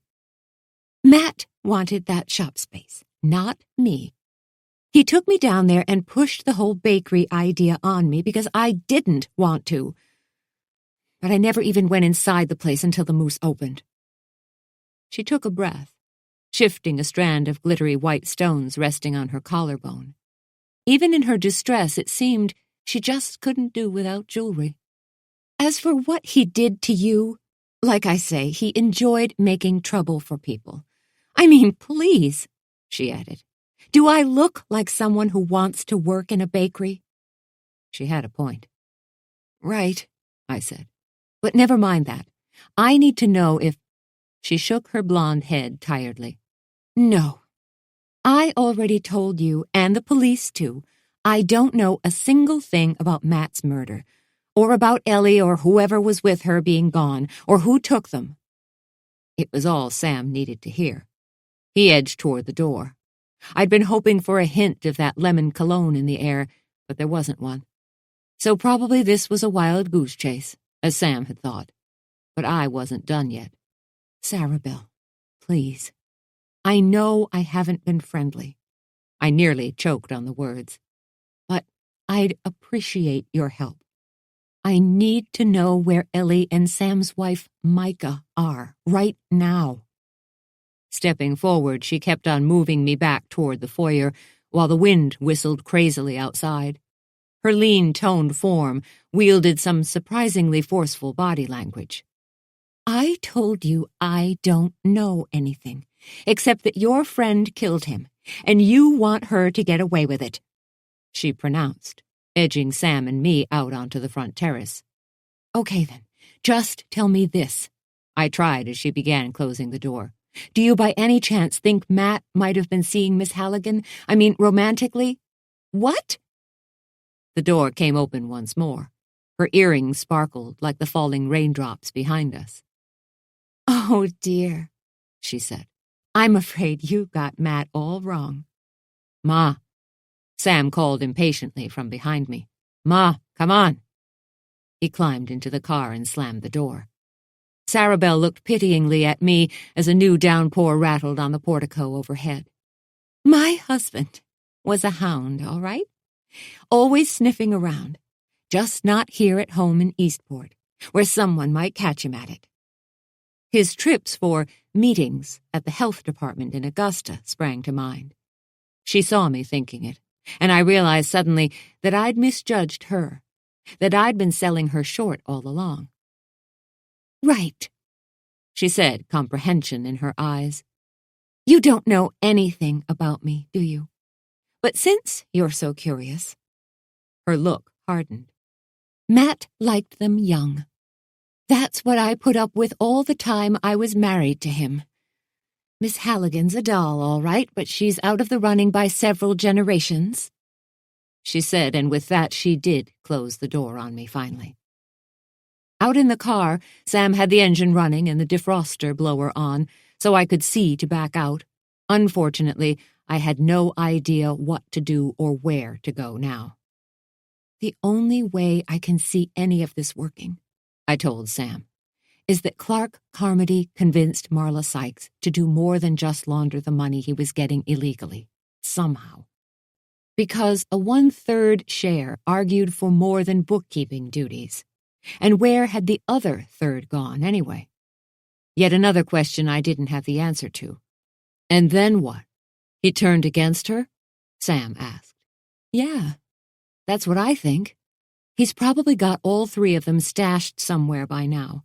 And if he killed Muldoon, he's surely desperate to get off the island, either with them or without them, because he's already killed them, too," I finished silently.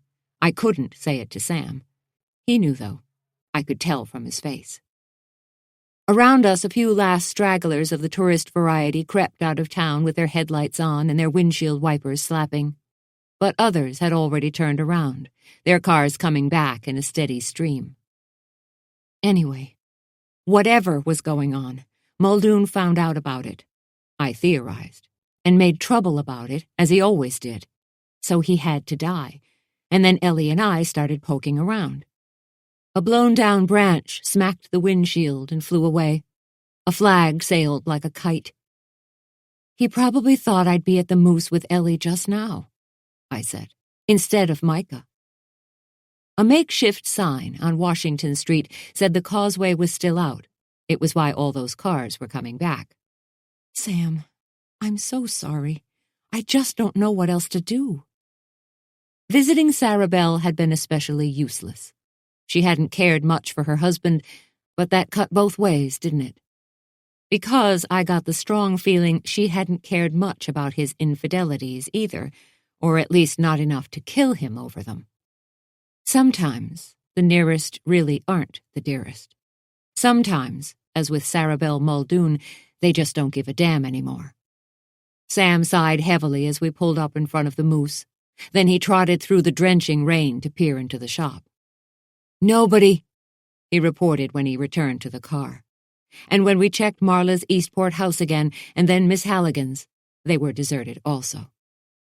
I thought briefly about the cheesecakes, still waiting to be completed, but decided to forget them. After all, why bother? The auction, Ellie's catering business, probably even the chances of our continuing in the chocolate mousse at all. None of it means anything if something bad has happened to Ellie or Micah, I realized miserably. It's not your fault, or Ellie's either, Sam said. It's whoever took her and Micah that I want to get a hold of, and damn it, I'm going to. Which was my feeling about it as well. I just didn't see how, as I started back up storm-lashed Water Street, where wind-frayed 4th of July banners hung like sodden laundry under the street lamps, glowing sullenly in the cloud-darkened daytime gloom. But as we made our slow way up Key Street under power lines whining and whipping in the wind, Sam sat up straight suddenly. Hey, I just thought of something. Ellie still has a boat, doesn't she? He'd been living right here at home back when she first got it, even helped with the launch the previous summer. Yes, I said, but how would a stranger like Miss Halligan's son know that? My old house rose up ahead, lights glowing in the windows and a curl of smoke streaming sideways off the brick chimney top. Sam punched a bunch of numbers into his cell phone, which, for a wonder, was operating again, at least temporarily. Bella, are Ellie and Micah there? Or Marla? He said into it. He shook his head at me, listening. Then, okay. And you have not heard from them? And Wade's not home yet either? He was still working, probably. The boat basin, when we passed it downtown, had looked wilder than ever. Sam hung up, then turned to me, looking thoughtful. A boat, he said, as if there had been no interruption, that you could get off the island on. So, does Marla know about it? Like I said, that's my boy. I stomped the gas pedal hard. Debris littered the road to the boat dock. Tree limbs, trash cans that had blown out of people's yards, some boat cushions, and a big blue tarp, complete with the lines somebody had tried using to tie it down. All flew and tumbled as if possessed. Gnarly, Sam observed as we passed the low wooden youth center building. A hand-lettered cardboard sign in the window said, Bingo, tonight. But from the way the building's shingles flapped in the gale, I thought the games would probably have to be postponed. Then, the lights inside the building, it was being readied to provide emergency shelter, I realized, went out, and stayed out. Try your phone, I said, and Sam obeyed. Nothin', honey, he reported. So not only had the power gone out, but now apparently the phones had failed again, too. The good news, though, was that no one would take a boat out in this mess. Not unless Davy Jones's locker looked viable as an escape route to them, or so I hoped. At last we reached the dock, where the floating sections and the boats tied up to them seemed to fly up into the air in a slow, rippling motion each time a massive wave rolled in. I'm going down there, Sam said. Wind shook the car. Out past the boats, visibility was almost nil. "I'm coming too," I told him, spotting the bayliner among the other vessels bouncing and lurching. Before he could object, I was out of the car and staggering toward the metal gangway right behind him.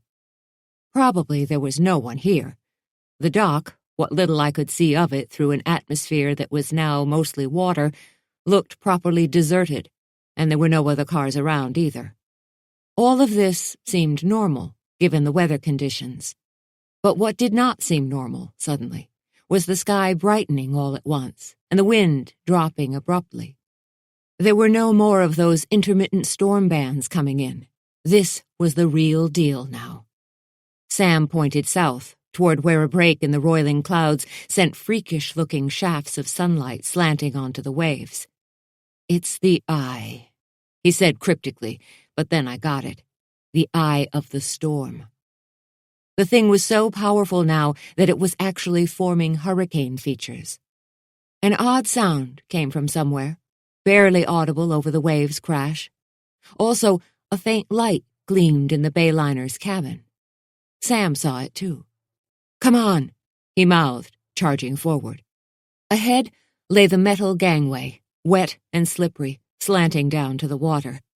At least it wasn't low tide, so it wasn't vertical this time. But high tide meant the water here was deep, cold, and likely fatal if you fell in when it was this wild. I gripped the railing with one hand. Sam held my other arm, and we proceeded down the ramp side by side like some fragile old couple, tottering and weaving. At the bottom, the dock's planks heaved wildly, trying to hurl us off, but we persisted, scampering to the bayliner and gripping the boat's side rail to keep our balance. "I don't understand," came a voice from inside the cabin. It was Ellie's. "How do you expect to get away with it?" Then a new voice, recognizable also. "What do we care how the plan's supposed to work? This is ridiculous. Let me go right now." Sam grinned in spite of himself. It was Micah, sounding every bit like the no-bullshit woman I'd always hoped he'd marry. But the grin didn't last. "You don't have to know my plans," another voice said. My heart sank. It was Marla, sounding as if she'd recovered very nicely from her head injury. "Just rest assured, I'm not going to let a bunch of dimwits like you screw them up." There was the sound of metal snapping against metal. "So you two, just sit there while I get this tub to where we're going, and be aware, if you stick your heads up out of the hatch," she added, "that I will shoot them right off your bodies." So at some point, she'd apparently gotten the handgun out of the lockbox I'd seen in her warehouse space. Wade probably still had his weapon too. And so did I. But it wasn't time to use it yet. And now another idea struck me. That GPS tracker that Ellie's husband George had put into the bayliner. I hadn't turned it off. I didn't even know how to open the small black plastic box that held it in the bayliner's emergency gear compartment. That meant it was still there now. Once Marla set off in the boat for whatever her destination was, all we had to do was survive long enough for Wade to realize we were out on the boat and start tracking the device's signal. Without warning, the hatch door flew open. But by now Sam and I were over the rail onto the bayliner's deck, and then scrambling out to the heaving bow, where we dropped to our bellies out of sight between the rail and the cabin. "They're okay," I mouthed at Sam, wanting to be encouraging. "So far," he said silently back, not looking happy, and for a moment I saw his father in him, angry, stubborn, meaning to get his way. But he'd forgotten that I had the gun, and before I could stop him, he leapt up, rocketing off the bow to launch himself at Marla. Spotting him, with an ugly curse, she shot him in the foot, which of course launched me up. "Sam!" I pulled out my weapon as he fell to the deck, a puddle of blood and rainwater sloshing around him. Marla cursed again, recognizing me. "You guys just don't know when to quit, do you? Okay, give me that." She gestured at my gun. while keeping her own aimed at my son. "I mean it. Give it here, right now, or I'll kill him." Biting my lip, I obeyed. When I had, and she'd tossed the weapon overboard, she crossed to the controls and dropped the engine into operating position. "Darn," Sam managed through gritted teeth.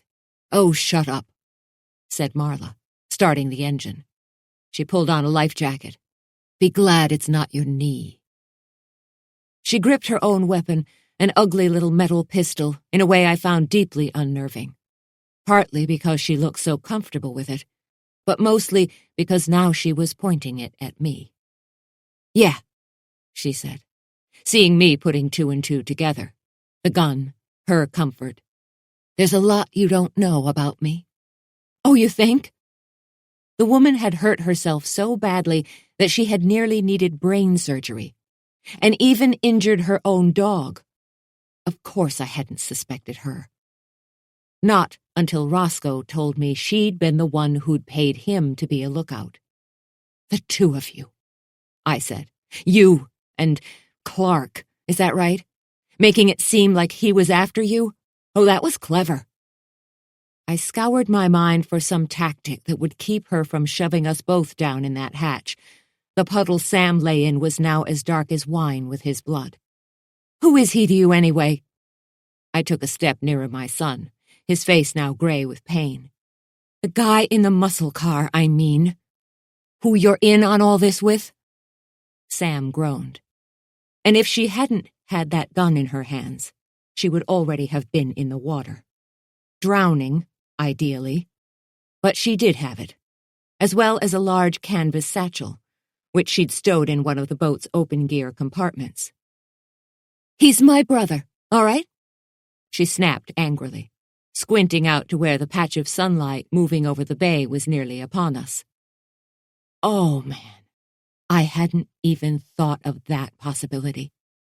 "But if that's true," I began, meanwhile scanning around desperately for anything I could use as a tourniquet. "Right. It means your sweet little pal, Miss Halligan, is our mother," Marla snarled. "For all the good it's ever done us," she added bitterly. She threw 2 more life jackets at me. "Get 'em on." So at least she didn't plan on dumping us overboard. But Sam didn't need a jacket. He needed medical attention. And he needed it now. "Marla, please. Leave Sam here on the dock. We can radio for help for him once we're away from here." Since that was what she'd said she intended, to take the boat somewhere, she jerked the gun sharply at me again. "Forget it. And the life jackets, too, on second thought. Just get below, both of you. I don't want to see any of you again till we get where we're going." "Which would be where?" I wanted badly to ask, but she aimed the little gun purposefully once more, this time at Sam's head. So I hurriedly helped him up and toward the cabin hatchway. "Okay, just tell me one thing then. Why'd you kill Matt Muldoon?" Her face changed. "What? Why did I—" "Oh, hell. You don't know anything, do you?" The boat bucked and yanked on its lines in the towering waves. "Get down there," she repeated, hauling the hatch door open and slamming it once we'd obeyed. In the cabin I squinted around, letting my eyes adjust to the dimness of the small enclosure. Micah and Ellie, tied in the straps from spare life jackets, stared up at me with fear in their eyes, and sprawled beside them was my son, Sam, who, if I wasn't mistaken, was now very actively in the process of bleeding to death. 13. "Okay, lie flat. I'm cutting your shoe off." Sam's wife, Micah, crouched over him while I aimed the flashlight down at him. With the box cutter from the vessel's toolbox, I'd made quick work of the life jacket's straps. By now, Marla was too busy handling the boat to check on us. Micah used the sharp tool on Sam's sneaker. The blood-soaked shoe fell away, and then his sock. Dark red blood bubbled from the round purple wound in his foot. "Huh," said Micah unflappably. She turned out to be not only a nurse, but also a surgical nurse practitioner. What's that? A needle?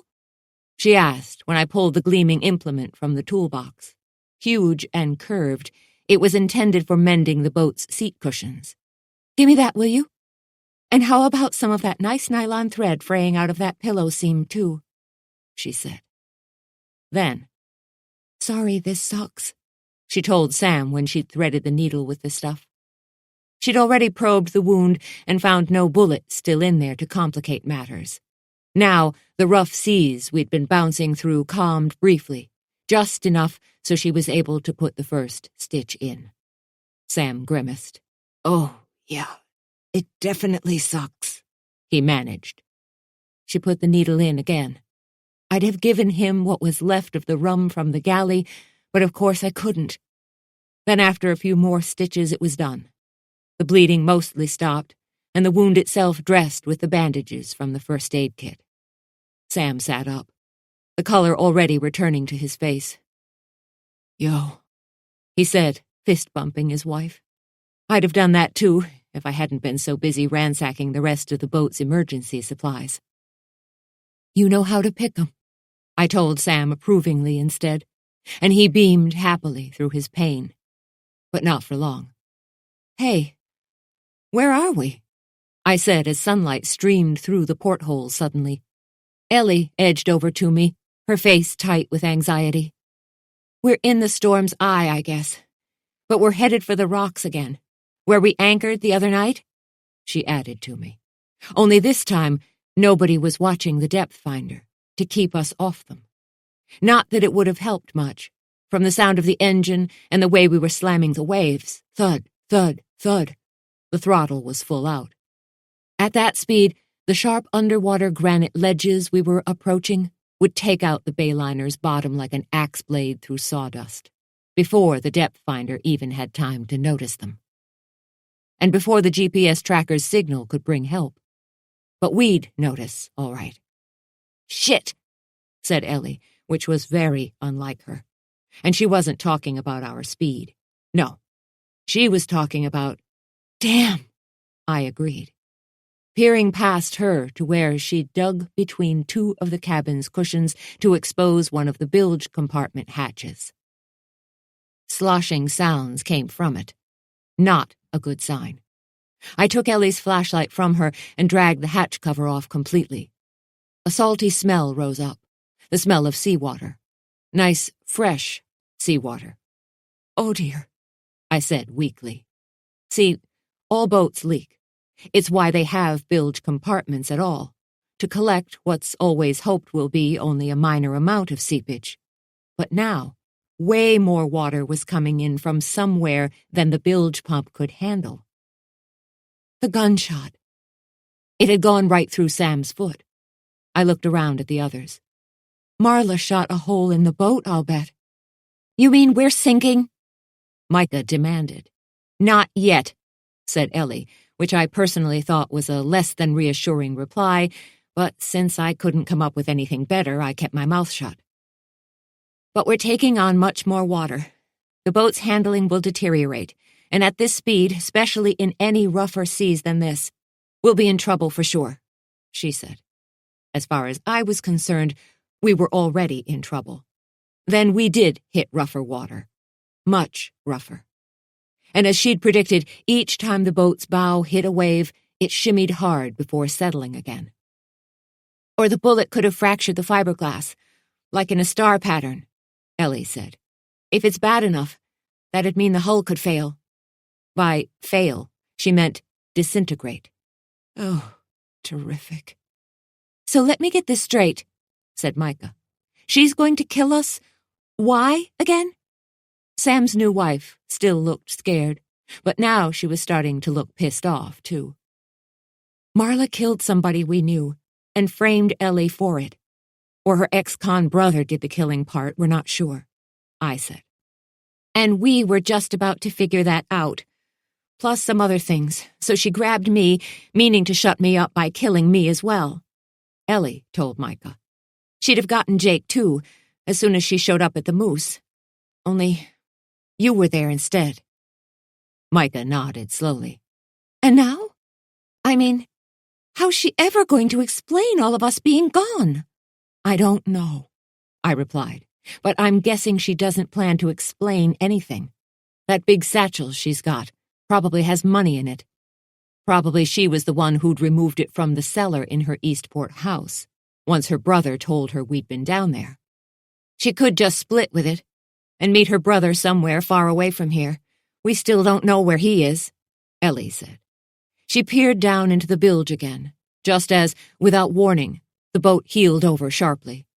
The engine lugged sullenly, a low, gargling sound, and we all froze until the vessel righted itself. But the fun wasn't over. Soon, the water was liquid hell again. A gust slammed us, putting us into a sideways dip and shudder that I disliked very intensely. The engine throttled down. Sam moved aside so the rest of us could see out as a row of islands slid by, their scant vegetation bent flat by the wind. We could maybe jump over onto one of those islands, Micah suggested. If we could get up on deck somehow? And overwhelm Marla with our superior numbers, I gathered she meant. I liked her thinking. Too bad Marla had the firepower. Swiftly, I explained this. She's got a gun, see, and we don't. I'd have finished, but I didn't say it because Ellie's eyes had just lit up, staring at the hinged metal box that hung above the galley sink. Caution, the box read, and then some finer print I'd never bothered working my way through. Luckily, though, Ellie had. Okay, if I'm right about where we are, she began, which of course she was.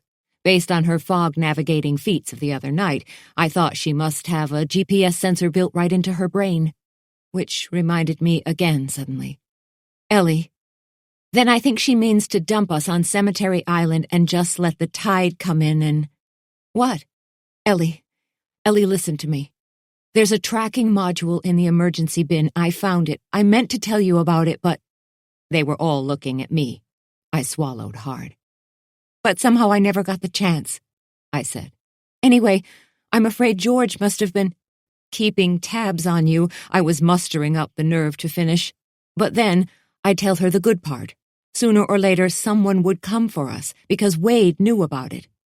As soon as he realized the Bayliner was gone, he would start monitoring it. But before I could say anything at all, Ellie laughed. Not amused laughter, more like sad. Oh, Jake, I knew about the tracker. George and I talked about it, okay? But it was disconnected, or partly anyway. It needs to be told where to send its data so it can work, and we undid that part of it. What Ellie had just said made perfect sense to me. Of course they would end up discussing it. Any idea of George hiding things from Ellie, or vice versa, was ridiculous, obviously. Or it was obvious to me now, at any rate. Oh, I said, feeling as if all the air had been let out of me.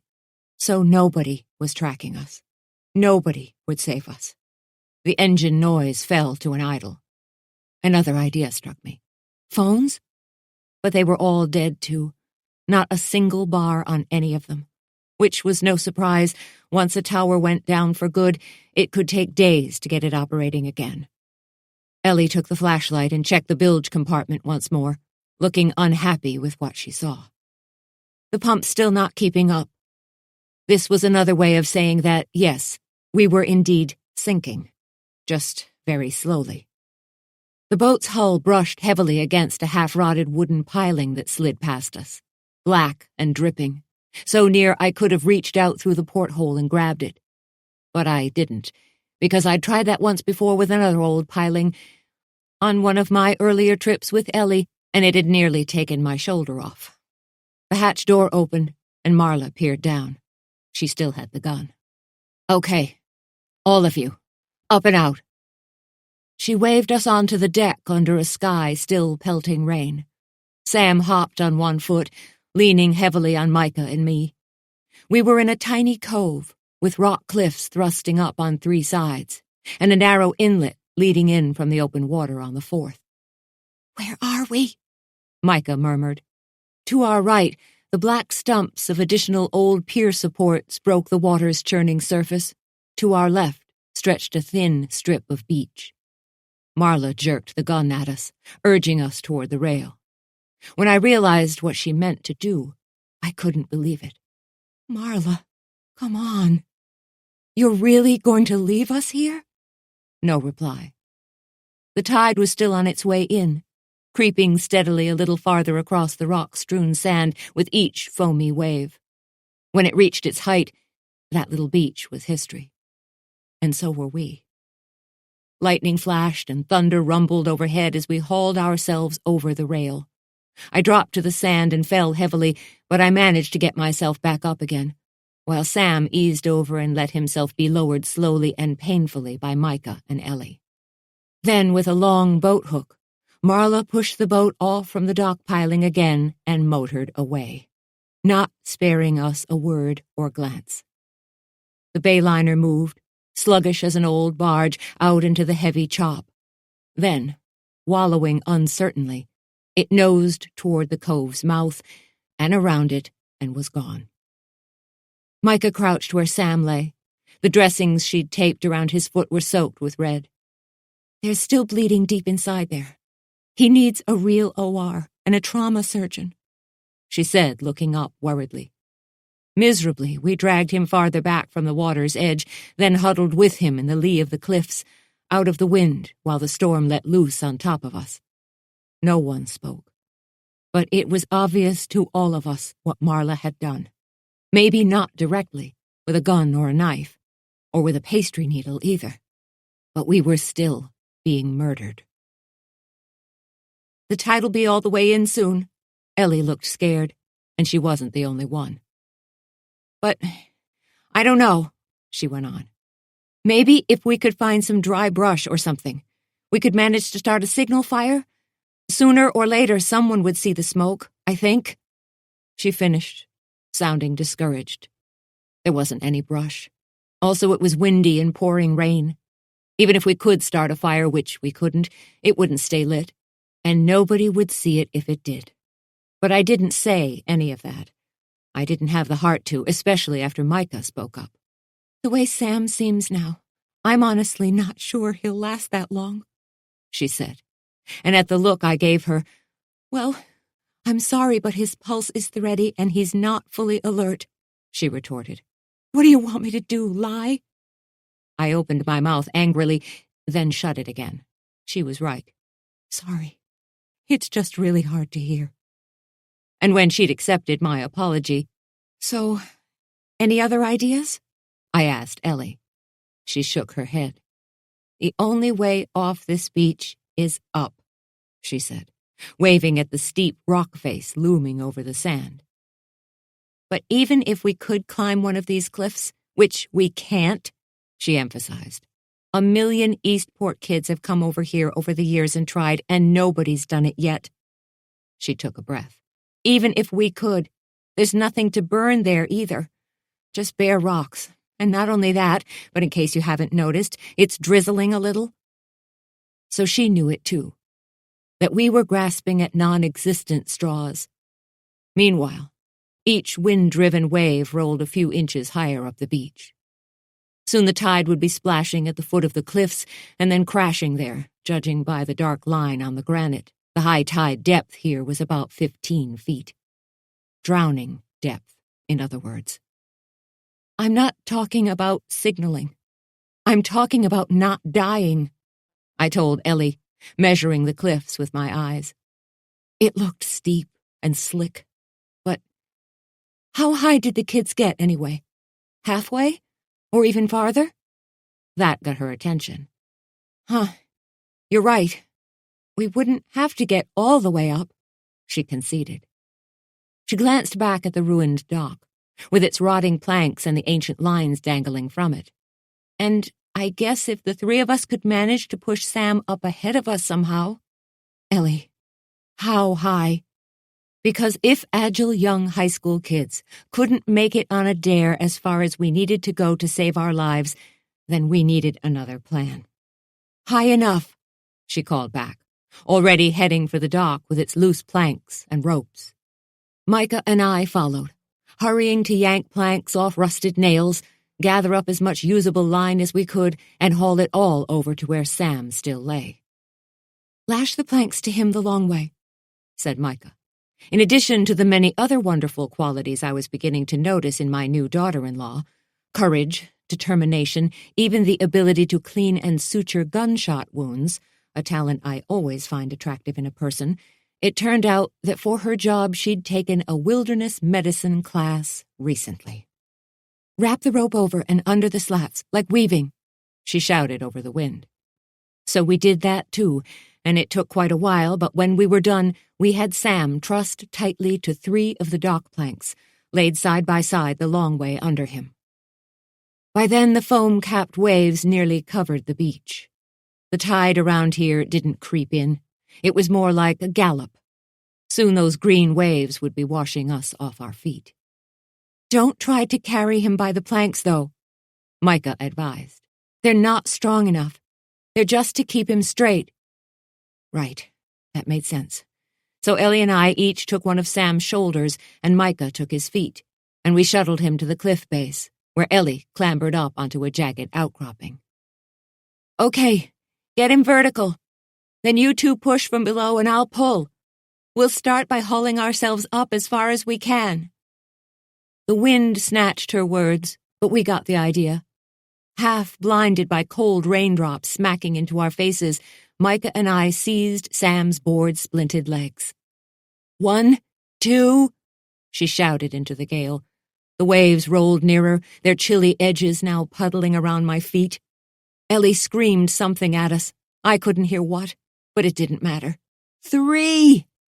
Micah and I straightened together, heaving Sam's body upward on his makeshift stretcher, which crumbled immediately into rotten black pieces that fell from their woven rope fastenings to swirl away in the tide. "Oh!"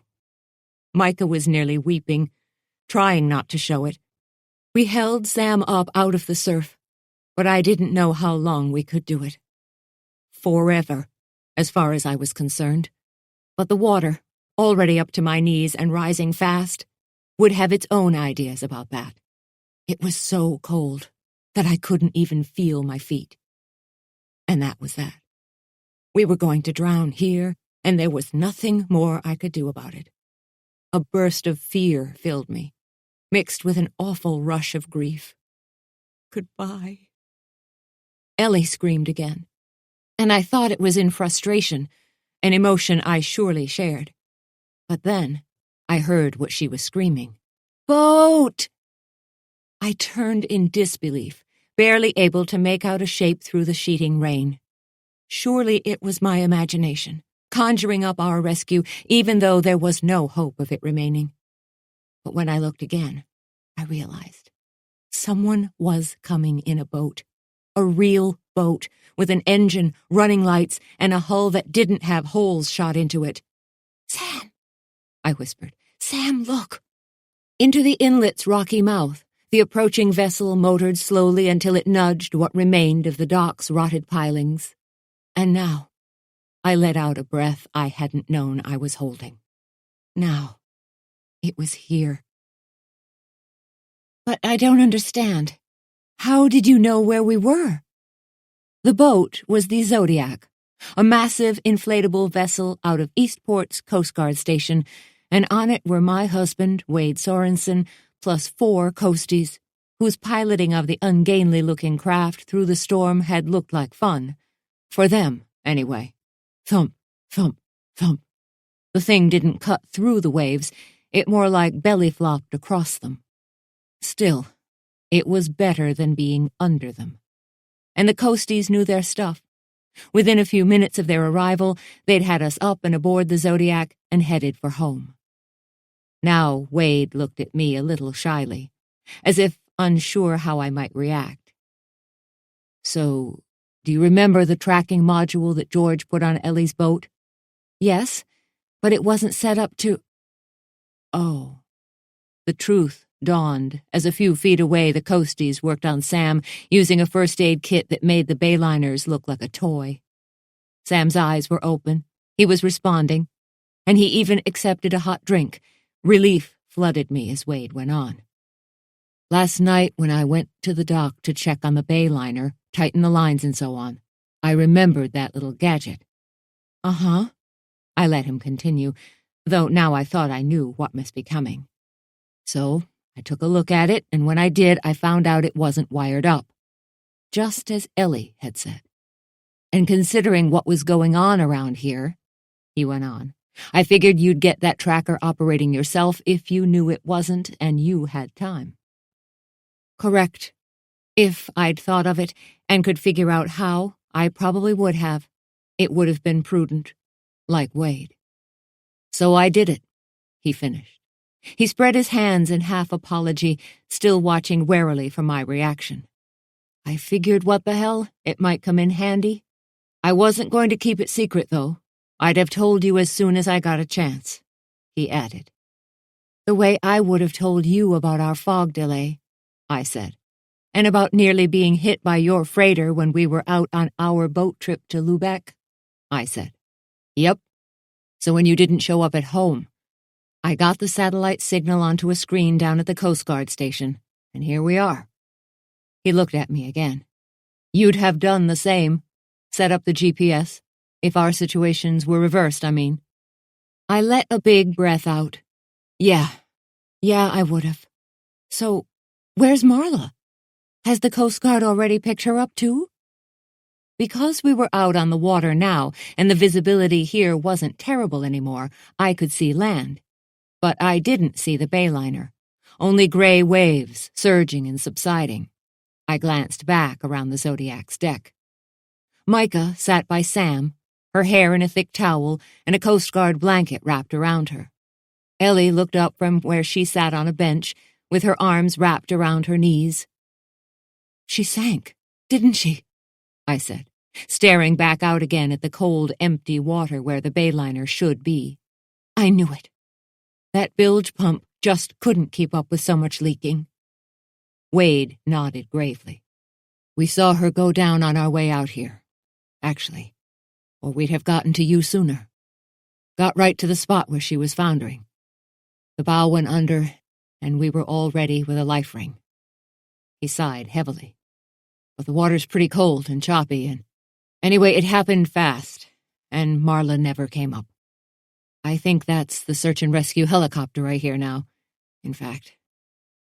A moment later I heard it too, and then saw the big orange and white aircraft circling, because of course they would keep looking for Marla until no hope remained for her.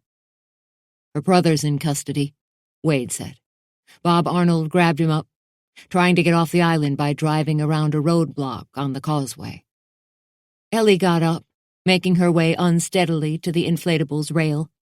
By now we'd reached the inside of Eastport's boat basin, where an ambulance waited on the dock for us, its cherry beacon haloed in rain and fog. But something kept bothering me. Something I just couldn't put my finger on as the Zodiac's plump rubber side bumped the dock rail. The EMTs offloaded Sam. Then, over his protests, they firemen carried him up the steep metal gangway to the ambulance. Micah went too, and the rest of us followed. Bob Arnold met us at the top, looking apoplectic. Now, wait just a damn minute, he said when Ellie tried to brush by him. She turned. Bob, she said calmly, but she wasn't. Bob, I love you. I really do. But in the last couple of days, I've been stalked, chased, menaced, and kidnapped. Jake's been shot at, and Sam's actually been shot. Meanwhile, she sucked in a breath. Meanwhile, all suspicion has remained squarely on me, and the people who have been doing all the chasing and shooting and menacing have been scampering around the island scot-free. When Ellie gets mad, she actually uses words like scot-free. Also, I hadn't known eyes the color of violets could blaze like that. But now we know who. At least one of the culprits is, on account of she nearly drowned us out there. And she sank my boat, damn it. Oh, but she was hot. So listen, Bob, she said. You're my friend, and you have been for a long time. But right now, I'm going back to the chocolate mousse, and don't you dare try stopping me unless you're arresting me for something, 'cause I have other fish to fry." Whereupon she actually did turn on her heel, stalking away up the breakwater toward Water Street and the Moose. "Me too," I said into the silence that followed. The big family dinner I'd planned would have to be postponed, I decided. Instead, we'd ask Bella to bring us dry clothes. That way we could get those last few cheesecakes finished, which I was now even more determined to do. So I left Wade bringing Bob Arnold up to speed and dealing with the Coast Guard's incident report paperwork. After they rescue you off a deserted island, after all, you can't just walk away as if nothing at all had happened. Facts must be gathered and reports written. But they all knew us, and knew we weren't going far, and they were hungry for cheesecake, too. I hurried to catch up with Ellie, who'd already gotten a big head start. In the dying storm, Water Street was sodden and deserted. A red, white, and blue banner hung in shreds from a lamppost. A flag lay across a puddle. Inside the Moose, all the lights were on. "Ellie?" I called. She'd been here, if only briefly. The coffee maker was burbling, and the CD player oozed that damn syrupy Celtic harp music. So sweet I could feel my blood sugar skyrocketing. Somehow, I didn't mind it so much anymore, though. Gazing around, I felt a familiar contentment come over me, a sense of purpose mingled with the delightful smell of chocolate. Home. A soft thud hit the wall from over on Miss Halligan's side. Then a voice cried out weakly, "No!"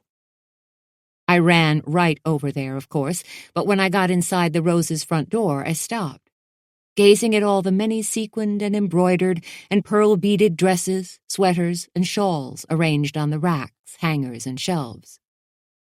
Miss Halligan was a genius at using space. She needed to be, with what little of it she had. Even in this tiny storefront area, every item for sale was clearly visible, and there wasn't an imitation jewel on any of them, I realized suddenly. No cubic zirconia, no moissanite, no rhinestones. "Where is it?" a harsh voice demanded from the tiny back room where the shop's elegant owner had been living recently. "It's not in the Moose. I've checked every inch, and your shop's the only other place I went after she killed him." It was Sarah Bell's voice. And now I did remember what had been bothering me. That rhinestone Ellie picked up. The one Sarah Bell had been scanning the floor for, probably, the other evening in the Moose. Now she appeared in the doorway to the second-hand Rose's back room. Only it wasn't a rhinestone she'd found, I realized too late. And what do you know? Sarah Bell didn't have a gun in her hand. She had a knife in it. "Hello," I said quietly.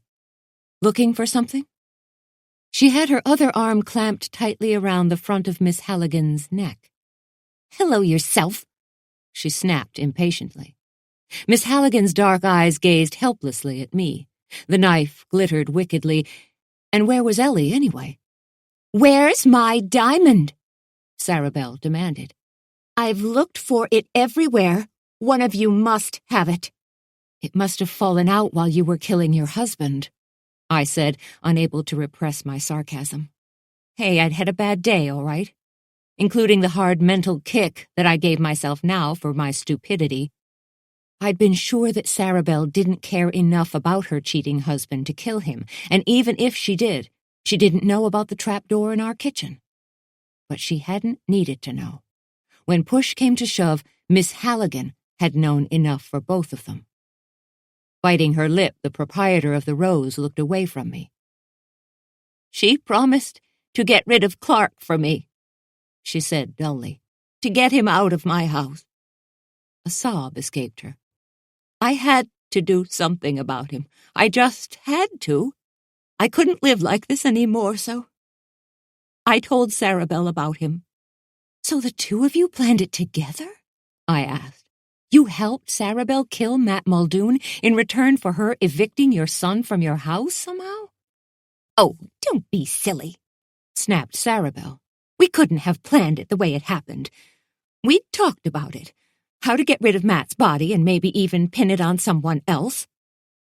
She eyed Miss Halligan contemptuously. And how, in return, I'd get rid of her son for her, since she didn't have the nerve to. Make him go away, though, that's all, not hurt him, Miss Halligan protested. Yeah, right. Sarabelle rolled her eyes. Clearly, her plan had been more permanent than that. She'd known, too, that before the lock set was replaced, the moose's door had been so loose it could be unlocked by digging at it with the tip of a knife blade, like the one on the knife she was holding right now. It wasn't so bad when only Marla was here, Miss Halligan said. She'd want money from me now and then, or to push me around just because she could, but mostly she wanted nothing to do with me. The sad, self-justifying words fairly poured out of her, as if she thought she could excuse all this somehow. I don't know why she decided to come here from Connecticut when she got fired from her job, except that I guess when she did need money it was easier to get it out of me in person, she said. I see, I managed, half-choked with fury, but I had to keep them talking. Sooner or later someone would show up and get me out of this, wouldn't they? And then your son, Clark, got out of jail and came here too? I asked. He must have decided that what worked for Marla might work for him as well? She nodded. Sarabelle just rolled her eyes long-sufferingly. The widow Muldoon was waiting for something, I realized, and then with a chill I knew what it must be. He barged in, took my house over, and the two of them teamed up together, said Miss Halligan. Marla and Clark. She's just like him, selfish and bad. Only not so obvious about it, is all. I imagined what it must take for a mother to say that about her kids.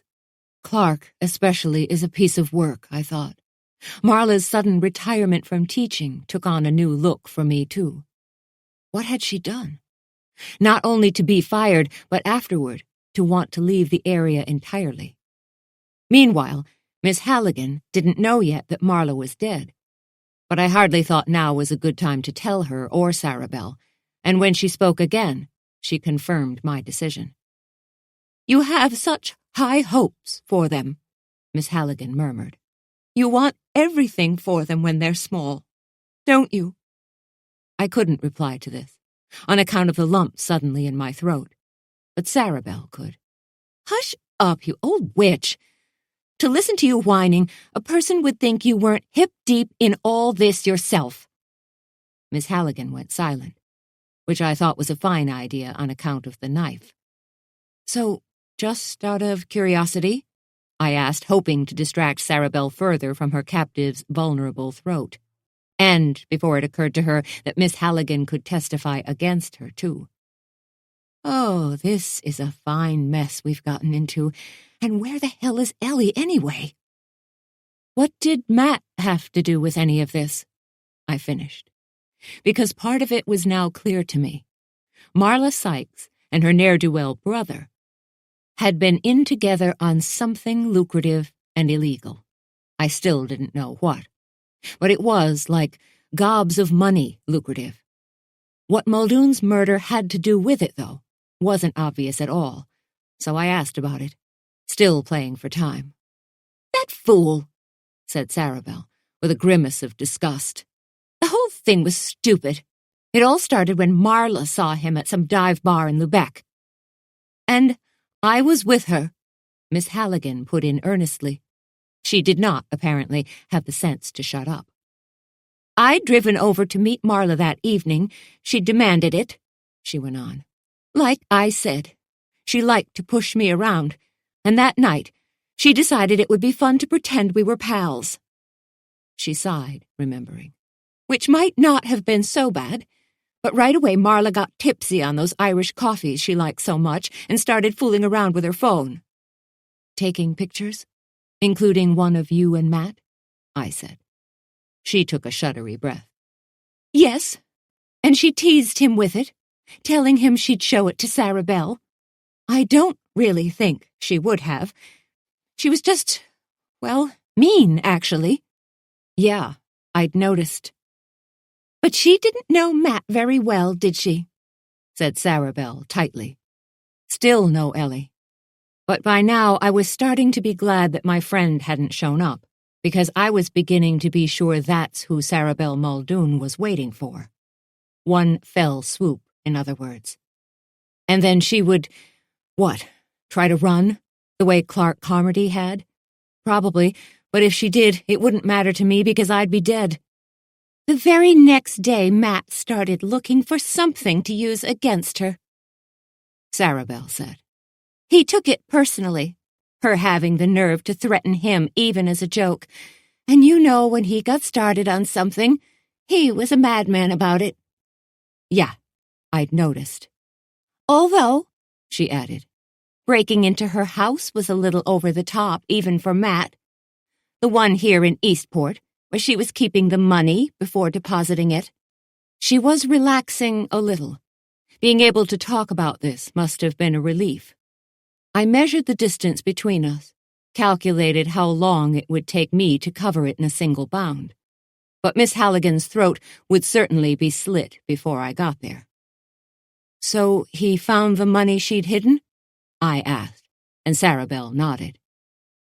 There are limits on how much you can deposit at one time and not trigger the bank's interest as to where you got it, she confirmed. So she often had quite a lot of cash on hand. But when he found it, he didn't take it, I said. Instead, he must have watched her and her brother until he found out where it came from. I was just guessing, but Sarabelle nodded again. Diamonds, she answered my unasked query. In the cocoa paste she imports. Of course. It would be something like that. Small, valuable, easy to carry around. You could even put it into costume jewelry, replacing the rhinestones and cubic zirconia with real precious stones, and nobody would suspect you were wearing a fortune. Sarabelle's masses of rings and bracelets glittered wickedly, reflecting the light of the shop's front window. But what Matt didn't know was that you were a partner in the operation as well, I hazarded, still trying to keep her talking.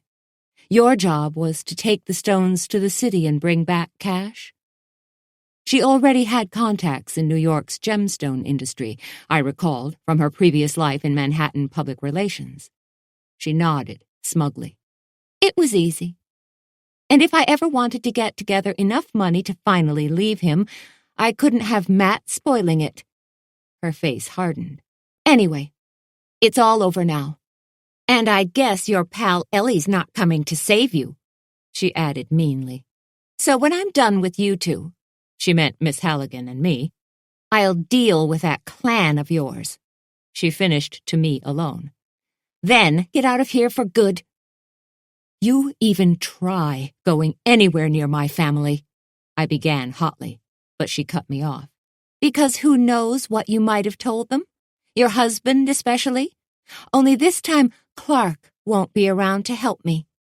So he'd been the one who'd sabotaged Wade's truck. Sarabelle went on. A fire, I think, she mused dreamily, then met my gaze. Late at night. It'll be a shame. But all these old Eastport buildings really are terrible fire traps, you know. And that, finally, was when I understood. Marla Sykes and her brother were mercenary, to be sure. Smuggling gemstones was the moral equivalent of selling the enslaved children who mined them. They don't call them blood diamonds for nothing, after all. But this woman was scary. She'd killed her husband because he was a miserable son of a bitch and to keep him from fouling up her profitable scheme. And now she was enjoying this. She gestured for me to approach her, a tiny upward jab of the knife at her captive's throat that gave weight to her words. Please, whispered Miss Halligan, tears sliding down her powdery cheeks. Okay. I gave in, stepping forward. Oh, please, Sarabelle mocked cruelly, her voice thick with venom. Which was when, from behind her, A big black cast-iron skillet rose suddenly, then clonked down onto her head with a loud bong. She dropped as if shot. "Wow," said Ellie, looking down at the sprawled form, then peering around the rest of the shop. "Anyone else need bonking?" I crouched beside Miss Halligan, whose throat didn't seem too badly wounded. The bleeding had already stopped. "Thanks so much," she croaked hoarsely. She wouldn't be thanking me when I'd call the cops on her, but whatever. "How'd you get back there anyway?" I asked Ellie. "Heard you through the wall from next door. And you remember that our shop's trapdoor leads to the cellar, don't you?" "Oh, for Pete's sake, of course. You went down ours and up here by—" She smiled beatifically. "Each shop has cellar access. Has to, right? So tenants can get to their fuse boxes and so on. That meant there had to be a trapdoor in this shop's floor, too." I glanced at Miss Halligan, who suddenly looked much guiltier than before. No wonder she'd wanted the Moose's unreliable front door to be noticed the morning after Muldoon's murder. "You jimmied that door and left it open, and made sure there were scratches in the frame, too, to muddy the waters, so everyone would think it was how the killer got in." It hadn't been important, as it turned out, but it could have been. Miss Halligan looked away as Ellie dusted her hands together in satisfaction. "Well, we can figure out the rest of the gory details later, and the phones are back on, so I've already called Bob Arnold, and he says he'll be here shortly." She glanced around the second-hand rows, whose vintage charm seemed already to be fading without Miss Halligan's stylish verb energizing it. "And once he is," Ellie added exhaustedly, "I'll finish those last dratted cheesecakes, then sit down before I fall down." Just then, Micah stuck her head in the door, took in the scene, and pronounced, "I'll get help," without missing a beat. Which was when I knew for sure, finally, that Sam had been right to marry her, and when Micah returned not only with Bob Arnold in tow, but also with fresh news of Sam's well-being. After a quick blood transfusion, he was in surgery, but doing well, and likely to be home by tomorrow or the next day. She said she knew how to frost cakes. Elaborately, I mean. The way those remaining cheesecakes really needed decorating. "Please?" she asked winningly. "Let me help? You really owe it to me, you know," she added. "Both of you." After the wild ride we'd taken her on, she meant, and I liked her sense of humor, too. "Oh, all right," I agreed, whereupon the frightening events of the previous few hours all caught up with me very suddenly, and my knees went out from under me. "Do that," I babbled happily from where I sat, feeling as if my body had turned to liquid. "Hey, do your thing, Micah. You go, girl. Knock yourself out." In the shop's big front window, it appeared that the storm had blown through at last, and the sky had begun clearing, tatters of clouds streaming north toward Canada and the Atlantic. The tourists who had remained in town gazed wonderingly at the washed blue sky and azure waves. Ellie put a cup of hot tea into my hands, and not too much later, Bob Arnold formally took Miss Halligan and Sarabelle into custody, and later still, Wade showed up and took me home. All the while, I kept trying to remember what it was that I still had to do, but to no avail. Not until later that evening in the sunroom, propped up by pillows in a chair next to my father's daybed, where we were eating our suppers together, did I realize this was it. This familiar old room, my old house, Wade and Bella and my dad, and now Sam and Micah, and the beginnings of their family, too. My dad ate with appetite, while the dogs Maxie and Fang snored on their mat by the fire. Roscoe sat with us, showered and shaved and looking pleased with himself, while upstairs a pair of still-stranded tourists, their car had been the one washed off the causeway, it turned out, enjoyed the novelty of a 200-year-old bedroom. Later, of course, they'd be enjoying the novelty of 200-year-old plumbing, which was a different matter entirely. But that would be later. tucked into the chair with me now was a pillow embroidered by Bella in some of her scarce leisure moments. "Count your blessings," it read. The terse instruction reminded me of the poster in the second-hand rows. Be here now. And as I sipped my champagne and looked happily forward to Eastport's grand 4th of July chocolate cherry cheesecake auction, I knew the poster's message was right. Be here now. The pillows, too.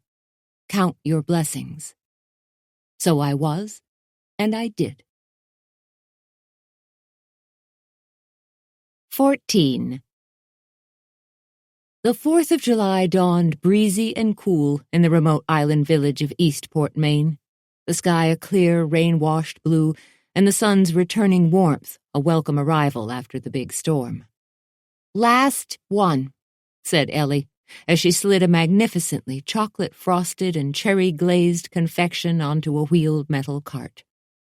We were arranging them in the Coast Guard station's big high-ceilinged garage, crowded with hoist chains, grease guns, power tools, and all the many other items of special equipment needed to keep small to medium-sized boats and trailers in tip-top shape. Also, its concrete apron was full of cheesecakes. 28 of them, to be precise, each glistening with Bing cherries, simmered in their juices, generously piped with chocolate ganache, and drizzled across the top with a dark, sinfully semi-sweet version of Bella Diamond's extra special homemade chocolate syrup. "Do you think they'll like them?" Ellie asked anxiously, her look taking in the camera crews here for the event, 2 from the Bangor TV stations and 1 all the way from Portland. "You could ransom an entire shipload of pirates with those cheesecakes," I told her just as Wade strode in, handsome in his blue denim shirt, weathered work boots and jeans. He showed no sign of having been up all night, even though he'd sat by Sam's hospital bed until dawn. Now Sam was en route home. The tourists who'd been staying with us had gone, and our house was back to normal. Almost. Wade slung his arm around me. "Hey." More prospective bidders kept arriving, eager for a look at the cakes. "Hey yourself." Up on Water Street, city workers were hard at work, rehanging banners, flags, and buntings. On the breakwater, wooden crates full of fireworks were being removed very delicately from a box truck with scary-looking explosives icons stenciled on the back and sides. "What's going on?" I asked. Ellie and I had been baking since 4 in the morning. The Moose would be open today, so we'd made chocolate chip cookies, fudge nut pinwheels, and chocolate cupcakes, with the rest of those Bing cherries mixed into the batter. Ellie hated waste. "State guys are here," Wade said. "They're taking Sarabelle to jail in Machias. Bob Arnold just unloaded on me about it. She'd sat overnight in the lockup where Roscoe had been billeted, fuming and sputtering but refusing to call an attorney or anyone else, Wade said. Locked in, of course. Bob had policed festivals before and had already prepared the place with male and female deputies to keep watch and to keep everyone safe. Miss Halligan's still in the hospital being checked over, but she'll probably get a state cop visit real soon now. Sarabelle's pretty good at shifting blame, you know. Wade added. Meanwhile, Roscoe had found a room to rent and a job sorting bottles at Sprague's Redemption, the local recycling center. So he and his dog, Fang, by now it really was his animal, Bob having learned that its previous owner had abandoned it, were gone there, while Maxie, the German shepherd, had of course found a home with us. "What about Clark Carmody?" I asked. Wade eyed the cheesecakes. "Oh, he's in a cell too. Waiting for some federal guys. They want to talk to him about a whole long laundry list of his recent bad deeds, including his latest racket, diamond smuggling. Besides hiding them in cocoa paste, they'd been bringing them into Halifax, Nova Scotia on cruise ships, and then spiriting them over here to the U.S. side of the border by small boat, Sarabelle had said. From what I'd heard, she was talking a lot. She was hoping for leniency, maybe, or simply dazed by the bop on the head Ellie had given her. If it was the former, I doubted it would work. But that was not my problem anymore. A pink-cheeked, blue-uniformed coastie in shiny black boots strode up to me, all spit and polished to within an inch of his life. "Here's the check for the fireworks," he said. "Thanks." I glanced at the slip of paper he'd handed me, but then, wait, this is too much money. Way too. The check amount had an extra 0 on it. "No, ma'am." The coastie looked resolute. "Captain said that whatever's extra, you should put toward the cost of the fireworks for next year." He thought a moment. "But if you wanted to send over some of your Toll House cookies in return," he added, "nobody would mind."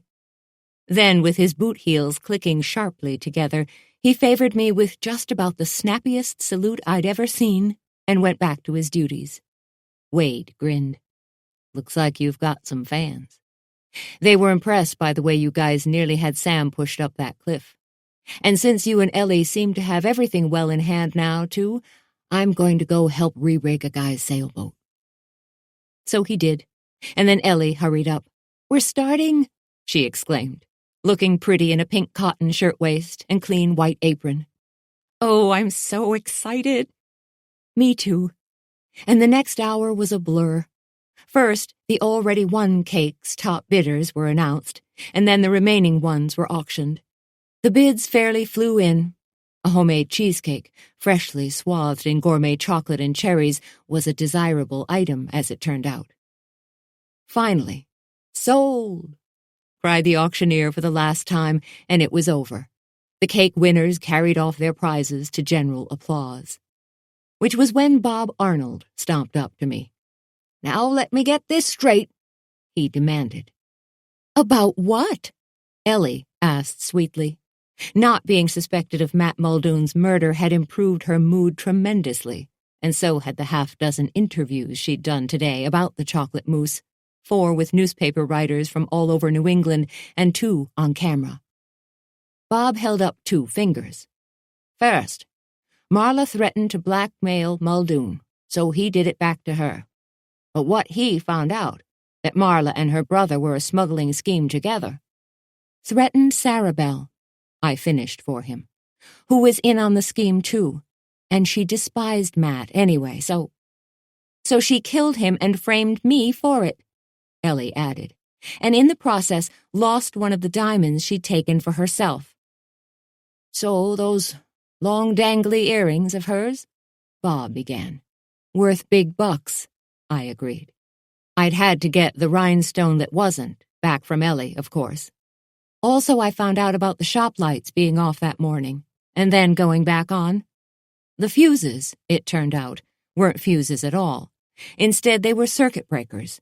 Just big switches, in other words, that you could flip up and down to turn the power on and off. And as it happened, Morris Whitcomb had been working in our cellar at the behest of the landlord after he replaced our door's lock set. He'd flipped the wrong switch without realizing it, then had gone for coffee. So the power in our kitchen had been out for about 10 minutes, I finished to Bob. Just long enough and coincidentally enough for me to think it must have been deliberate. But there was one thing I didn't quite get. The timing of it all. How'd Sarah Bell know Matt would be in the chocolate mousse? I mean, that he'd be there alone, so she could kill him. "Hell, never mind that," Bob retorted. "How'd Sarah Bell get in on the scheme Marla and Clark had going in the first place?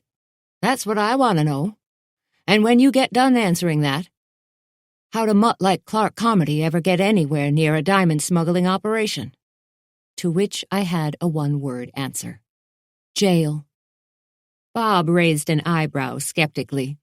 I went on, having gotten a good deal of this from Miss Halligan when we visited her in the hospital the evening before. I hadn't meant to go, but when Ellie stopped by and mentioned that the vintage clothing maven might like company, I knew that what she really meant was, let's talk to her while we've still got the chance, and jumped at it. A New Jersey jail, to be precise, I went on now to Bob. While he was in it, Clark met a guy who knew another guy who knew a shady gem merchant in Manhattan. When Clark got released, he went to the city and found this gem merchant, and hijinks ensued. Yeah? Bob's eyes narrowed. Fine. But what about Sarah Bell? Don't tell me she and Marla met in the slammer too. I had to laugh. No. They met when Marla was visiting her brother and Sarah Bell was visiting Matt. He was in for stalking and harassing the owner of a health food store, also in Jersey. The only coincidence was in both of them ending up here. But it wouldn't have been the only such recrossing of paths ever to happen in Eastport, Maine. I know a woman who bought an old house while she was vacationing here, only to learn over a year later that her own great-great-grandfather had built the place. Anyway, Sarah Bell didn't know Matt would be there the night of the murder, but when he showed up in the Moose while she was next door with Miss Halligan, who, by the way, still won't admit they were planning a murder attempt at all, Sarah Bell seized the moment. Bob nodded. Okay. So, they saw Muldoon going into the Moose. My turn. Yes. Then Sarah Bell went down to the cellar from Miss Halligan's shop and up into our kitchen. Bob. Grabbed the pastry needle, stabbed him. But then she saw Ellie here, coming back in through the Moose's front door. I agreed. He went on. So Sarah Bell hauled him down onto the cellar steps and pulled the trapdoor down over them both. And once Ellie was gone again... Right, I said. Sarah Bell Muldoon hauled her dead husband up out of the stairway and don't ask me why about this part, all right? But she propped him up there, braced his feet so he'd stay, his own weight kept his middle flat on the table, and stuck his head in the chocolate. I don't know. Maybe for a joke? Some joke. Or to sweeten him up, finally. Likely we'd never know. But all of Sarah Bell's exercise equipment had come in handy at least.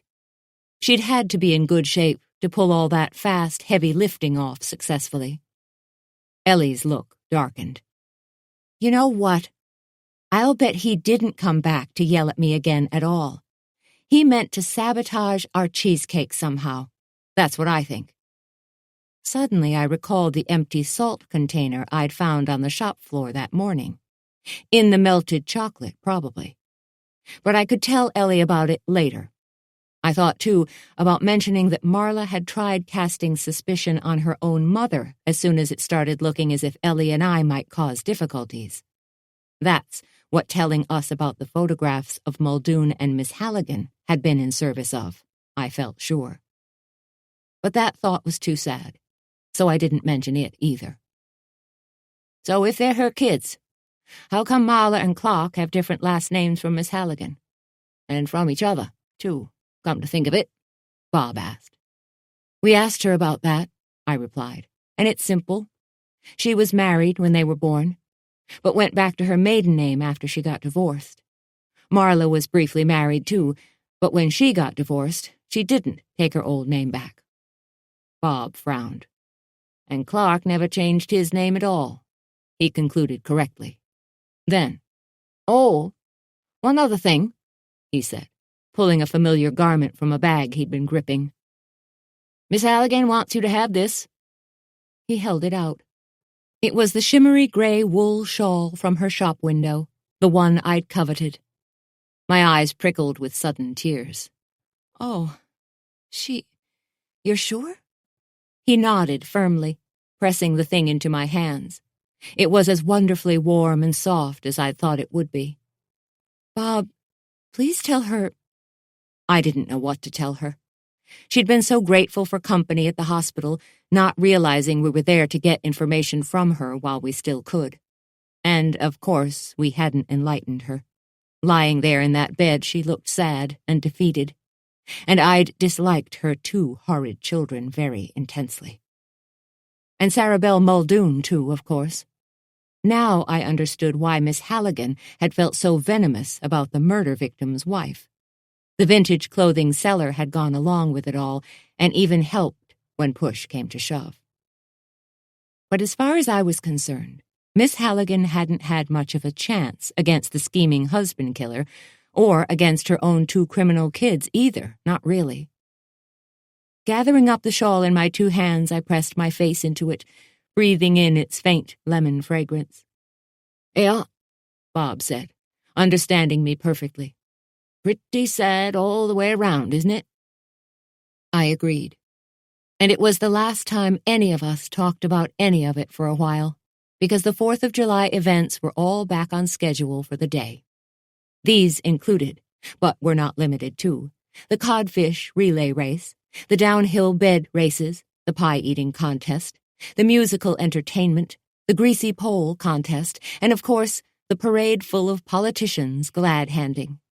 There were also horse and wagon combos, baton-twirling marchers, bagpipes and flute tutors, ball-gowned teen beauty pageant winners, a steel band on a flatbed truck, a busload of 50th anniversary high school reunion attendees, and every single horn and or siren-equipped emergency vehicle in down East Maine. So by that evening, when the sun had set and the fireworks were imminent, we were all tired, sunburned, and half-deaf from the firecrackers and cherry bombs going off all over the island. But we were happy, crowded together on a blanket in the bed of Wade's pickup truck parked at the end of the fish pier. We'd even hoisted my dad up there, and he looked extremely pleased with himself, surveying it all from the throne we'd built for him out of a lawn recliner and pillows. "Oh!" breathed Micah softly when the first sparkling explosion burst across the night sky with a concussive boom. Beside her, Sam smiled, not saying anything. He didn't have to. Earlier, I'd suggested that we might get her estranged parents here for a visit soon, and she'd looked hopeful. So we were content, and the fireworks crowd was huge, filling the whole downtown. Even the health inspector, who'd been in the Moose the day before, was in the audience, eating fried dough and drinking what looked like a local craft beer out of a bottle. He'd been in town, I learned later, to say all the complaints against us had been dropped. Matt Muldoon, as it turned out, had been a well-known gadfly at the health department, and no one who worked in any of its offices had ever believed a word he'd said. Now I leaned against Wade as a boatload of kids from the special education class puttered by, their excited cries drifting faintly across the water at us. "Hi," Wade said comfortably, as another bright flower spread its glittering petals overhead. "How's your ankle?" "Hi, yourself." The ankle was better. Somewhere in all the activity lately, in fact, I'd forgotten all about it. Resting my head on his shoulder, I spied Millie Markard and Lester Vanacore from the Tides. Morris Whitcomb grinned and waved. Ellie and George were around here somewhere, too, with their daughter Lee, since, as George said, what good was any more money if you couldn't be with the only people you wanted to spend it on? So he'd picked his daughter up on his way home, and here they were. "Ooh," said the crowd as another bright bomb went off. Around us in the darkness, the air smelled like cotton candy, fried dough, blooming onions, boat fuel, spilled beer, salt water, and backyard barbecues, all mingled with the sweet reek of burning gunpowder. And of chocolate. To celebrate our success, Ellie was giving away cupcakes. There'd been a lot of those leftover cherries. A toddler, seated nearby with his family, bit into one of the cupcakes. His grin widened around it as a red chrysanthemum with fiery white petal tips burst overhead with a loud crackle. Chocolate spread messily on the kid's face. "Yum," he said, which was my feeling too suddenly. About all of it. Delicious. This recording of Death by Chocolate Cherry Cheesecake was presented by Dreamscape Media LLC. Text copyright 2018 by Sarah Graves. Sound recording copyright 2018 Dreamscape Media LLC. Thank you for listening. Please check www.dreamscapeab.com for Dreamscape's latest releases.